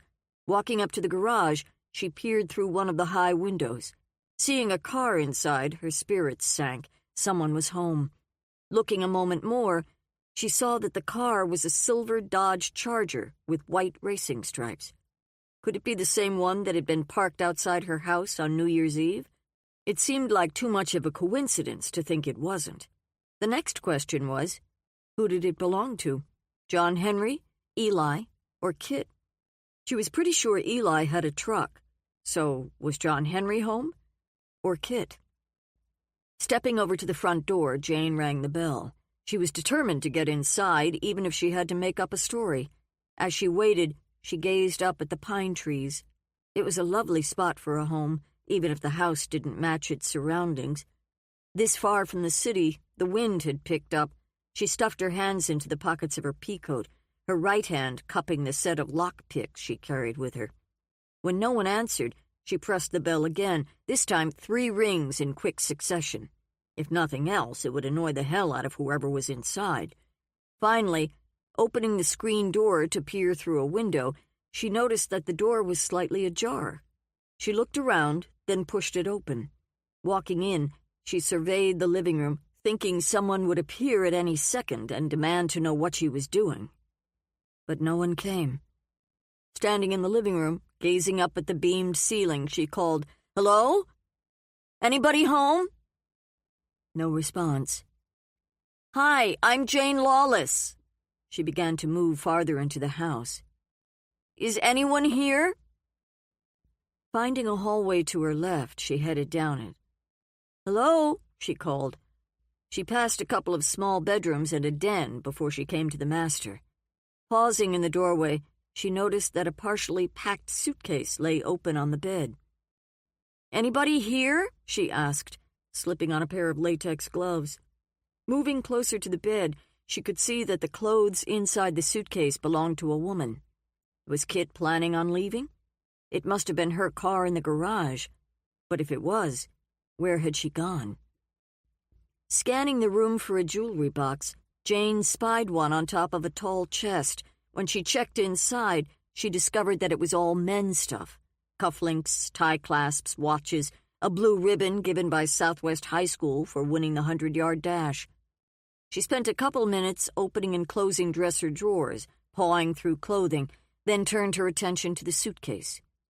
If it was Kit who was leaving, she would undoubtedly take items that were important to her. Jane's eyes opened wide when she found a beautiful, inlaid wood box. Could it be that simple? She opened the top. Inside were earrings, necklaces, rings, bracelets. Nothing that looked all that expensive, though every piece was unusual. Sitting down on the bed, she took everything out. None of the trophies were there. But then an idea occurred to her. She picked up the box and shook it. Sure enough, she heard the sound of shifting metal. Looking more closely, she found that the red velvet base was false. Lifting it out, her eyes widened. It was all there. Gideon's coin medallion, George's gold pocket watch, and a single turquoise teardrop earring with gold filigree at the top. But there was more, things Jane didn't recognize. Were these trophies from others who'd had the misfortune of knowing Kit, of caring about her? Her pretend husband, Dave, for instance? Jane used her phone to take a bunch of photos. She backed up and took one of the bed with the suitcase. None of the shots would be admissible. What she needed was to somehow get the police in here, have them find what she just had. Her phone rang. She answered immediately. "A car. It's slowing down, like it's looking for something. OMG, it's turning into the Chenoweth Drive. Janie, get out. Now." In her haste to see if someone was in the house, Jane had forgotten to look for the door to the patio. She raced back down the hall. Looking around frantically, she finally found sliding glass doors in the study. She burst outside, closing the doors behind her. Now what? Before she could scramble up a hill to the road, she heard a car's motor and then a familiar voice call, "Wait for me." Coming around the side of the house, she found Peter on his way to the front door. "If you're looking for Kit, she's not here." He stopped dead in his tracks. "What the hell are you doing here?" "I could ask you the same thing." "Did you break into that house?" "The door was open." "Oh, sure. Right. See for yourself. It's warped. Unless you actually pull it shut, it doesn't close." "I came to see Kit. There's a suitcase on the bed, but she's nowhere around." "Of course she's here." He trotted to the door and disappeared inside. When he came out, he seemed worried. "She was supposed to be packed and waiting for me." "Why?" "None of your business." It wasn't hard to figure out. They were leaving together. For Jane, it was the worst possible news. "What do I do?" asked Peter, running his hands through his hair. "Janie, you may not understand, but you've got to help me. Kit's in danger." "I want to help you, Peter." They stood looking at each other from opposite sides of an impossibly difficult divide. When Cordelia's Subaru roared in off the street, they both turned to look. "The cavalry has arrived," said Peter under his breath. "Why don't we get out of the cold? Maybe go sit with Cordelia and try to figure this out?" It was all there, written on his face. Agitation, bewilderment, even anger. He paid the Uber driver, lifted his suitcase out of the trunk, and sent the car away.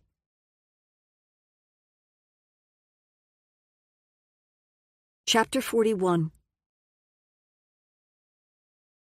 At the same moment, Eli was inside his house, staring out the window at the gray, depressing day outside. 2 weeks ago, he would never have considered anything like this, but he was at the end of his rope. He had to know the truth. Turning around, he walked past Kit, a half-filled pint of bourbon dangling from his fingers.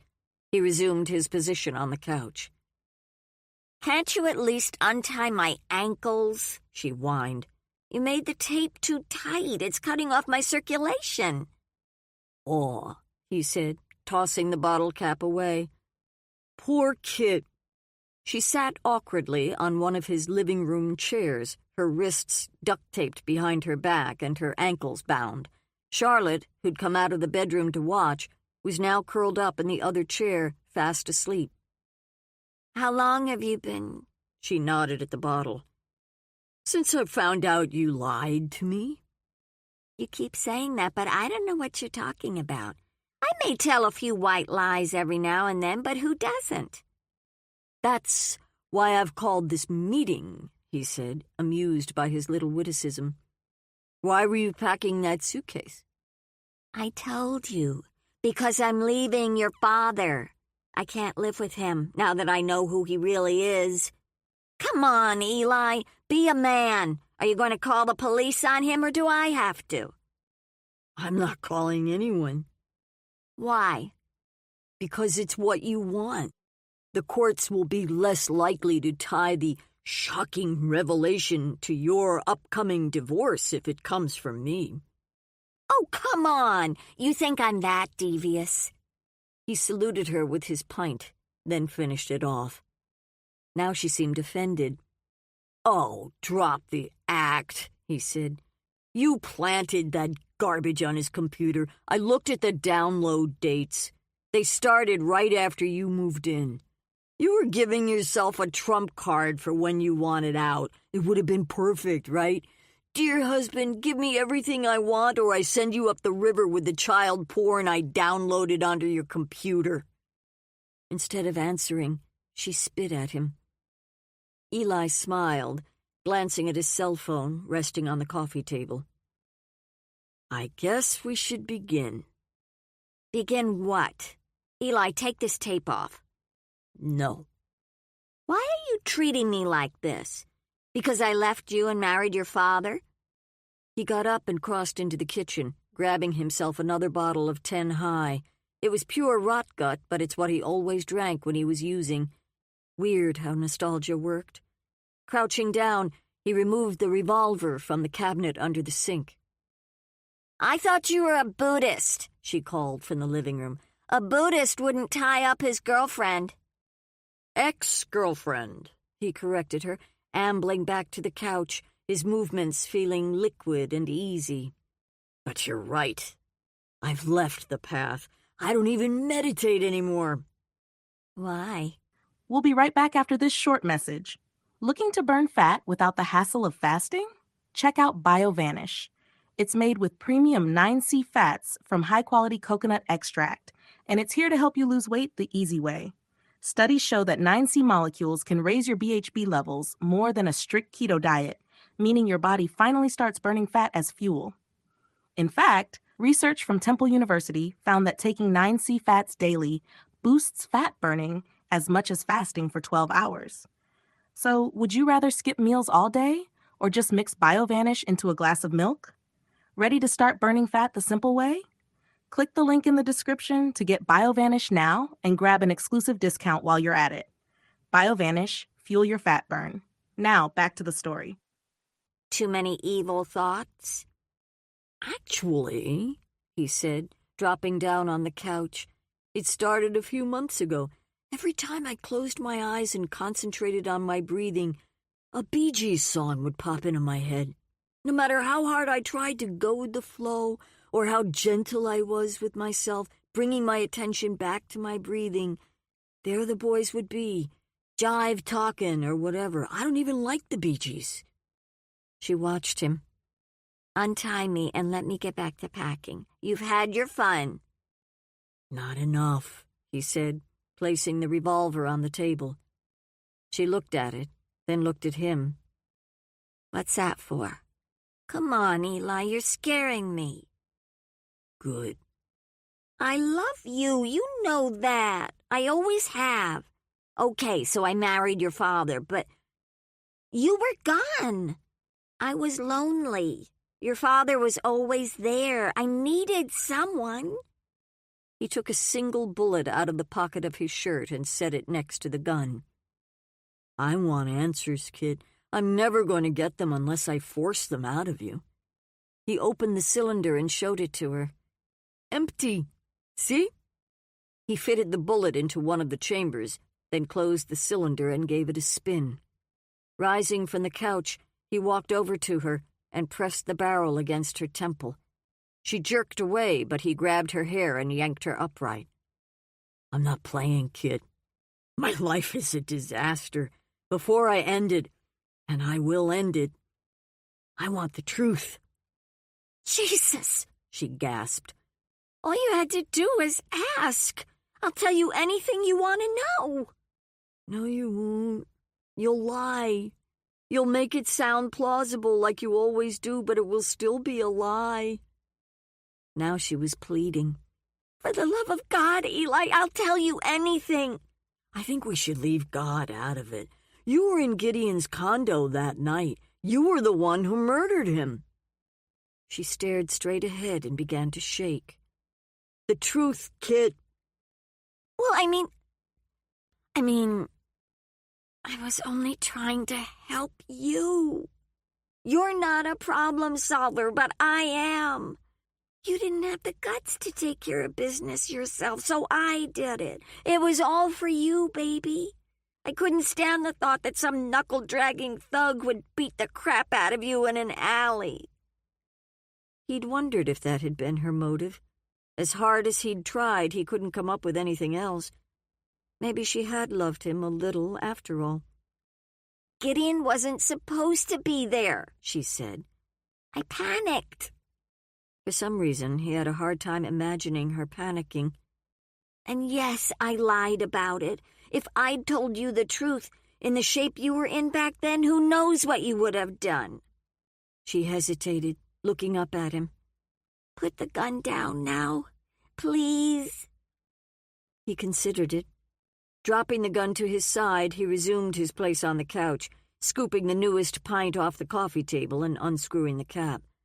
What she said made sense. It might be difficult to admit, but he believed her. Maybe he wouldn't need the gun. Okay, next question. Did you murder my girlfriend? What? Her eyes grew wide.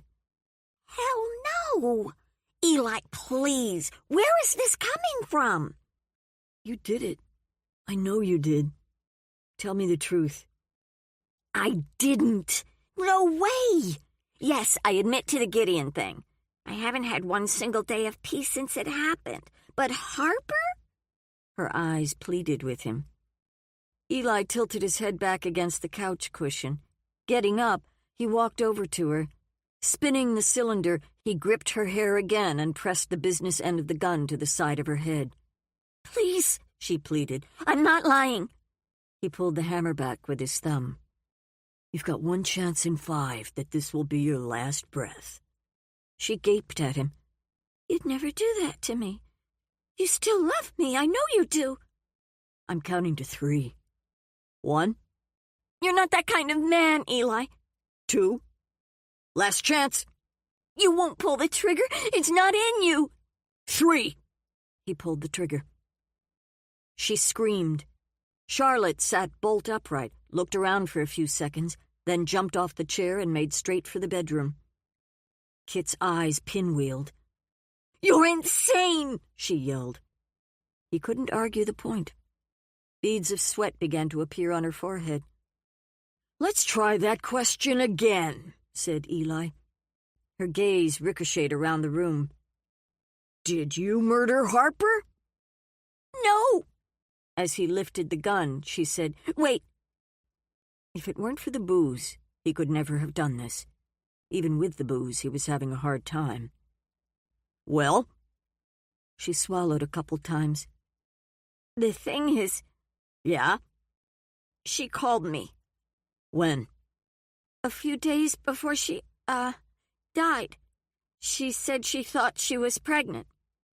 "Why would she tell you? Why would she call?" Because we talked a lot more toward the end. She wasn't good enough for you, Eli. She didn't even love you. She said she felt trapped, that living with you was way harder than she'd ever expected. She called you a black hole of need, like I didn't already know that. I hated the way she talked about you. I could talk about you that way because I loved you, but she couldn't. All that stuff about saving the planet, working to end the death penalty, carbon footprints, all her moralizing and her prissiness about what she ate and didn't eat. She was going to hurt you, Eli. That last day she called from the hotel where she worked. She was crying, said she had to talk to me. I was the only one who would understand. I suggested a drive up to Taylor's Falls. We could talk along the way. I did it for you, Eli. It was all for you." He dropped back down on the couch, pressing his hands to his eyes. Reaching for the bottle, he took a few more swallows of bourbon. "Okay," he thought, wiping a hand across his mouth. So he'd heard some of the truth, though he also knew there had to be lies embedded in what she'd said. The part about her undying devotion was the hardest to take. In the last few hours, he'd come to the conclusion that she'd never loved anyone. She wasn't capable of it. In a soft, childlike voice, she asked, "Will you let me go, baby? We can be together now. I want that more than anything." He picked up his phone, clicked off the app he'd used for recording the conversation. "Eli?" "Shut up. I need to think." Inside Cordelia's car, Jane watched Peter scan the property. He was jumpy, only partially listening. "Where the hell could she have gone?" "Maybe she got cold feet about leaving with you," said Jane. "No, not possible." "Call the gallery." "I told you she didn't go to the gallery this morning." "You don't know that for sure. Maybe she changed her mind, and Eli or John Henry gave her a ride." "This is going nowhere," said Peter. "I'm just wasting my time. I've tried to explain. I don't know why you can't give Kit the benefit of the doubt. She's a good person." Jane felt sorry for her brother. His feelings for Kit had blinded him to who and what she was. Hooking up with her would be one of the worst decisions he would ever make. "Call her phone again," said Jane. Peter unlocked the door and got out. "Where are you going?" called Cordelia. As Peter walked up a gravel road, Jane got out and went after him. When she came to the top of a hill, she saw that he'd run ahead and was banging on the door of a small house. A truck was parked next to it. It had to be Eli's place. "I know you're in there," shouted Peter. "Let Kit go or I call the police. You've got 5 seconds." Just as Jane reached him, Eli burst outside, looking unsteady. "She's all yours, man," he said, his words slurred. "What did you do?" "I got the truth out of her." He held up his cell phone. Peter shot past him and went inside. "You recorded the conversation?" said Jane. "Yeah." He leaned against the rear of the truck, waving the phone triumphantly over his head. "Did you threaten her?" "No more than she deserved." Cordelia finally caught up to them, looking winded. "What did I miss?" "If you did threaten her, what you got isn't admissible in court," said Jane. "So?" he said, lifting a pint of 10 High out of his shirt pocket. "I'm not a court. I'm a human being." He took a few swallows.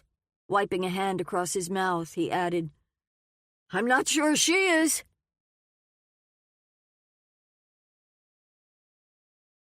Chapter 42. Marlowe grabbed the ace, tucked it into the cards she was holding, and announced, "Gin, I win again." She laid the cards down. George tossed his on the bed tray. "The least you could do is let the sad invalid win once in a while." "But you'd know I was letting you off easy, and you'd hate me for it." "You think so, do you?"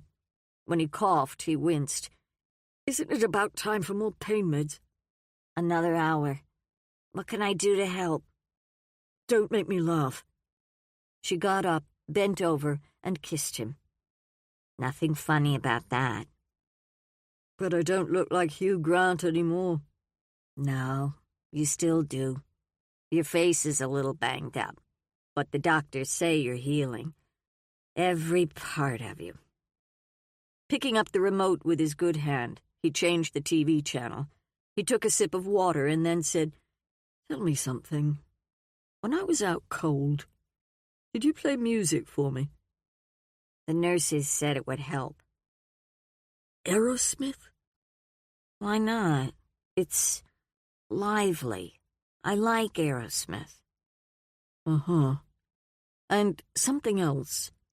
This may sound off the wall, but I swear I heard you discussing baby names." "Did I? That's odd." "Is it? Did you?" Let me think. Yes, I suppose I may have. "Any particular reason? You're in and out of the bathroom all morning. If one had a vivid imagination, such as myself, one might conclude that you have a touch of morning sickness." Would they? For Marlowe, this was a now-or-never moment. If the woman in question did have morning sickness, would the man in question be happy about it or sad? "Oh, happy, indeed, without hesitation." Really? "Yes, but only theoretically." What if it wasn't just a theory? "I think we should have a baby name discussion, Marlowe. One I can actually be a part of, not floating around somewhere in the ether." About theoretical names for a theoretical baby." "Precisely." She loved him more in this moment than she ever thought possible. She shuffled the deck. I was thinking Anastasia, if it was a girl. "And if it's a boy, how about George II?" Are we officially in negotiations? He smiled at her. "I think we are." When Cordelia returned home that night after spending the afternoon at the police station with Jane, Peter, and eventually Jane's father, she was an exhausted wreck of a woman in need of a Thorn Boilermaker, a glass of black cherry soda, and a stiff shot of creme de cacao. She had a little bundle to take up to her bedroom before she came back down to the kitchen. Peter had spoken to an investigator at the police station for a couple of hours. When he was done, he'd come out to the waiting room where she, Jane, and Ray were having a private conversation. He said he hadn't been asked more than a couple of questions about the night he'd asked Rashad out for a drink. Because the police didn't seem interested in pursuing this line of questioning, Peter appeared to feel emboldened, still resisting the notion that he'd lied on the stand. He called an Uber shortly thereafter and left, though not before asking his dad to call him if he learned anything more. Cordelia's reaction was far different. She couldn't seem to stop fuming about Kit's pathetic chutzpah. Kit had vehemently pleaded her innocence to anyone who would listen. Both Eli and Kit were booked, though not before Kit had asked to speak to Ray privately. She'd pleaded with him to represent her if the worst happened and she was arrested for murder. Ray, being of sound mind and not given to masochism, declined. The worst part was, Ray indicated that it could be months, or longer, before it all got sorted out. In the meantime, Rashad would stay in prison. And so it was dark by the time Cordelia drove Jane home.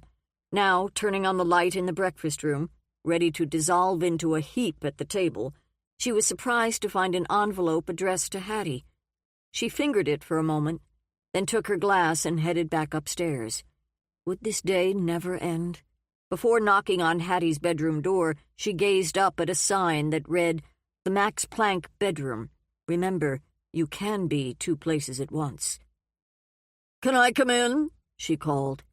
"Sure," came Hattie's muffled voice. Cordelia found her niece sitting on the bed, reading. The room, as usual, was a total disaster. Books, clothes, towels, etc. covered almost every surface. "I have something for you," said Cordelia, pulling the envelope from the pocket of her wool cardigan. She set her glass down on the nightstand. "This was downstairs on the table in the breakfast room. It has your name on it." Hattie set the book aside. "Maybe it's my check." "Check?" "Scooch over." Cordelia stuffed a pillow behind her head and stretched out. "Peter said he'd pay for me to join the Planetary Society." Cordelia had never heard of the Planetary Society, but she knew her niece had a habit of leaning on people to pay for her various scientific interests. "I had breakfast with him the last couple of mornings. He doesn't think I should eat pie so early in the day." "Heavens, where did he get such a silly idea?" Tearing the envelope open, Hattie smiled and said, "Yep, it's the check. And a note." "A private note?" "I don't think so." "Then read it to me." Hattie unfolded it. "Dear Hattie, here's the check. I hope the planetary report is everything you hope it will be. I'm sorry I couldn't say goodbye to you in person." "Goodbye," said Cordelia. "That's what it says." "Keep going." "But I'm flying back to London tonight. I'm glad we had a chance to see each other, even if it was only over breakfast. You're a wonderful girl, and I'm proud to be part of your family. I want you to know that when you get a little older, I will fly you to England so we can travel the countryside together searching out archaeological sites. Start making a list of what you might want to see. Alas, I'm not very good at keeping in touch, but I promise to email you more often. Keep reading those science books, sweetheart. I love you very much. Peter." Cordelia had tears in her eyes. "There's a P.S. "Which says?" "Look around the house. You may find a new furry friend lurking in the shadows." Hattie turned to her aunt. "What's he mean by that?" "Well, I agreed to take care of a sweet little female kitten until her dad gets out of the slammer." "We have a new kitten?" "For the moment." "What if the dad never gets out of the slammer?" "That would be terribly sad, wouldn't it? I'd like to think he will." "Sure, but what would happen if he doesn't?" "I guess we'd have to keep her." "Really?" she squealed. "Where is she now?" "On my bed." Hattie was out the door before Cordelia could even say Max Planck.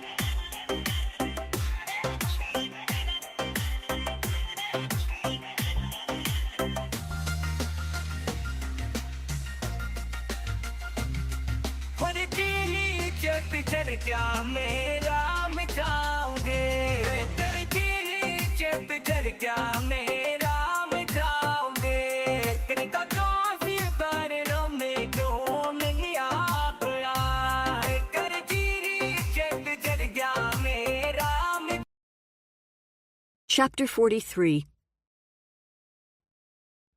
The following afternoon, Julia's plane was on time, which meant Carol would drop her off at the house sometime around 6. By 5, Jane was working on dinner, one of Julia's favorites, a simple meatloaf, which would smell wonderful when she walked in the door. Jane also planned to make mashed potatoes, something that had tempted Julia to eat even during some of her worst days on chemo.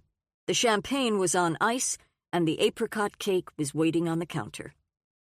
When Julia finally arrived, though, all thoughts of dinner evaporated. They took their joy at being together again up to the bedroom and spent some quality time together.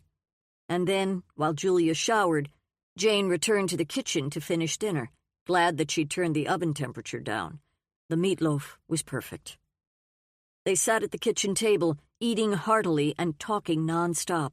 Jane had dozens of questions about what Julia had been doing for the last few days, but decided all that could wait. Julia insisted on hearing every last detail about what had happened in the Wise murder case while she'd been gone. By the time Jane got to that day's events, they were on the couch in the living room, cradled in each other's arms in front of the fire. "I called Dad after we found Kit," said Jane. "His trial had recessed for lunch, so I was able to talk to him. He said to phone the police right away, suggested how to handle Kit's jewelry box. He wanted me to stress to the police that Kit was a flight risk. If they didn't detain her, she'd disappear." "On what basis could they detain her?" "When I told one of the officers who I was and what I'd been working on, she called someone higher up to come over to the Chenoweth property. I sat with that guy for about an hour. As I was waiting for him, I called Marlo Wise and asked her if she could describe George's watch in more detail. She was able to, and she also mentioned that it was worth at least $3,000. They'd had it appraised a few years back." "So if Kit took it and had it in her possession, it would be considered theft?" "Right. The next problem was getting into the Chenoweth's house. The police can't do that without a search warrant. But as it turned out, Eli's name was on the deed. Kit's wasn't. Don't you wonder why John Henry never changed that?" "Maybe some part of him saw her for what she was." "Maybe. Anyway, once Eli realized that he might be arrested, he agreed to cooperate. He took them into the house, and, of course, there it all was on the bed in the bedroom, just as I'd left it. I'd described the trophies I suspected Kit had taken from her victims, so the cops knew what they were looking for." "What about the recording Eli made?" "The police confiscated it." "You probably shouldn't tape someone without their permission."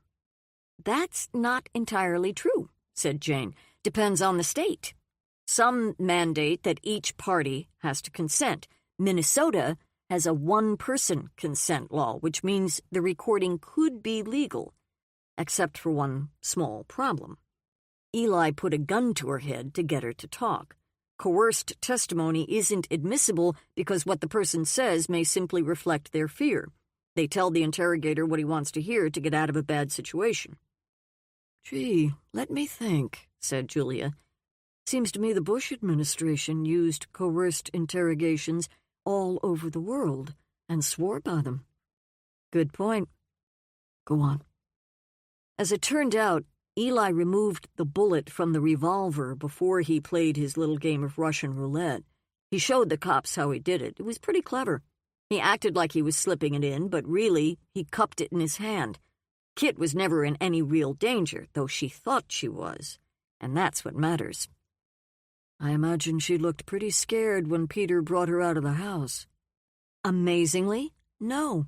She came out fighting, insisting that Eli had tried to kill her, that she had nothing to do with any murders, that Eli was looking for someone to pin it on to save his own hide, and on and on. The police took both of them into custody. We all ended up down at the police station. Even Dad eventually arrived." "But other than the recording, which isn't admissible, and the trophies, what other proof do you have that Kit murdered Gideon?"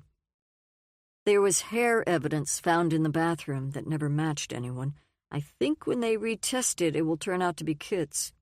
As far as George goes, I'm hoping we can get our hands on the security video at the gallery for last Saturday morning. That way we can see who George talked to. Again, I'm sure it will be Kit. It might even jog his memory." "So, with all this new evidence pointing to Kit, will Rashad be set free? Or will he have to be retried?" "The former, I would think," said Jane. "But my father says that nothing is for sure. Whatever happens, it will take a while. Perhaps a very long while." "That's appalling. What about Peter?" Jane sighed. "It was a tough day for my brother, but something good came out of it. I think he finally saw Kit for who and what she is. When they first came out of Eli's house, I could tell they'd had words. Peter had lost all his bravado. He kind of shut down after that, stopped talking. Of course, Kit tried to get him to put his arms around her, but he wouldn't. Poor guy. Yeah, I wish I knew how to help him. He left last night to fly back to London. Never said goodbye to any of us except for Dad.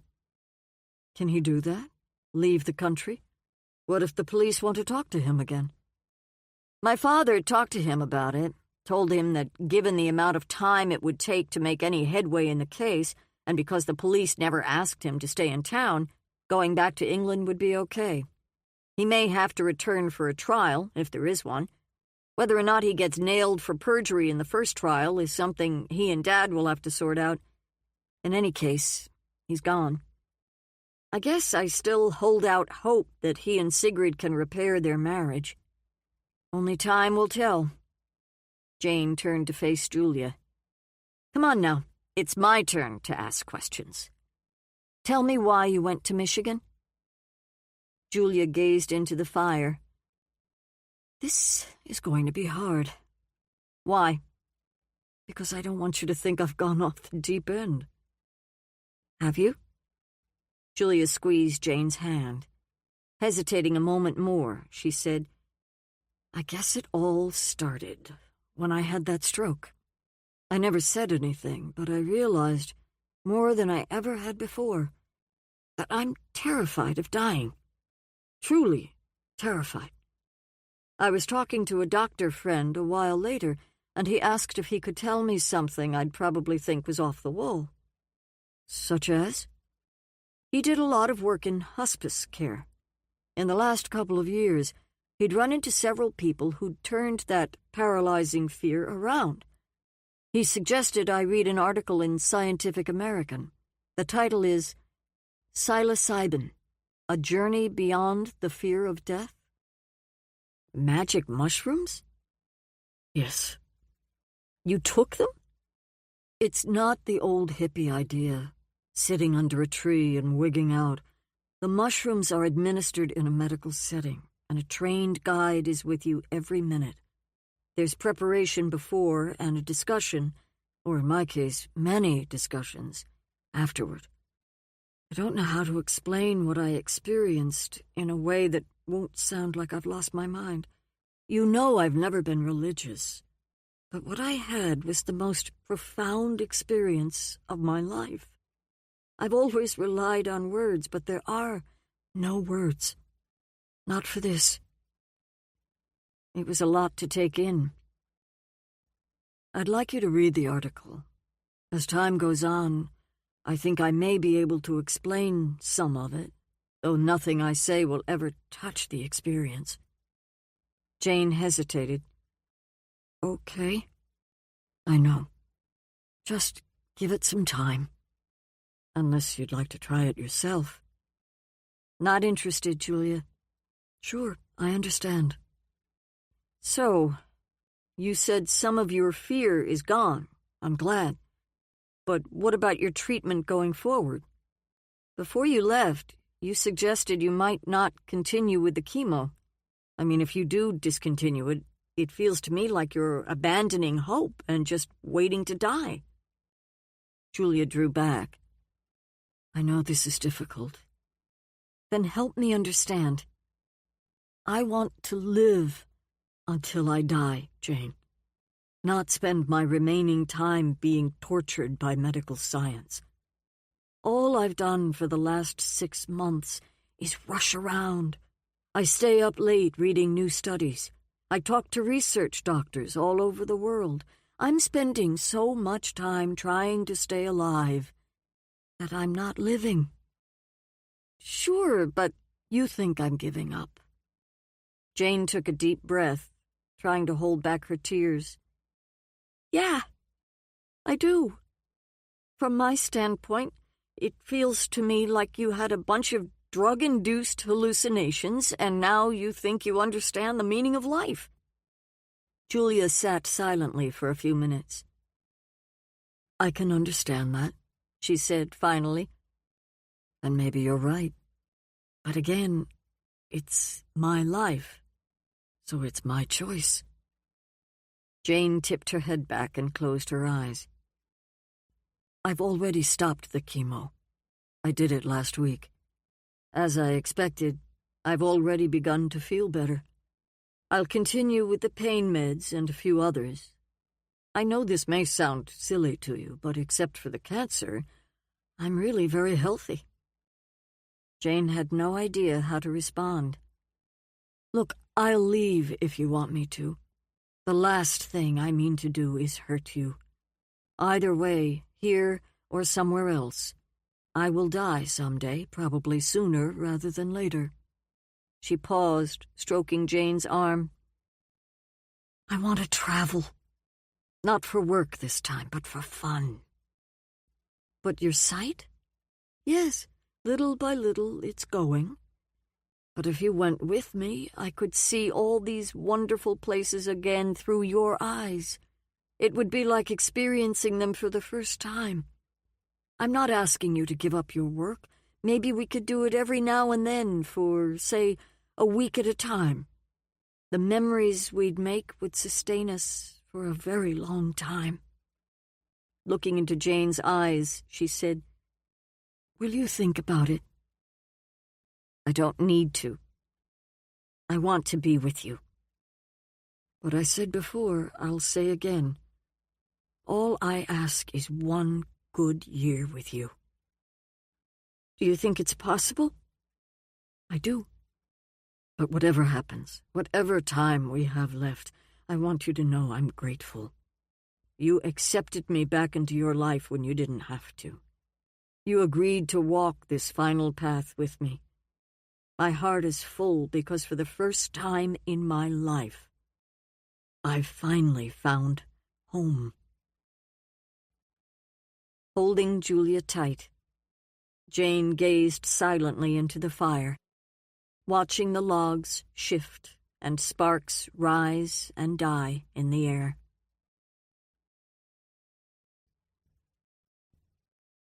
The end. This is Christina Moore. We hope you have enjoyed this production of Twisted at the Root by Ellen Hart. Recorded books are available wherever audiobooks are sold, including Audible.com, Audiobooks.com, Google Play, Apple iTunes, and in public libraries through RB Digital. Thank you for being a Recorded Books reader.